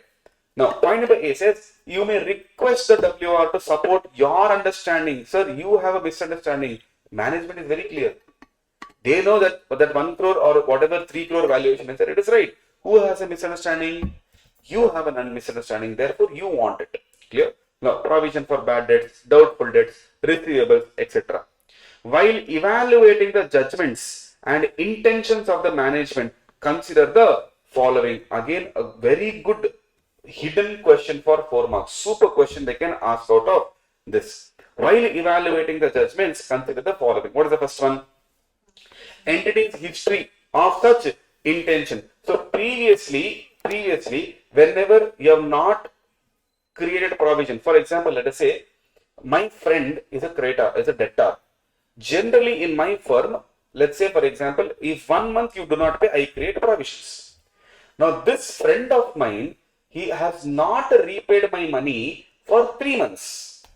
Don't you think as per the firm's policy, I create the provision? But what I did is, I chose not to create. And I asked him, boss, when are you paying? He said next month. Now same thing I told you. You found this. You said, sir, for this debtor you have not created provision. When will you create? So I told, I will not create. Now you tell me, am I wrong or am I right? Am I wrong or am I right? This is the exact case study you have to answer to understand this course. Now, here you can't tell I am wrong. I am right because I know my debtor. Do you know my debtor? No. Now, you know the policy. So, according to the policy, I am wrong from your point of view. But I am telling you, forget about the policy. But I am right because I know him. He is saying next month he'll pay. And previously has never done such default. Now, in that, now they have taken a judgmental call that this fellow will pay. And that's why they have not created the provisions. Correct? In that, first check history of such intentions. So previously, have you faced something like this? Number 1. Number 2, entity's reasons for choosing the action. Why have you chosen this particular action? Number 3, entity's ability to pursue the action. Sir, will you collect? Yes, sir. Number 4, existence of information obtained that may be inconsistent with management judgment and intent. Do you have any information which will prove you wrong? If that is the case, then I can't trust you. Clear? Or lack of information obtained that may be inconsistent with their intention. Clear? They are telling, no, this fellow is good only. Turns out that this fellow is a bad debt. And moreover, he is a dummy debtor. Now you tell me, for a dummy debtor, will you create provision? No. Now you found out an information, take it in writing. Take it in writing that this fellow, you found out it's a dummy debtor, but he is denying. He's like, no, he's there. He's an actual debtor.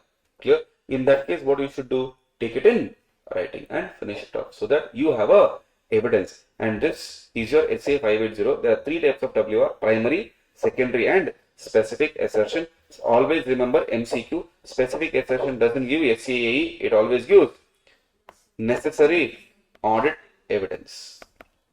Doesn't give SCAE on its own. But with supporting evidence, it can give you best evidence. Okay. This is SA 580. Now, SA 450, very easy. Evaluation of misstatements identified during the audit. Clear? Now in this case, just a minute.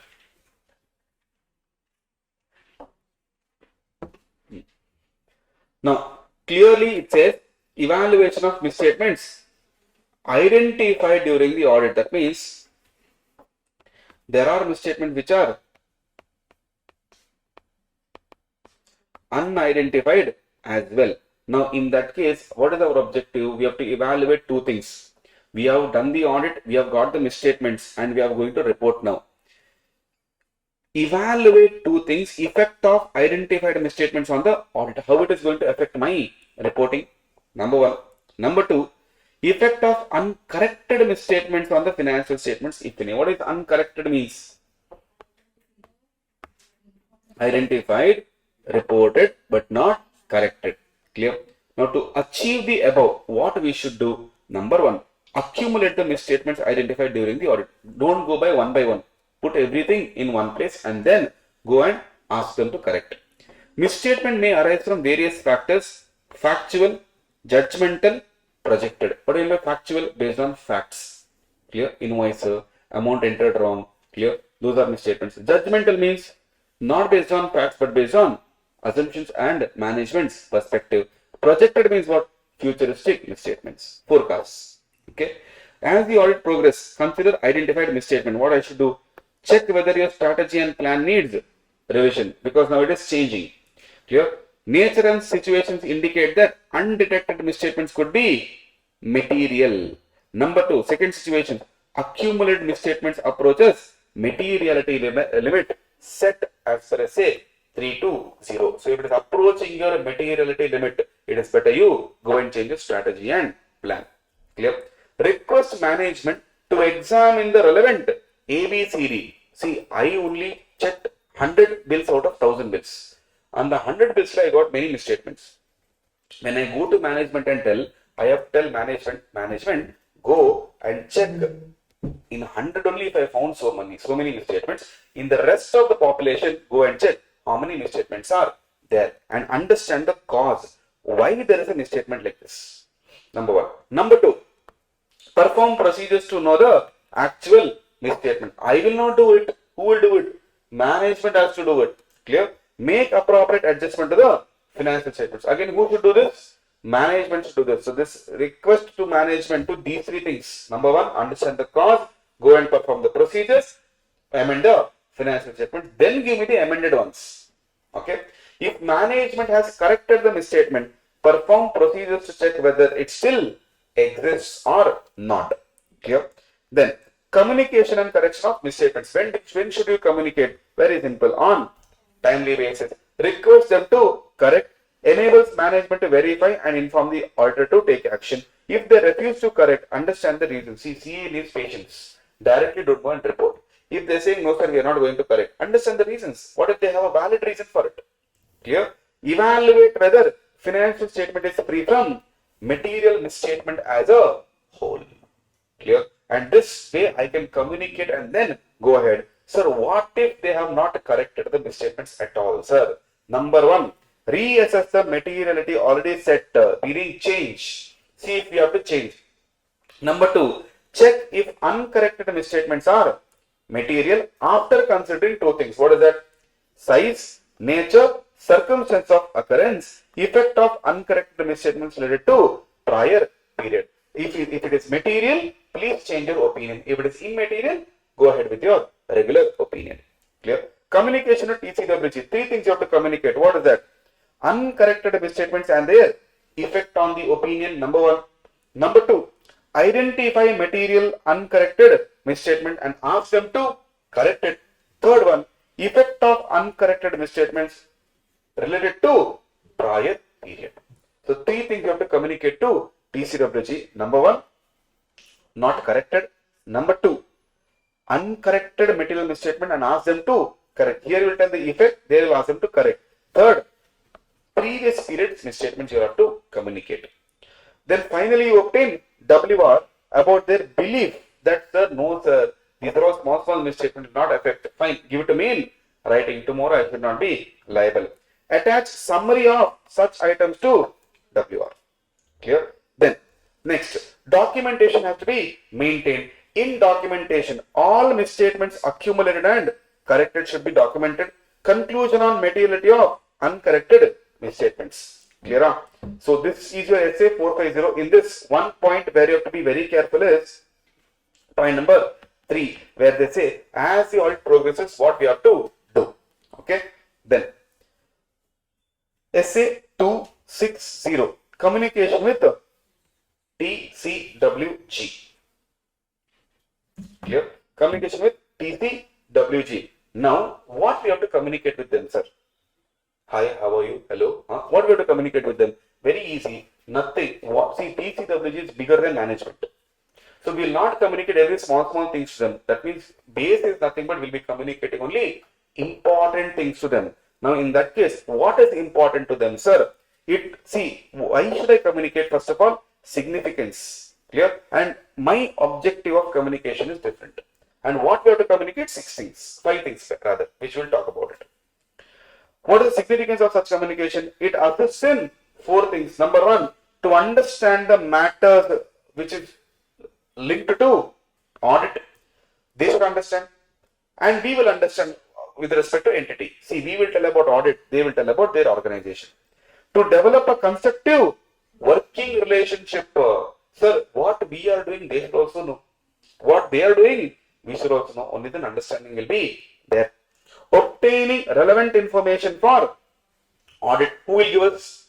TCWG. Then oversee the financial reporting process. This will reduce ROMM, risk of material misstatement, because if somebody is there to monitor, 100% the mistakes can be reduced. But if no one is there to monitor, left, right, etc., they will do whatever they want.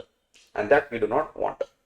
Objective of auditor. Communicate 2 things. My responsibilities and my scope and my timing, which I have planned under chapter number 2.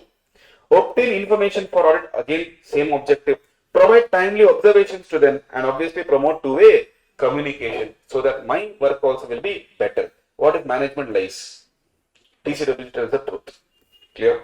Next, matters to be communicated. Number 1, my responsibility to them. What is that? My responsibility is forming and expressing an opinion on FS. FS preparation is not my responsibility. It is management responsibility and your monitoring responsibility, not mine. Scope and timing. My planned scope and timing, significant risks. Then comes significant findings. In that 3 things. Qualitative aspect, difficulty, management related points. See, I'll tell you one basic idea to remember this, the difference between this one and 265. The difference between 260 and 265 is very simple.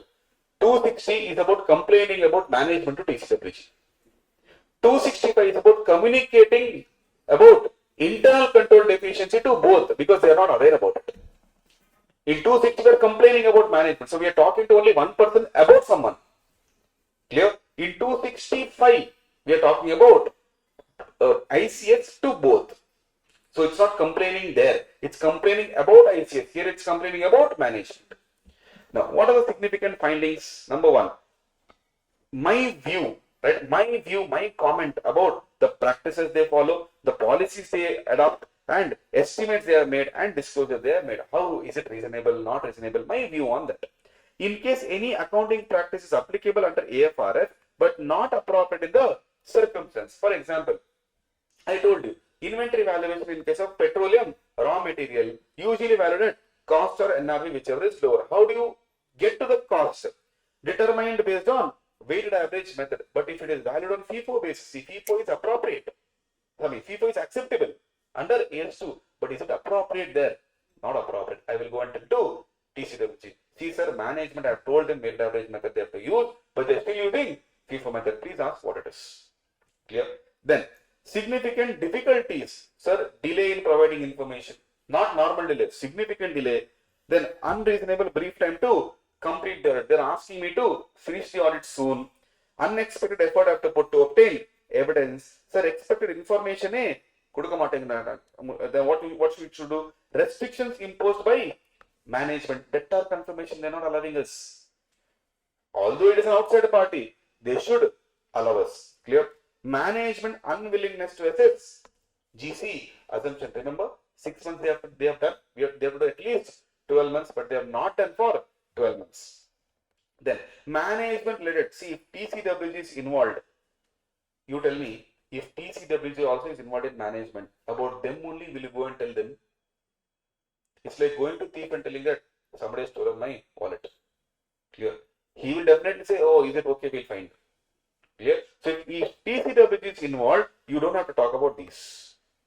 But if TCWG is not involved, then tell significant matters what you have discussed with the management and whatever WR you have requested and they have not provided, sir. What can you do? Clear? Then my report, circumstances that affect form and content. Remember, in reporting standard, I told you modifications. Whatever modifications you are giving, you have to communicate to TCWG the wordings and the expected exact wordings and what you are going to give in the report. And that is nothing but this point. Clear? Straight away comes from message 705. Right. And any other matter you want to communicate. In case of listed companies, what should I communicate? Mandatorily important point. In case of listed company, what go and communicate? Communicate the compliance of relevant ethical requirements regarding independence, including all relationship between firm and entity and safeguards that you have to put to eliminate the threats. This also we have seen in SA 700. That is your auditor's responsibility. Their ethical requirements I have complied with, you have to tell. Communication process, how should I communicate? On a timely basis, in writing, need not include all matters. Communicate about independence. It is a two-way communication, adequate or not, because this is my main objective. My first objective was this only, whether two-way communication is good or not. Promote working relationship, right? Document two things, sir. If you have communicated orally, document when did you communicate and to whom did you communicate. If you have communicated in writing, retain a copy of it. Clear? This is SA 260. In this, main content is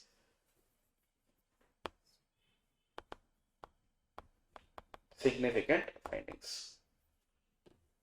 This is the main content. Right. Let's go to the last standard of the chapter, SA 265. SA 265 talks about what?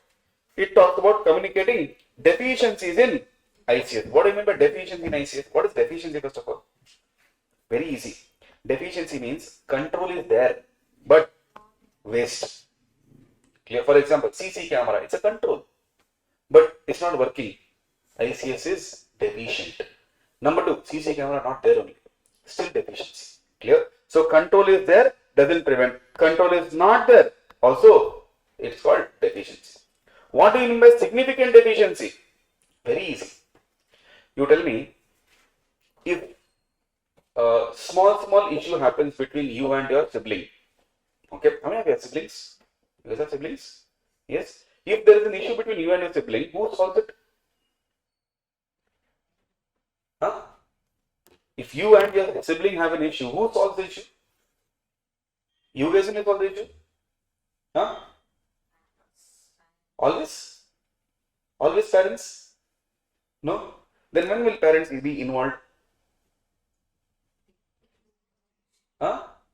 When there is? Tell me.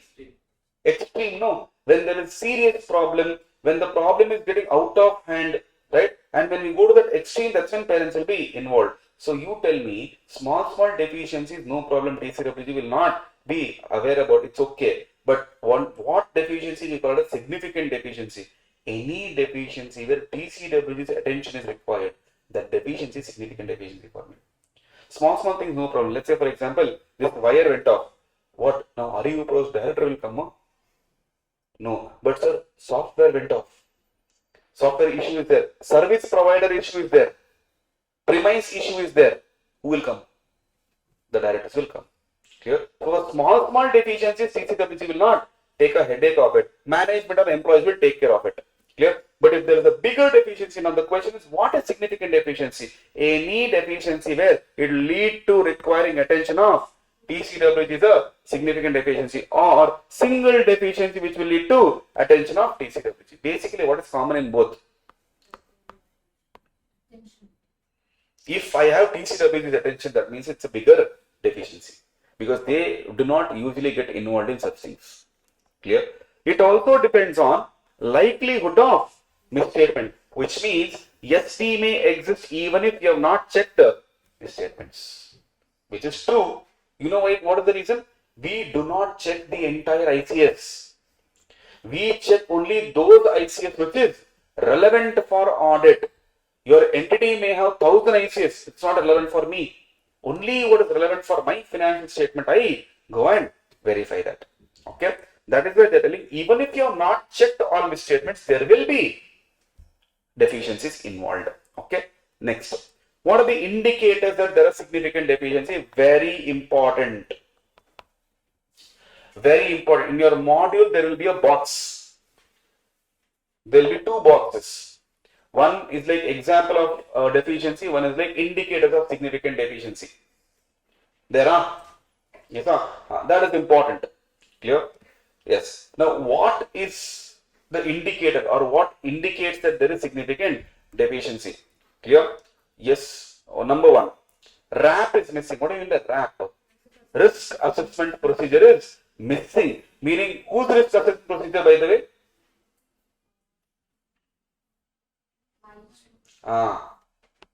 But my question to you, where is management's RAP involved?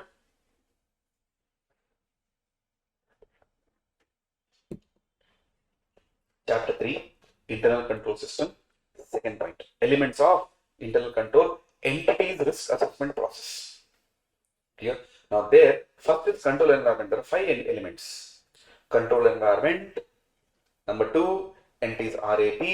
Number 3, check. Chapter 3. Chapter 3, elements of internal control.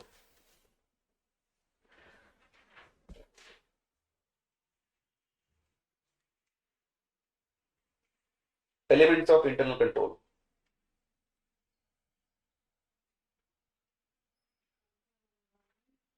First one is what? Control environment.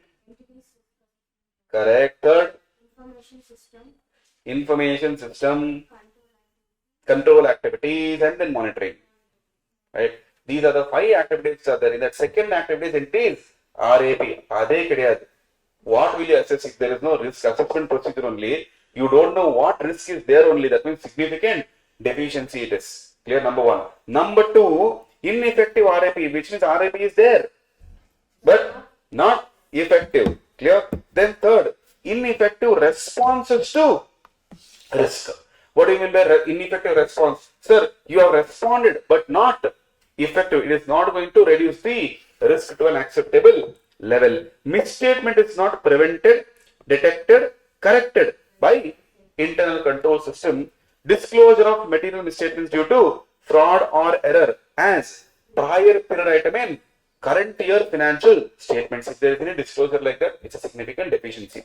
Management is not monitoring preparation of financial statement. Now here, students will have a doubt. Sir, TCWG is monitoring. No, sir. How come management is monitoring? Hey, management is monitoring means it is their responsibility to prepare. Under them there will be people. When they are preparing, don't you think first management should monitor them? Then TCWG will monitor management. That monitoring we are talking about. Clear? Control environment is ineffective. Like what? The transactions where management is financially interested. Number 2, management fraud not prevented by ICS. And number 3, management failure to implement remedies on old significant deficiency. Last year the CA had reported it to you, but you have not rectified that also. Shows us there is a significant deficiency involved. Clear? Right. What we should communicate? Communicate on, as usual, timely basis. Communicate to management also. What? Your intention to report to TCWG, number 1. Number 2, other deficiencies identified during the audit but not communicated to them by other parties. Possibility is there? No. See, what if the subordinates don't tell management at all? So I have to go and tell, see, this is what has happened. I don't know whether you are aware about it or not. Auditor feels it is important to inform TCW, so I will go and tell. Communicate in writing. What it should include? Description, explanation of their effects, enough information to understand the context. See, for example, um, when the recorded classes gets sold, these students are there, no, they ask doubts. When they ask doubts, no, randomly, suddenly, sir, explain this. No, explain what? If you simply leave a message, explain this. See, you are watching that video, so you know what topic you are asking for. But we suddenly in the discussion column, when you open your doubt, I didn't understand, explain this. Explain what? Attach something. Give a context, give a background, give page number at least. Clear? Now that is what we are saying. When you are telling to TCWG about certain things, give them a context. Imagine today I go to ArivuPro and randomly I tell something that the director or TCWG will just look at me and tell, what are you talking about?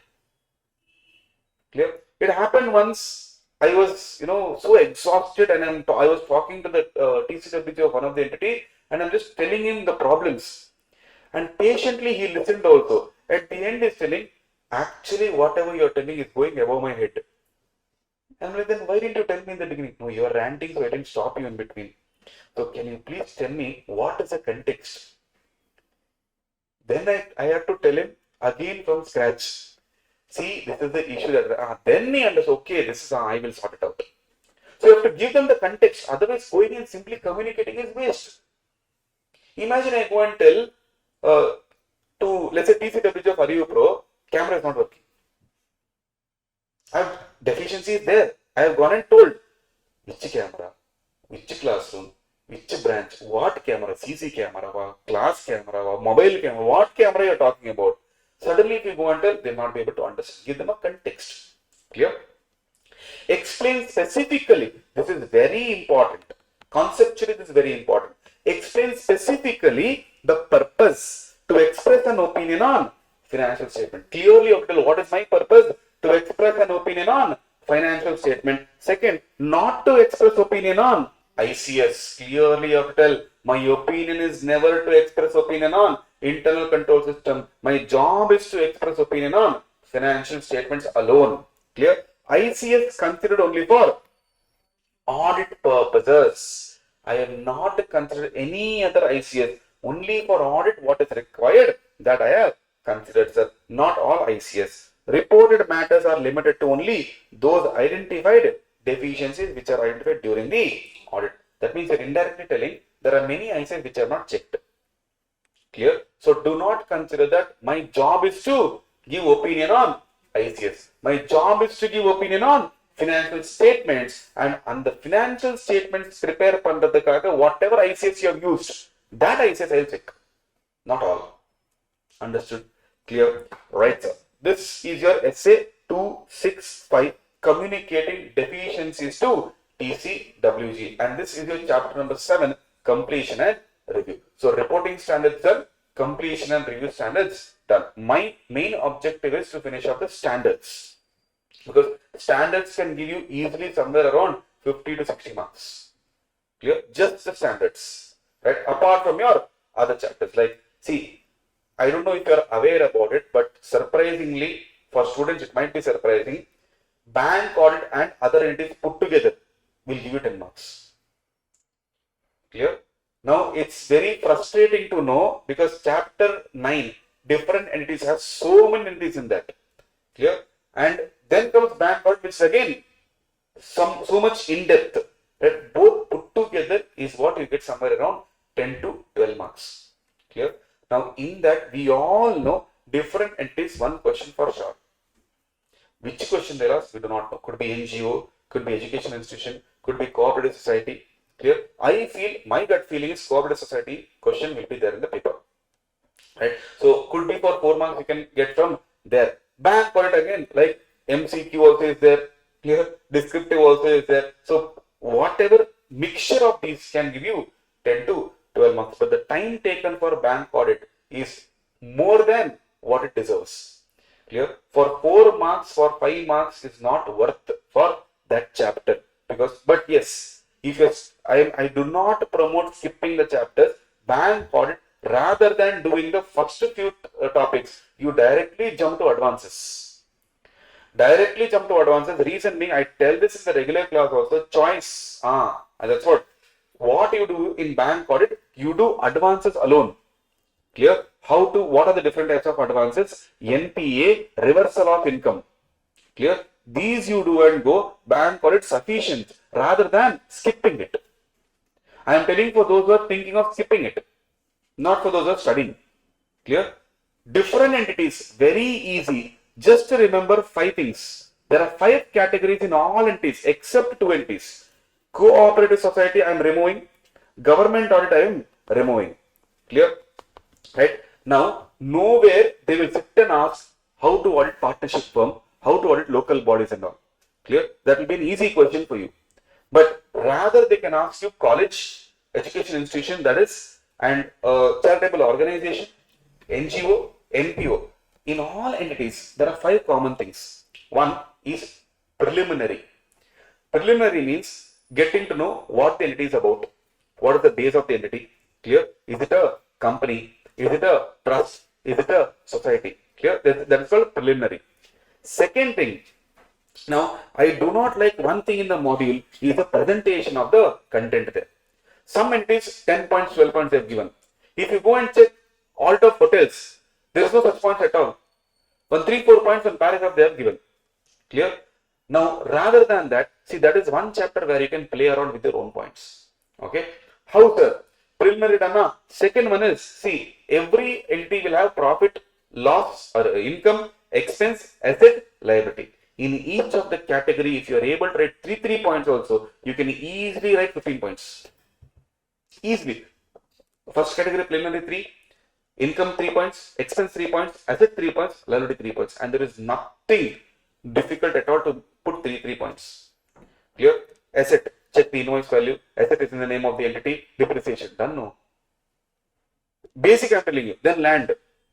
Clear? You put it on the land. Sir, liabilities. Have you taken any loan? Clear? If it is a company, share capital. Is there any changes? Clear? And are there any creditors? Done, provision created. Again, see 4.5 points I told. Income. Now, please try to understand the entity and then write the point. For NPO, you are telling, when net profit you check. There is no net profit only. That's where you get the beatings. When students go and tell, no, we can't write 1 points. No, you can write. You need to know how to write. It's an art. Clear? So for theaters, so many things you can write, assets and liabilities. For schools, so many things you can write. You have to visualize the same order. Preliminary, income, expense, asset, liability. Except these 2 entities. Cooperative societies and government audit. For this, there is no other way, you have to study. Clear? Especially in cooperative society, there are 2 aspects.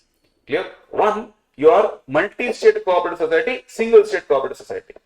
In a multi-state cooperative society, disqualifications of auditors is important. Clear? Inquiry inspection criteria is important. Then comes your single state. In that, special feature is important. Clear? Initial consideration is important. Especially special report. Clear? In 4 situations, we use special report. Clear? Personal profiteering, fraud, mismanagement, disproportionate advances. These 4 points are there for special report. Right? Consistently, your cooperative society question can come. Chapter 9 done, that is solved. Government audit, simply give a reading. Do not take too much stress in that. Simply give a reading as to what type of audits are there. Expense audit, revenue audit, stock audit. Only 3 audits are there for government. Revenue, expense, stock. Stores and stock. Clear? This, you just give a reading. Expense, you have many types. Performance, efficiency, economy. Clear? Just give a reading for that. Nothing great in that particular concept. And it's a rare concept. It's not a regularly asked concept. Then comes your chapter number 5. The villain. This chapter will give you 10 to 15 marks.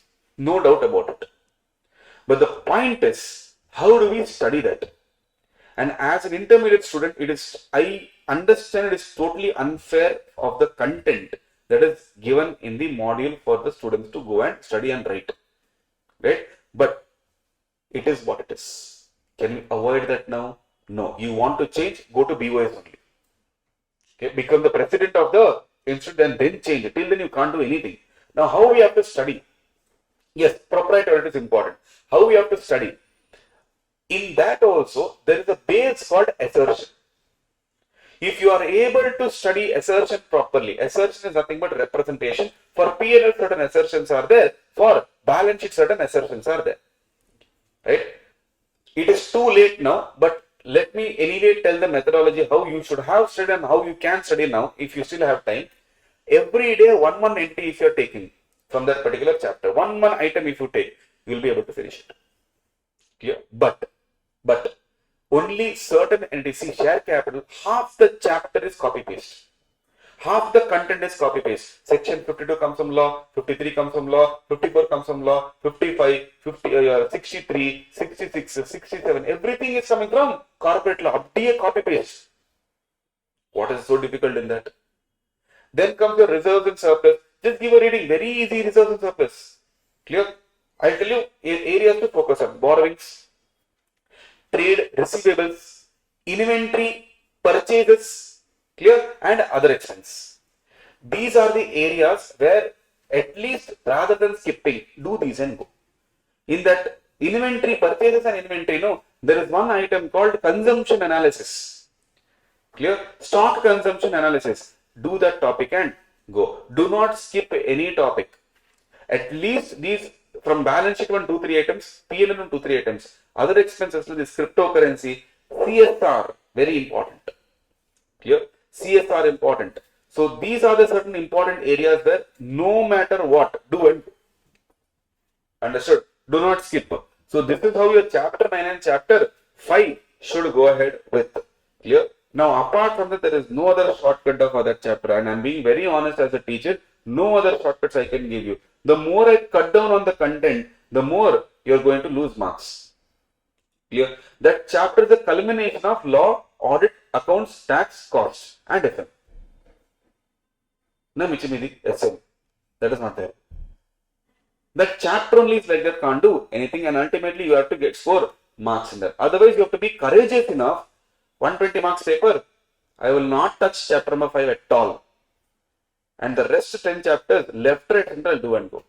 And the mother courage, yes, you can still score exemption. Clear? But theoretically, it is possible. Practically, do you have that courage is a question. Clear? When you take any RTP, you will see chapter 5 and you will be like, I didn't study this. And the fear kicks in. So, if that is not the problem, at least do these topics from the textbook. I'll give you one more small hack. It might work, it may not work, but rather than skipping, this is better. Last 4 RTPs you do know. From that RTP, do chapter 5 questions. Clear? Let's say now you're writing in May 25, Jan 25, September 24, May 24, and previous to that, 2023. These 4 RTPs you take, or even your RTP, May 25, Jan 25, September and May. These 4 RTPs you take, do chapter 5 questions from there. Clear? At least 2 MTPs, your attempt and previous attempt, series 1 and series 2. Do chapter 5 questions from there. Clear? And Jan 25, September 24, do chapter 5 questions from there. Enough. At least you have done some good ICAI publication questions. Understood? So, there will be some common things between the textbook and these questions. Clear? So, at least study that rather than skipping it. Clear? Right. So, SA 265 is done with respect to completion and review. Now, we have one more. I wanted to take one more standard here before I wind up. 1 minute. In audit evidence, reviewed and reported evidence.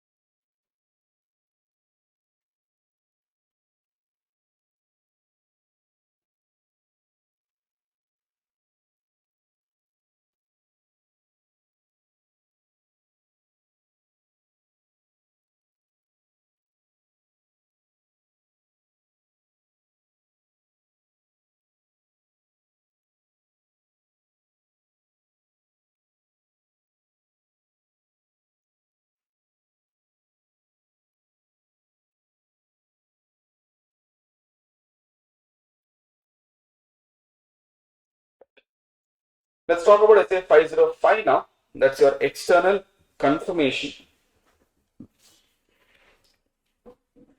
What is external confirmation? It's very easy. External confirmation is something we take from an outside party or a third party directly. We do not want an internal party to come and give us confirmation. An external party we want. Now there are, see again, there's a small interpretation difference here. When we talk about types of EC, we have only two types of EC. Clear? Although we have written here 4, we have only two types of EC. Number 1 is positive confirmation request. Number 2 is negative confirmation request. Sir, these two are not types. These two are results. Clear? These two are what? Results. But there are only two types. One is called positive confirmation. One is called negative confirmation. What do you mean by positive confirmation? Here, students usually get confused saying positive confirmation means if they say yes. Negative means if they say no. That's not the point. If you respond, whether it is yes, whether it is no. Did you respond? Yes. That means positive confirmation. Negative confirmation means you will respond only if you disagree with the information. But which is dangerous to send? Negative confirmation. Clear? So, it is always better to send positive confirmation. Ask the client whether you agree or whether you disagree. You still have to respond. Clear? Then, negative confirmation is you will respond only when it is. When the client is disagreeing with the information. What are the suitable situations, sir? Number 1, the risk is very low. Send, no problem. There is a risk of client not responding.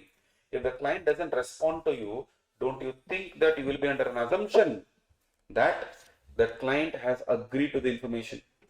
So for that purpose, you will never ask or you will never send negative request where the risk is on the higher side. Risk should be low. Number 2, population should have homogeneous items. Why, sir? If population has homogeneous items, if not you, I can take someone else and ask the same information because similar items, homogeneous means.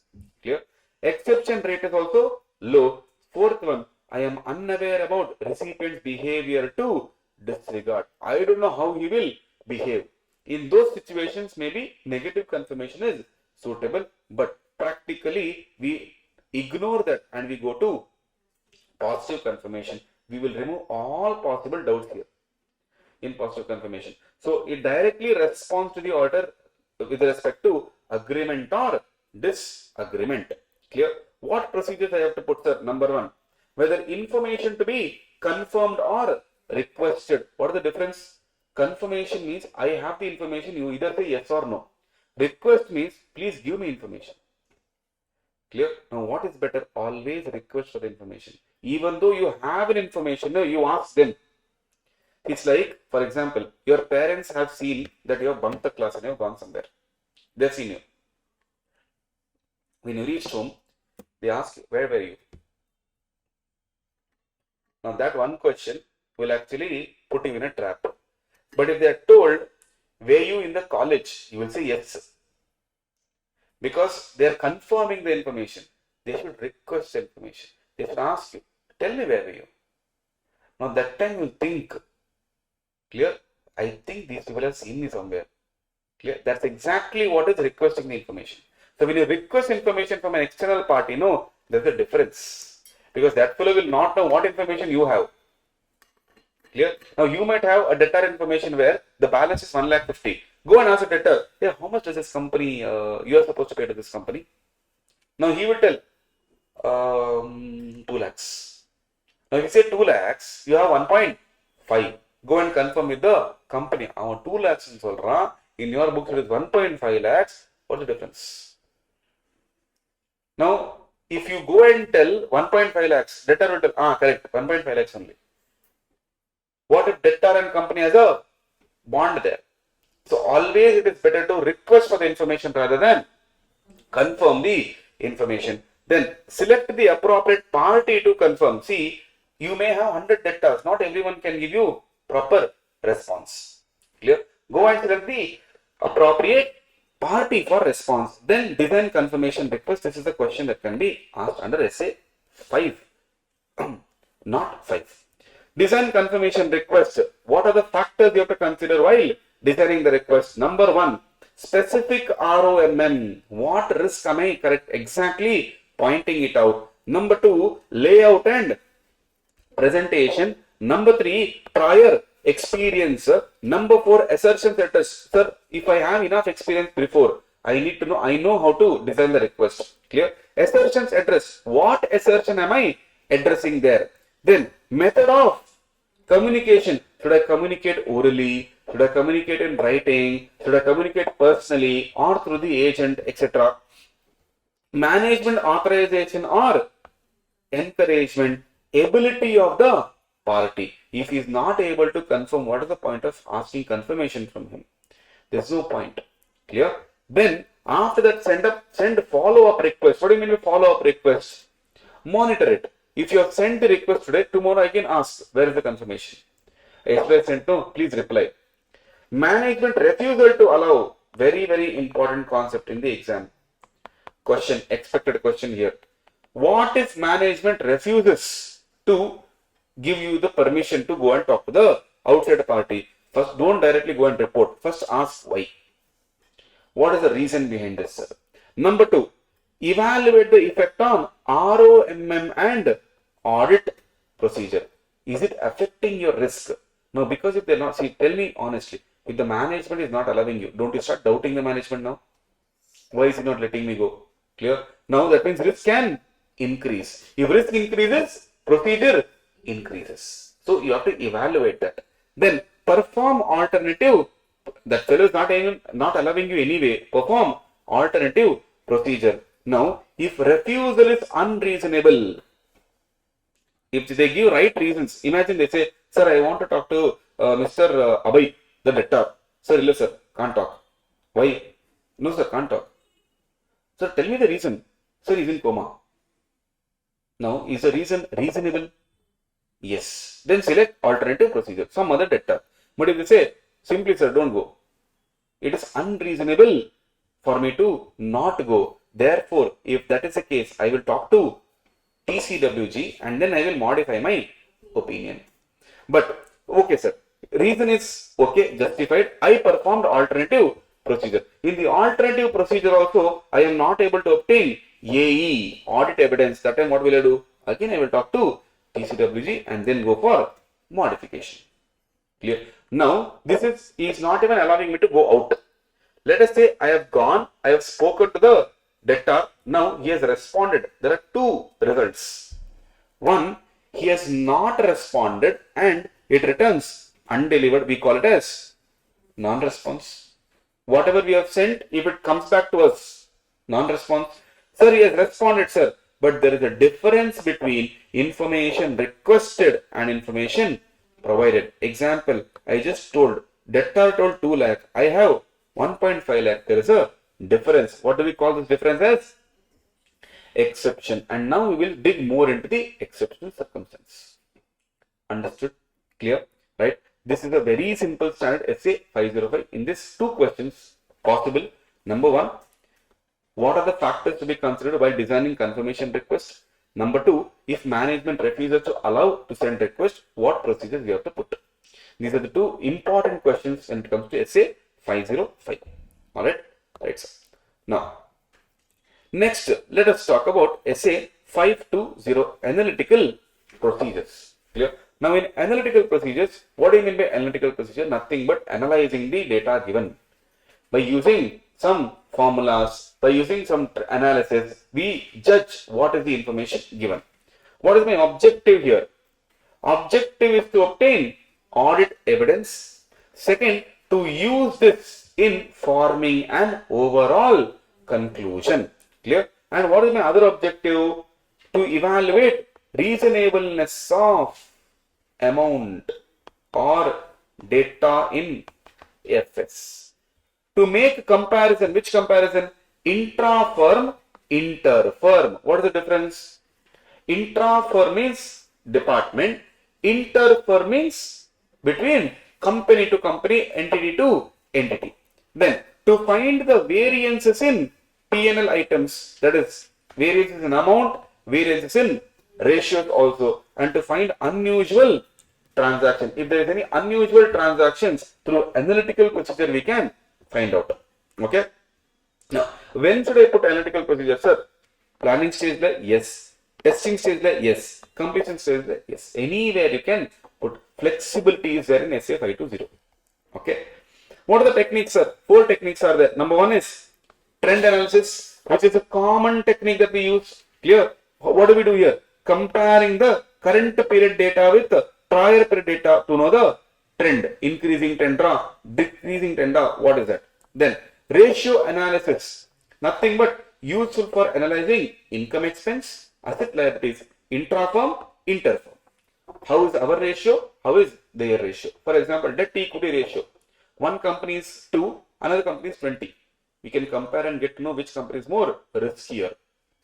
Then, sir, reasonableness test. What is reasonableness test? Depends on non-financial data. Classic example I will ask. Now, here I will need, girls, your response. Okay. Now you have handbags, right? Okay. How much do you pay? I'm sorry, it's a personal data, but just want to know how much is okay. Now I want to buy a handbag, so how much I can pay? Boys will not know. Or boys, if you have gifted, how much I can pay, ma'am? How much? 500. 5,000. Okay. 1,000. Okay. 1,500. 500 to 1,500 we can give, sir. Okay. Oh, 5,000 to 10,000. Okay. Now, why? Depending on the person, sir. For whom you want to buy. Correct. Absolutely. Fine. If it is for the better half, if it is for your worst half, depends. Okay, correct. So, on an average, okay, 5,000, 6,000, okay, fine. Which means every person has a different ability. Yes. Now, you go and ask the same question to your mom. This 5,000 will come to 500 from nowhere. Now, the way she goes and bargains in the market, you automatically will walk away. Forget about the seller. You will walk away. You are ashamed of it. Of what? Of the bargain. Randomly, you will not even get a call. You take the phone and go away. Why? The fellow papa, he will tell how much for the bag? 2,000. Oh, 2,000. I will give a maximum 250. Now the seller is brilliant. He will take the bag and keep it back. But your mom will not give. Arey, tell no. How much will give? Madam, for 250. Okay. You will come to a common point. 275. From where 2,000 is coming? Look at the negotiation rate. Now you are telling, no, ma'am, it's brand. Then a brand, nothing. You tell me, will you give or not? Vegetable, fruits, everything she will ask for ultimate bargaining power. In fact, that fellow will tell you take my shop only, no? Why do you want only 1 or 2 bags? Why? Because that is reasonable for her. Here, what is reasonable depends on the judgment. And that's why I'm telling you whether it's reasonable or not. It depends on the management's judgment. Clear? Right? Students, if you have attended my class, if you remember one CEO example I had given, salary pay to CEO or the person who is appointed as a director who has an IPR with him.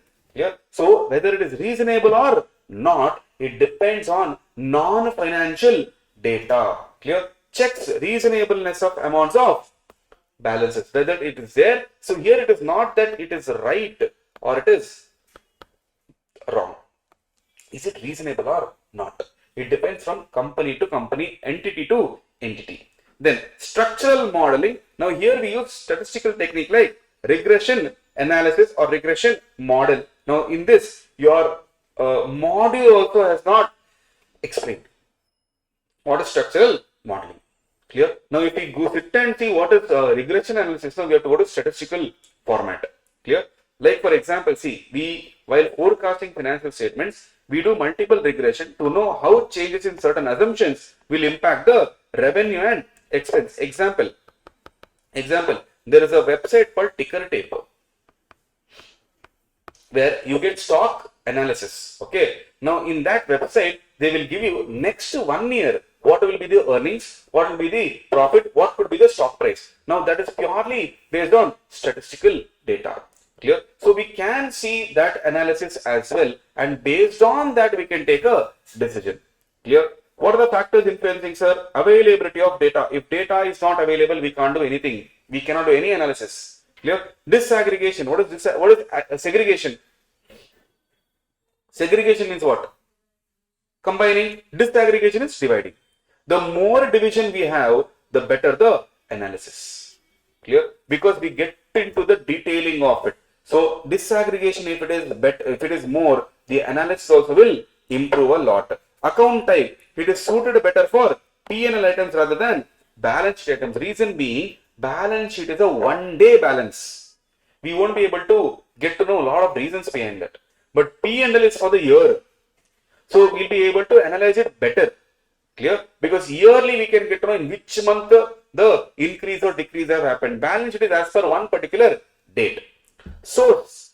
Non-routine and significant transaction will involve management judgment, sir. We have to be very careful here. Right? Because management judgment, if it is there is no data for it. It could be purely from their perspective. So in that case, obviously source is important for us. Predictability means those transactions that are reasonably expected to exist and continue only on those data. See, if the data is non-recurring in nature, analysis cannot be done. If the data, you are not expecting it to continue. For example, now, usually we do a lot of in-depth analysis in class with respect to a particular company, but I'll just tell you the gist of it. Imagine now last 10 years financial statements I have, okay, and I see the trend. Now in March 2020 to 2021, there is a drop in revenue, there is a drop in profit. Why? Because of one super virus, COVID. Now, do you expect COVID to exist and continue in future? Every year do you expect this year COVID will be there? What is a festival? No, only that financial year COVID was there. So when I'm analyzing, no, I should ignore that year. Because that is an extraordinary year where because of COVID there was a drop. I cannot expect that to exist and continue for the upcoming financial years. It's once in a while event. So for those events I can't put analysis. Clear? Then nature of assertion may provide more evidence for assertions like valuation and or completeness rather than disclosure or rights. Clear? So better for valuation and completeness rather than disclosure. Inherent risk. What can go wrong will help in designing audit procedures. If at all you remember, audit procedure of two types: risk assessment procedure, further audit procedures. Further audit procedure divided into two: test of control, substantive procedures divided into two; test of details, analytical procedures. Technically, AP comes under SP, which comes under further audit procedures. But we can use AP as RAP. This is given in chapter number 3.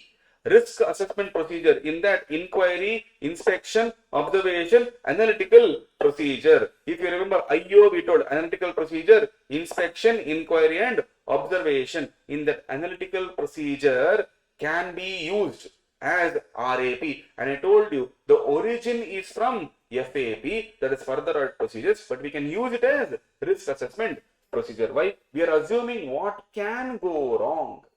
With that attitude, that will help us in designing audit procedures. Clear? Right, sir. Using analytical procedure, how do we use? Determine the suitability. Which procedure I can use in what type of data. Second one, whatever data you are using. Now, it's a link. Once you decide which procedure to apply, for that we need data. Reliability evaluation. Clear? What, from where the data is coming? Is a source reliable? Source of the data. Can I compare that? What is the nature of the data and relevance of the data and controls over preparation of data? Clear? Then comes develop and evaluate expectation. Degree of division of data. How much? I told you, the better the division, better the analysis. More the division, better the analysis. So my expectation also will be more accurate. Clear? availability of information. If information is not there, we will not be able to develop the expectation. Then accuracy of prediction of expected results. Now, there are people, there are CAs everywhere. If you have all these things ticked, your prediction can be pretty accurate. Clear? Pretty accurate. You see, senior CAs, they will exactly be looking at the transaction, this could be this transaction. Why? Because of their experience and the data that they have, the information that they have, the way they predict will be more or less accurate. And that is because of the lot of experience they have in SA 520 also. Clear? Then evaluating the result of EAP. Whatever results you have got, you evaluate that. If results are inconsistent with relevant information, whatever information I have got and whatever results I have got, it should match. If it is not matching, inquire and obtain evidence for their response, perform other procedures which are appropriate. Clear? Go and talk to management. Sir, this is actually, SA 520, I have got this particular output, but actually this is the output, it is not matching. Inquire the reasons. Now they will tell the reason, get the evidence for that. After that, perform other procedures. Understood? Clear? This is your SA 520 analytical procedures. Right? Cool. Now, SA 510 is about, now chapter 3 only. Chapter 3, how many standards are there? If you are aware. Chapter 4, how many standards are there? 7, 8, 9. When did I mean 8? 500, 501, 505, 520, 530, 550. Then 560, 610. Correct? Totally 8 standards are there. Out of that, we are done with how many standards? 2. Which are those? 505 is done. 520 is done. Clear? Now, in that, whatever you do, please do not think of even skipping SA 610. Clear? SA 610, do not think of skipping. SA 530, if you are revising or if someone who is saying, now what should I do in this chapter? SA 530, please do selective studies. Clear? SA 520, very quick standard, we can finish it off. 500 base standard, you cannot skip. 501 continuation of 500, you cannot skip. Clear? 505 easy. I told you where are the important questions. Focus on that. Clear? Now, 510 is one of the most important standards, not just in exam, but practically as well. Are you getting my point? So, there we have almost 6 standards to finish. Right? Which now, if I start, I will take at least 15-20 minutes to finish this particular standard. So, I will start tomorrow only this standard because I want a base of SA 500, 501 for this. Clear? So, start with SA 500. Then we'll go to 501, then we will come to 510. Clear? So I told you the proportion or the attention will be more on standard based chapters, and we have completed many important standards. We had standards in chapter number 11, which we have done, chapter number 6, which we have done, chapter number 7, that is your completion and review, which we have done, chapter number 8, that is your reporting standard, which we have done. Now there is two chapters which is standard based. One is chapter 3 and chapter 4. Chapter 4 is extremely important. Chapter 3 I am covering it in the process of chapter 4 itself. So specifically I will not cover chapter 3 due to time constraint. Clear? So these chapters, if you do, it is good enough for a student who has never studied or who has never revised. I've studied, never revised, scared. I can pass with these standards. You can pass. But provided, do not just focus on revision and go to the exam. Exam will be a revision also. Clear? So with this, you can easily score at least 40 with all these studies that we are revising. In-depth studies you have to do and then come for the revision. Clear? So tomorrow we'll continue with SA 500, that is chapter number 4. And tomorrow in the first half only we'll be finishing chapter 4. And whatever pending time we have, I'll be covering other areas which is not covered. Clear? Cool. Thank you so much. I'll see you tomorrow. Yes, online, audible. Can you hear me now? I think you should be able to hear me now. Yes. Confirm quickly. Quick, right? Yes. So SA 500 talks about audit evidence, where it talks about if we have to provide an opinion, we need the the basis, and the basis is nothing but our evidence. If you remember the cycle, start from data, information, examination, procedures, and then we come to evidence and then conclusion. So to reach conclusion, we need to evaluate something called as evidence. Now this is supporting our opinion. Without evidence, our opinion is baseless. 100% we won't be able to prove it, right? So, and this particular evidence or opinion should be given only after obtaining reasonable assurance, and we cannot be able to give absolute assurance anyway. Like I've already mentioned, SA 500 is cumulative in nature. What do I mean by cumulative in nature? It doesn't stick with just one evidence. For one particular information, the more evidence we get, the better the opinion will be. It is primarily obtained from performing the procedures, meaning our primary source of evidence is procedures. In the course of performance, information can be obtained from other sources as well, like what? Previous audit, entities' books of accounts, contracts, agreements, invoices, and management's expert work. Now, evidence is both which supports the assertion as well as goes against the assertion. Something which does not support you also is an evidence, something which supports you also is an evidence. Now, there are two major concepts in case of evidence. One is called sufficiency, one is called appropriateness. So, whenever we talk about sufficiency, we talk about quantity, and appropriateness talks about quality. Sufficiency means what? How many evidence we need. Quantity is what type of evidence we need. If risk is high, obviously our evidence also should increase. Therefore, our quantity will increase. What are the factors affecting sufficiency? It's a 3-mark question. That is MRS. MRS. M for materiality. It affects higher the important things we need more evidence. ROMM. Same as this. Higher the risk, higher the evidence. And size and characteristics of population. If it is a homogeneous population, we need less evidence. If it is a heterogeneous population, we need more evidence because of diversity of units in the population. Appropriateness is a measure of quality. It is totally influenced by source and nature, meaning from where are we getting, what type of evidence are we getting. So oral evidence, is it appropriate? Appropriateness is not there because we will not be able to prove. Although your Indian Contract Act says oral contract is still a valid contract, but how do we prove it in the court of law? Very difficult. Clear? Influenced by circumstances as well. For example, in India, in court of law, the statement given in the police station is not admissible as the evidence. Reason being, we do not know in what circumstances you would have got those statements by people. So, what is the circumstance? Coerced.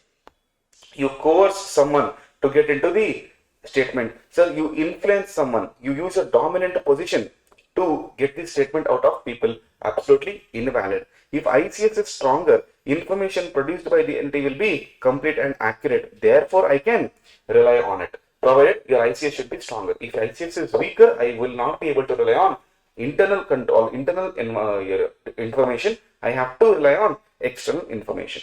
So, what is my primary source? Risk assessment procedure.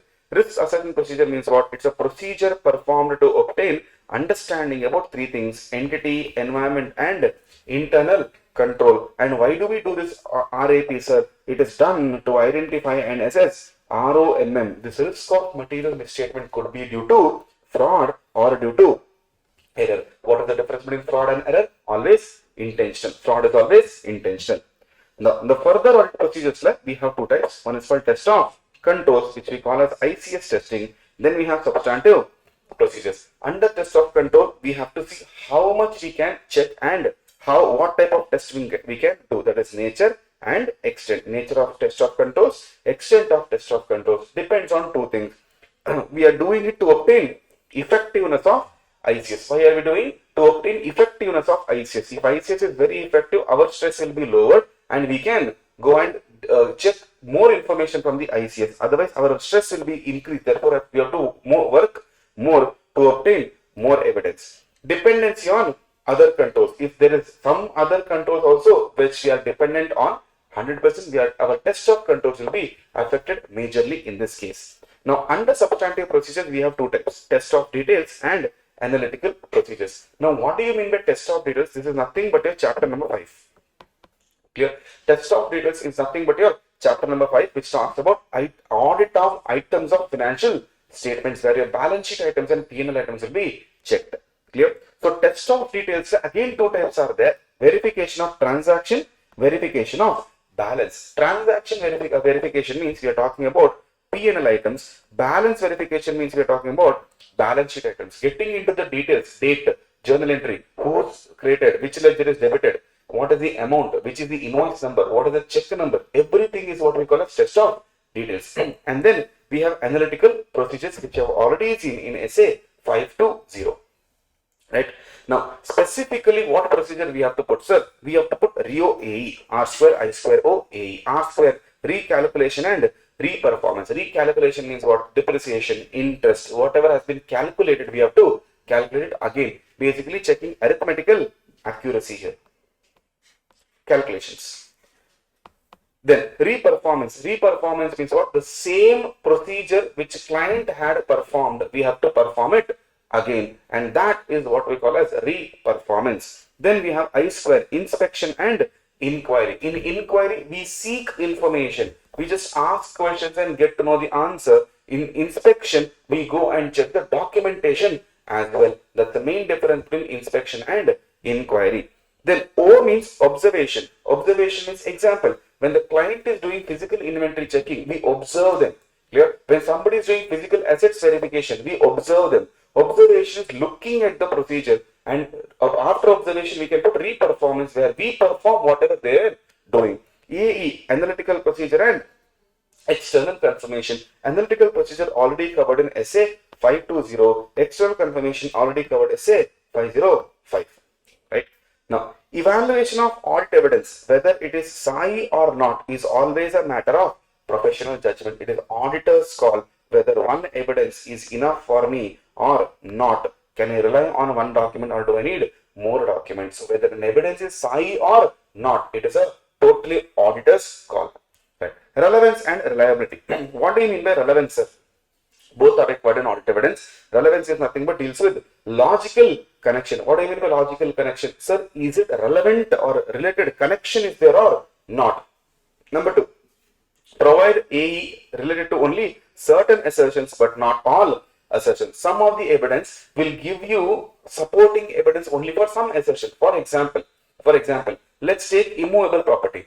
Whenever we talk about immovable property, we have to check something called as documentation. Now, title deeds, when we check, what evidence it gives? It gives evidence with respect to title of the immovable property, clear, and to a level valuation of immovable property, but not entire valuation, clear, not entire valuation, to a level it gives, correct. Now, does it give the evidence with respect to cutoff?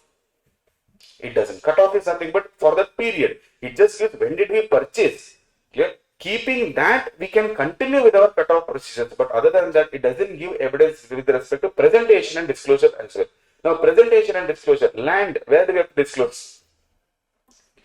Balance sheet, under what head? Tangible assets we have to show, but in agreement, will you get to know it is shown under tangible assets? No, because in title deeds, where will they mention? Title deeds only, name will be there, date will be there, amount will be there. So it is relevant, but only for some assertion, not for all assertion. Let's take one more example. Let's say you have purchased a car. When you have purchased a car, invoice. Invoice is an evidence for what? That you have purchased this vehicle as on this date, in this name, this much amount.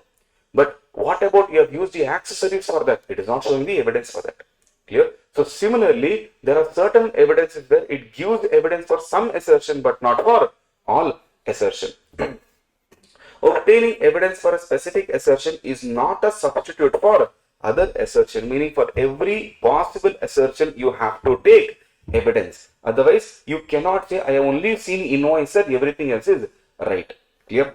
Now, reliability, it depends on three things: source, nature and circumstances. We have already seen in appropriateness there, source, nature and circumstances is extremely important if I have to trust the information. See, information should be relevant, connected only, but it should be trustworthy information as well. Clear? Reliability points. This is your hidden question for 4 to 5 marks. What is more reliable, sir? Independent or dependent? Always independent sources. Sir, internal or external is more reliable, sir? Always internal is more reliable, provided the ICS is much effective. Direct or indirect is better, sir? Always direct is better. Document or oral, sir? Always document. Original or photocopy, sir? Always original. Clear?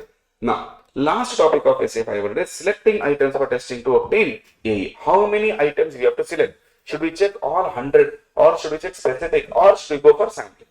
Now 100% is not suitable everywhere. Clear? Based on now in this particular column, past exam question was asked. Clear? Recent exam was asked, not just that. Recent in the sense I'm talking about the new syllabus. Now, selecting all items 100% not appropriate in case of test of controls because we don't even test 100% TOC. Yesterday I told you, we only test those TOCs or those ICS which is relevant for audit, not 100%. Therefore, 100% is not possible in case of TOC. Number two, it is common in case of TOD. Yes, we do 100% testing in TOD. It is appropriate in three situations. The population has small number of large value items. For example, diamonds. Value is large, but the numbers of diamond will be less. 100% checking you have to do that. Significant risk and no other means of obtaining audit evidence. Meaning I have only one way to get evidence and that is doing 100% checking. Repetitive nature or other process performed automatically by information system. See, computer. Whenever computer is manufacturing all the results for you, it is easier for me to go through this program and just give them the input. Computer will manufacture everything. I can check 100% with respect to if there is an automation involved. Manually, I won't be able to check. But if the transactions are repetitive in nature or there is any process which is automatically performed by IS, it will be easy. Clear? Then selecting specific items. So where should I select, sir? Consider these factors when you are selecting. Number one, entities understanding what the entity is doing, what is its business, what is the hierarchy of the entity. Assessed ROMM. If risk is high, obviously I have to select those risky items or those items where risk is very, very high. Characteristic of population. Is it a homogeneous population, heterogeneous population, rare characteristic or common characteristic?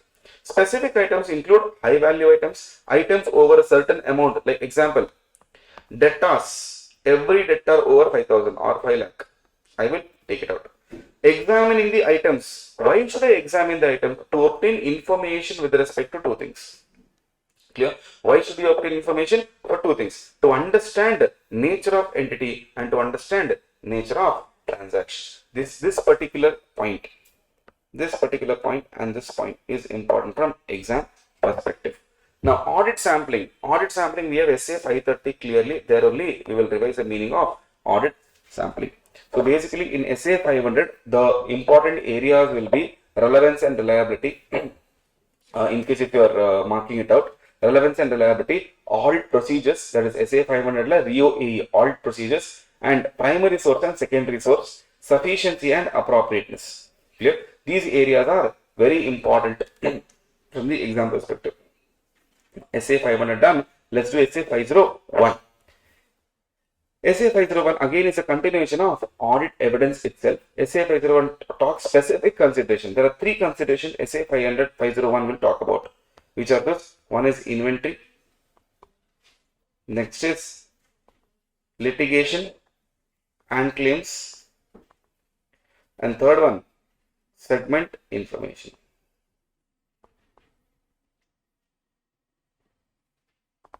Segment information. So three things is what SA 501 addresses. Right? With respect to inventory is where it's very important, but in the current trend, they are not even just placing the weight on inventory. They are also placing the weight on litigation and segment information. What are the basic procedures? Number one, attending physical inventory counting unless impracticable. So our basic procedure should be to go and attend physical inventory counting unless it is impracticable. What do you mean by impracticable? Unable to go at all. Right? After going there, what should we do?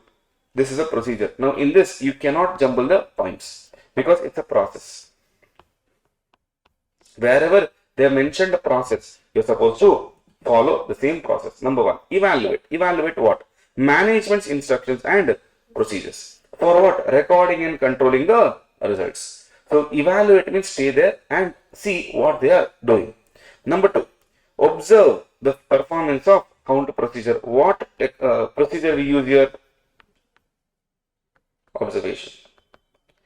Next, they say inspect the inventory. What procedure we put here? Inspection. Then they say perform test code. What procedure we put here? the performance. Right. So 4 things we have to see in inventory valuation. Number 1. Then, sir, perform procedures on final inventory records to know whether they reflect actual inventory results. Because imagine you would have taken physical inventory counting on 1st Jan, but balance sheet date is 31st March. Between 1st Jan and 31st March, there could be some changes made. Clear? And that has to be verified properly. Next hidden question, important question. Factors to be considered in attending inventory count. So what factors I should consider? Should I attend or not? For that decision, to take that decision, I have to take first factor, RO. Meaning if the risk is high in a particular place, should I go to that place? 100%. But in other places the risk is low, should I go there? No. For example, Chennai, Coimbatore, Bangalore. Imagine in Coimbatore the risk is high. Should you attend Coimbatore branch or Chennai branch? Coimbatore. Why? Risk is high. Next, expectation of procedures established and instructions issued. If in a branch all the people are good, they follow whatever has been told, do they need my supervision? No. But if in a branch or in an area or anywhere, they don't listen to me only, should I go there? Yes, because expectation. Third, stages of completion of WIP inventory. In costing, there is a concept called as equivalent production. Now, in that, they'll give you the percentage completed. Now, that percentage comes from where? From here only. From factory we get. Now, this information comes from factory only. Where what is the status of completion of WIP? According to that, I will tell, okay, only 30% done now. Let 60% be done. I will come and check. Timing of physical inventory counting. Because I have a due date. How can I go? Now, tomorrow is a due date. Let's say. Okay. To finish off my work. Now, either will I go for physical inventory counting? No. So, timing is very important. Location at which inventory is held, including materiality and ROMM. We'll go only to important locations and not to all the possible locations. Inventory system should be, we have to check whether it's kept in perpetual system or periodic system. What is the difference in perpetual and periodic? Perpetual continuous without any balance, and periodic is we balance it out at the respective period. Could be monthly, could be quarterly, could be half yearly. Then, do we need expert assistance required or not? That also is a factor. Now, nature of inventory, nature of ICS. If inventory is perishable, clear, valuable, right? In those cases, I need to go. Whereas if the inventory is less perishable, or let's say for example chairs, if inventory is about milk and inventory is about chair, which one you will choose to go? Milk, because it is perishable in nature and manipulation can be done there. ICS related to inventory. If ICS is very low in Coimbatore branch but very good in Bangalore branch, where do you go? Coimbatore branch, because here the risk is high. If ICS is less, the risk of material misstatement already will increase, because if you remember, if ICS is weak, control risk will increase, and if control risk increases, automatically ROMM increases. If ROMM increases, automatically audit risk increases. So I need to ensure that the audit risk comes down. That's why I should go and visit. Now, what additional procedures depending on the situation? Clear? What is the first situation, sir? The first situation is conducting the physical inventory count on a date other than balance sheet date. Step number 1, follow the basic procedure. Which basic procedure, sir? This one only. Clear? These are basic procedures for inventory.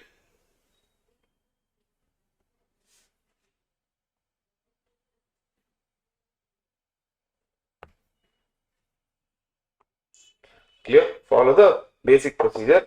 Then perform procedures to obtain evidence about whether changes between the counting date and financial statements date are properly taken care of. Because imagine they would have already done their financial statement or physical inventory checking. You are doing on a date other than balance sheet date. Clear? Which means apart from 31st March, you do on could be April 1st week, or you can do before March, right? Now, this is other than, not after. If that mentioned after, it is after 31st March, but here they have said other than balance sheet date. Follow basic procedure done, now perform procedure done. Now, what procedure to perform, sir? whether perpetual records are adjusted or not. Number 2, whether I can rely on inventory records or not. Number 3, reasons for significant differences between information obtained and during physical count and perpetual inventory records. So in these cases, it is always better to ensure what did I do and what did they do. Is it matching or not? Clear. Then comes the second situation where unable to attend due to unforeseen circumstances. What do you mean by unforeseen circumstances? Unexpected ways. Example, I was supposed to, let's say there's a CA who was supposed to go to client's place. Okay. Now, suddenly what happened? Previous day he fell sick and he was admitted to the hospital. Can he go to the place now? No. Therefore, he is unable to attend due to unforeseen circumstances. Now, what will happen? They will have to conduct the physical count on an alternative date. Who they means? Management will do it on their own. You as a CA do it on some other date. Listen to me carefully now. In situation 2, step number 1.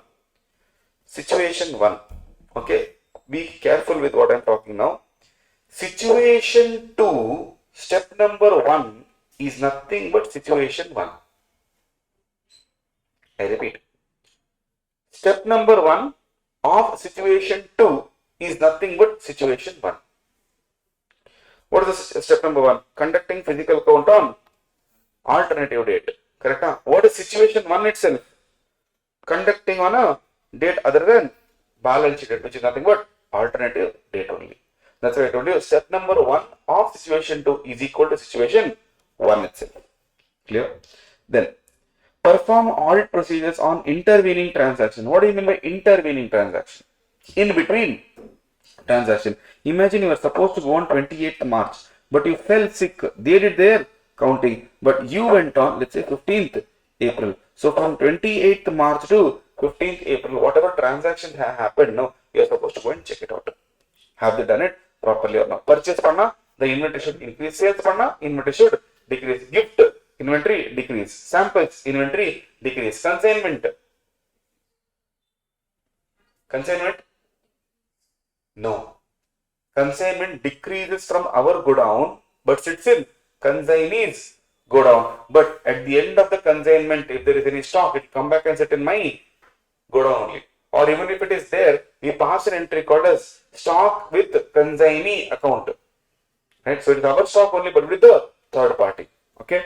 Then attendance is impracticable, sir. Example, COVID. Not because I can't go, but it is not practical. During lockdown, could you travel? No. Imagine this curfew. Can you travel?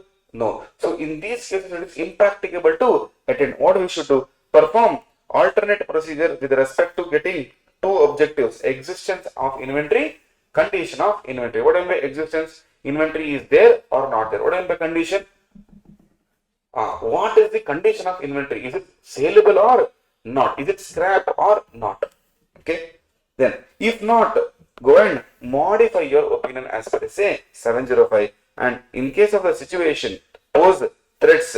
What type of threats? Sir, the situation's nature and location is posing a lot of threat. Imagine there is one particular place where a stock is kept, but there is Naxal attack there. Naxalites have come. Can you go and do physical inventory checking there? And still tell, no, for me, professional duty is more important. No way. What if you come as an inventory? Right? For that purpose, I cannot go there. It is absolutely impracticable to go in those areas. In those cases, what to do? Alternative processes only are solutions for me. Sir, what if it is in the custody of third party? Example, customs go down. If the inventory is in customs go down, police go down, or consignee, or sale of goods on approval or return basis. In these all cases, it will come under fourth category. Request confirmation with respect to quantities and condition, number 1. Number 2, inspect the inventory or whatever documentation you have, or perform other procedures. This is with respect to your inventory SA 501. Mostly inventory only is very, very important, but I cannot take a chance. Litigation also has become important. When I stopped saying, okay, litigation is important now, they started giving segment information question. Clear? So ICAI is clearly giving a message that please do not study based on weight. Don't say that this will come, only that I will study and go. They'll give you the worst possible question. But the best part is those are easy questions. So students who skip and go, so I tell my students, usually you have to follow two formulas. Whenever you're studying, you get a feeling that I should skip this. Clear? That is the same, at the same time, ICAI is getting a feeling that we will ask this question. So study. Clear? Second, whenever you're getting a feeling that this is very important after study, don't even give a second thought, study. Moral of the story, study everything. Clear? Reason only one thing, because of MCQ. That MCQ 30 mark is so dangerous. Clear? Like the other day, your friend had asked a doubt as to that disqualification. Today I got a doubt with respect to bank audit, which is not there at all. Some MCQ from ICAI, one student asked a doubt saying, sir, this answer is not there, only what to do. What to do? Certain MCQs, they just generate. Clear? Now, I don't know whether they generate, software generates, clear? Whether they use GPT for that or no. Now, we just, in case of GPT, you just give the prompt, it will keep on generating. Now, we do not know whether that generation is actually from the textbook or not. And even in textbook, there are many mistakes in a lot of other areas as well. So, technically, we cannot, blindly go with saying, okay, this is what it is. It's unlike foundation. Foundation and intermediate are two different levels. So we have to understand that part of ICAI also. Clear? So do not study with weightage. Litigation and claim. Now what we should do with litigation? What do you mean by litigation and claim? Basically they are talking about court cases, NCLT trials, etc. Number one, first and foremost, conduct the enquiry. Clear? With whom? Management and in-house legal counsel. In-house legal counsel means our own team, legal team. So talk to them. Review three things. What are that? Minutes of meeting. What do you mean by minutes? Maintenance of proceedings of a meeting. Whatever has happened in the meeting will maintain as a book. Correspondence between entity and external legal counsel. What do you mean by correspondence? Communication with the entity and external legal counsel. This external legal counsel is nothing but advocate, practicing advocate, not employee advocate. Then legal expense account we have to review, because you tell me legal expense account is like a ledger. Do you pay lawyer simply? Summa you'll give money? No. Only when case is going on, some development has happened in the case, only you start giving the money. That is when your legal expense account will be high. So there I'll get to know whether transaction is happening or not, because management metal, no case, sir. For example, Red Bull. Forget Red Bull, Myntra. Heard about Myntra case? Yes, logo change. Some woman told the logo looks vulgar. Nobody even saw that. Right? Now, if Myntra had not changed, she would have filed a bigger case on that. Clear? Now, similarly, Excise department had charged a case on Vico turmeric saying it's a cosmetic cream. Clear? Now, in that case, again, if you do not like, you will go back on case. Again, you will fight it. That's why Vico turmeric, entire tagline only changed. Clear? The way they advertise Vico turmeric only has changed. Vico turmeric, it is not a cosmetic, it is Vico turmeric Ayurvedic cream. This is the entire tagline for the entire product. That's the level of ad people go for. And in these cases, we will have to consult external legal counsel, because our internal legal counsel may not be expert in all areas. That's why we need external legal counsel. Now, Flipkart, long back, now when it comes to Amazon and Flipkart, people trust Amazon more rather than Flipkart, because there were times where Flipkart used to send stones. You order something, you get stone. Clear? You get stone, you get sand, just like that. Clear? My own friend ordered a phone. When he opened, he has a stone in that. Clear? Now, in these cases, and now obviously also in the recent time after COVID, these Zomato, Swiggy, these people started getting a lot of backlashes from society, where the delivery boys used to spit on the food and give.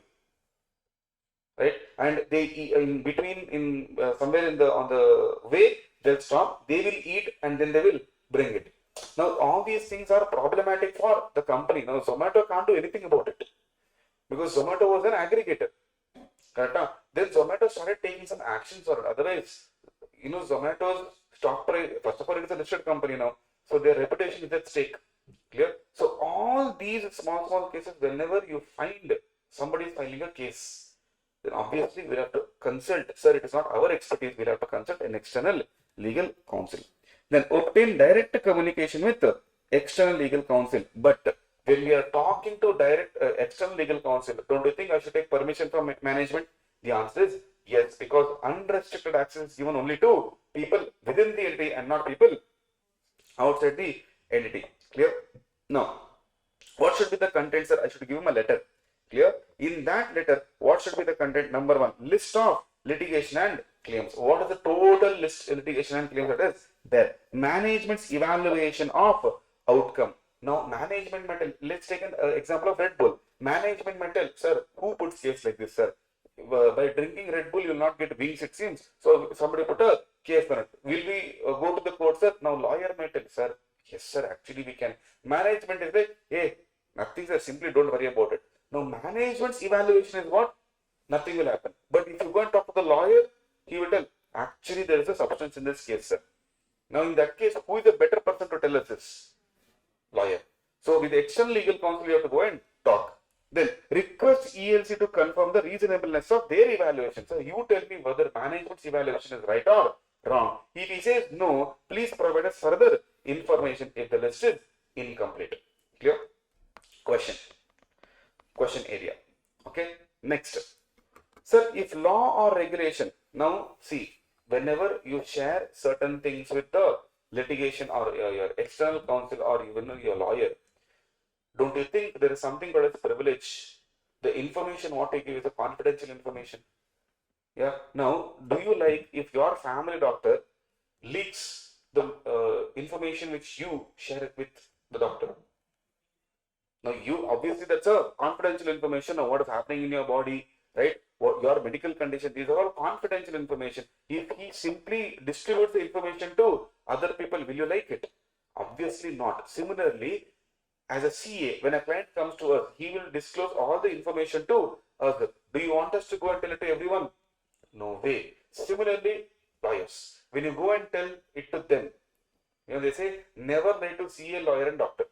Clear? If you're telling everything to them, you think lawyers should go and tell it to everyone?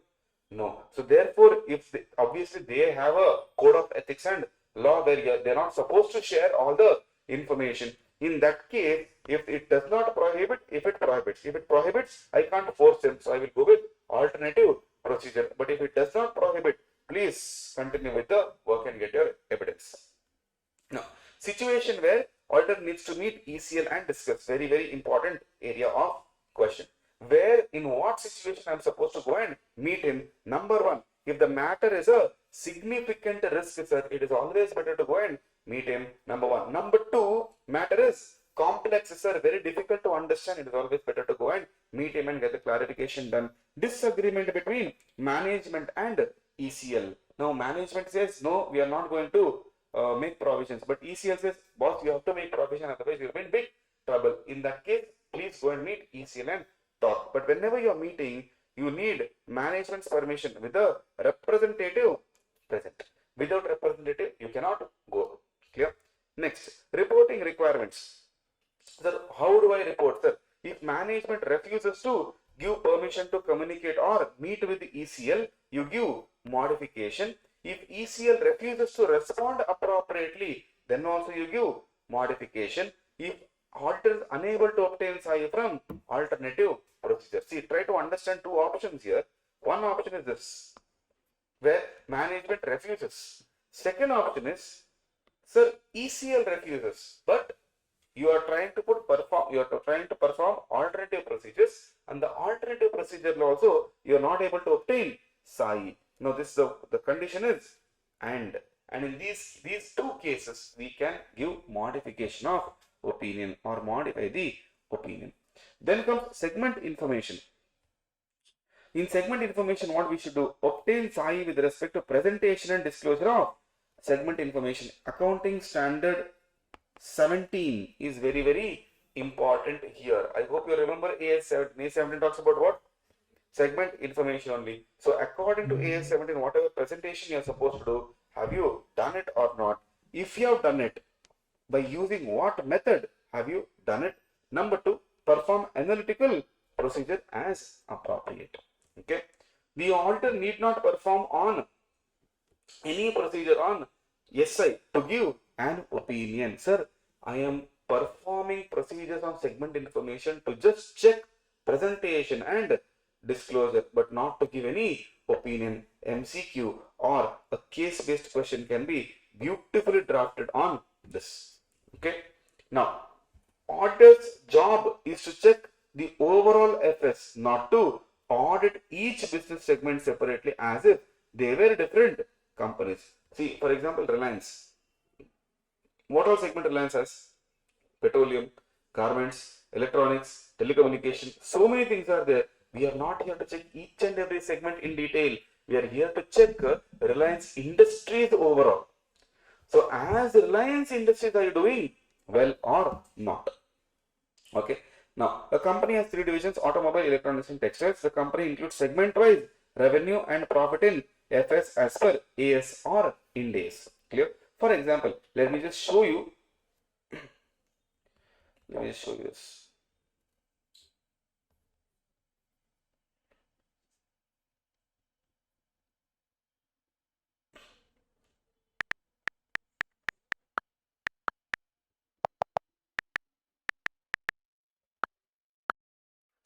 Now, if you see this IITC segment reporting, they have clearly given FMCG cigarette separate segment, FMCG others separate segment.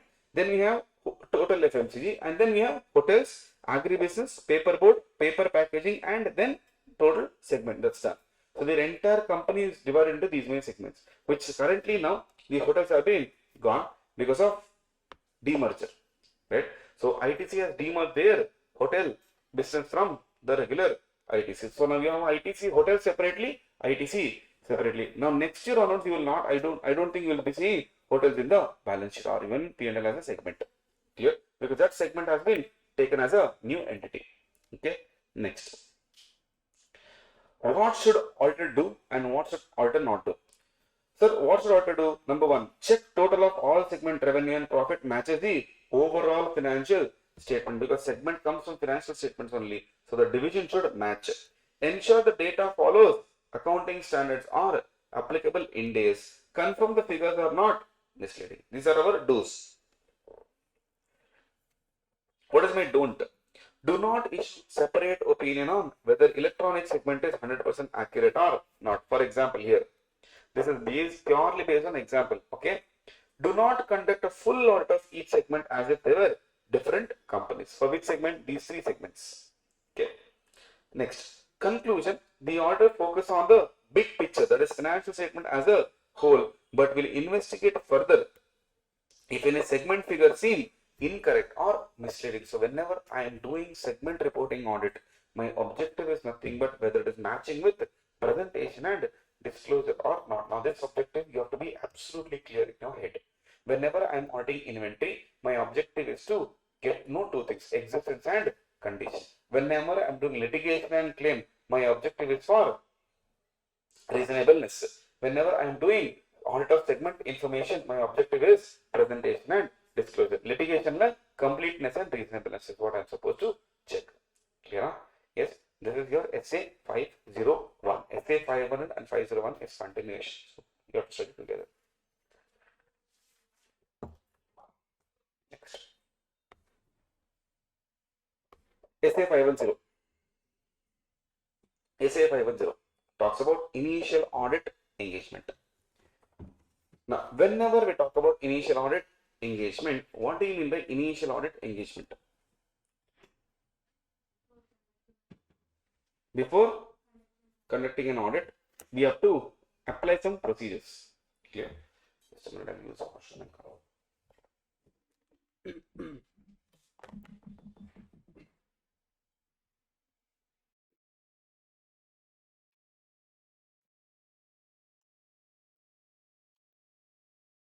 Initial audit engagement, what happens in initial audit engagement is basically we are going to start our audit. Now, there will be 2 situations. Number 1, for the financial statements for prior period not at all audited, meaning first time the audit is happening for the client also. Clear? So because taxation, if you remember, there's something called presumptive taxation, right? Whatever turnover into full bank means 6%, otherwise 8%. Now, this year, let's say for example, till date, the client was filing on presumptive basis, but this year, suddenly he started getting it audited, right? Now, in that case, it's a first time audit he is getting it done. Second situation is, last year it was done, but not by us, it was by some other auditor. In simple language, we call him previous auditor or ex-auditor, right? But in technical language, we call him predecessor auditor. In exam, what we should write is, it is better you write this. But if not, sir, the word I am not able to understand, no problem. You write previous, please don't write ex or there. Okay, just write previous auditor should be good enough. Okay, right. Now, what we should do? What do you mean by opening balance? Nothing. Variety of definition, but meaning is same.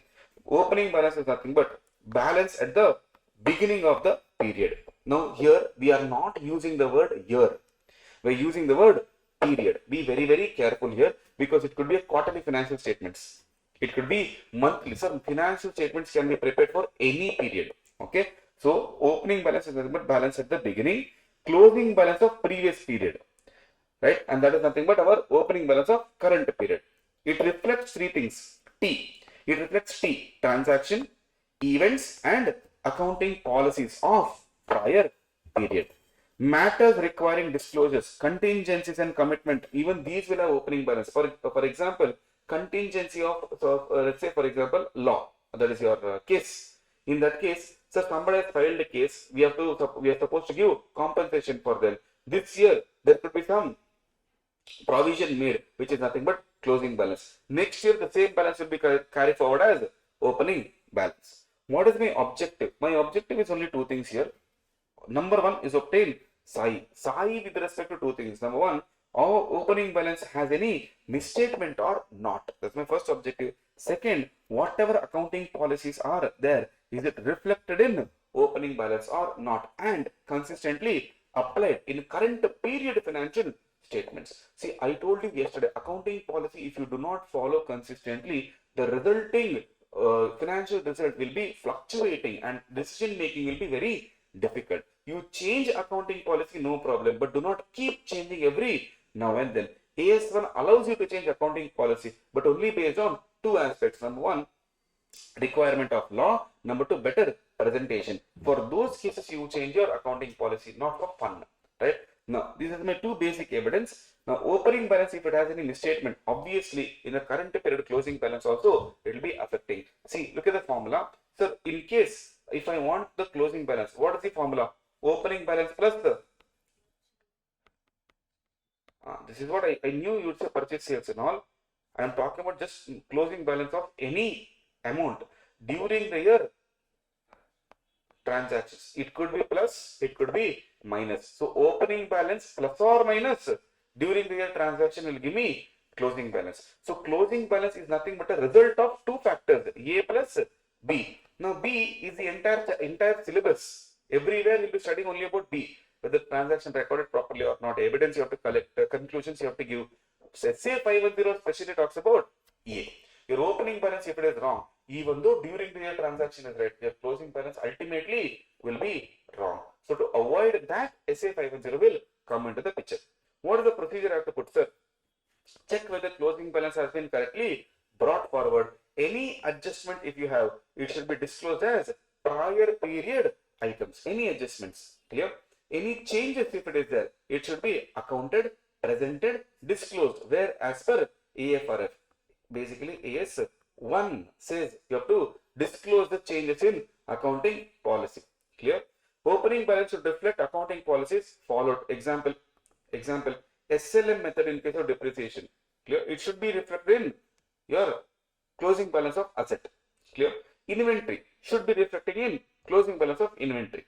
Do more than 1 hour of the following. Any one you do, or you can do all. Number one, if the last period financial statement was audited, study the audited copy of FS. Who did it? I didn't do it. Some other CA did it. Second, procedure for opening balance, evidence. Now, what is that, sir? Number one, ensure that accounting policies followed are there properly in last year as well as current year. Understand the nature of ABCD. What do you mean by ABCD? AB means account balance. Here, account balance means nothing but balance sheet items. C is equal to class of transaction, which means P&L items, and D is equal to disclosure, which means notes to accounts and other relevant disclosure. So nature of ABCD you have to check. Significance of opening balance in relation to CPFS. Is opening balance very relevant in current period or not? Generally every opening balance will be relevant only. If PPFS were audited, was it modified? Last year was it audited? If yes, what was the opinion? Was the opinion modified or unmodified opinion given? Then perform specific procedures. Now the specific procedure depends on nature of transaction, nature of misstatement, nature of balances. And this here is where your chapter number 5, like I said, will be helpful. We will be going into the test of details in chapter number 5. So whenever you are talking about specific procedure, you have to go to chapter number 5. Borrowings, how do we audit? Reserves and surplus, how do we audit? Trade payable, how do we audit? All these things is given in chapter number 5. Right? For current assets, example inventory, we all know cost or market value, whichever is lower. But what specific procedure we have to check? Whether physical count was done or not, whether valuation is done or not, whether GP and cutoff is applied or not. Cutoff is nothing, but I do not want anything more, I do not want anything less. For example, financial year 24-25. What is the cutoff here? Nothing behind 24 and nothing after 25. Only for the financial year 24-25. 1st April to 31st March is called cutoff period for me. Okay. Reporting. What should I do? If the reporting relating to consistency of accounting policy relating to opening balance, if the auditor concludes policy is not consistently applied as per AFRF, sir, what are you saying? Look at the situation relating to consistency alone, whether accounting policy have been applied consistently or not. If it is not applied consistently, then you qualified or adverse. If it is applied consistently, but the changes is not presented, accounted and disclosed, again then you modified opinion. Here, why do we, in case of modification, what exactly modification we are giving? Qualified or adverse, because we have evidence with us. Okay, we have evidence. See here, we conclude that consistency related to opening balance concludes that not consistently applied. That means evidence is there.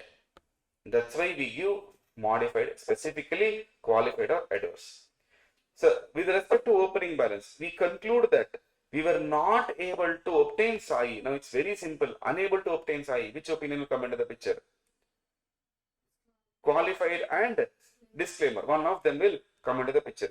If opening balance includes the material misstatement which affects current period and such misstatement is not accounted, presented and disclosed, again we have evidence here that you have done wrong. Therefore, qualified or adverse opinion you have to give. Clear? This is your simple concept of SA 510. Where you have to focus on SA 510 is number 1.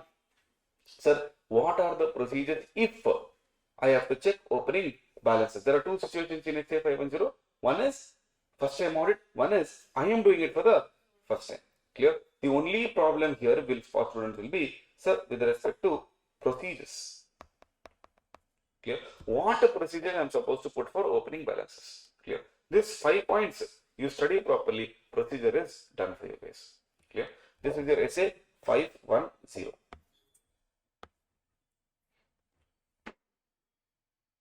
Now, next is essay 550, which talks about related parties. Now, what do you mean by related parties, sir? Number 1, reporting entity. Now, let's say, for example, there is one company called A Limited. Okay, this company is, there is one more person called as Anand. Now, we are CAs of A Limited. We are CAs of A Limited. Now, we have to check whether Mr. Anand has any control over A Limited or whether A Limited has control over any person called Anand. In both cases, we call it RP. What is that? Related parties. Clear? Reporting entity or CSI means control or significant influence over other person. So, reporting entity having influence on other person. Both are RP. On the other hand, Other person having influence on reporting entity. Again, reverse, it is RP. Clear? Then, common control is there, sir, through common ownership. Same holding two different subsidiaries. Sister concerns is what we call. Clear? Close family members are owner. Obviously, it is RP because family members are only owner. Scope is easily manipulative. Clear? Common key management. See, owners are different. Management is same. Clear? Here, owners are same. Management could be different or could be same, but here, pakka management is different and owners are same. Next. What do you mean by control, sir? Control and significant influence, what are the difference? Control is nothing but power to govern. You get the power to make laws and regulations, whereas influence is nothing but I can participate in decision making. I can't say, don't bring the decision. I can only vote on the decision and influence. Only through voting I can influence. I cannot bring new policies or I cannot say, don't bring this policy. I can only vote yes or no. Clear? What are the other way? By equity holdings, clear? Or by being a part of TCWG or having significant business relationship with TCWG. These are the different ways of having relations with the corporate. Clear? Right? Okay. What procedure I am supposed to put? Only procedures is done. Right? Inquire with management about what? Identity. Because who knows who is an RP? Company only will know who are their RPs. So, inquire with the management about identity, including changes. Number 2, nature of relations. That is, what is the relation between you and the opposite party? Is it a subsidiary, JV, or associate? Any transactions entered into between you guys and the opposite parties. Obtain understanding of TCS, if any. Very important. See, in this, procedures are very important. Okay. Your SA 550, whatever you are studying, study procedures properly. Second step. Obtain understanding of ICS. For what? Why will I require ICS? To identify is there any RPT or RPR. What do you mean by RPT? Transaction. RPR, related party relationships. Clear? Now, just because you have a relationship, that doesn't mean you have to have transaction. Number 1. Number 2. Without RPR, you cannot have RPT. Clear? You first need to have a relation, then only transaction will come into the picture. Clear? Now, second one, to authorize and approve the transaction which are outside normal course of business. What do you mean by outside normal course of business? See, I'll ask you one thing. Generally, you don't celebrate anyone's birthday or even your birthday. Now, let's say for example, for one friend of yours, you go overboard to celebrate birthday. Okay, what will others think? Something is there. Some relation is there. Otherwise, why would you do so much for one person? Because it is outside normal course of business. You never do it for anyone, but you're doing it for this person. Similarly, you never enter into a transaction with any entity of this sort, but with one entity you have entered into a transaction of this sort, which means 100% you guys are having some relationship. Because of that relationship, only transactions are coming into the picture. Clear? For smaller entities, it is not relevant or less formal, no documentation. Therefore, only technique we can use there is observation and inspection. Clear? Right? Okay. Nature of RPT. See, this is one concept which students get wrong. Nature of RPT is always risky.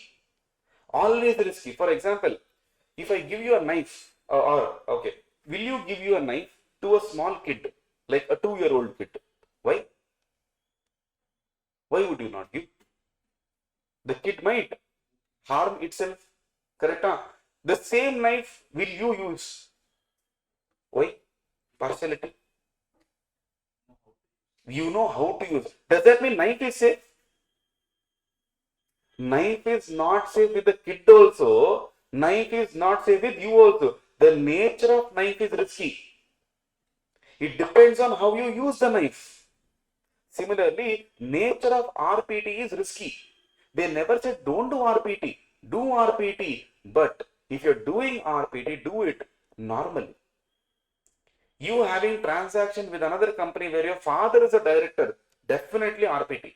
But if you're doing it as a normal stranger, it is not risky at all. Nature is risky. It has a potential for generating a negative result, or it has a potential to harm you, but we're using it in such a way that it's not going to harm me. Clear? That is exactly what why that ninth example becomes extremely important. Clear? So a law, act, regulation never says don't do RPT, they just say disclose it.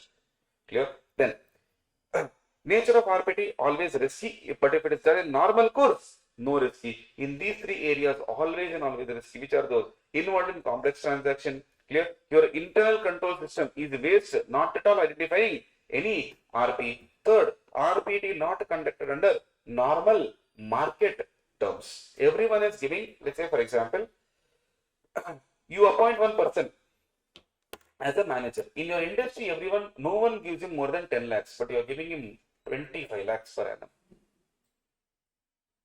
Don't you think it is outside normal market terms? If yes, why would you pay him that much?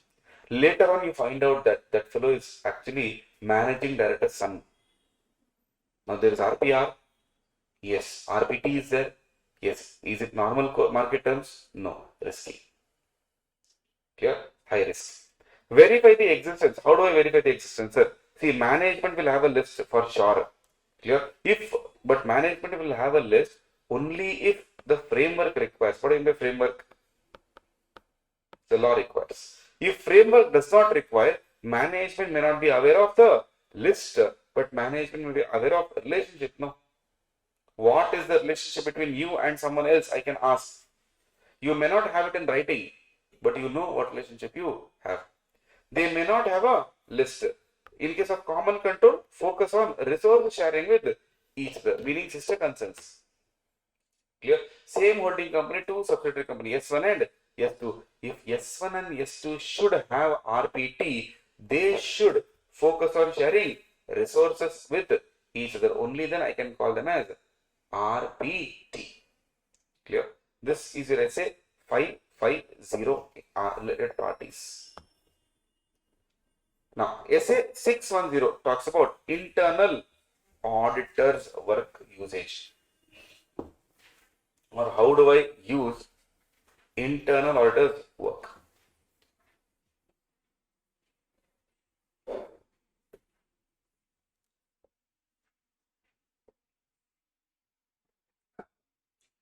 Just curious, like, do you guys have your own short notes for audit? Do you guys have your own short notes or purely ICAI? Short notes you have a ICAI. Okay. Now, if you don't have short notes, no problem at all. Okay, since this video backup is anyway there. Alright. Whenever you are revising, you can just go through the relevant section wherever I told it's important and mark it there. Clear? Reason being, ICAI module is good, but the length, the volume and the depth of the module is so much that not every student can sustain the module for a longer period of time without breaking. Clear? So module is good, but in SA 610 specifically, why I asked is the relation of content or concept there is vague. Vague in the sense they're given all the information, but what is happening, it's very difficult to identify. Clear? That's why I told you, I asked you, do you have a short notes of your own, or are you just referring from the material? Because material, yes, it is good. Content wise, you can just study and keep it. But in the examination, you should understand from where this particular concept is coming. Okay. SA 610 purely talks about what? Using the work of internal auditors. There are two types of auditors, internal and external. Clear? Now, both will do the same thing. Clear? Both will do the same thing. The only difference is the internal auditor does it for the company all the time. Whereas the external auditor, he has many other clients to handle. Clear? So, both nature of work is same. One is completely dedicated for one entity and one is for others. And whose report is very important? External auditor's report is extremely important. Clear? Therefore, what we should do? We should first check whether your entity requires internal audit department. But the standard does not use the word department, it uses the word function. Clear? So IAF is nothing but IAD only, internal audit department. Okay. What should I do, sir? I have to evaluate the IAF. Evaluate with respect to what? They should have three things. One is objectivity, second is competence level, third one is systematic and disciplined approach. Okay. Objectivity level, what should I check, sir? What do you mean by objectivity? Chapter number 11 we had seen. What is objectivity? Correct. Not compromising on your judgment. Clear? Through bias or influence. Now, in case of objectivity, we have 4 points: C square and O square, which says you have to check organizational status, meaning environment or the hierarchy. Supervision of TCWG, are they supervising or not? Constraints placed, constraints in difficulties. Then conflicting responsibilities. Sir, what is conflicting responsibilities? You have given two responsibilities to internal auditor, but both are contradicting each other or conflicting each other. Clear? The competence level also we have to check if IAF is as per the size of the entity and operation. Number 2, policies for hiring, training and assigning the work. Number 3, they have adequate technical training. See, no matter how good you are, you have to be technically sound.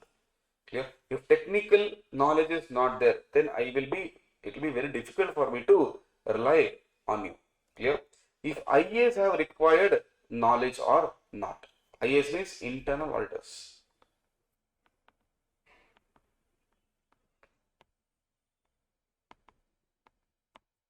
Now, please don't consider that we are going and evaluating internal auditors. No, whoever is working there, we have to check their professional competence. Then, next is approach, systematic and disciplined approach. Only when you have systematic and disciplined approach, we will be able to execute our job properly. So, how it should be? Documented internal audit procedures, appropriate quality control procedures should be there. Okay. Now, main part is here.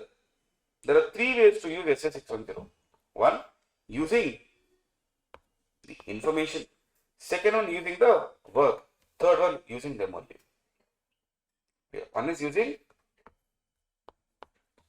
whatever information they have. Second one is using that information that have worked. So, evaluate that work.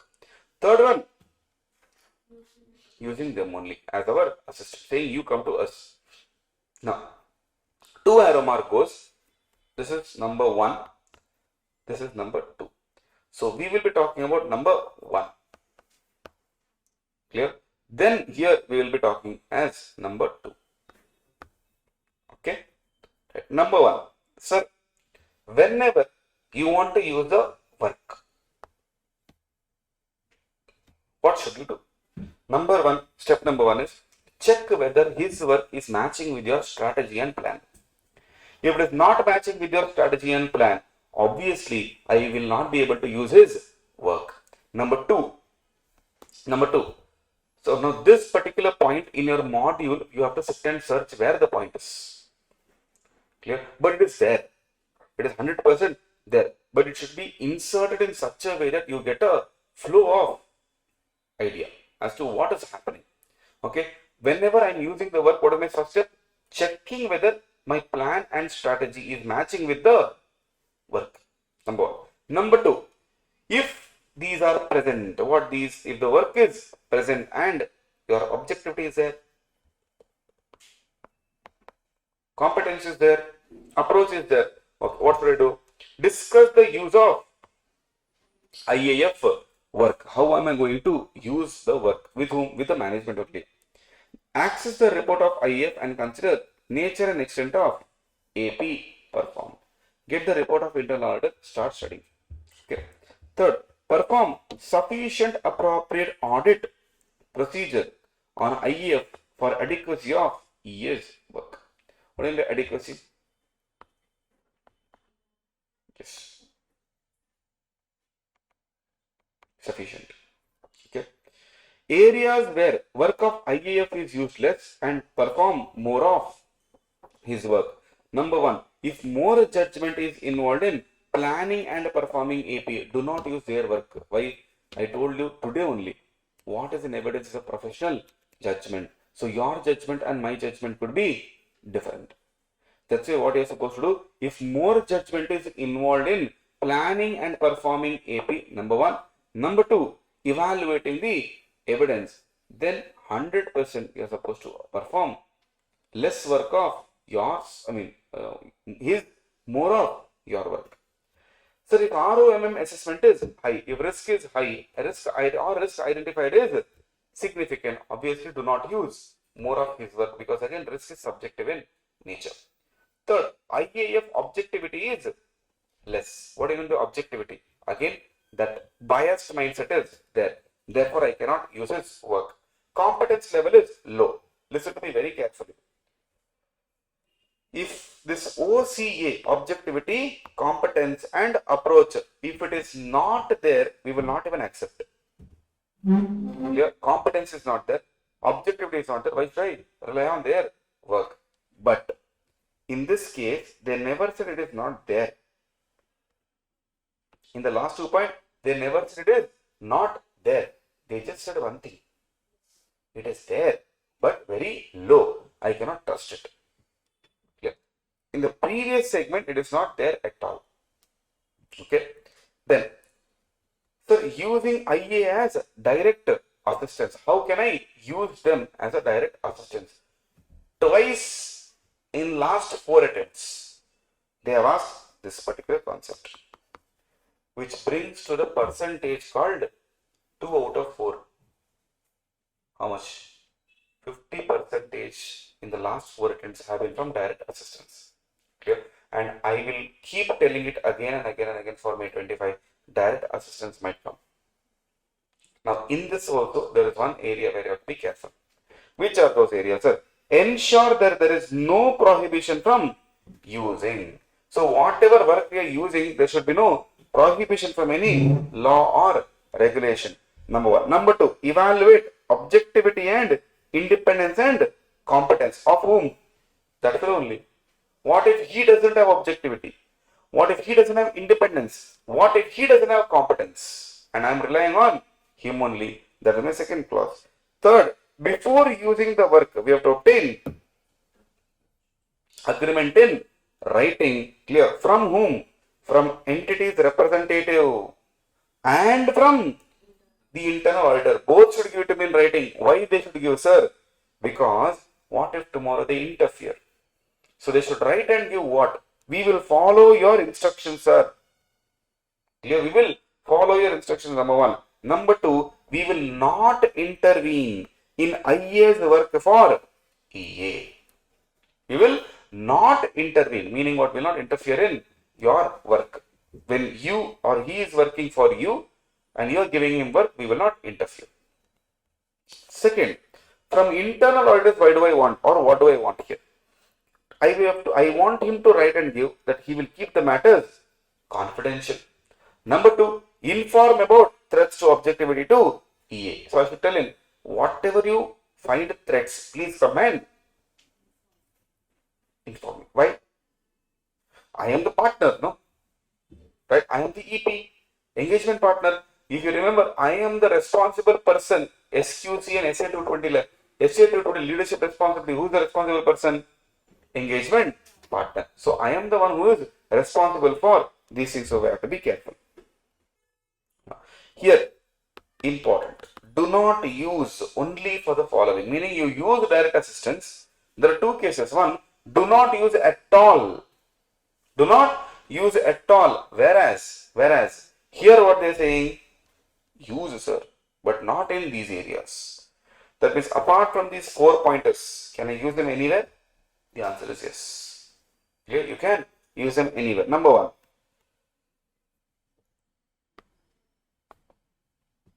judgments. Whenever you are making significant judgments, please do not rely on their work more because first of all, it is a judgment. Second of all, I am using a judgment to judge a judgment. I repeat. First case is what? Good for me, no problem. Clear? Second case you're telling, in making significant judgment means to record an amount of something, the internal auditor has used a judgment. Now I have to judge his judgment, whether it is right or wrong. Right? So in that case, you better don't sit and judge, you only carry on with the work. Areas related to higher assessed RO, wherever the risk is high, you use more of your work rather than using him. Clear? And areas where judgment is needed to perform procedures, to evaluate evidence, and these two cases are very important when it comes to if I am assessing the ROMM high. Right. Third, work where IA is involved and this work has yet to be reported. Do not use him. Why? You are using him only to judge a matter on him which was prepared by him only. You will definitely not get the right decision. So do not use. Decisions regarding IAF and use of his work. How am I going to use his work and how am I going to sustain the work life here?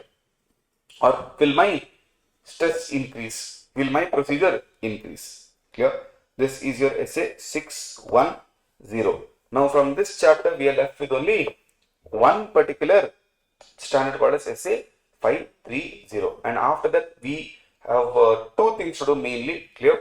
That is your bank audit and strategy, plan and program. Clear? So with this we will be completing our marathon.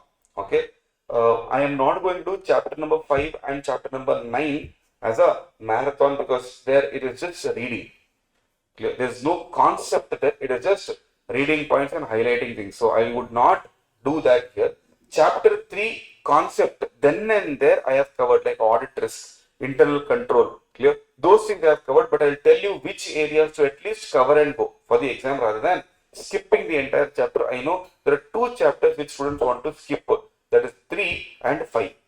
These are the two chapters which students generally want to skip and it's not your problem. Clear? The problem is there in the syllabus styling itself. Chapter 3 is a combination of two chapters under old syllabus. Clear? That's why the chapter looks very huge, which it is. Right? But there is a way to study that also. Right? That and chapter number 5, if you skip that, no, you're skipping like 1/4 of the paper. 25% easily you're skipping. So rather than skipping that, please do not skip it. I keep telling students, don't skip, don't skip, don't skip. At least do something and go if you're skipping that. At least something is better than nothing. But this is for only those who are thinking of not even studying those chapters and going. If you're please thinking of studying the chapters and going, please go. Study only and go. Don't worry about other things. Clear? Right? Fine. We'll take a 10-minute breather before we continue with essay 530. So today only after essay 530, I'll be starting with probably bank audit advances. Okay?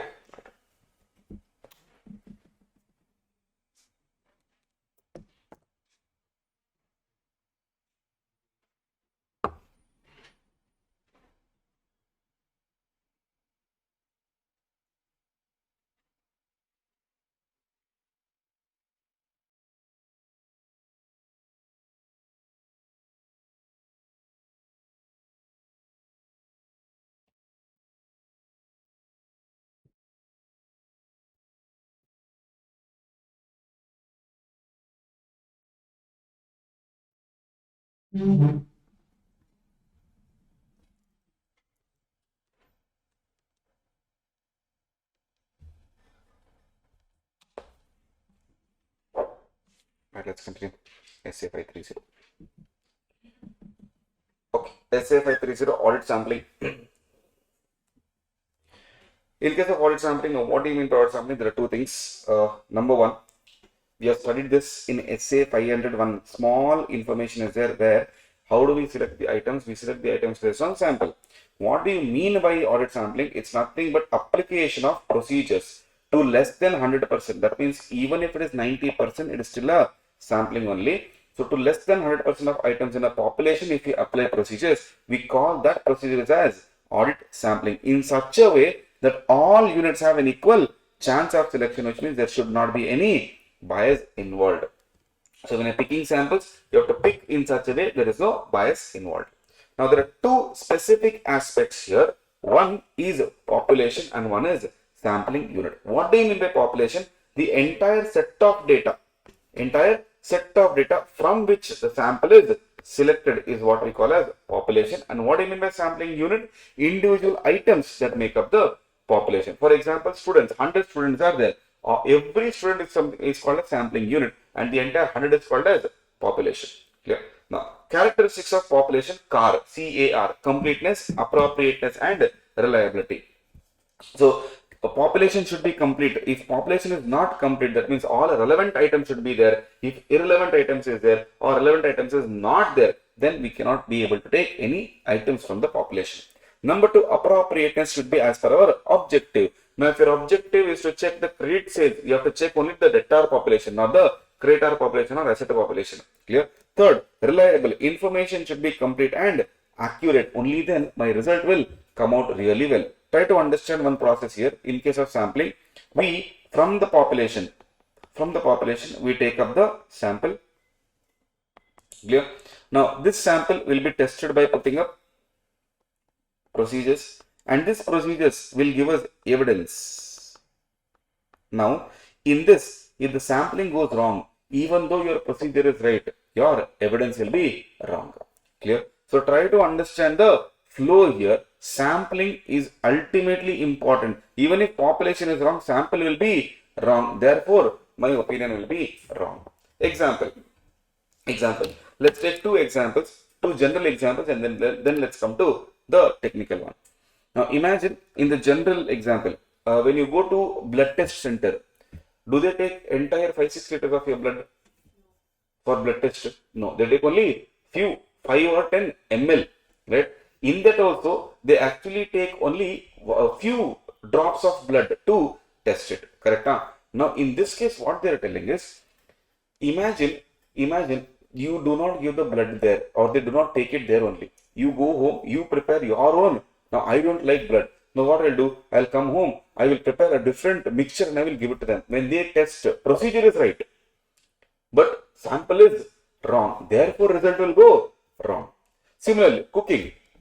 In case of cooking, now let's say your mom cooks a nice curry. How does she taste? How does she check whether the taste is right or wrong, right or not? So she will take one spoon and then she will taste it. But the problem is the way she takes versus the way we take. Now when we take, we might take only the upper layer. Now all the masala, all the salt is there underneath, right? You have to mix and take properly. Otherwise you will tell, no, salt is not there. More salt you will add. So picking sample, population is right. Sample picking went wrong, opinion will be wrong. Sample picking is right, population is wrong, opinion will go wrong. Clear? So you have to understand that part here. That's why we are studying SA 530. How do we pick the population properly, or how do we pick the sampling from the population properly? So there are two approaches here. One is statistical approach and one is non-statistical approach. What is statistical approach? More scientific method, approved method and widely applied method. No personal bias involved. Samples are not prejudged. We use mathematical theories to pick up the samples, which is very, very good for us, and everyone has accepted that. Clear? What is non-statistical sampling? Purely based on experience and knowledge. Clear? Now this is where they say, boss, there is bias here. Now, even though how can you prove that there is no bias? Because there is no formula for this. It's based on what you are thinking. It's totally based on your judgment. Clear? It's very simple to operate. What is the criticism? It is neither objective nor scientific. What do I mean by objective? There will be bias here. There is bias. There is no unbiased. There is no particular way where you prove that we have been impartial. Number two is scientific. What do I mean by scientific here? This is not based on some formula or theory. Clear? Involves personal bias and cannot be eliminated. Sample may not be true representative, and that is one of the risks in this particular sampling. Clear? Directly come to this particular problem wherein, sir, which method to use? Should I use statistical? Should I use non-statistical? It is totally what called professional judgment. It is totally auditor's call. Extent of checking the sample, meaning how much I should check. Clear? How much I should check depends on certain factors. Question. Exam question. Okay. Number one, size of the organization under audit. What do you mean by size of the organization? If the organization is big, should I go for sampling? Yes. But if the organization is very small, I don't have to go for sampling, much of the sampling. State of ICS. If ICS is very good, I can rely on the data. Therefore, I can take up more or less sampling. Whereas if ICS is very weak, I won't be able to take up less sampling. I will take up more. Adequacy and reliability of books of accounts and records. In case if books of accounts is not enough or records are not enough, I will have to test more. Therefore, more sampling is required. And in case of adequacy is there, I rely on that. Therefore, I will check less. Therefore, sampling will be on the lower side. Tolerable error range. What is tolerable error range? I can tolerate more error. If you are okay to tolerate more error, you will not go and test more. You will test less. But if you are not okay to tolerate more level, you will end up checking more. Listen to my question very carefully. If I want to tolerate more error, then I will check less. If I can't tolerate more error, that means I want to tolerate very less error. That means I will check more. It is inversely proportional. Clear? It is like you want to, let's say a student wants to fail. Will he study? No. But if a student doesn't want to fail, study more. Same logic here.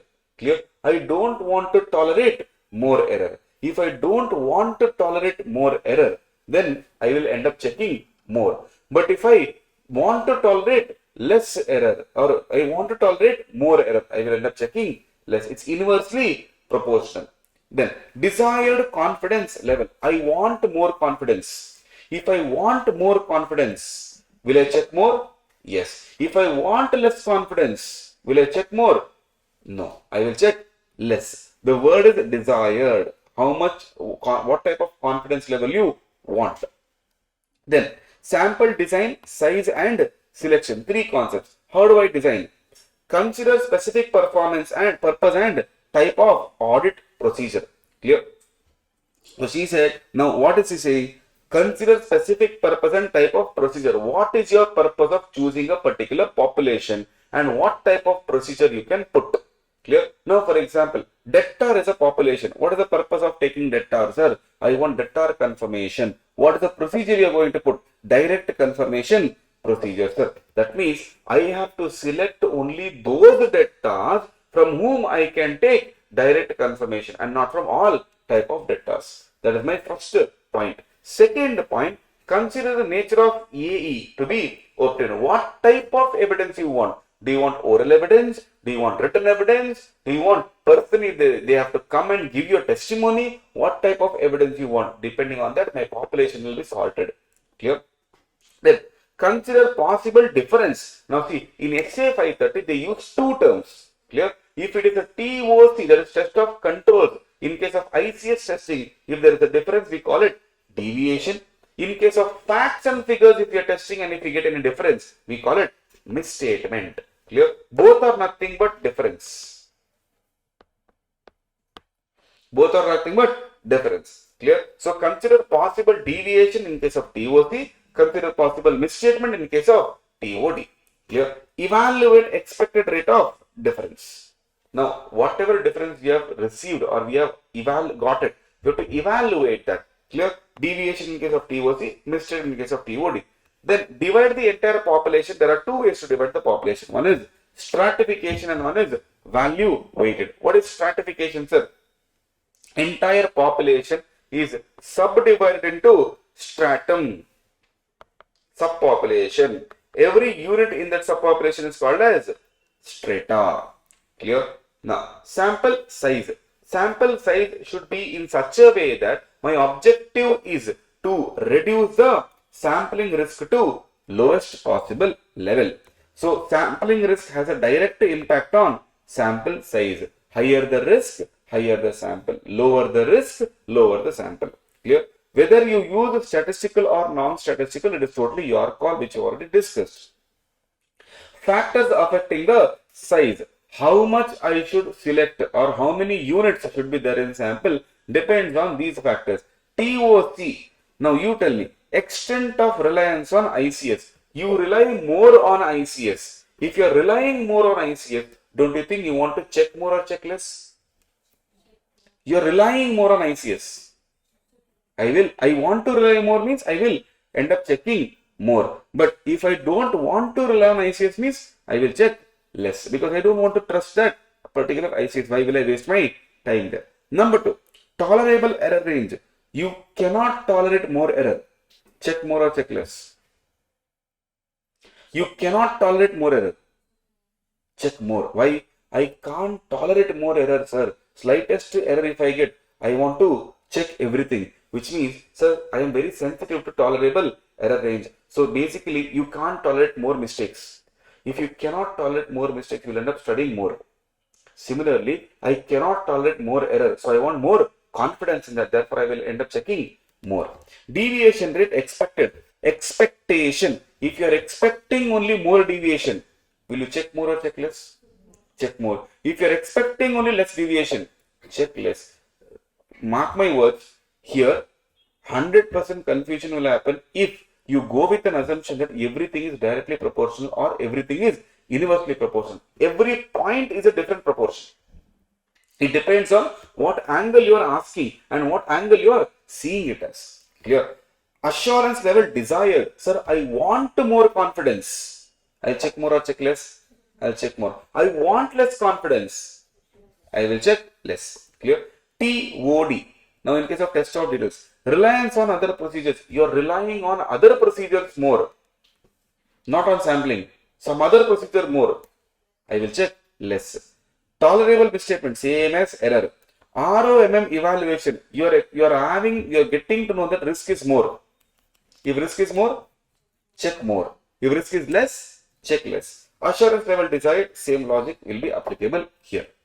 What are the different types of sampling or what are the selections? Number one, random sampling. In that we have two, simple random and stratified random. What is simple random means?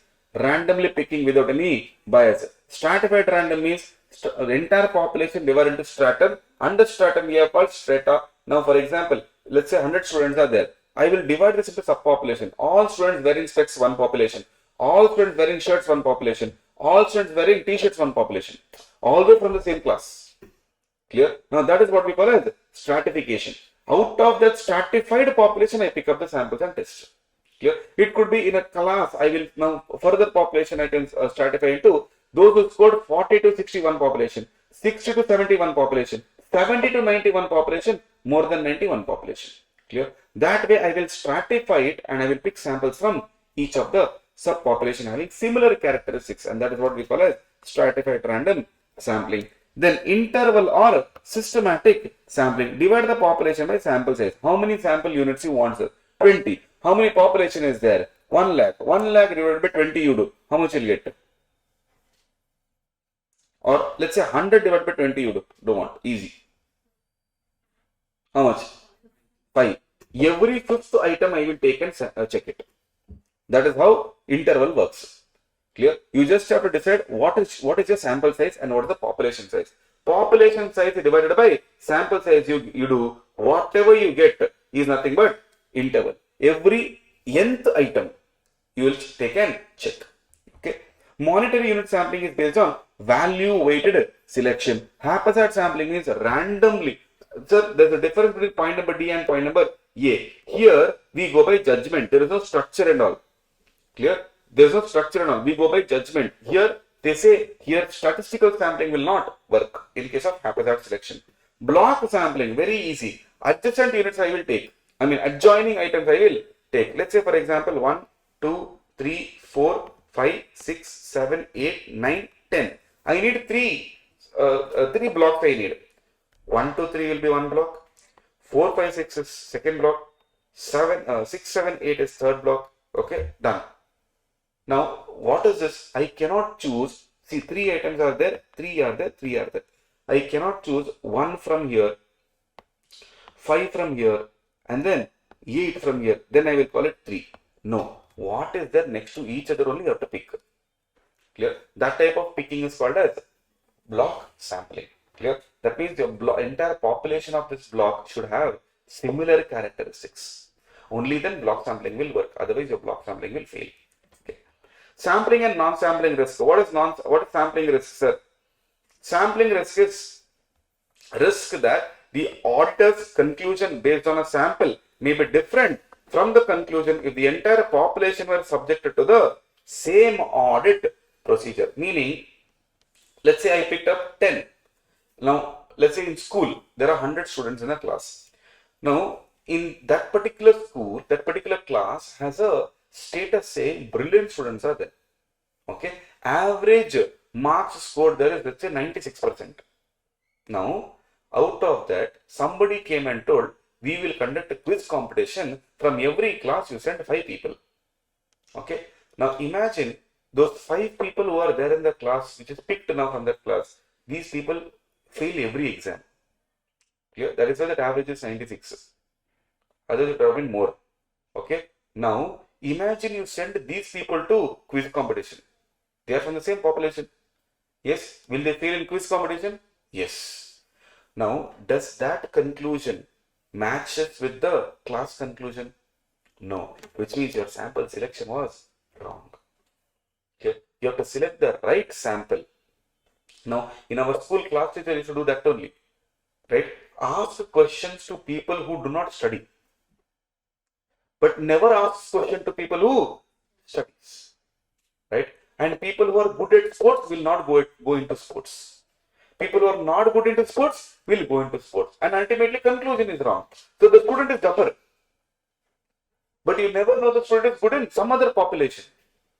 Right? Similarly, in debtors or creditors or whatever population we are taking, we need to understand that picking the right population is, the right sample is important. Not picking sample. Picking the right sample is important. What if, imagine I took 5 debtors, all 5 are bad. What will be my conclusion? Entire population is bad. Correct?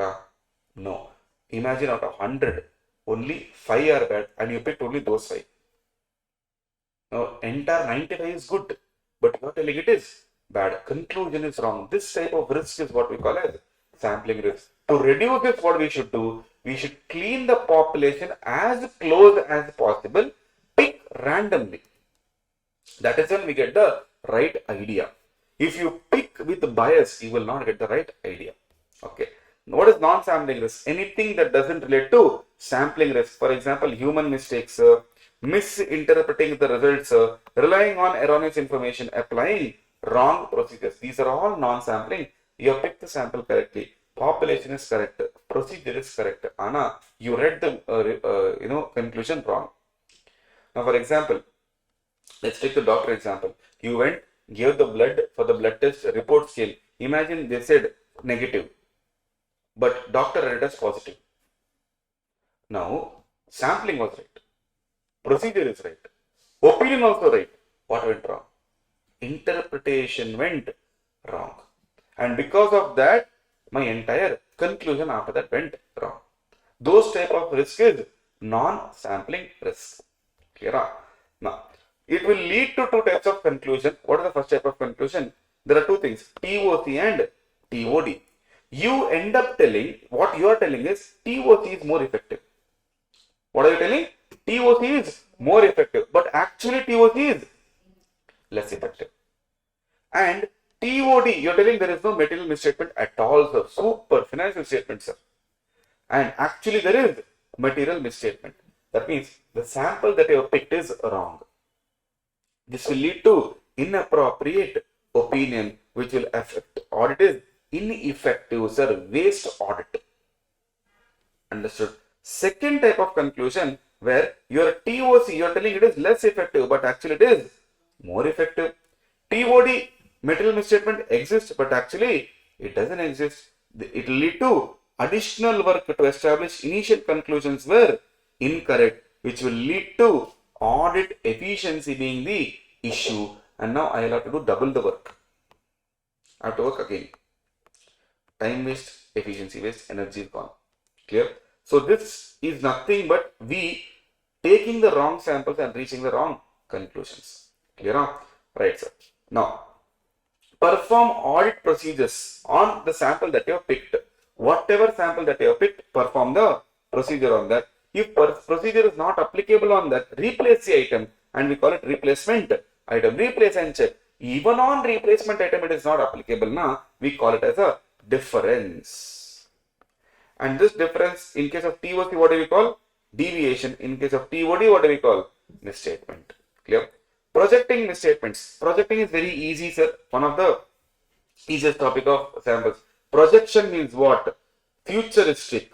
Clear? Estimating. So based on our sample, we can estimate how many errors or how many misstatements are there in the entire population. Mind you, very important, projection is never done on TOC. Projection is always done on TOD, because projecting misstatements they have told, not deviation. Clear? Why? There is a basic assumption here. In case of TOC, sample deviation is equal to population deviation. There is no difference. Anna, in misstatement, there is a chance of population deviation is not equal to sample deviation and vice versa. In case of TOC, ICS, see, control system in one place, if it is wrong, in every place it will be wrong only. Clear? Whereas misstatement, sir, journal entry, if one place if it is wrong, it doesn't mean that another place it should be wrong. Okay?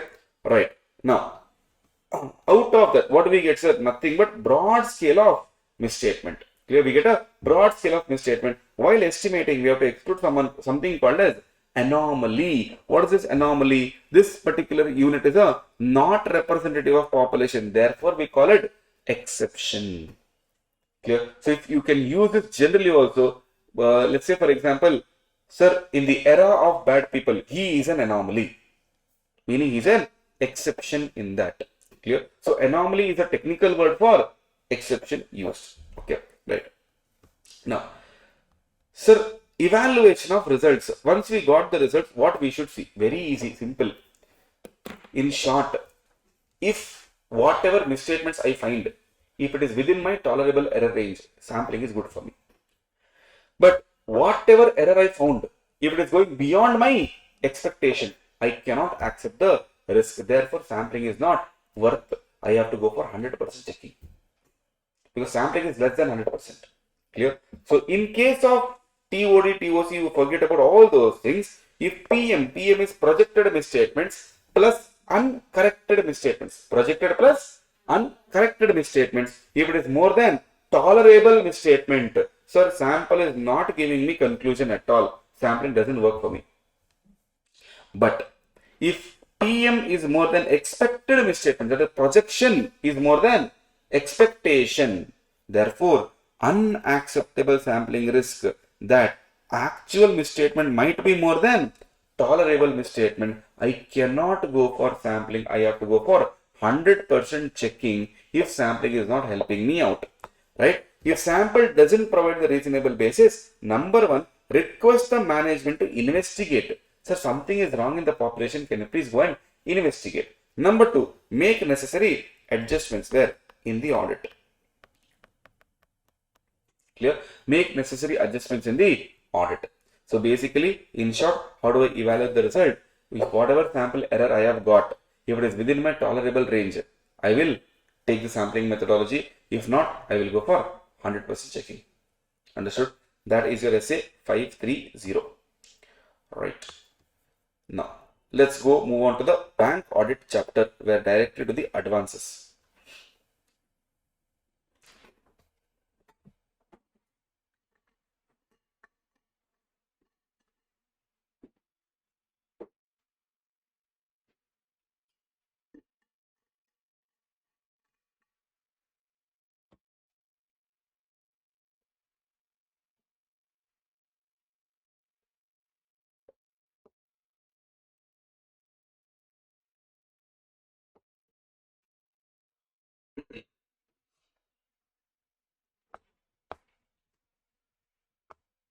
Right. Let's talk about advances here in bank audit. We'll not be, there are two parts. Bank audit, you have to study in two parts. Number one, the initial consideration part. That is, who is RBI, what are their functions, what are the advantages, who appoints auditor, etc. That is one part. Second part is advances of bank. Clear? And this is a major part of it. Generally, people in the exam, more or less, it is about advances itself. Clear? Anyway, now is the bank audit season. Right? Till April it is bank audit season only. So it's very important for us to understand the advances. How do we evaluate it? Okay. Now there are two types of advance. One is called funded loans and one is non-funded loans. What do you mean by funded loans? What is funded loans? Funded means actual transfer of money is there.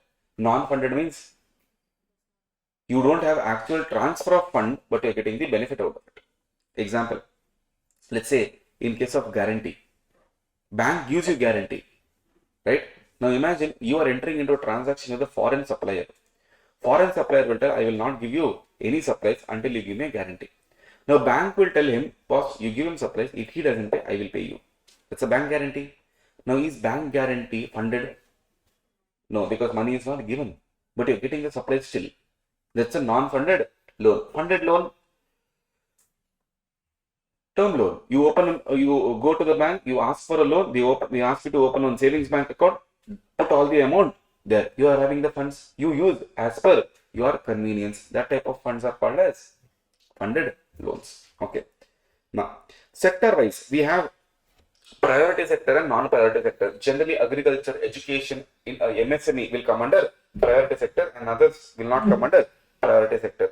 Then we have security-wise. There are two types of security, primary and collateral. Primary means what? Based on which the loan is given. Now, primary cannot be everything and anything.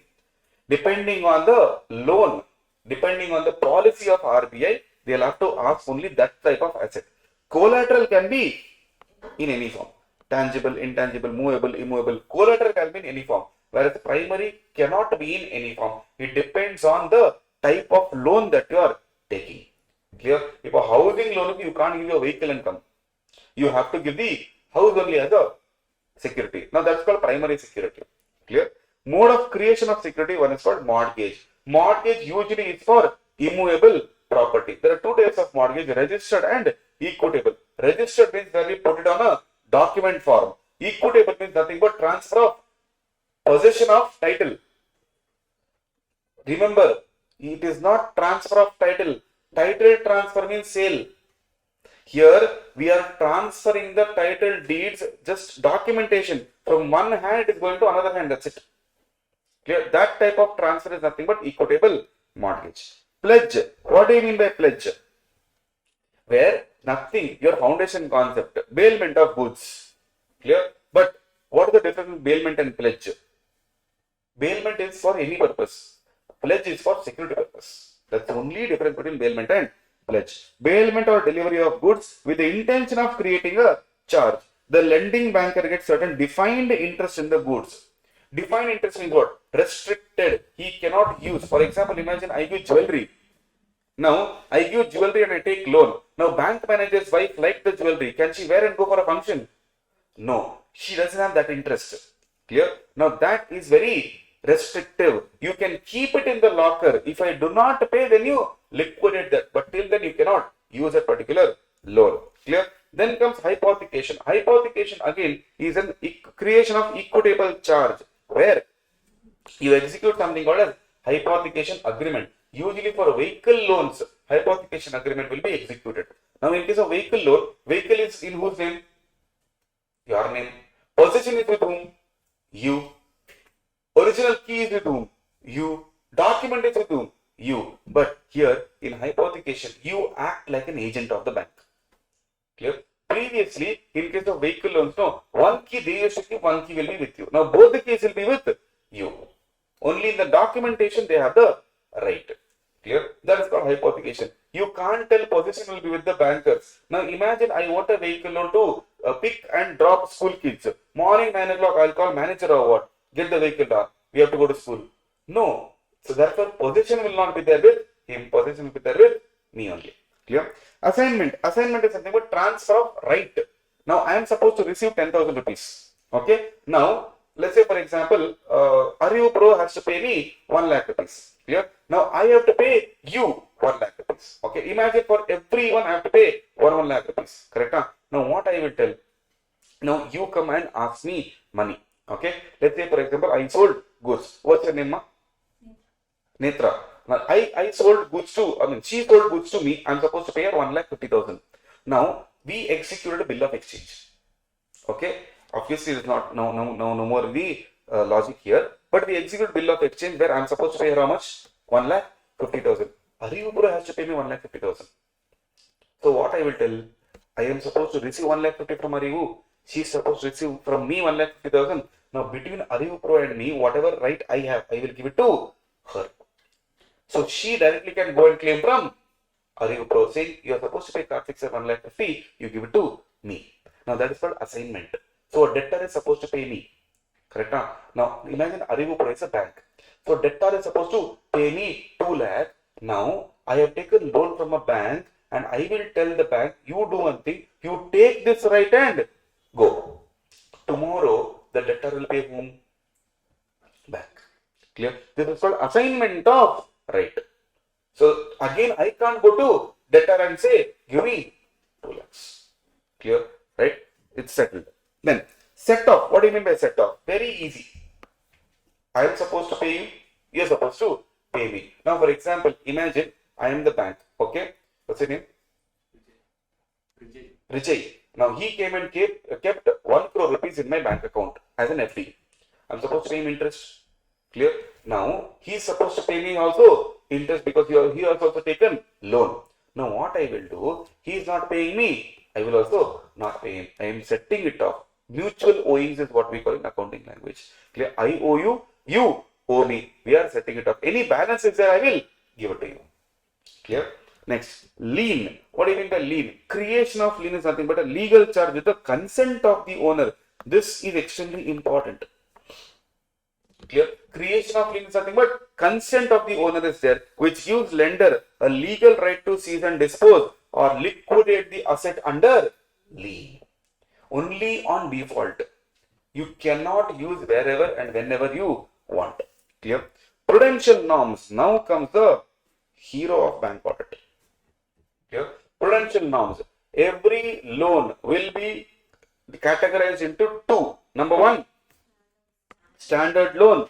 Number 2, NPA loan. Under standard, there are 2 things. Regular and SMA, special mention accounts. Now, in special mention account, we have again 3 things. SMA 0, SMA 1, SMA 2. What is it? 0 to 30, 31 to 60. What is it, sir? This SMA 0, SMA 1, SMA 2. We call it as stress signals. We call it as stress signals. And this is overdue. 0 to 30 days, it is overdue. We call it SMA 0. 31 to 60, we call it SMA 1. 61 to 90, we call it SMA 2. And it is still considered as performing asset only. Just that giving it little stress now. And after 90 days, what do we call that? Directly will sit in non-performing assets account. Now, under NPA, we have one more category called substandard category. And after that, we have doubtful. In doubtful, we have 3. D1, D2 and D3. Then we have something called as loss. Clear? Now, why do we need this? Generally, in every organization, we create a provision as and when we want at the quantity we need. Whereas in case of banks, you have to create provision as per RBI policies only. Clear? That is, now, for substandard asset and standard asset, what is the provisioning, sir, here? What is substandard asset? It would be one which has remained NPA for a period less than or equal to 12 months. Now, when does it become NPA? When does any asset become NPA? After 90 days. That means it should remain as NPA for 12 months. That means after 90 days, for 12 months, it should be substandard. Clear? After that, where will it go? Doubtful. Which would be one which has remained in the substandard category for a period of 12 months will come under doubtful asset. It's like one loan is there. It traveled to SMA 0, then it traveled to SMA 1, then SMA 2. Then after 9 days, it went to one more house, 4th house called substandard. In that house, he was staying for 12 months. After staying for 12 months, he will go and sit in doubtful. Clear? Now, in doubtful, you have to create provision. If it is there in doubtful for 1 year, we call it D1. What is the provision? 25% plus 100% for the unsecured portion. If it is 1 to 3 years, 40 plus 100%. If it is D3, 100%. Now, what is this secured and unsecured, sir? Imagine I have a loan of 1 CR. Clear? Now, I am supposed to receive 1 CR from my customer. Now I have a security given by him, which is equal to 1 CR only. Okay. Now in that 1 CR outstanding, no interest, I kept on adding outstanding balance. It has grown to 1.5 CR now. Right. Now in this, what is the secured portion? 1 CR, because security worth is 1 CR. Clear? Unsecured is 50 lakhs. So for 50 lakhs, you create 100% provision, and for 1 CR, you create 25% provision. Clear? But don't worry, practically this is of no use for you guys. Clear? Reason being, only theoretically you study and go to bank audit. Core banking solution automatically will calculate NPA provision. Clear? You just have to check, verify whether it has been, the date has been entered properly or not. Clear? And the logic here. So you will not sit there and calculate. Clear? So currently, because of the technology and software and everything, it's automatically done there. Next, loss asset. What do you mean by loss asset, sir? Loss assets would be one where loss has been identified by the bank or internal or external auditor or the RBI inspection, but the amount has not been written off wholly. Sir, this means usually there are three inspections that can happen in the bank. One is concurrent audit, one is RBI inspection, one is stat audit. Currently what is happening is stat audit. Now, in these banks, no, what happens is if RBI comes and says, boss, these assets should be flagged and it should be written off. And if you have not written off, has to be called as loss asset. And if you have not written off yet, give provision of or write it off, one of them. Clear? So this is not a type of asset. Okay. NPA for us only there, substandard D1, D2, D3, and loss asset actually has already become an NPA and we have to remove it. But since you have not removed it, now we are removing it through creating a provision. Clear? Huh? Okay, sir. Now, next. Sir, NPA, different type of NPA. What are the different forms of becoming NPA, sir? Number one, an asset becomes NPA when it ceases to generate income for the bank. What is the generating income for the bank? Interest. Clear? It is a loan or an advance where interest and principal remains overdue for more than 90 days in respect of a term loan. So for term loan, how do we calculate it has become an NPA? Interest or installment is pending for more than 90 days. Number two, sir, in case of overdraft or cash credit, if it remains out of order. Clear? Third, the bill remains overdue in case of bill of exchange, bills purchased and discounted, if it is overdue for more than 90 days. Everywhere 90 days is there. Hey, is 90 days equal to 3 months? No, you have to calculate the number of days itself. Clear? Right. Classification of NPA is based on record of recovery. Example, consortium loan. Only if the member bank has received money, then PA. If it has not received money, NPA. I don't care whether you have paid or not. My only botheration is did I receive? Did I recover from you? Clear? If I have recovered, then yes. If I have not recovered, not NPA. Then, availability of security and all is waste for us, need not be taken into consideration as for NPA. Sir, I have an asset where a customer has given security, but now he is not repaying his EMI. Should I consider him as NPA? The answer is yes. NPA classification doesn't depend on security. Whether you have security or whether you don't have, we will still consider it as NPA. Having security will be ignored. Okay. Then asset classification would be borrower wise and not facility wise. Asset classification what? Borrower wise, which means imagine in one bank, one borrower has 3 accounts. Vehicle loan, housing loan, term loan. And in term loan, he made a mistake. He became NPA in term loan. He is an NPA for entire bank. Clear? It is not just, sir, in term loan he is NPA, housing loan he is not an NPA. No, he is an NPA for all 3 facilities. Clear? Next, out of order. Now, what do you mean by out of order? In case of OD and CC, this is extremely important. Okay, exam wise. Number 1. The outstanding balance remains continuously in excess of sanctioned limit or drawing power. Now, we will understand what is drawing power later on. Right? Now, outstanding balance is what? Payable. Payable. Right? Payable is in excess of what? Whatever limit I have sanctioned. Let's say I sanctioned 50 lakhs. Your payable is 70 lakhs out of order. Number 2. So outstanding balance is within the sanction limit only, but no credits at all for 90 days, sir. Sir, I sanctioned 50 lakhs, outstanding is 40 lakhs. Anna, not a single rupee received out of order. Third, received, sir. They put money, but it is not enough to cover the interest debited. What do you mean by that, sir? Sir, let's say he paid, let's say monthly EMI is 50,000. 50 lakhs is too much. 50,000. Now in that 50,000, 30,000 is interest and 20 is principal. And this bugger paid 15. Did it cover the interest at least? No, sir. If it is, he has paid, but he has not even covered the interest part which is debited. I cannot call you as a PA. I will call you as out of order. Therefore, NPA. Clear? For OD and CC, they don't call it NPA, they call it out of order. Okay. Overdue, we already know if you don't pay on due date, we call it as overdue. Sir, accounts regularized near balance sheet date. Now, let's say March 31st is the balance sheet date, but near the balance sheet date only you regularized it. What do you mean by regularized? Till now you have never paid it. Till now you have never paid. Anna, just before the March, you started repaying so that auditor will not flag your account as NPA. Clear? Now for that reason, you tell me, actually did he have ability to pay? No. Actually, he never had. Just before balance sheet date, he started regularizing. Doesn't it give me a hint that it is not just what I see, it is what is the reality, substance over form. This fellow from April to December never paid.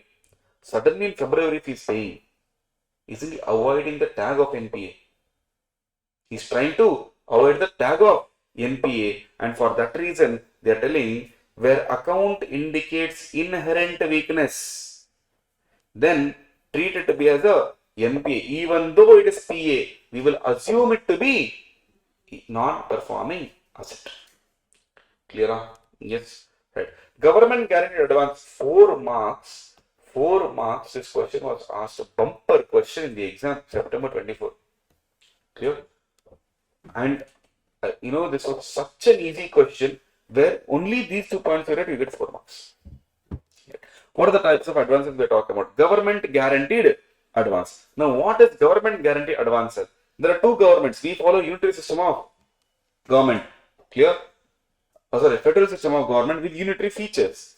Now, we have 2 governments, central and state. If state government has given any advance, we have to consider it. Central government has also given advance, we have to consider it. But how do we create a provision for that?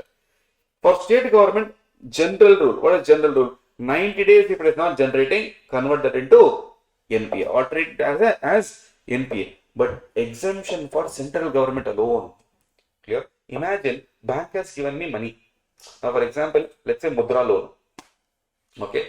Now, government says, those who are having MSME business, micro business, we will give you loan. Government will give you loan. All you have to do is come and submit the documentation. Okay, sir. No questions asked. Okay. Let's say 50,000 is a Mudra loan given by central government to everyone. Example.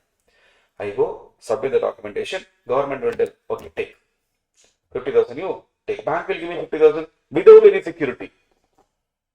Now I am happy. Who's giving me guarantee? Government. Now, government has given guarantee to the bank. If I stop repaying, general rule padi, I should pay an NPA. If I stop repaying for more than 90 days, what is the general rule? Anything you is overdue for 90 days, NPA. Now, I did not pay my EMI. Correct? It's been more than 90 days. Who am I now? Generally, I am an NPA. But since it is a government guaranteed advance, I am not to be treated as NPA until government withdraws its guarantee. The day government withdraws its guarantee, convert this into NPA. This is one exemption which students have not understood at all as to what they are talking. Clear? State government is easy because it's clearly told if it remains overdue for more than 9 days, convert it into NPA, not a problem. But government, central government guaranteed advances is where the problem is. I hope you are clear now. Clear? Yes? Right, sir. Next is consortium. What do you mean by consortium? Consortium basically means group loan. Clear? Group loan. Consortium means advancing loan to a borrower by more than two banks is what we call as consortium. So in that we'll have something called as leader and member. Clear? The one who has the highest share generally will be called as lead bank. Clear? Bank with the higher share will lead the consortium and other people will be called as member banks. Okay? Consortium advances should be based on record of recovery of the respective individual member banks and other aspects having bearing on recoverability of advances. So every year also recovery basis on is important. Where, sir, in case of consortium, the borrower pays money to the lead banker, and lead banker and member bank, they should come with an arrangement how we will be distributing that particular money within us. Are you getting my point? Number one. Number two. Now comes your question. Imagine you all are banks. I am the borrower. I have to pay 50 lakh EMI every month. I paid 50 lakh. Now imagine Malvika is the lead banker and I paid 50 lakh to her. You all are member banks. Okay. Now I paid 50 lakh to her. Now it is your responsibility to get those shares. Okay. Now everyone got except you and you. Now you tell me, did I pay? Did I pay? Yes. In Malvika's books, I am PA or NPA? I am PA. Clear? Now, in all four of you, in your books, who am I? I am NPA or PA? I am a PA because you guys are getting your share, no? Clear? From 50 lakhs, you guys are getting your share. But in the books of Netra and his books, who am I? NPA, because they have not received their share. Now I know what you will think, sir, but is it fair to call me NPA despite me being, paying on time? Now, you call me as NPA, no problem. How will you recover from me? You will go to debt recovery tribunal and file a case on me. No problem. I will show the proof of payment to lead banker. That's why here they say the lead bank and the member bank, they should have agreement between themselves as to how they will receive. Here, for me it is a black mark. Are you getting my point? There in the DRT I will clearly show. This is what I have done. So you cannot treat me as NPA. But because of the banking norms, because NPA is based on recovery, since these two people have never recovered their shares, they have to treat me like an NPA. But practically, in case of consortium now, they'll have an arrangement in the beginning itself how they will share the income among themselves. Okay, right, sir. Now, drawing power allocation, who takes care? Entire, everyone will come and calculate drawing power. Okay. Now, accounts where there is erosion in the value of security. What do you mean by erosion? Erosion is a gradual reduction or destruction. Clear? Now, how do I consider, sir? Number one. Sir, it should be straight away classified as either doubtful or loss. How, sir? Erosion in the value of security can be reckoned as significant where realizable value of the security is less than 50% of value assessed by the bank or accepted by RBI. Simple. RV, realizable value, less than 50% of AV. This AV is by whom? Bank or RBI. Clear? What is realizable value? If I sell the asset, how much I will get? If it is less than 50% of AV, AV is given by the banks or RBI, then we will call it as doubtful. Next, sir, if RV is less than 10% of outstanding amount, 10% of outstanding amount, we will call it as loss assets. Very simple. If RV is less than 10% of outstanding amount, we will call it as loss assets. Okay. Then, advance against term deposit, NSC, KVP, IVP. Basically, FD mail loan. If you take, no problem. Just underline this. Provided adequate margin is available. What is the adequate margin? Banks will tell you. Agriculture advances affected by natural calamities, flood, then storms, right? In these cases, if it is affected, what do we do, sir? Banks may decide their own relief measure. Clear? But whatever you decide, it should be as per RBI's latest circular. You cannot exceed RBI's provisions. Do whatever you want, I'll give you the freedom, but it should be within the guidelines of RBI. Clear? Next, in such cases, NPA would be classified based on rescheduled terms. You reschedule it according to the rescheduled terms, you classify it. Advances to staff. Now, banking staff also we can give advances in two different capacities. One, as a banker we can give. Second, as an employer we can give. As a banker, if you are giving, presentation will change. As an employer, if you are giving, presentation will change. Now, obviously, it is an interest-bearing staff loan, right? If you are giving it as a banker, it should be coming as a advance, because I'm not making any distinction between an outsider and my employee. Both are same for me. Clear?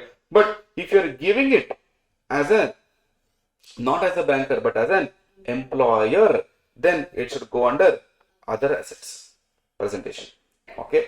Now, sir, what if there is a term where interest is payable after principal recovery?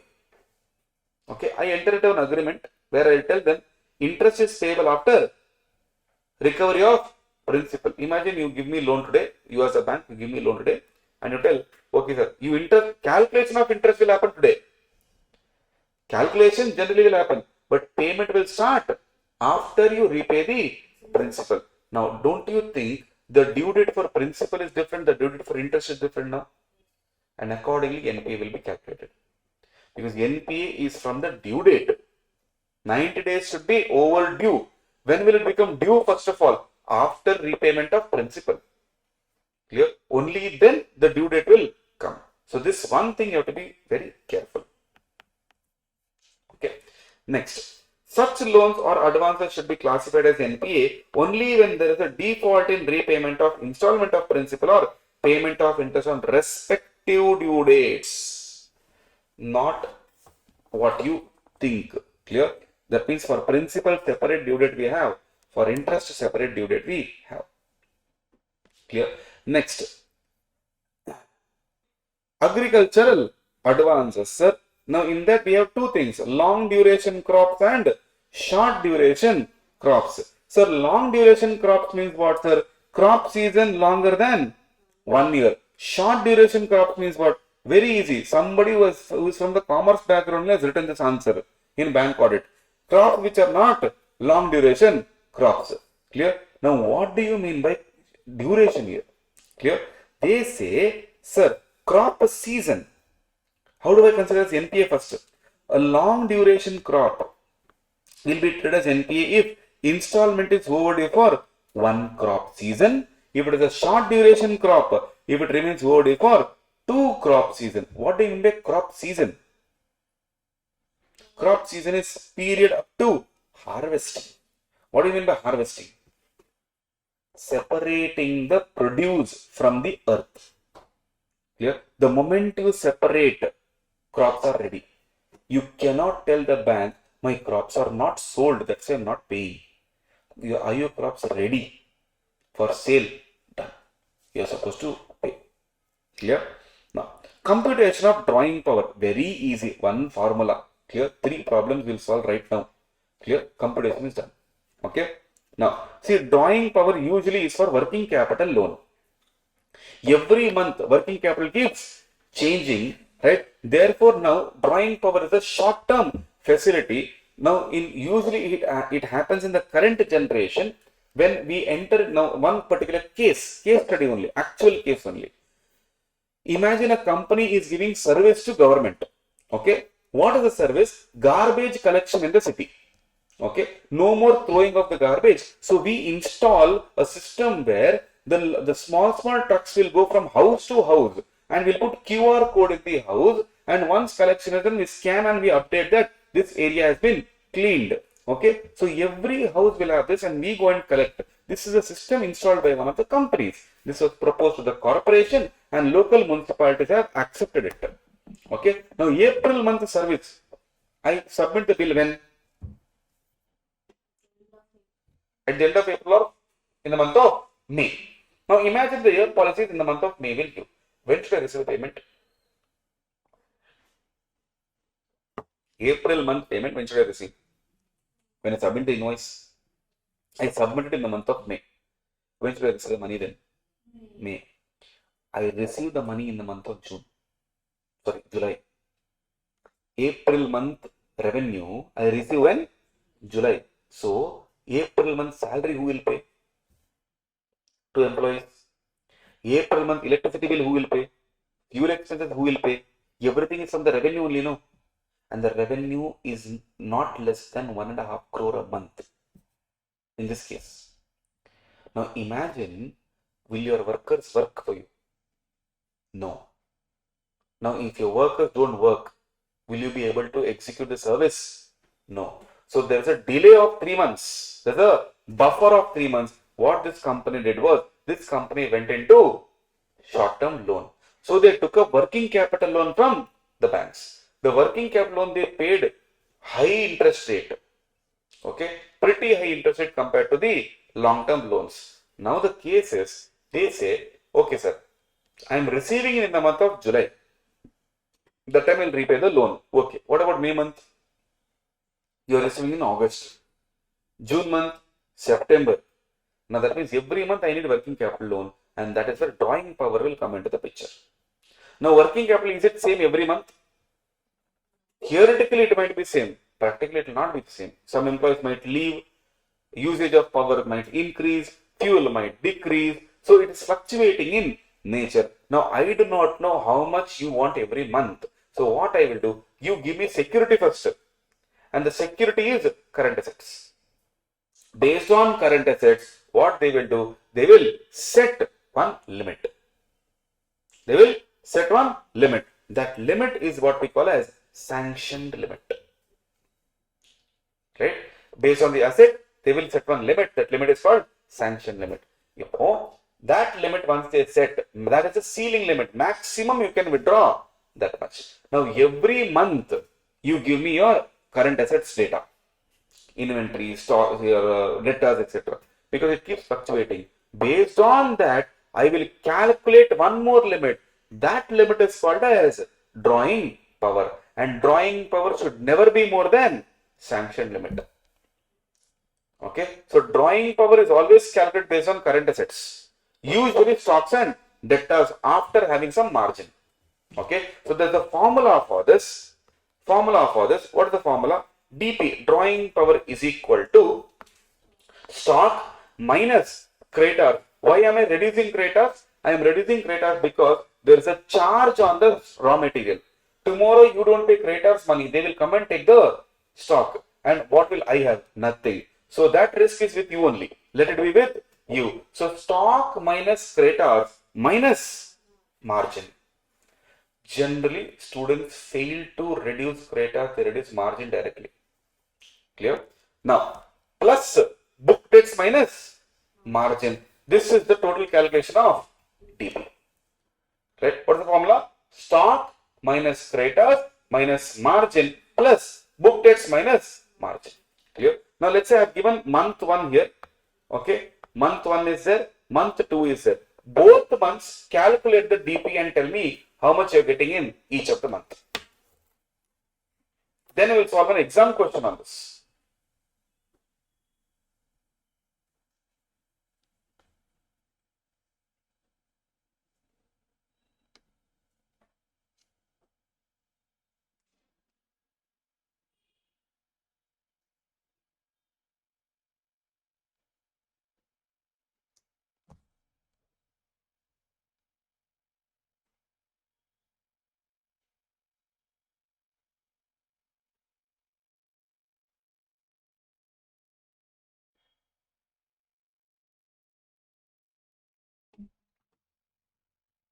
How much are you getting? Stock, how much? 35 minus creditors 10 minus margin. Margin on stock is 25 into 75%, 18.75, and on debtors 25 minus, do we have anything? No. Debtors nothing is there. Minus margin. Margin is 40% into 60%. 15. 33.75. Are you getting it? Month 1 should get 33.75. See here. Stock 35 less creditors 10. 25 less margin. How much? 25. 6.25. Therefore 18.75. Okay. This is A. Then comes debtors. How much? 25 minus margin 40%. 10. 15. 15 plus 18.75 is 33.75. What is my DP? My DP is 50 lakhs. Therefore, I can month 1 I can withdraw 33.75. In month 2, stock 55 minus 10 or what's into what's the margin? 25%. So can I say into 75%? 55 minus 10 into 75%. 33.75. Now debtors how much? 35 into 60%. 21, that is 54.75. I cannot withdraw so much because my sanction limit is only 50. So therefore, even though my drawing power says this month you have had good assets, you can still not take 54. You can only take 50. If you still want to take 54, go to bank, ask them to increase this limit first and then borrow. Okay. Try and solve exam question.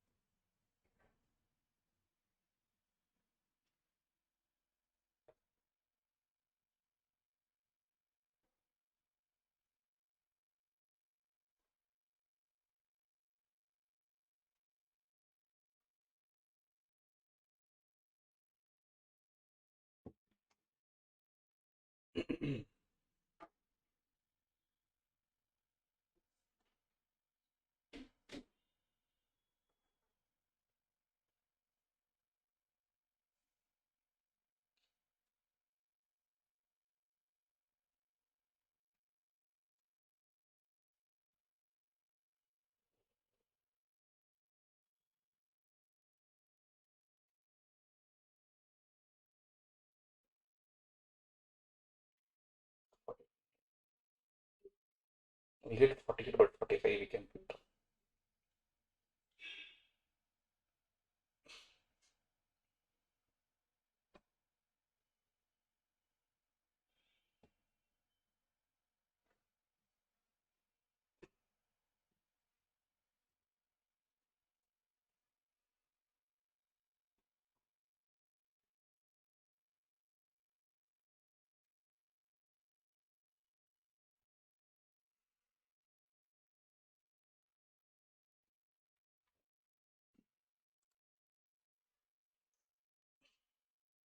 How much you guys got? As per calculation, you should get 48. But you cannot withdraw 48 because sanction limit is 45. So maximum you can withdraw is 45. Clear? This is our drawing power is calculated. Okay. Now alt of advances. So technically our NPA portion is done. Okay. This is nothing but procedure only. Checking the creditworthiness, forms and other things. Clear? Advances only which are outstanding we should consider. It should be supported by loan document. Anything should not be left out. Everything should be covered. Valuation is appropriate and properly applied. The advances are disclosed, classified and described as per the recognized accounting policy and practices. Provisions have been made as per the RBI norms. Okay, directly here, note, very, very important. All large advances should be examined, everything, 100%. Whereas other things can be done on sampling basis. Okay, now accounts identified to be a problem accounts, however, need to be examined in detail unless the amount involved is insignificant. What do you mean by insignificant? Not negligible or not very important. Okay. All right. Revenue. In case of revenue, In case of revenue, one important point to be considered is materiality concept. What generally we consider everything on what basis? Accrual basis. Clear? We consider everything on accrual basis. But here now they are telling if any item of total income is not considered to be material as per the above norms, what is that? They have given on norms. Point number 2. RBI has told only those income you have to record on accrual basis which is more than 1% of total, either total income or net profit. Only those incomes should be recorded on what basis? Accrual basis. மற்றபடி எல்லாமே cash basis தான். Clear? Everything else is on cash basis. Like, let's see here. If any income exceeds 1% of total income of the bank or 1% of net profit before taxes, depending on how are you recording the income or how are you going to consider in your books. If you only record the net of cost, what do you mean by net of cost? Whatever revenue earned less expense, net you record. Clear? If that is the basis, then 1% of net profit. But if you are recording on gross basis, meaning including costs, then 1% of total income. Let's say, for example, interest. Total income is, let's say, 50 crore. In that, interest income is 40 crores. Now, what will you do? 50 crore into 1%. How much? 50 crore into 1%. 50 lakhs. Any income which is more than 50 lakhs, accrual basis. Any income less than 50 lakhs, cash basis. As and when it is received. Clear? Yes. Right. Now, this is actually done at the end of the year. Banks is little weird. This is done at the end of the year because how do we know what is the total income? Until unless year is completed. Clear? So there automatically they will know now all system is there. Clear? That's why it's easier now. Right. Now, sir, in case of revenue uncertainty, basically NPA is like bad debt. Clear? And for NPA, how do we record, sir? How do we record NPA? We don't record NPA. We record only on cash basis as and when we receive. Clear? Now, bills purchased and discounted. In this case, how do we recognize, sir? See, whenever bills purchased and discounted, imagine February 1 bill was received by the bank. Okay? Discounted, 1000 rupees of discounting charges. The bill validity is 3 months or 4 months. February, March, April, May. 1000 rupees is a discount amount received. Now you tell me how much should I record in my books? 1000 or less than 1000? As a bank, I gave, let's say 1 lakh rupees was there, I give 99,000. 1000 is my income. No. That income I am telling you, should I record 1000 or less than 1000? It is less than 1000. Reason that 1000 is for 4 months. 2 months falls in this year, 2 months falls in next year. You cannot record in this year only. That is what they are telling. Now, listen, 1000 you received when? In the month of Feb. What will be the entry? Bank account debit. Okay. 2. Income account 500. Yes or no? 2. Advance income 500. That advance is shown as liabilities. And next year it is reversed. Clear? Next year advance to income. Understood? Clear? Normal accounting only. Nothing great here. Right. Bills for collection, if it is there. You tell me, sir. Bills for collection, if it is there. Do you collect the bill from outsider first and then pay, or you pay first and then collect? I am the bank. Okay. She is supposed to pay you. You guys authorize me, saying, bank, please go and collect. Now, should I pay you your amount first and then go and collect from her, or collect from her first and then pay you?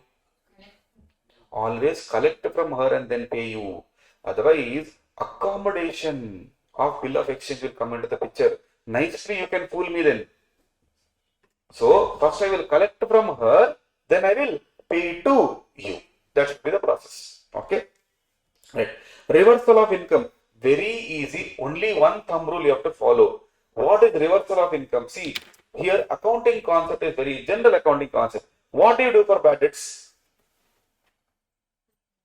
What do you do for bad debts? If a debtor becomes bad, reduce from debtors, correct. When do you record it again? Basically reducing the writing it off now. Yeah. When you write it off, when do you record it again? When we the same for NPA. Yeah. Chumma some aesthetics words they have put. Apart from that, logic is still the same. Clear? In NPA is like a bad debt for me. Okay. Now it is slightly a difference because SMA 0, SMA 1, SMA 2 still PA only for me. Till you reach SMA 2 90th day, who are you for me? NPA. Clear? Now after 90 days you become NPA. Till 90 days you are PA for me. Now SMA 0 means still overdue. SMA 1 means still overdue. SMA 2 means still overdue. Now the question here is, whenever there is an overdue, that means I have not received the money. Have I? Overdue means what, sir? The borrower is yet to pay and I have not received it. Clear? Now if I have not received it, I am recording on accrual basis. No? Accrual basis means what? Record when it is earned, not when it is received. Clear?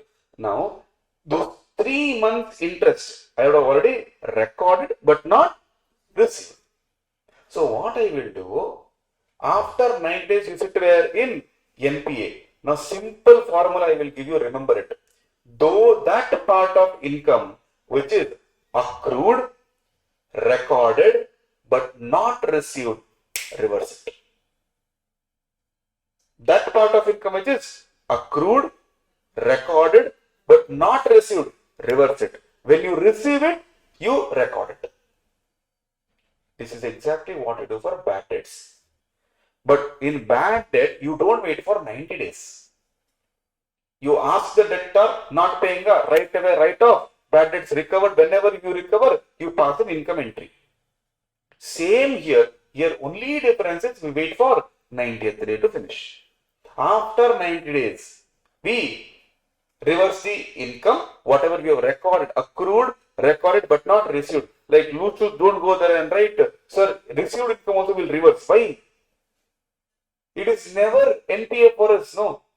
When we already received, what is the reversal? It's not received, we have already received it. Clear? So only those which is accrued, recorded but not received, you reverse it. And when you receive it, you record it. But one more question is, 90 days is not the formula for every asset or every account. Out of order is for CC and OD, it is out of order. For term loan, it is 90 days. Clear? For agriculture loan, it is different. That is why they are telling for that loan criteria is there. No, you apply the same criteria for NPA. Whichever criteria is for NPA, whichever criteria you are applying, no, you continue following the same trend. Don't stick to 90 days everywhere is what the formula is all about. I hope reversal of income is absolutely clear. Second point. In case of reversal, you would have also added commission fees, interest charges, etc. Reverse those also. Not just the principal amount, not just the interest amount. Reverse commission. Reverse any additional charges that you have put because you have not received. That's why I told you. Any income accrued, recorded, not received, reverse it. Clear? Yes, right, sir. But one small change here or one small concept to understand, I reverse it correct and I will stop recording from there then onwards. Okay, in my main book I will not record. You know why? If I record also, what should I do? Reverse it. So why should I record in the first place? I am reversing because I recorded it there. So I'll stop recording. But my question to you, if I stop recording, let's say 2 years I stop recording interest. Second year end, the borrower will come and tell, sir, tell me how much I am supposed to pay, I'll pay. Do I have a record of it? No. That is why you have to create a record called memorandum account. Clear? You have to create a record called memorandum account. Now in this memorandum account, if you see, it is only for control purposes. Admin purpose. It is not to be used, sir, for the purpose of computing gross advances, interest and all. Do not take into account. This is only for our purpose. I should know now how much interest I lost.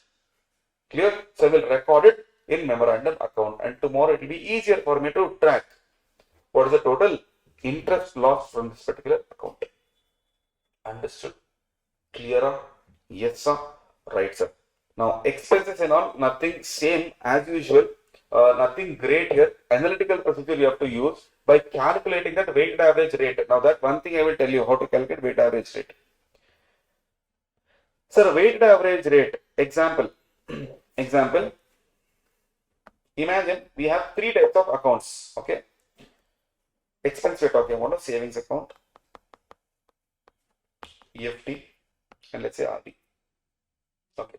Now, total savings account deposit that I have is, let's say, 150 lakhs.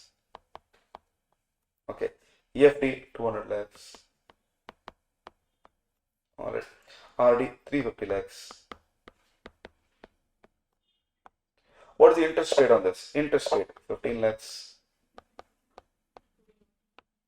Let's say 17 lakhs. And let's say 27 lakhs. Random amount I'm taking. Okay. What is the total? What's the total? 7, 7, 14, 14, 19. 19. How much? 59. And here? 600. Huh? Okay. Now, calculate the average interest rate. Okay. 59 lakhs in total. 59 lakhs divided by 700 into 100. How much? 59 by 700. 8.423% I got. This is my weighted average rate. Compare this with their weighted average rate, whose bank's records. If there's a difference, more difference, slight difference will be there. If it is material difference, go and ask why there is a huge difference. Because there could be some recording issues. Clear? What if they have not recorded certain transactions? Clear? They would have easily missed out on it. Okay? That is possible. So that is your expense. Now, one specific note, very, very important note. Generally, what we do is, in general P&L, we have a format called as PPI, prior period items. Clear? Now, in that case, since the format of P&L of banks prescribed in Form B under 3rd Schedule of Banking Regulation Act does not specifically provide for disclosure of impact of prior period items on current year P&L, such disclosure wherever warranted may be given, meaning in general P&L format. General P&L format, this prior period items, PPI, separate line item is there, which we have to disclose. But in bankers format, and the PPI line item only is not there. So only where it is required, you have to show. If it is not required, do not show. But in normal P&L format, PPI is there. Understood? Clear? Yes, sir? Right, sir. So this is your main portions of bank audit. Okay. Advances, types of advances, reversal of income. I'll tell you the hotspots to study here. One is types of advances. Okay. Second one is types of security. Third one is reversal of income. Okay. Then we have NPS, provisions, and DP. Lucky if you are getting DP problems directly for 6 months. Okay. These are the main areas. And in case of revenue, please consider the materiality, the formula, 1% formula. Clear? These, if you remember, is done. Right? Okay. Chapter number 2, audit strategy, planning and program.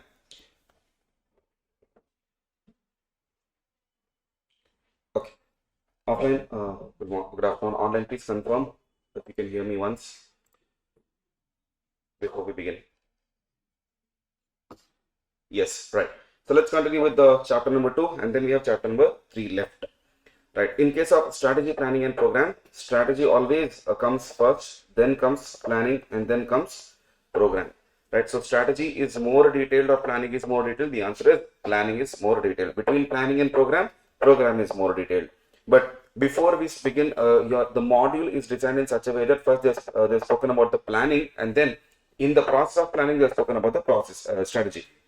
So, what are the benefits of audit plan? Benefits of audit plan is number one, we can give attention to important areas. We need not bother about unimportant areas, only important areas we can give attention. Potential problem solution. So, wherever problems can come, potential means there is a possibility. Then third, systematic organizing and managing the audit, because once we have a plan, we get a clear-cut picture as to how we have to go ahead with the audit. Selection of engagement team members. So wherever we require, based on their capability and based on their competence, we can select according to our specific audit. Direct supervise and review, DRS, direct supervise and review of team members' work. So team members' work can be directed. We can tell them how they are supposed to do, supervise them if there is anything wrong, and then review the work. Finally, it helps in coordination of work, so that the interrelated process can be taken care. Then, is the planning a continuous process? The answer is yes. It's not a one-time process. It is a continual and iterative process. Iterative means repetitive process. Clear? It begins right after completion of previous audit and continues till the end of current audit, which means it's a cycle. So if you say, for example, financial year 25-26, it starts right after completion of previous audit. That is, let's say, for example, previous audit ended, let's say, in the month of August, right? From the month of August, it starts until the end of this year audit, it continues. Now for next year, from here it takes off. That means planning is a continuous cycle. It keeps on happening. Then engagement partner and other key members must be involved in planning the audit. This is the same thing we had seen in joint audit. They should be involved in planning the audit. You may discuss elements of planning to facilitate conduct and management. See, whenever you are going to the client, you should never tell them that what you are doing, but you should tell them that you are coming for an audit. See, this one particular point is misunderstood by students. Now, the question is, should I tell my client whether I am coming for audit? The answer is yes, but you should not tell them which invoice you are going to check, which debtor you are going to ask questions, which employee you are going to ask, what questions you are asking. You should not tell. But you should tell them that we have planned to come to your audit place or to your office on April 3rd. So from there, we'll be there for another 1 week. You have to tell them. Otherwise, imagine you go and surprise them. Where will you stay? Bus stop? Railway station? No. Coordination should be done. Now, some of the clients' places, you go to the business place, but their admin office is separate. So all the books of accounts, registers, documents, invoices will be maintained somewhere else. Happens in case of factories. You go to factory for audit, but their admin office will be somewhere else. So only when you tell them, they can keep the documents ready for your audit purposes. So that's why these elements of planning you tell. Elements is, when are you auditing purchases? When are you going to audit sales? At least that you tell, so that they can keep the documentations ready. Planning needs to consider two things: identification of ROMM and assessment of ROMM, because based on the risk, my plan will be made. So risk directly influences the plan. Such as, now what factors, what are the ROMM factors I need? Understanding AFRF, that is applicable financial reporting framework. What framework does the entity follows, what is applicable for them? According to that, I can plan. For example, for a proprietor, Companies Act is not applicable. So I need not plan from the Companies Act angle. But whereas for a company, Companies Act is applicable, therefore I need to think of it. Listed company, SEBI regulations applicable, so I have to think on it. Unlisted company, SEBI regulations not applicable, so my plan will not include SEBI regulations. Materiality determination. So SA 320, if important things needs more attention, so I need to first decide what is materiality. Then experts involvement. Do we need expert in between? For example, insurance claims, I need an expert. For example, in case of a technology based company, I need an engineer who can help me to understand the system. Performing AP as RAP. When we did SA 520, I told you analytical procedure basically comes from further audit procedures, but we can use them as risk assessment procedure for analysis. For example, let's say salary. From in the beginning of the audit only, I use salary as a example. Let's say financial year 24-25 and 23-24. Now imagine I say here 56,67,980 and here 23,46,780. Now there's a huge increase between these two amounts. Now, only when I analyze this, I get to know, is there a risk in this salary expense or is there a risk in HR? If there is a risk in HR, my plan will be more detailed and more strong for HR department. So I can use analytical procedure as risk assessment and performing other risk assessment procedure like inquiry and observation. I can use this. Clear? Then I can also use inspection as well of documents. This also can be used. Now, audit planning process, elements of planning. This is what is important in audit planning. Two main legs of audit planning is preliminary engagement activities and other activities or other planning activities. Both has its own significance, right? Due to the new syllabus change, they have structured the content properly. Strategy comes here now. In the previous syllabus, strategy was given as separately. In this syllabus, they are given strategy here only, which marks as an important question there. Okay, so let's talk about preliminary engagement activities, which is nothing but SA 210 coming back here. Clear? That is the reason why I prefer teaching also. I strongly recommend students to do chapter 1, then go to 11, then come to 2. Clear? Because 11 has a lot of concepts which will reflect on 2. Right? So 2 will become much more easier after you do 11. Objective to decide whether the relationship with the client should be continued. Now this is nothing but continuance. Ethical requirements continue to be complied. So I should decide first whether I should continue with the client or should I accept the client. Right? Now with respect to that, what procedures I have to perform? Ensure that procedures with respect to acceptance and continuance are followed and reached appropriate conclusions. Meaning, conclusion is, should I continue with the client or should I stop continuing with the client if it is an existing? If it is a new client, should I take his work or should I not take his work? In SA 210, 220 and SQC 1, there is an element called acceptance and continuance. SQC 1, there is an acceptance, there is clearly integrity of client, competence of the team and capabilities of the team. These three things have to evaluate. Same thing in SA 220 also they have told. After taking that into conclusion, now put your plans. Because if you're not even accepting the client, what is the point of putting the plan? This is the bridge gap between chapter 1 and chapter 2. Now, right after chapter 1, you start planning. But you cannot plan. Logically, you cannot plan until and unless you have accepted the client. Until and unless you have decided that I will continue with the client. And that acceptance and continuance procedures are given in chapter number 11, which is a very bad placement. Chapter number 11 should have been placed as chapter number 2.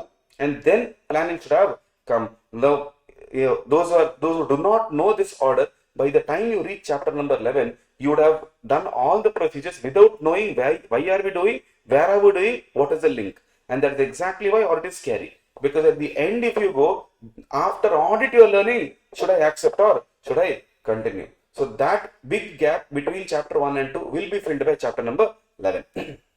Now, obtain necessary information before accepting the work with the new client. Whatever information you feel is necessary. This is totally subjective in nature. Right? Matters such as, right, integrity of the client, owners, key management. Are they involved in money laundering? Are they involved in black money? Are they trying to maintain the firm's fees as low as possible? Do they give proper information? So all these things, information you have to collect. Second, competence. Competence of whom? Engagement team.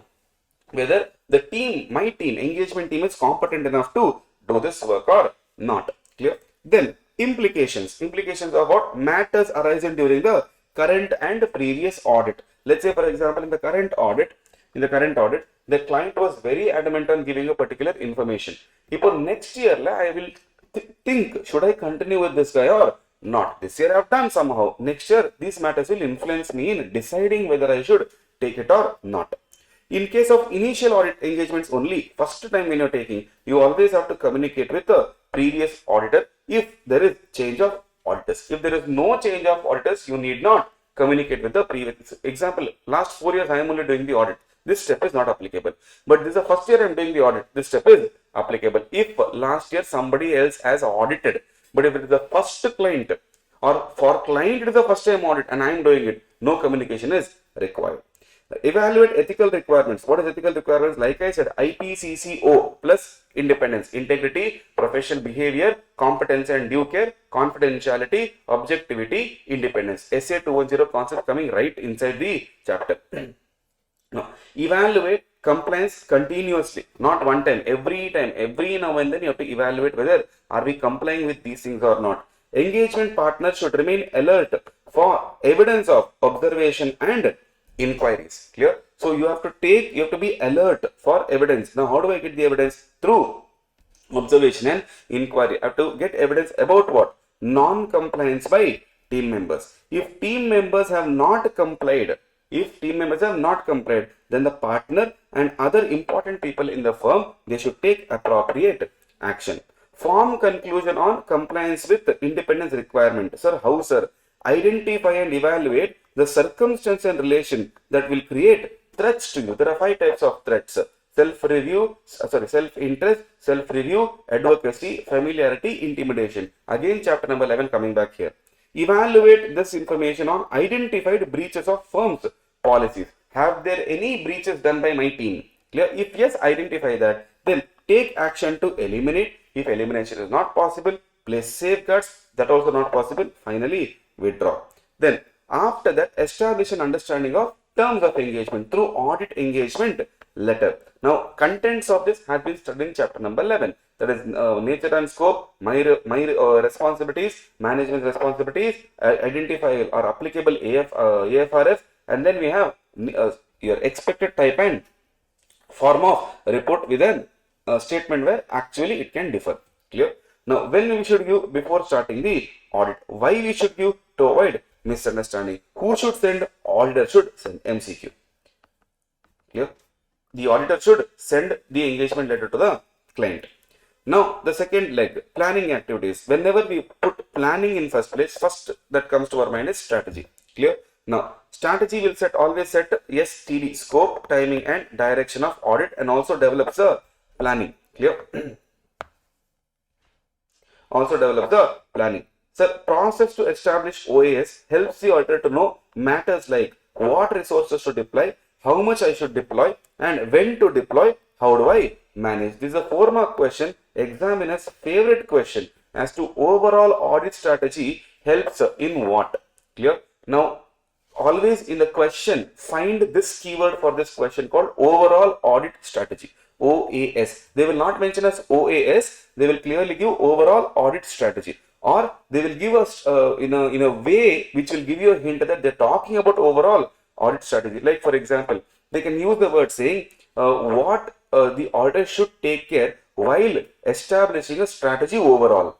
So somewhere between the words they'll keep playing. Okay, in that only 4 points you have to write. What resource to apply? Now in a textbook you have to write in the same sentence. Okay, what resource to deploy? Meaning in case of complicated areas, do I need experts? In case of experienced areas, do I need experienced people? Clear? What resources? How much? How many people do we need? When should I deploy? Should I deploy at the very end of the audit, beginning of the audit, or in between the audit? How do I manage, direct and supervise? Now, what are the factors establishing? Now, again, one more important question. Clear? One more examiner's important question. What are the factors for establishing overall audit strategy? Number 1, identifying characteristic and scope. Identify NAI.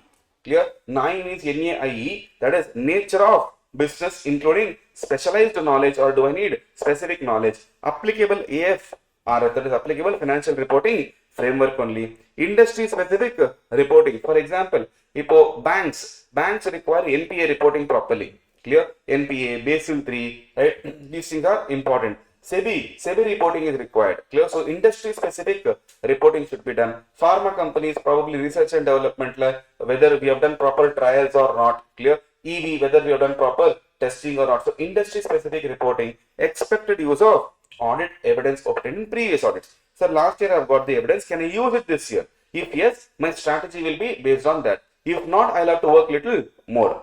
Then ascertain reporting objects. This will help in timing of audit, nature of communication. Reporting objective is why am I doing this audit and when should I report? if the client says every 3 days you have to report, my strategy should be around that particular requirements. Clear? Like in such a way, every three days I will be reporting. So that means for 3 days I have to finish that work. For that work I can put strategy. Clear? Nature of communication. Should I communicate in writing? Should I communicate in orally? Should I communicate? Go and meet? What type of communication? Clear? For example, see, timetable for reporting, discussion with the management. What should I discuss? That will help me in understanding nature, timing, and extent of the work, expected type and timing of the report, expected communication on the status of the work. So these things I have to understand to get to know what is my objective. Then expected NA and TI, NATI. What is this NATI? Nature and timing of communication with the team. Clear? With the team, including meetings or review of work. What should I talk to my team? Nature of communication, timing of communication. Sir, what is this here then? Here also nature and timing of communication with the client. Clear? And this is with the team. Then consider significant factors which will contribute to efforts in auditor's judgment. So in my judgment, this is important. In someone else's judgment, this may not be important. So what are those factors? Volume of transaction. If the transactions are huge, it will affect my team because they'll have to spend more time. But if the transaction is less, it will take less time. Significant factors or industry developments. For example, sir, listed company la, let's say for example, SEBI has changed a big law. Let's say next Income Tax Act 2025 will come. Okay. Now an are you aware about it? New Income Tax Act is going to come. Yes. Well, probably for CA students, it will be applicable from 27 most probably. Right. So Income Tax Act 2025, let's say for example, when it comes, now it is an industry development. Like people who are there in that particular, which is applicable for them, it's a significant development. Clear? So I need to understand. Let's say for example, in banking industry, RBI has changed the policy drastically. Obviously, it will affect repo rate, will affect reverse repo rate, will affect SLR, will affect cash retention ratio, cash reserve ratio will affect. So when they change these things, obviously it will affect my team because if they are not updated with respect to that, my work will be incomplete. Clear? FRF changes. Sir, from accounting standards, we are going to Ind AS concept. Clear? From companies at 1956, we are going to companies at 2013. Their reporting will change. Legal environment change. Legal environment change means law changes. Statute changes. Then consider preliminary engagement activities or other similar activities, which is nothing but our previous column, whatever we have done. That also should be considered while planning. Clear? Now write a note on development of audit plan. So how do I develop the plan? Number one, plans addresses matters identified in strategy. It nothing but addresses matters identified in strategy. Whatever you put in strategy will be addressed in plan. Number one. Number two, plan is more detailed than strategy. Number three, strategy sets scope, timing and direction. Plan will set nature, timing and extent. Plan should include three things. This was asked for 3 marks. Okay, recent question. This was asked for 3 marks. What is that? It should include 3 things. Planned RAP, planned FAP, planned OAP. Very simple. 3 points you have to write for 3 marks. Planned RAP, FAP and OAP. What is the relationship between strategy and plan? Sir, if one changes, other will change. Like as usual, strategy sets overall approach. Plan addresses matters detailed more than strategy in the plan. Okay. Strategy determines STD same and plan determines implementation. Detailing, plan is more detailed than strategy because plan is NATI of AP, nature, timing and NATI X, nature, timing and extent, and STD of audit is by strategy. Both are interrelated. Changes in one will result in change in other. Whose responsibility is strategy, sir? Again a question. Whose responsibility? Always and always auditor's responsibility. Engagement partner and other key members shall be involved. Their experience and insights will increase my effectiveness and efficiency. Right? Should plan be fixed or flexible? Always and always update and change. It cannot be fixed due to unexpected events, changes in condition, and due to evidence obtained. It is possible when information obtained at a later stage and information obtained initially differs significantly. Initially means what? When we drafted audit plan, appo irundha information ku ippo irukra information ku difference irundha, I need to change my strategy and plan. What are the factors to be considered while planning? Supervision and review of team's work. Number one, CARS. You have to remember CARS. What are the factors to be considered while planning? Supervision and review. This should be the keyword for in the question. supervision and review. Now, number one, capability and competence of the member. Whether are they capable enough? Should I, for example, if I have a person in the team who has 30 years experience, should I review his work? No, he is very good. But sir, fresher, should I review his work? Yes, capability and competence differs. Area of audit. Sir, complicated area, right? Go and test more, review. Yes. Easy area, need not review. Risk of material misstatement. Again, high risk matters, more supervision. Low risk matter, less supervision. Size and complexity of the entity. Complexity means what? Understanding of business is too complicated, sir. In those cases, review is more. If it is less complex, review is less. Size, smaller entity, less revision, less supervision. Bigger entity, more supervision because of volume of transactions and other things. Clear? These are with respect to your planning and strategy. We need to go for program. Now in program, three important topics are there, right? Very, very important is keep an open mind. Clear? Let me just open that topic.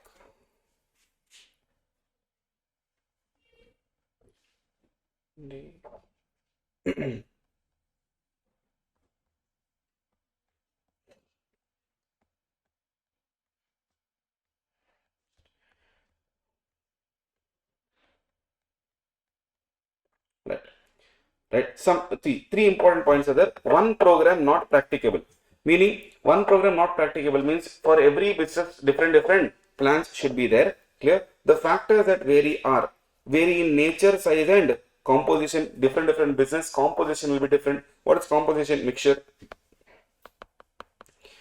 of business. Different businesses will be there. Work which is suitable to one business may not be suitable to others. Efficiency and operation of internal controls. Exact nature of service to be rendered by the auditor. Someone wants review, someone wants audit. I can put the same program for both. Keep an open mind. You always have to keep an open mind, and as experience is gained by actually carrying out the work, the program may be altered to take care of situations which were left out originally but are found relevant for the particular concern. Similarly, if any work originally provided for proves beyond doubt to be unnecessary or irrelevant, it may be dropped. The assistant engaged in the job should be encouraged to keep an open mind beyond the program given to him. He should be instructed to note and report significant matters coming to his notice to his seniors or to the partners or proprietors. Meaning, do not ask your assistant to be mechanical like a robot. Ask him to think. Give him that freedom of thinking. Let him make mistake. Let him also ask some questions. Clear? Now, give him that freedom. See, now 10 steps I have put. It is not just 10. There could be 11th step. You think of it. Now, in this 10th, there could be 7th step which is irrelevant. You don't do that. Do something else. Basically, we need evidence. Clear? Then, periodic review. Every now and then, because the program should not be outdated. Right? So, to assess whether the same continues to be adequate or not, we need to keep updating them. So obsolete program mele, if you do go and do an audit, it will be very ineffective. You will have to face legal consequences, right? So because of review, the redundancies and inadequacies can be removed. Redundancy means duplication, clear, and which is not at all required. Then inadequacy, meaning those things which are not there, we can fill it. Clear? Rigidity, it may be eliminated due to this review. So this one disadvantage, they say program is rigid, program is not rigid if you keep reviewing it. Okay. Constructing a program, always stay within the scope and limitation. Don't go beyond the scope. Number one. Number two, your program should be in writing. Number three, you should get enough evidence. Number four, it should be relevant. Irrelevant program will not give you any results. Number five, include the objectives for each area so that your assistants can understand what is the objective of doing a particular job. Let's take one example. Now, have you been to mall? When you've been to mall, there's a security check for vehicles and for people. Correct? Now, for vehicle, what is the point of checking? They check 2 points. One is your boot, right? And one is under the car. What is the point of checking? What will keep a bomb?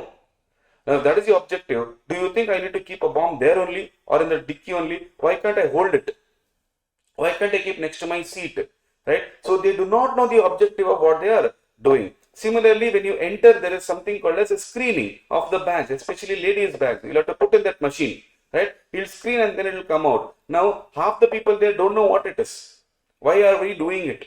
Clear? Now, some of them in many malls, these security people are not there only near the machine. How sure are you that we are screening every bag that is coming? And there are some malls where they will tell, please open the bag and show. You will only open one zip and show when there are two compartments there. He will see only one compartment. Okay, ma'am, go. Right? Which means there is no point of doing such steps without knowing what you are doing and why you are doing. Clear? I literally asked one of the security guard, why are you doing? And the answer was, no, we don't know, we were ordered to do it. Now, they are taking salary for that. Absolutely irrelevant things they are doing. Whereas, you see in PVR, frisking is there, but they do it very strictly. Clear? Compared to the mall security. Now, mall security, if you see that metal beeper is there, no. Now they just do it. Now I put chain, I have nail cutter in my pocket. Why are you frisking me? Now, even when you're frisking me, you will ask what is this? I say nail cutter. Okay, you leave. Now in that nail cutter there is a blade. I can kill anyone. Right? That's objective of frisking is to understand is there any dangerous weapon taken inside a public place. Right? Now see the same thing you see in airports. Right? You have to go hours before because literally everything belt, wires, phones, screens, everything has to be taken and separately screened. Now that there, they know what is the objective of that particular area, and that is why there it's clearly noted that this is how we are going to do it. But in malls and all, they do not know the objective of that. Absolutely waste. Some of the security guards, they require security guards, but they are there as a security guard there. I understand their perspective, but as an organization, it is not serving any purpose. It is not giving any objective for that matter. Clear? Error. Consider all possibilities of error. You cannot leave out. Sir, how can we consider humanly all possibilities? As much as possible. All the errors you consider in the planning itself. Coordination. Clear? Coordinate the procedures to related items. So why do we have programs that are always designed to provide audit evidence? It means the information used by the auditor in arriving at the conclusion on which the opinion is based. What is best evidence is always an expert knowledge and experience, professional judgment. Clear?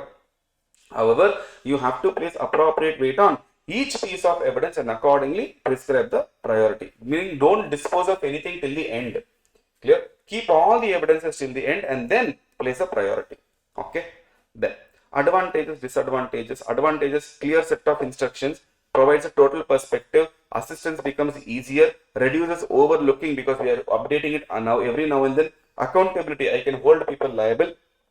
You can have the control over progress of various audits, serves as a guide in succeeding year because basically last year I have done this, only you can do the next year. Serves as evidence in case of any charges brought against you. Somebody put a case on me, I have a proof that I have done my audit properly. Disadvantage becomes mechanical. I don't agree. This is not a disadvantage. It's a area where we can improve on. Be too rigid and inflexible. Just now we saw if we keep an open mind, if you are periodically reviewing it, flexibility will be there and your rigidity will be removed. Clear? Inefficient assistance may take shelter behind the work. Meaning, good people will do work very good, and now inefficient people will always hide behind them.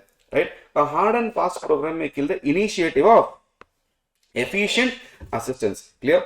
Now, this is your program. Now, in that one extra content I usually want to discuss, I discuss in the regular class, but I would like to discuss in marathon as well. Whenever they say, get to know your client. In the old syllabus, this topic was there. In the new syllabus, this topic is not there. When they say get to know your client, what type of information I am supposed to know? This is purely extra information from the syllabus perspective. Okay. What am I supposed to know, sir? See, knowledge of client's business is very important to understand. What I have to understand while putting risk assessment procedures. While putting risk assessment procedure, number one, factors, industry, regulatory and other external factors I have to understand. Number one. Number two, nature of the entity including operation, ownership structure, governance structure. Who owns? I told you there is a hierarchy. Who owns, who governs and who manages. Clear? So we have owner, PCWJ and management. I need to know who is the owner, who is the governance person. Types of investment. If you are making investment in a risky manner, that I know that you are a risk lover. Clear? If you are not taking too much of risk, you are a risk averse person. Clear? So investments will tell me what type of a person you are, the way that the entity is structured and how it is financed. Basically, finance structure. Then entities selection and application of accounting policies, clear, including the reasons for changes, objective strategies and business risks that you're taking, and measurement of review of your financial performance, could be quarterly performance, etc. Clear. Now examples of industry factors is your environment, how competitive it is, how many people are there in the industry for you as a competition, demand, capacity, product, price competition, cyclical or seasonal activity. Clear. Now supplier, customer relations such as types of suppliers, customers, etc. Technological developments such as those related to entities, products, energy supply and cost, effect of regulation on entity operation, meaning let's say for example SEBI regulation on listed companies, RBI on banking, IRDA on insurance companies. So if they change their regulation, how it is going to affect us. Clear? Right. This is your audit strategy, planning and program. Clear? Hotspots in program is those 3 points. These periodic review, keep an open mind, and one program not practicable. Clear? In case of planning, overall strategy and preliminary engagement activities, that particular part will be asked in SA 210. High chances. Clear? Rather than asking in chapter number 2, they would prefer in asking in chapter number 11. In chapter 2, your benefits of planning, strategy is extremely important. Clear? In strategy, especially this area, factors affecting establishing OAS, clear, and process to establish OAS. These two questions are extremely important in strategy. Okay. Then after that, significant factors in auditor's judgment, in that very important. Clear, right? After that, relationship between strategy and plan. One changes in one will lead to change in other. Then is plan fixed or not? Right. With this, chapter number 2, that is audit planning strategy, is done. We left with only one chapter, that is the chapter number 3, which talks about audit risk and internal control. Okay. Most of the content is covered. Okay. We will be just revising through the risk chapter. That note is shared with you, no?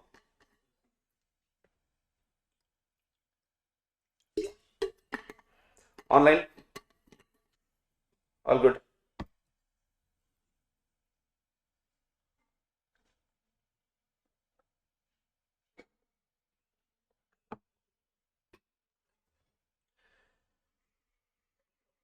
Yes, online. Respond quickly before I move on. Right. Okay. Audit risk and risk assessment. Okay. 3 notes you have to go through. One is audit risk and one is your internal control. Clear? One that is on materiality. With this, we'll be done with audit risk. With that, entire marathon will be completed. Now, audit risk. What is audit risk, sir? Very simple. Risk that the auditor might not find errors or misstatement in a company's or entity's financial statement when they conduct an audit. What do you mean by that? In short, giving unmodified opinion when financial statements are materially misstated. So you give, but give it in the right sense. When the financial statements are wrong, why are you giving unmodified opinion? You have to modify the opinion. Therefore, to reduce that risk, we need to put various procedures and techniques to ensure the accuracy and reliability of financial statements are there intact. So audit risk, it's a possibility that you could miss important aspect, and this is due to 3 reasons. Clear? Reason number 1, inherent risk. We have already studied this inherent risk. What is inherent risk? Inherent risk means that risk, even before we start the work, it has potential for error or potential for mistake. Now, mistake could be due to error or could be due to fraud. Okay. Now, what are the reasons for this, sir? Business nature. Your nature of business involves a lot of cash transactions. Obviously, there is an inherent risk of cash being stolen, cash being misused, not accounting for the sales. For example, now there is a juice shop in Bangalore which totally, entirely depends on cash. There is no UPI payment at all in that. But crazy business he does from morning till evening. Right? Despite not having UPI, people are very comfortable with UPI now. But despite not having UPI, people bring cash to his shop to drink juice. Clear? Now there is an inherent risk in his business, that is cash. Now in that, what risk can be there? Not recording, sales not recording, That means actual results will not be reflected. Number 2, embezzlement risk is there. Clear. Number 3, sir, misproportionate sales will be accounted. Clear. Now in this case, how do we know whether the sale that you have given is accurately reflected or not? Now if I have to get into more details of it, let us say for example he prepares I think there are 6 to 7 mixers in that. Okay, now imagine in every mixer different fruit juice that you prepare, right? Now whenever you are preparing, it's an inventory for us. For us, fruit is an inventory, milk is an inventory, sugar is an inventory. Clear. Now when we get that and we prepare it, you would have seen especially juices like lime juice and lime sodas, there will be a lot of normal loss. Normal loss means what? While pouring into the glass or from mixer to the container, there will be a lot of juices which will be just flowing away, right? Which means gone, right? The juice is wasted. Now that only can be 1 or 2 glasses at the end of the day, right? Which means that is our normal loss. Now in that abnormal loss could be where we take 1 glass and the worker only will drink. Now who has seen it? No one. You do not maintain inventory records, so we do not know how many kgs of fruits have been received. Clear. And everything you're dealing in cash, right? You can simply say I sold that, or you can simply say no one bought it. Clear. Now in that, or you can also say no when I was serving, the customer couldn't hold on to the glass, it fell down. A lot of things can come into the picture. Clear. So whenever there is these type of risk, always inherent risk is there. Idhila auditor can't do anything. He cannot do anything. It's nature of business. Clear. Company's health. Sir, some company which is there in the early stage is different. Company which is there in the retirement stage, it is different. For example, MS Dhoni primarily different, right? MS Dhoni now different, right? So in that case, I need to check about the entity also. Right now, what is the health of the company, and later on, what is the health of the company, which will ultimately impact our financial statements. Companies, ICS. If ICS is weak, lot of error and fraud can happen. If ICS is strong, fraud and error can be reduced. Restaurant. Clear? In case of restaurant, let's take one example. Now let's say 1 kg of, let's say, onion can give me 10 plates of bhajis. Okay. Now, how do I know that in a day? Now I bring, let's say, 100 kilos. Okay, 1 kg will give me 10 plates. Now 100 kilo, how much? 1000. Yes. Now 1000 plates I should sell in a day. Now every plate, if I am selling at 30 rupees, if I am selling 1000 plates, means 30,000 every day I should make. Yes. Now 30,000 every day when I am making, imagine one day I made only 25,000. 5,000 I made less. Now how do I catch hold of people? Who do I blame? Right? Imagine every time one plate of pakoda is served, the server is eating one pieces. How do I blame now? I don't know. ICS is not there. Now I'll put CC camera. It's easy to manipulate CC camera also. Clear? Because imagine in the kitchen, if you put CC camera, when you are frying the pakodas, obviously the vapor will cover the lens. It's easier to manipulate there also. Clear? If you put in the serving area, I just have to cover and eat. Clear? Now you will appoint one manager. That means one more human being is involved. Wherever humans are involved, manipulation is even easier. I will give him also one piece now. Clear? Now that means I'm actually spending more to lose more. Right? Now what is the problem here? I need to set a proper ICS. Okay, sir. What do you want? Now why do? See, human beings, you cannot eat after you are full. You are eating because you are hungry. Correct? After a particular point of time, you will not be able to eat. Okay, da. What do you want? Eat food? No. Right. Every day take 100 rupees coupon, I will give you. Eat. Every server 100 rupees token, I will give you. Eat whatever you want in a day. Matter solved. But for that now, coupon you maintain. Clear? Electronic coupon, if you want, you maintain through the system. Everyone has to log in. Attendance irukano. So like that, when you put the ICS, now for example in ArivuPro only, if we, now you guys have manual attendance. No, imagine you go there, you sign. Anyone can sign for anyone here, if it is manual, right? That's why now they have introduced QR system of attendance. Now none of the regular class students will go and sign there. There is no attendance register for them because everyone can sign for anyone, right? Now QR you have to scan. You have to put your attendance, your details, and then you have to mark your attendance. Only if you have X number of X percentage of attendance, you will get your recordings. Now, that's a good way of putting ICS. Otherwise, simply tell, I came to the class. Who knows? In a class of let's say 60, 70, 80, who knows who is coming on a daily basis? Right? It's a professional class. It's not a school where we'll take attendance every day and leave note you get sign from your parents and all. So we have moved from there. Right now, that is a better control system.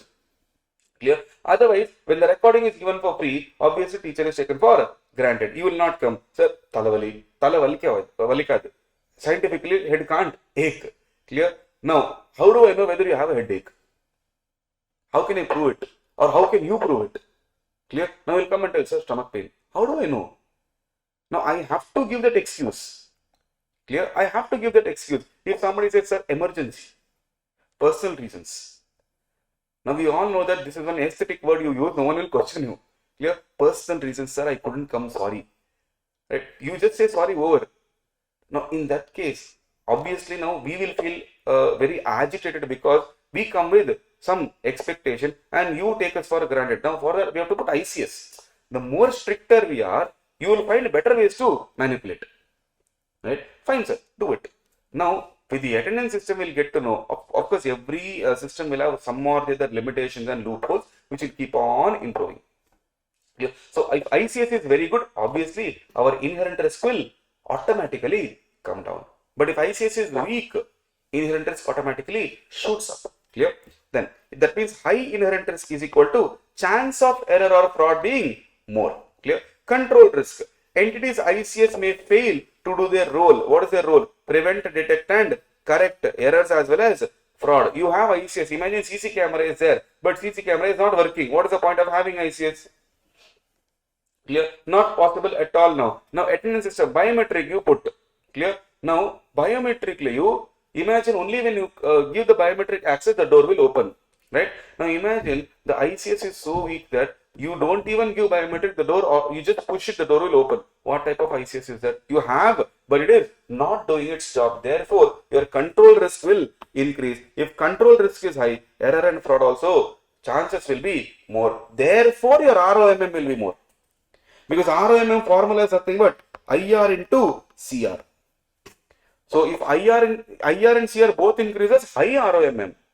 If at least one is good, comparatively, relatively, ROMM will be less. Clear? Now, for example, see, 2 into 1 is 2, 2 into 2 is 4. Sir, this is IR, this is CR, let's assume. Clear? Imagine CR is at low, the IR is high. 2. Imagine CR and IR both are high. Obviously, it will be more. Right? So, I need to reduce this. How do I reduce this? See, this is not in my hand. IR is management's responsibility. CR is also management's responsibility. How do I reduce? By putting more procedures, and that is called detection risk. And that's my third point, where AR is equal to ROMM into DR. What is DR? Risk that auditor may not be able to identify and detect irregularities in company's financial statements during the audit, which means I need to put better procedures to reduce the risk. Now, IR and CR does not matter even if it is high. If my procedure is very good, I can bring it down to lowest level possible. Clear? Now, what is ROMM? Risk that financial statements of an entity has material mistakes that will not be detected during the audit. What is not included in audit risk? Expressing an opinion which says financial statements are wrong when it is not wrong. This is not included. Reason being, in the monthly situation, the situation like this will never ever come. Let's say, I'll ask you two questions. Just answer, this concept will be clear. If you are the entity, if your financial statement is wrong, you have done a fraud, you have done one error. Now, if your financial statement is wrong, I as an auditor, when I check it, I don't find it. I go out and tell that financial statements are very good. But in fact, your financial statements are wrong. You tell me, as a client, will you go out and tell that my financial statement is wrong? No, you will be like, okay, CA told no, let's keep quiet, we'll get more money. Now, on the other hand, when your financial statements are very good, and I go out and tell financial statements are wrong, will you keep quiet? No, you will ensure that this opinion is changed. Number one. Number two, to tell that your financial statements are wrong when the financial statements are right, do I need to have evidence? Yes, where is the evidence? Evidence only if I do not have, how can I go and tell? That is why this situation will never be included in audit risk. Clear? Number two, business risk like litigation, publicity gone wrong, marketing. These are not under our control. These are totally under management's control. Clear? Now, should I rely or not rely is a question. Now, if I have to rely on ICS or not rely on ICS, I need to understand four factors, and four factors are ICE, I square CE. Clear? What is I square CE? Influencer, control environment's influence on ICS. Right? They say you, in English there is a saying for human beings, you are an average of 5 people you are surrounded with. Correct? Now, that means your environment influences you. If your environment has very good people, you will also become good. But if your environment has very bad people, you will also end up becoming like them. Now, environment influences on control is very important factor. If it has a very strong influence, I need to go and check the environment first. Clear? Then, evaluate related IT processes. So, manual process which is totally dependent on IT, I need to evaluate that. Then, control over SCOT, SCOT, significant class of transactions. Significant class of transaction means I am talking about P&L items, not all P&L items, but significant P&L items. Expectation of effectiveness of controls based on entities understanding. Once I understand the entity, I get to know that whether I should rely on this control or no. The expectation of effectiveness, whether ICS is effective or ICS is not effective. This I will understand only when I get to know the entity. Otherwise, I will not get to know the effectiveness. Now, once you tested, you got to know whether deficiencies are there or not. If you identify that there are deficiencies, what should you do? Number one, evaluate the effect on risk assessment and strategy for audit. Meaning, should I change my strategy or not? Number two, test more than one control for each assertion. If are there any other control for this particular entry, sir, or this is the only entry that is there. Third, if there is no other control, do not rely on controls. Now, step number, this has to be followed in the same step. Number one, check whether I should change my strategy or risk assessment. Second, ask the management, do you have any substitute control for this particular transaction? If no, oh, this is the only way, sir, okay, I don't believe this ICS, this is very ineffective, I can't trust this. Do you have an option? If he says no, you conclude saying, I do not want to rely on the controls. If he says, yes, sir, substitute is there, go for the substitute and then take care of the controls. Okay. Now, audit procedures we have already done. There are two types, risk assessment procedures and further audit procedures. Under risk assessment procedure, what do you mean by that? It is a procedure to obtain entity's environment and ICS understanding. Why? To evaluate the ROMM. This ROMM can be due to fraud or error. Okay. Now, there are three procedures which usually we call it as RAP. You remember it as IO. AIIO. A for analytical procedure, I for inquiry, I for inspection, O for observation. Clear? Now, they are asked in one of the May 24 exams this inquiry question. Clear? So, it's a hotspot area anyway. Clear? With whom did we do inquiry? Or whom should we do inquiry? Number one, with the management we should do. Number two, internal audit personnel, SA 610 if you remember. Number three, with employees we can do. Number four, in-house legal counsel we can do. Number five, sales or marketing people we can do. Number six, risk management function, that is your again SA 610. Number seven, with IS personnel, information systems personnel. Clear? Now, under further audit procedures, we have two things. One is test of control and substantive procedure. This is nothing but SA 330. SA 330 says responses to assessed risk. Response to assessed risk. So what they are telling here is test, under that we have test of controls and substantive procedures. When do we do test of controls, sir? Two situations where we do test of controls. When we expect controls are operating effectively. If you remember, this expectation has come from here.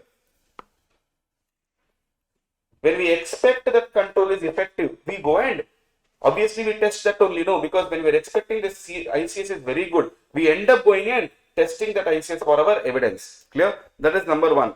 If not, or the substantive procedures, that is this one, do not provide any other evidence for me. See, logic. What are the two options under further audit? TOC and SP. Only two options I have. If SP does not give me enough evidence, the only option left is TOC. I'll end up testing the controls alone. Clear? Under substantive testing, we have two things: test of details and analytical procedures. This you have done in essay 520. Test of details is nothing but a chapter number 5. Vouching and verification is what we call. Vouching means we use when we test a transaction. Verification we use when we test balances. Clear? Now, sir, test of controls, TOC, what is the nature, timing and extent, sir? Nature, we have to perform other audit procedures with inquiry.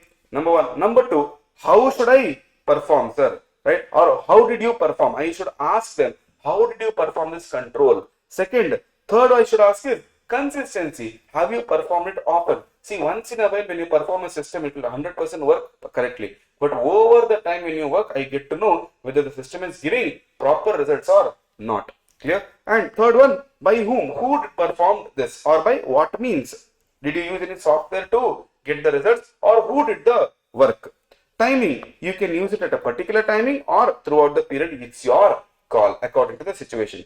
Extent, now here one question can come. Clear? Now, what are the factors to decide the extent of TOC? What are the factors to decide the extent of test of controls? Number one, RE. Four things are there. Clear? Now, what is this RE, sir? What are the factors? Four factors. Reliance period during the audit. Imagine I am doing the audit from 1st May to 14th May only. Now, in that period, am I relying on ICS or not? Clear? In your module, this will be in essay 330 topic. Okay? Reliance period during the audit. Expected rate of deviation. How much deviation? See, control me. I told you in sampling only. When there's something called as difference. This difference, when it comes to control, we call it deviation. When it comes to details, we call it misstatements. Clear? So, expected rate of deviation, relevance and reliability. Can I rely on this particular control? Is it control relevant for me? If yes, I will test it more. If not, I will not test it. Evidence from other controls. Do we have any evidence from other controls? If yes, then I will go for other controls. Why will I go for this particular control? Let's say I have control A, I have control B. Control B gives me good evidence. Do you choose A or B?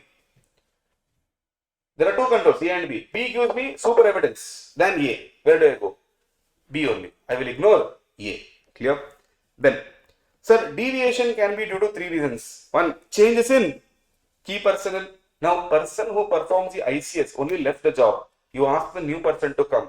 Obviously, he will not be able to perform in a better manner. Clear? Human error. Human error, which means obviously I told you wherever human beings are there, easy to manipulate them. So 100% one error can happen through this particular person.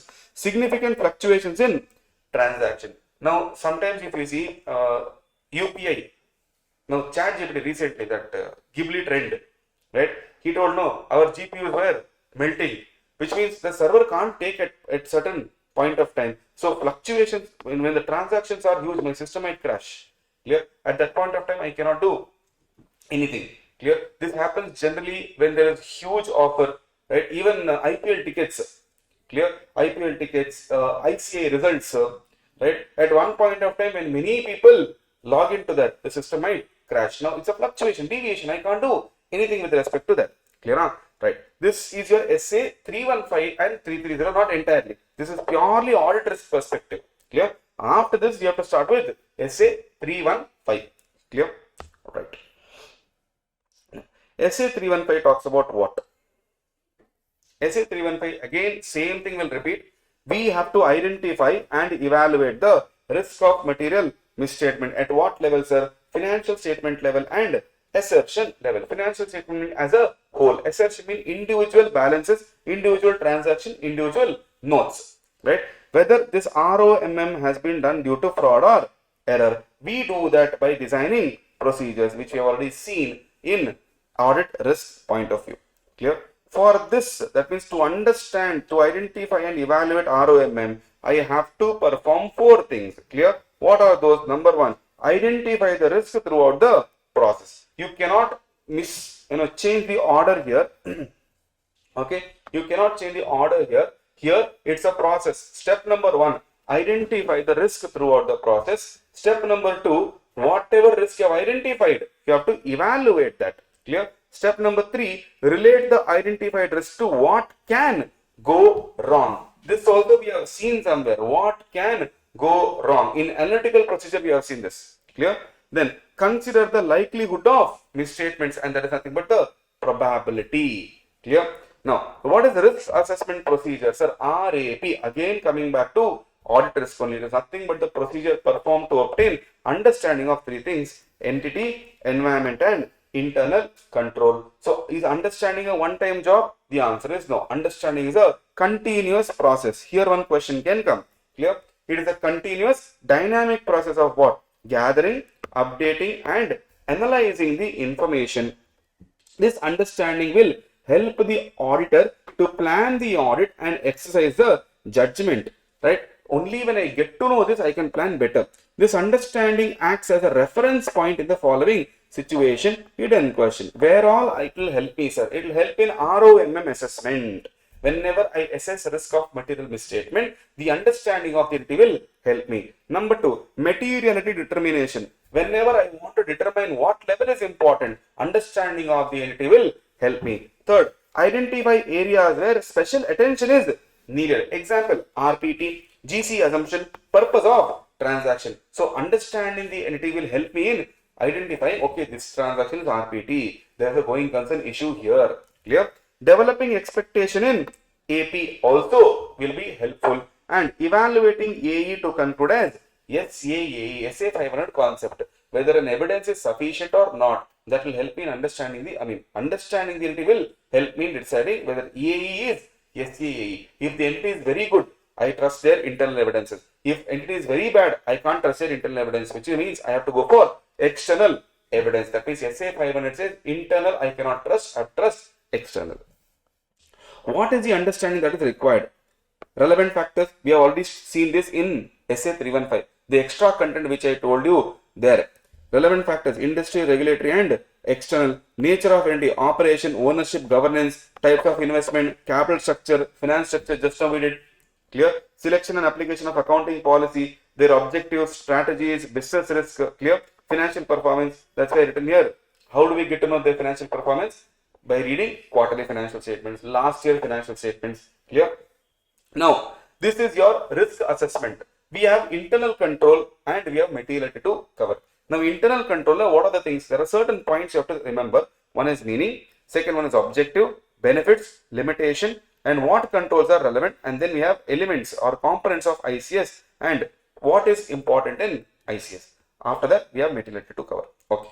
What do you mean by internal controls? Meaning of ICS is very easy. It is the process. Clear? It is the process designed, implemented, and maintained. It's a process designed, implemented, and maintained. By whom? By TCWG, management, and other personnel. Why? To provide reasonable assurance about entity's objective. So it's a process designed, implemented, and maintained by whom? By TCWG, management, and other personnel. Why? To provide reasonable assurance about entities' objectives. What are the 4 objectives? Number 1, reliability of FR. People should rely on my reporting. Effectiveness and efficiency of operations. Safeguarding of assets. Compliance with applicable laws and regulation. These are the 4 main objectives of any entity. Number 1, people should rely on my reporting. That is my balance sheet, my financial statements, whatever I report. Then my operation should go well, my assets should be safeguarded really well, and my compliance should be taken care of. Clear? Then, right. Now, sir, what is my objectives? My objective is very simple. Whatever transaction we are executing, it should be authorized. Unauthorized transaction should not be executed. Number 2, whatever transactions are there, it should be recorded in the correct amount, correct account, correct period, and maintaining accountability of assets. Accountability means liability, sir. I need responsibility. I need people who are responsible. Clear? What are the benefits? I can identify potential misstatements through this system. Clear? I can identify factors that is affecting ROMM and designing NTE of further audit procedure. If you remember, TOC after that only comes. Sorry, RAP after that only comes. Further audit procedures. So understanding this will help me in identifying the procedures, sir. What are the limitations, sir? Important question. It can give only reasonable assurance. It cannot give me AA, absolute assurance. Number two, human judgment in decisions. Wherever humans are involved, like I said, mistakes can happen. Clear? Lack of understanding purpose. I told you mall example. ICS is there, but those people don't even understand the purpose of it. Clear? Then collusion among people. What is collusion? More than one human being is coming together to do fraud. Now, if I tell you, hey, let's do fraud, yeah, you leave me. Clear? When you leave me, I'll give you some money. Now, obviously, that person who is leaving, who is authorized to let you in, he will let you in, and obviously, my ICS is wasted. Now, for example, imagine I have a club. Okay. Now, I have an event on, let's say today is Friday, no, tomorrow. Tomorrow, I will organize an event. Now, to that event, only people who have passed should come. Now, let us say I make one of two bouncers stand there. I will tell them, I will instruct them, only who are having pass, you allow them. Now imagine I had invited everyone, including bouncer's family. Okay. Now bouncer's family came. His mother and his father came, but they forgot the pass. It's a corporate event. They forgot the pass. Now you tell me, when they came, okay, they forgot the pass, and the bouncer is the one who should let them in. And I have instructed what? Without pass, you should not let them. Now, can the bouncer's family influence bouncer? Yes. Will he allow? His mother and his father, will he allow? 100%. Boss, why did I put ICS in? I put ICS for unauthorized users only. Clear? Without pass, don't allow. When I tell you, you still send. That's what I'm telling. Collusion. Clear? When people collude, anything can happen. Clear? Harshad Mehta scam, collusion. Clear? That fellow, Telgi, Abdul Karim Telgi, stamp paper scam, 40,000 crores scam, collusion. Harshad Mehta, 2,000 crores. Clear? Adu 40,000 crores. 16 years, whatever government documents was done, dead. Can't do anything. Government also can't do anything. Now, it's only because of people are colluded. In those cases, my ICS, no matter how strongly you put, now, what do? I will replace the bouncers with machine. And I will tell, only when you scan the QR code, it will allow you. Now, go and influence the machine. Leave, yeah, please, I'm your parent. No, nothing. You can't do anything. That's the reason why technology, when it is there. Now, see, let's, for example, take your UPI. You put the UPI, you only set the UPI pin. No, why UPI? Your phone you take, yeah. You only put the lock. Yes. Now, imagine you are playing Holy. Face ID you have put. Okay. You have played Holy. Face is unrecognizable. Okay, tell your phone to unlock without the face lock. Will it? It won't. Why? It is following a program. Clear? Therefore, collusion is not possible there. Understood? You cannot bypass it. Right? Then, management judgment. Wherever judgments are involved, obviously it's a limitation because it can't be proved. Judgment cannot be proved. For example, let's say I'll take you out on dinner. All of you will take you out on dinner, and I'll tell you order whatever you want. Now imagine this guy ordered only 4 rotis or 4 chapatis. Now why 4? Sir, why 4 means I am hungry. No, prove it. Now how will he prove that judgment? So judgment cannot be proved. Clear? Limitation in smaller entities because their investment only won't be there for ICS. ICS requires huge investments. Clear? Because it is software, tools, hardware, people, so many things are there. We will not be able to afford it. Clear? Which controls are relevant depends on certain factors. This is important. And because of this only SA 450 will come into the picture. SA 265. Significant deficiencies in internal control system. There we tell TCWG that, boss, we do not test the entire ICS. We test only those ICS which are relevant for the audit. Now that ICS they are telling, how do you know which ICS is relevant? These factors. Number 1, materiality. Any important control system we will check. Number 2, significance of risk. If risk is high in a particular system, we will test it. Entity size. If bigger the entity, I will go and test it better. Nature of business, organization and ownership.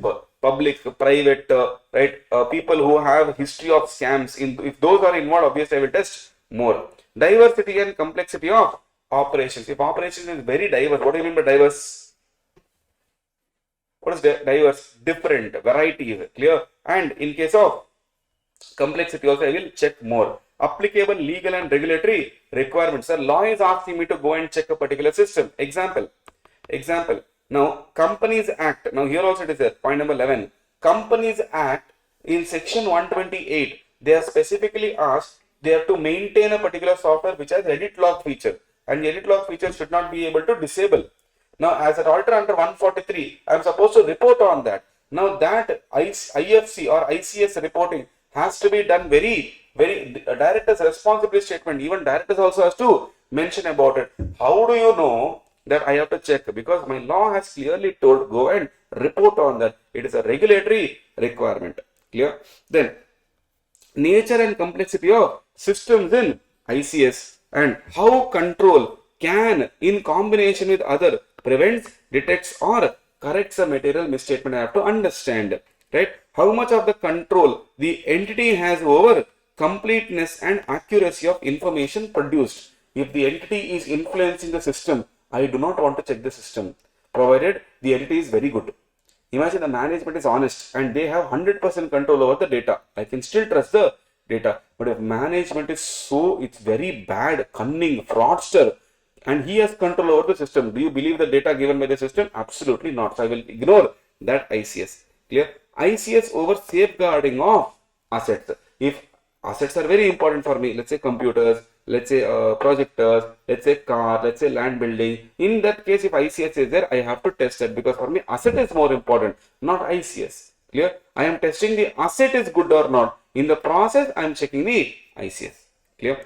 Now, then last we have components of ICS. Now, first there are 5 components. First one is environment, entities RAP, risk assessment process, information system. Then we have control activities, and then we have monitoring. 5 elements are there. I call this Panchabhuta of ICS. Clear? Now, first one is environment. The environment is very important. We have to see whether management has created and maintained culture of honesty and ethical behavior. What is included? Governance is included. Management functions. Management functions is the one who executes the policies. Governance function is the one who drafts the policies. Clear? Attitude, awareness, and actions of TCWG and management also is a part of environment. How you handle some situation, how you blame certain people. In case of error, how are you managing the situation? Clear? Elements of environment is a hidden question. Recent examination they have asked. Clear? Elements of environment. Number 1, communication and enforcement of value. How do you communicate the value to your employees? Now, one thing, please be careful. In this ICS, we are not studying from auditor's perspective. We are studying how, as a CA, I should look the entity's ICS. As an entity, how the entire ICS works. Then I will select which ICS to test. Understanding you have to obtain of the entire ICS. Then, commitment to competence, whether the people there are committed to getting more and more knowledge or performing better.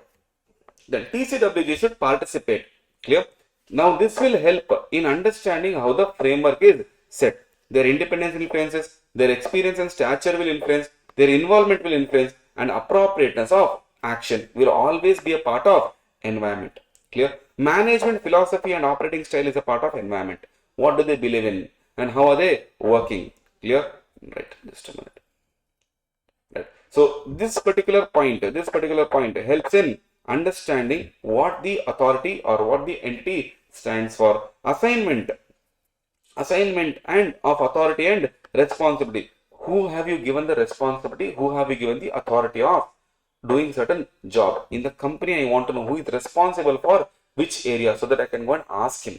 Clear? HR policies and practices. How do you appoint employees? Do you appoint on an influence basis? Do you appoint on merit basis? How do you appoint them? And what practices do you follow? Incentive policy, promotion policy, demotion policy. How do you handle all these things? Second element is entities risk assessment procedures, or entity does it have RAP? For that, we have to obtain understanding of 4 things. Identify business risk. Number 1. Number 2, estimating significance of risk. Number 3, evaluating the likelihood of occurrence. And finally, deciding on actions. So, 4 things I have to understand from entity's perspective what they are doing. Do they identify risk? Number 1. Number 2, do they estimate that risk once they have identified? Number 3, the likelihood, probability of occurrence. Number 4, what actions are they taking. Clear? This will help me in identifying the ROMN. Right? Now, third element comes as information systems. I have to obtain understanding of three things. Number one, information system, what are they doing, business process, how the process is there, and the following. In that, number one, class of transaction which is significant to financial statements. Sir, which class of transaction where ICS or information system is used? I have to understand. Number two, what are the procedures? What are the procedures to initiate, record, process, correct, transfer to ledger of transaction? That means from journal entry to ledger, how does it travel? The third one, understand related records, supporting information, specific account used to manage the transaction. Meaning you may have multiple bank accounts. Clear? Which bank account do you use for a particular payment? Right? Who is authorized to use that? It comes form of IS. How IS captures events and condition. Does your system has a feature of capturing certain events and conditions? Right. For example, in banks, the moment the loan becomes NPA, it can give you an alarm. Clear? Saying, boss, see, like this particular account has turned NPA. Now, FR process, financial reporting process used to prepare financial statement. What process are you using? Last one, controls around journal entries, because journal entry change panna, posting will be different, clear, financial statements will be different. So controls around journal entries are important. How do you communicate the roles and responsibility? Also forms between whom? Management and TCWG. Sir, between you guys, how do you communicate the policies, sir? Do you use information systems? Clear? Then external communication, that is between regulators, company and regulators, or entity and regulators. How do you talk, sir? With respect to communication, understand the roles and responsibilities of individuals involved in ICOFR. ICOFR is internal control over financial reporting. Clear? Which is nothing but ICS for financial statements. Right? ICS for financial statements. Then, second, understanding the relation of activities to others' work. Is there a link between your work and others' work?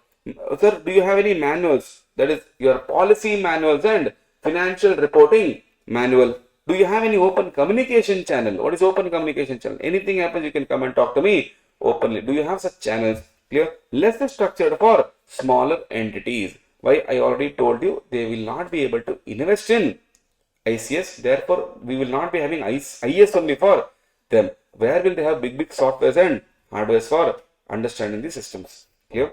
This won't be there. So in this, there are two questions that can be asked. One is, you have to understand specific things where you have 6 points to cover. Second, with respect to communication, what you are supposed to do. Clear? Right. Now, with respect to monitoring, what we should do. So there are two types of monitoring. One is called ongoing activities. One is called separate evaluation. Clear?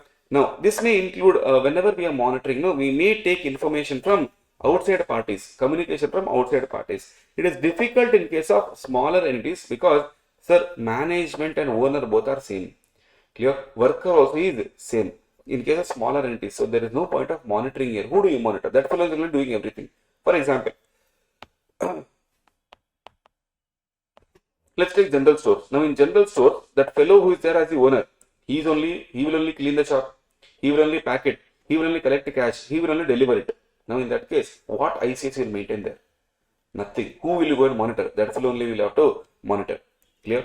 Now, it will lead to significant variances from expectation and inaccuracies. So therefore, it is not suitable to ask in case of smaller entities. Clear? Now, fourth one, control activities. What is control activities, sir? Simple, sir. It means for ICS, how am I going to monitor or even start executing it? Understand only those activities related to ABCD and their assertions. Clear? Control activities are what? Policies and procedures to ensure management directives are carried out. Whatever management asks us, that should be carried out, and that particular process is what we call as control activities. Which activities are relevant? 4. Anything that has significant risk is relevant for me. Clear? That area. Number 2, related to those risks for which SP do not provide SAI. That is, substantive procedures do not provide SAI. In that case, I have, for me, that activity is relevant. Clear? That activity is relevant, which is as per CA is very, very important. This is like etc. point. Clear? Now, as per CA, what risk is called as significant risk? Number one, if the risk is risk of fraud, it is significant risk. Number two, risk is related to significant developments like economic, accounting, and regulatory. Example, CARO, SEBI, RBI, MCA, right? NFRA. Then complexity of transactions. Sir, if the transactions are very complex, it is a significant risk. RP, transactions with RP is always a risky transaction. I always told you in SA 550 when we spoke, the nature of the transaction of RP is risky. It depends on how we use it. The knife example I had given you. Clear? Then subjectivity, degree where measurement uncertainty exists. Sir, whenever judgments are used, you cannot measure it. It's all subjective, depends on person to person. Any transaction outside normal course of business. Clear?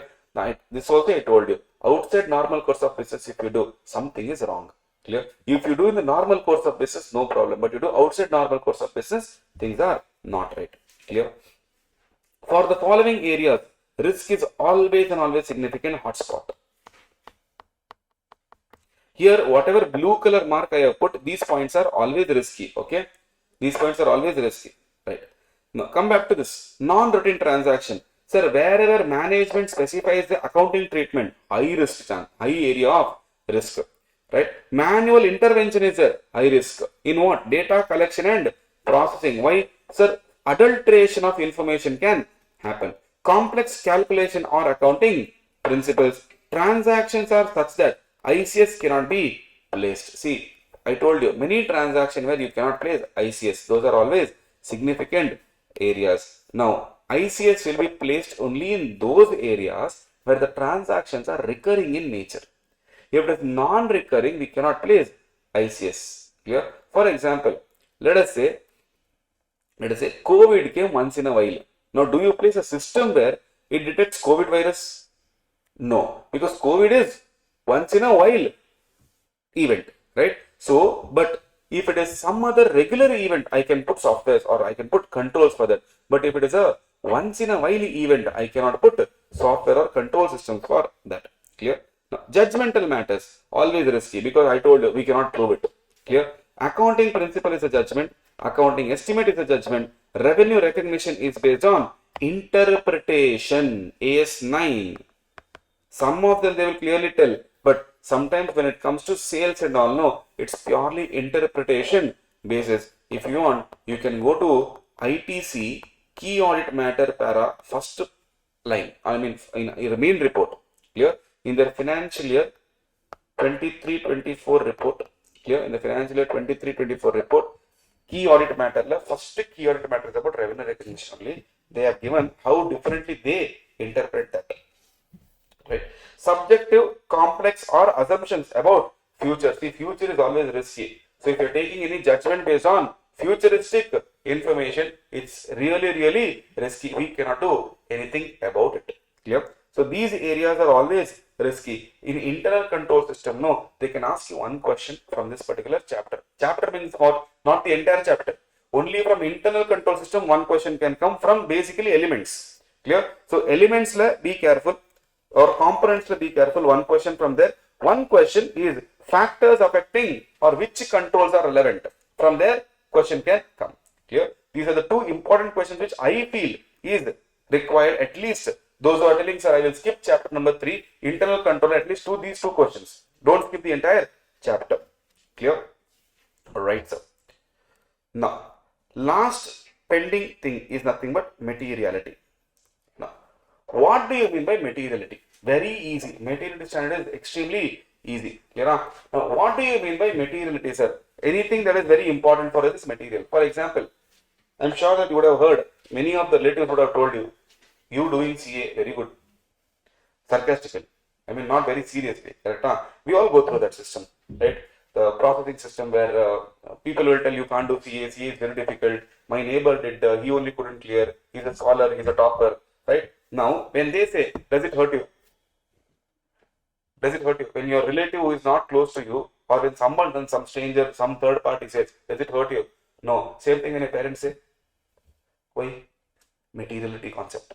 Clear? These people are important for me. Those are not important for me. Same thing in audit. Anything that is not important, I will ignore. Anything that is important, on that I will spend my time. Clear? And put my procedures to ensure the risk is reduced. Clear?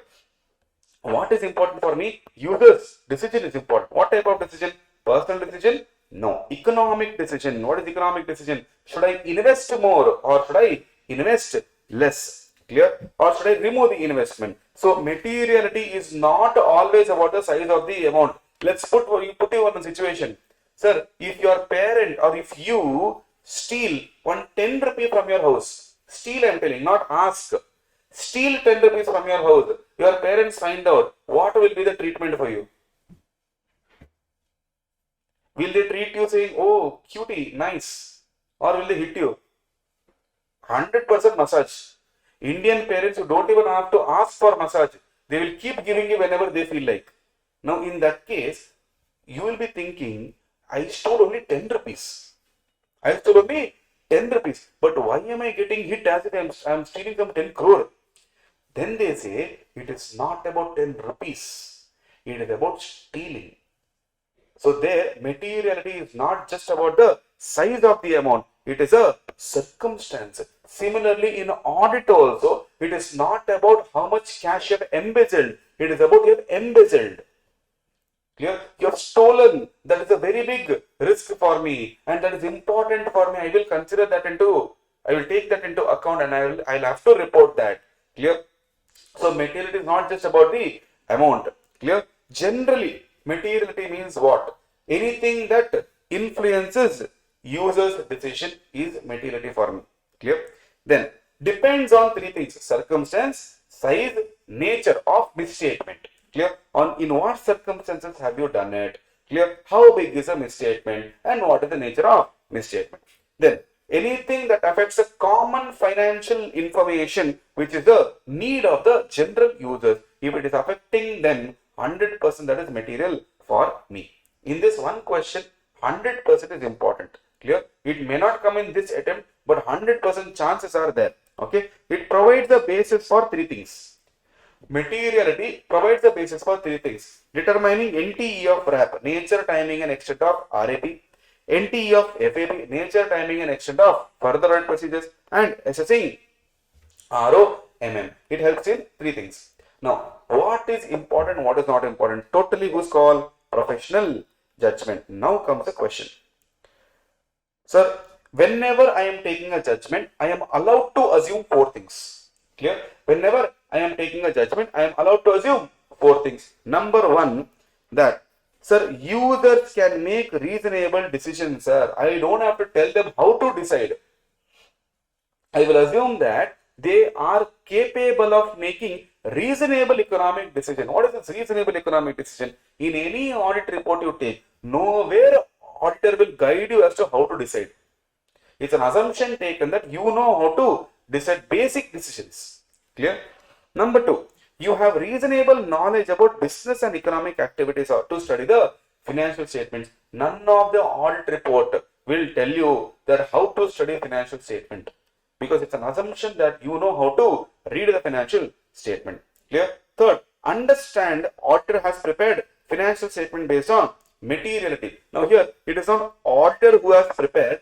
Who should prepare FS? Management. But management's preparation of FS has to be taken care by me. When I audit, when I am giving the opinion, my people, you should understand that the financial statements prepared by the management, checked by me, is done on materiality basis. Fourth one, they recognize that there are uncertainties while measuring any amount based on estimate judgments and future events. Meaning, they have to understand, I will assume that future information varumbodhu, there is uncertainty and they know about it. I will not simply sit and educate them on these four things. It's a basic assumption, 4-mark question, very good question, which 100%, if I was an examiner, I would have asked in the exam.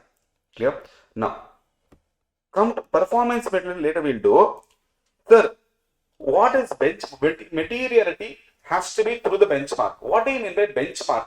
benchmark is nothing but a standard, right? Now, for example, let's say when I say I want to score exemption, exemption means what in CA?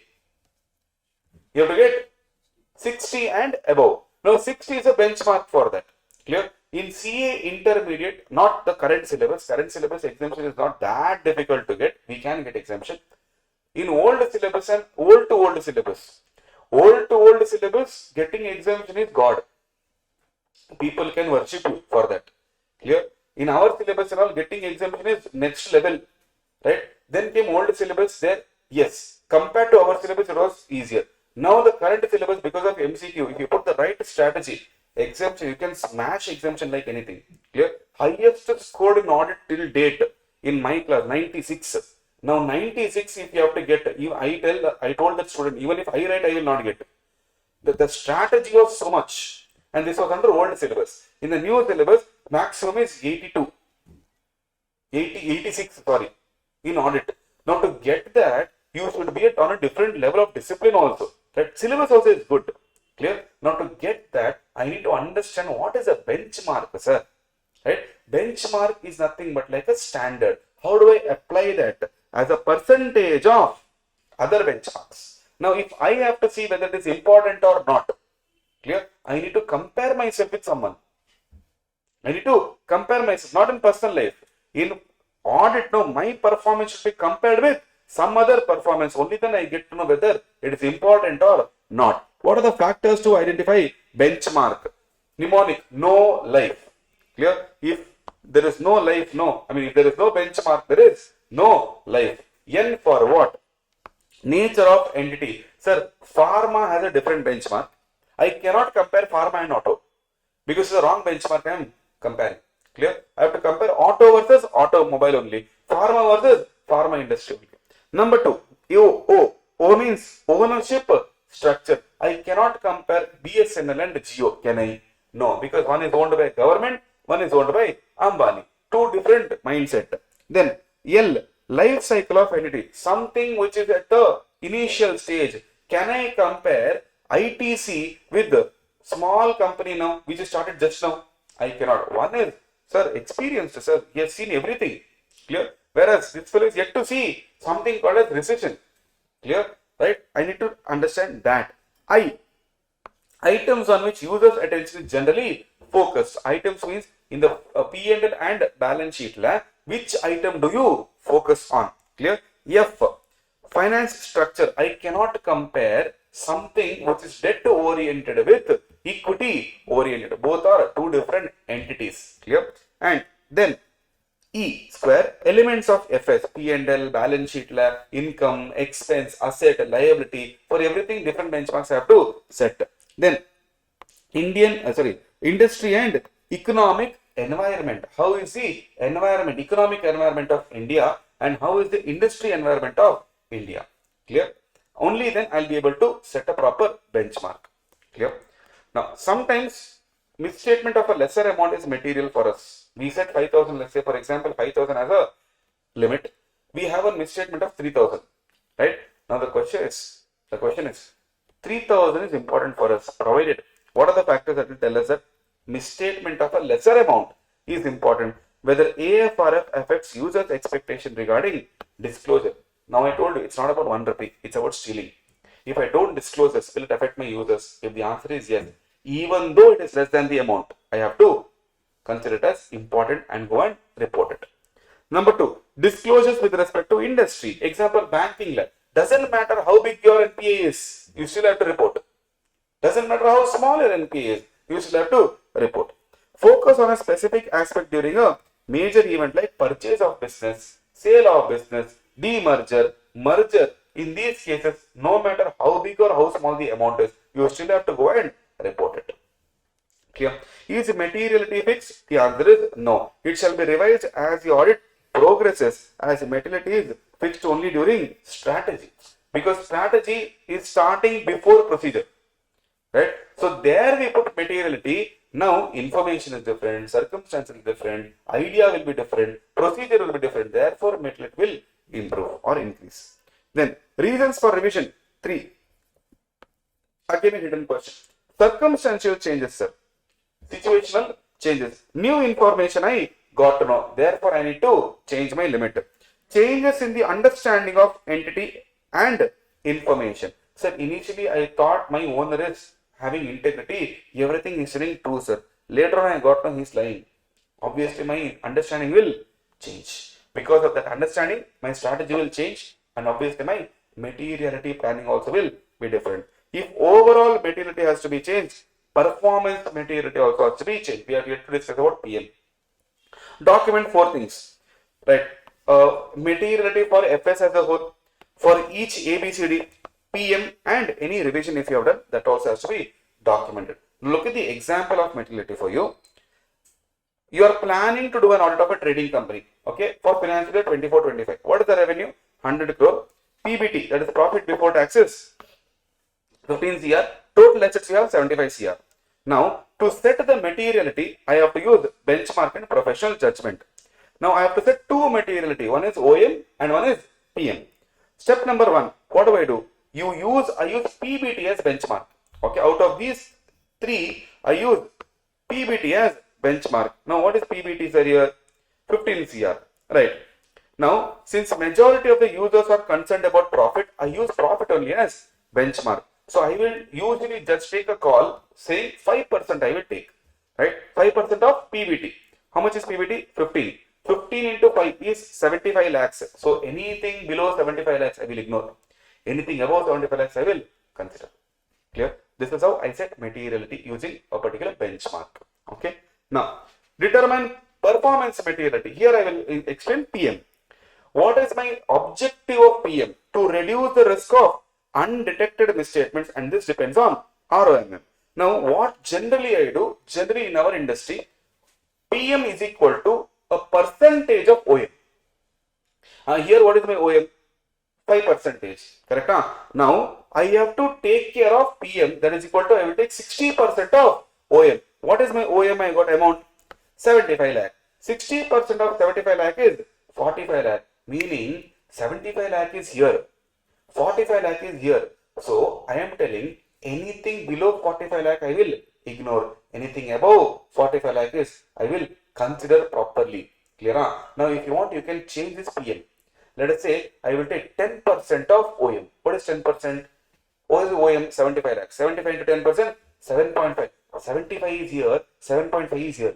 So anything below 7.5 I will ignore. Anything above 7.5 I will consider. Now this PM keeps changing from item to item. Reason, PM is totally dependent on the risk. If let's say for example salary risk is more, I will keep less materiality. Meaning I will not tolerate more errors. If rent expense, sir, very good expense, sir, ICS is strong, my PM will be more. So I can tolerate more error because it is effective. Right? So PM is totally dependent on the risk of each item of P&L or balance sheet. Okay. Now application of materiality in audit. Now OM used to evaluate overall results of the audit. Right? Now if total uncorrected misstatements, uncorrected meaning identified, reported but not corrected, SA 450. Clear? If that is more than 75, financial statement is materially misstated. Identified misstatement, reported one but not corrected. If it is corrected, good for me. If it is not corrected, and if that is more than my OM, FS is wrong totally. Clear? If not, used, now PM, used as a guide to design the procedures, individual ABCD will be tested to ensure it is below 45 lakh and not more than 45 lakh. What do you mean by it is uncorrected misstatement? Total uncorrected misstatement. Yellame, P&L, balance sheet, everything inclusive, it should not be more than 45. Clear? Now, if I do not set this, if I do not set this, PM will come into the picture properly. Look at this now. Here, imagine I set overall materiality as 10 lakhs. Okay. Now, 10 lakhs for what? OM. This I call it overall materiality. Now, I set PM as 6 lakhs, which means anything less than 6 lakhs, ignore. More than 6 lakhs, consider. Now, answer. I found one misstatement. The misstatement amount is 6 lakhs. Okay. One misstatement I found which is 6 lakh. Will I ignore or will I consider? No, I will ignore. Why? Anything above 6 lakhs I will consider. Clear? 6 lakhs I will ignore. Okay, sir, I ignored. One misstatement I found, I ignored. Continued my audit. I found one more misstatement, another misstatement of 6 lakhs. What should I do? Again, ignore. Because I have set as 6 lakh. Anything below 6 lakh, ignore. 6 lakh, ignore. Above 6 lakh, consider. Now, but if I add both, previous misstatement 6 lakh, current misstatement 6 lakh, total 12 lakh, it is going beyond my OM only. So, very risky now. Now what I will do, if that means there is more misstatement in the expense, so I can't keep it at 6 lakh. I have to keep it at lesser amount. Clear? Lesser amount just to reduce the errors and just to increase the correction of misstatements. Clear? So what I will do, I will say, boss, in the expense, for this expense 6 lakh is not viable. I will keep 1 lakh. So anything less than 1 lakh or equal to 1 lakh, ignore. More than 1 lakh, consider. Now, if I keep 1 lakh, don't you think this individual 6 lakh also I will take into consideration and check properly now? Yes. Which means I am being more relevant here and I am putting more procedures. My detection risk will automatically come down. Therefore, the audit risk will automatically come down. Clear? Right? Now, this depends on item the auditor wants to evaluate. Meaning, whatever ABCD you want to evaluate. No, for every ABCD there can be different PM. Right? For example, if the item has more risk, what will you do? You will set low PM. Low PM means what? Low level of materiality. Meaning anything above that will be important for you. If the item is low risk, high PM. If the item is medium risk, moderate, then you take a call whether you should set more or whether you should set less. Now comes important point. What if the item is no risk at all? 100% good. In that case, you can't ignore. Obtain high level of certainty to ignore. Don't blindly ignore. Check. Over the day you check. And then take a call. Okay, I have checked 10-15 times, that is correct. Then you ignore.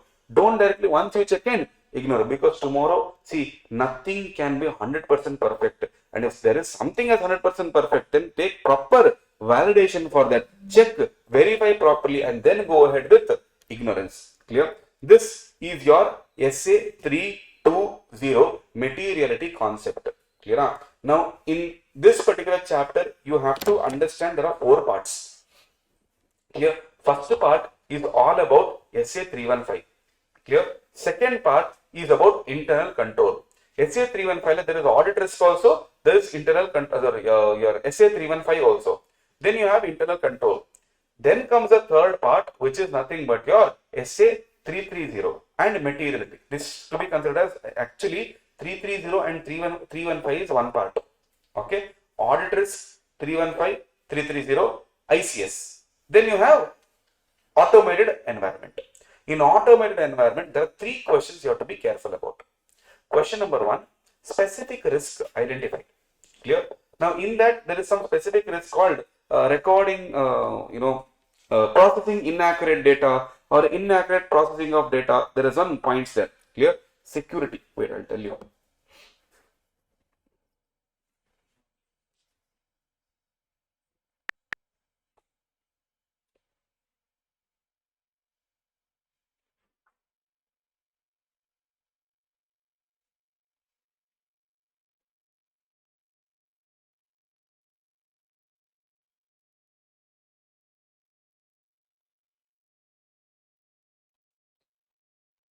In this, there is one part.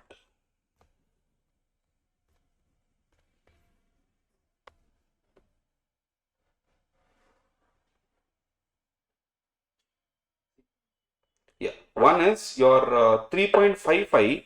In that box is there. This is one important question. Okay, what is the 2 question here? I'll just mark it. Wait, 3.55.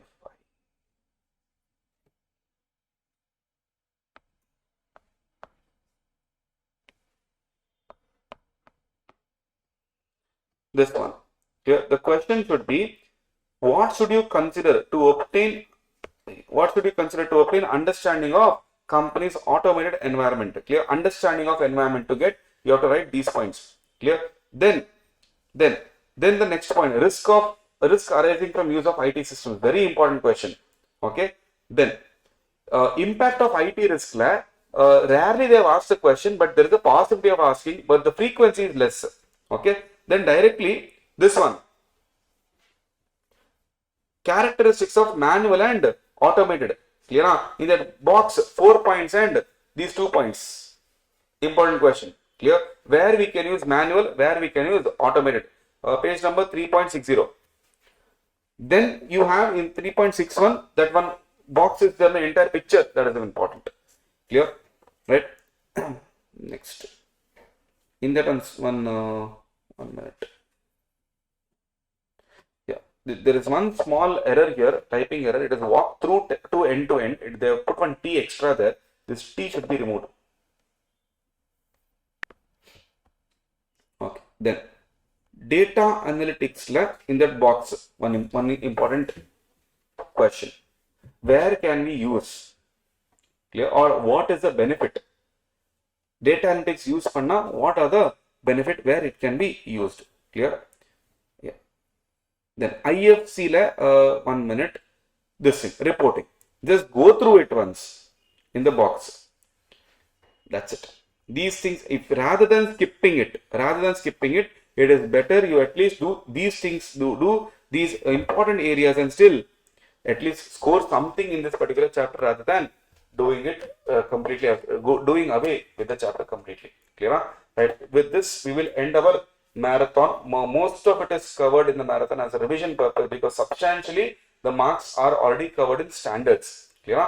So apart from that, in the exam, presentation wise, in audit, there is no specific format as such, but I can still give you 2 tips. If it is a direct theory question, please ensure you are writing in pointers. If it is a case-based question, still pointers only, but the structure of pointers should be, first few pointers should be always based on what the standard says. As per the standard, what is the content? Then you write what is the case. In the case, what has happened? Then you write in the pointer as to conclusion, as per the standard, this is it, and this is how the conclusion is all about. Since I can't, the by format is not the audit is a subjective matter. Clear? It doesn't go with the law. It goes with, see, these are the procedures. Which one to use? That is your call. So it's more of your analysis and conclusion. Your analysis gives you marks here. So don't stick to content alone. Sir, same words after it. No. You convey the message to the valuer. That should be good enough. Clear? Chapter 5 and chapter 9, important chapters. Clear? And I have told you already how to go about it. Chapter 9, 5 categories: preliminary, income, expense, asset, liability. Clear? Most of the entities, asset, liability will be the same. Clear? Preliminary will be the same. Cooperative society, in that special report and special features, and some 10 points are there with respect to single, solo cooperative society. Study that. Chapter 5, in that other expenses like CSR, right? Your cryptocurrencies. So these things and all, please go through it. Borrowings, reserves and surplus, trade payables, trade receivables, intangibles, amortization, and when you do PPE, do depreciation. When you do intangibles, do amortization. So that way, side by side, you can cover. Do not skip anything. If you are skipping the chapters, please, for those chapters at least do selective studies rather than skipping. I don't prefer skipping. I don't vouch for skipping. But last moment, if you are skipping, you at least do certain things and go. Clear? Right. We'll end the marathon here. Thank you so much. All the best. I'll see you soon. Online, yes. Thank you so much. Done. You can leave.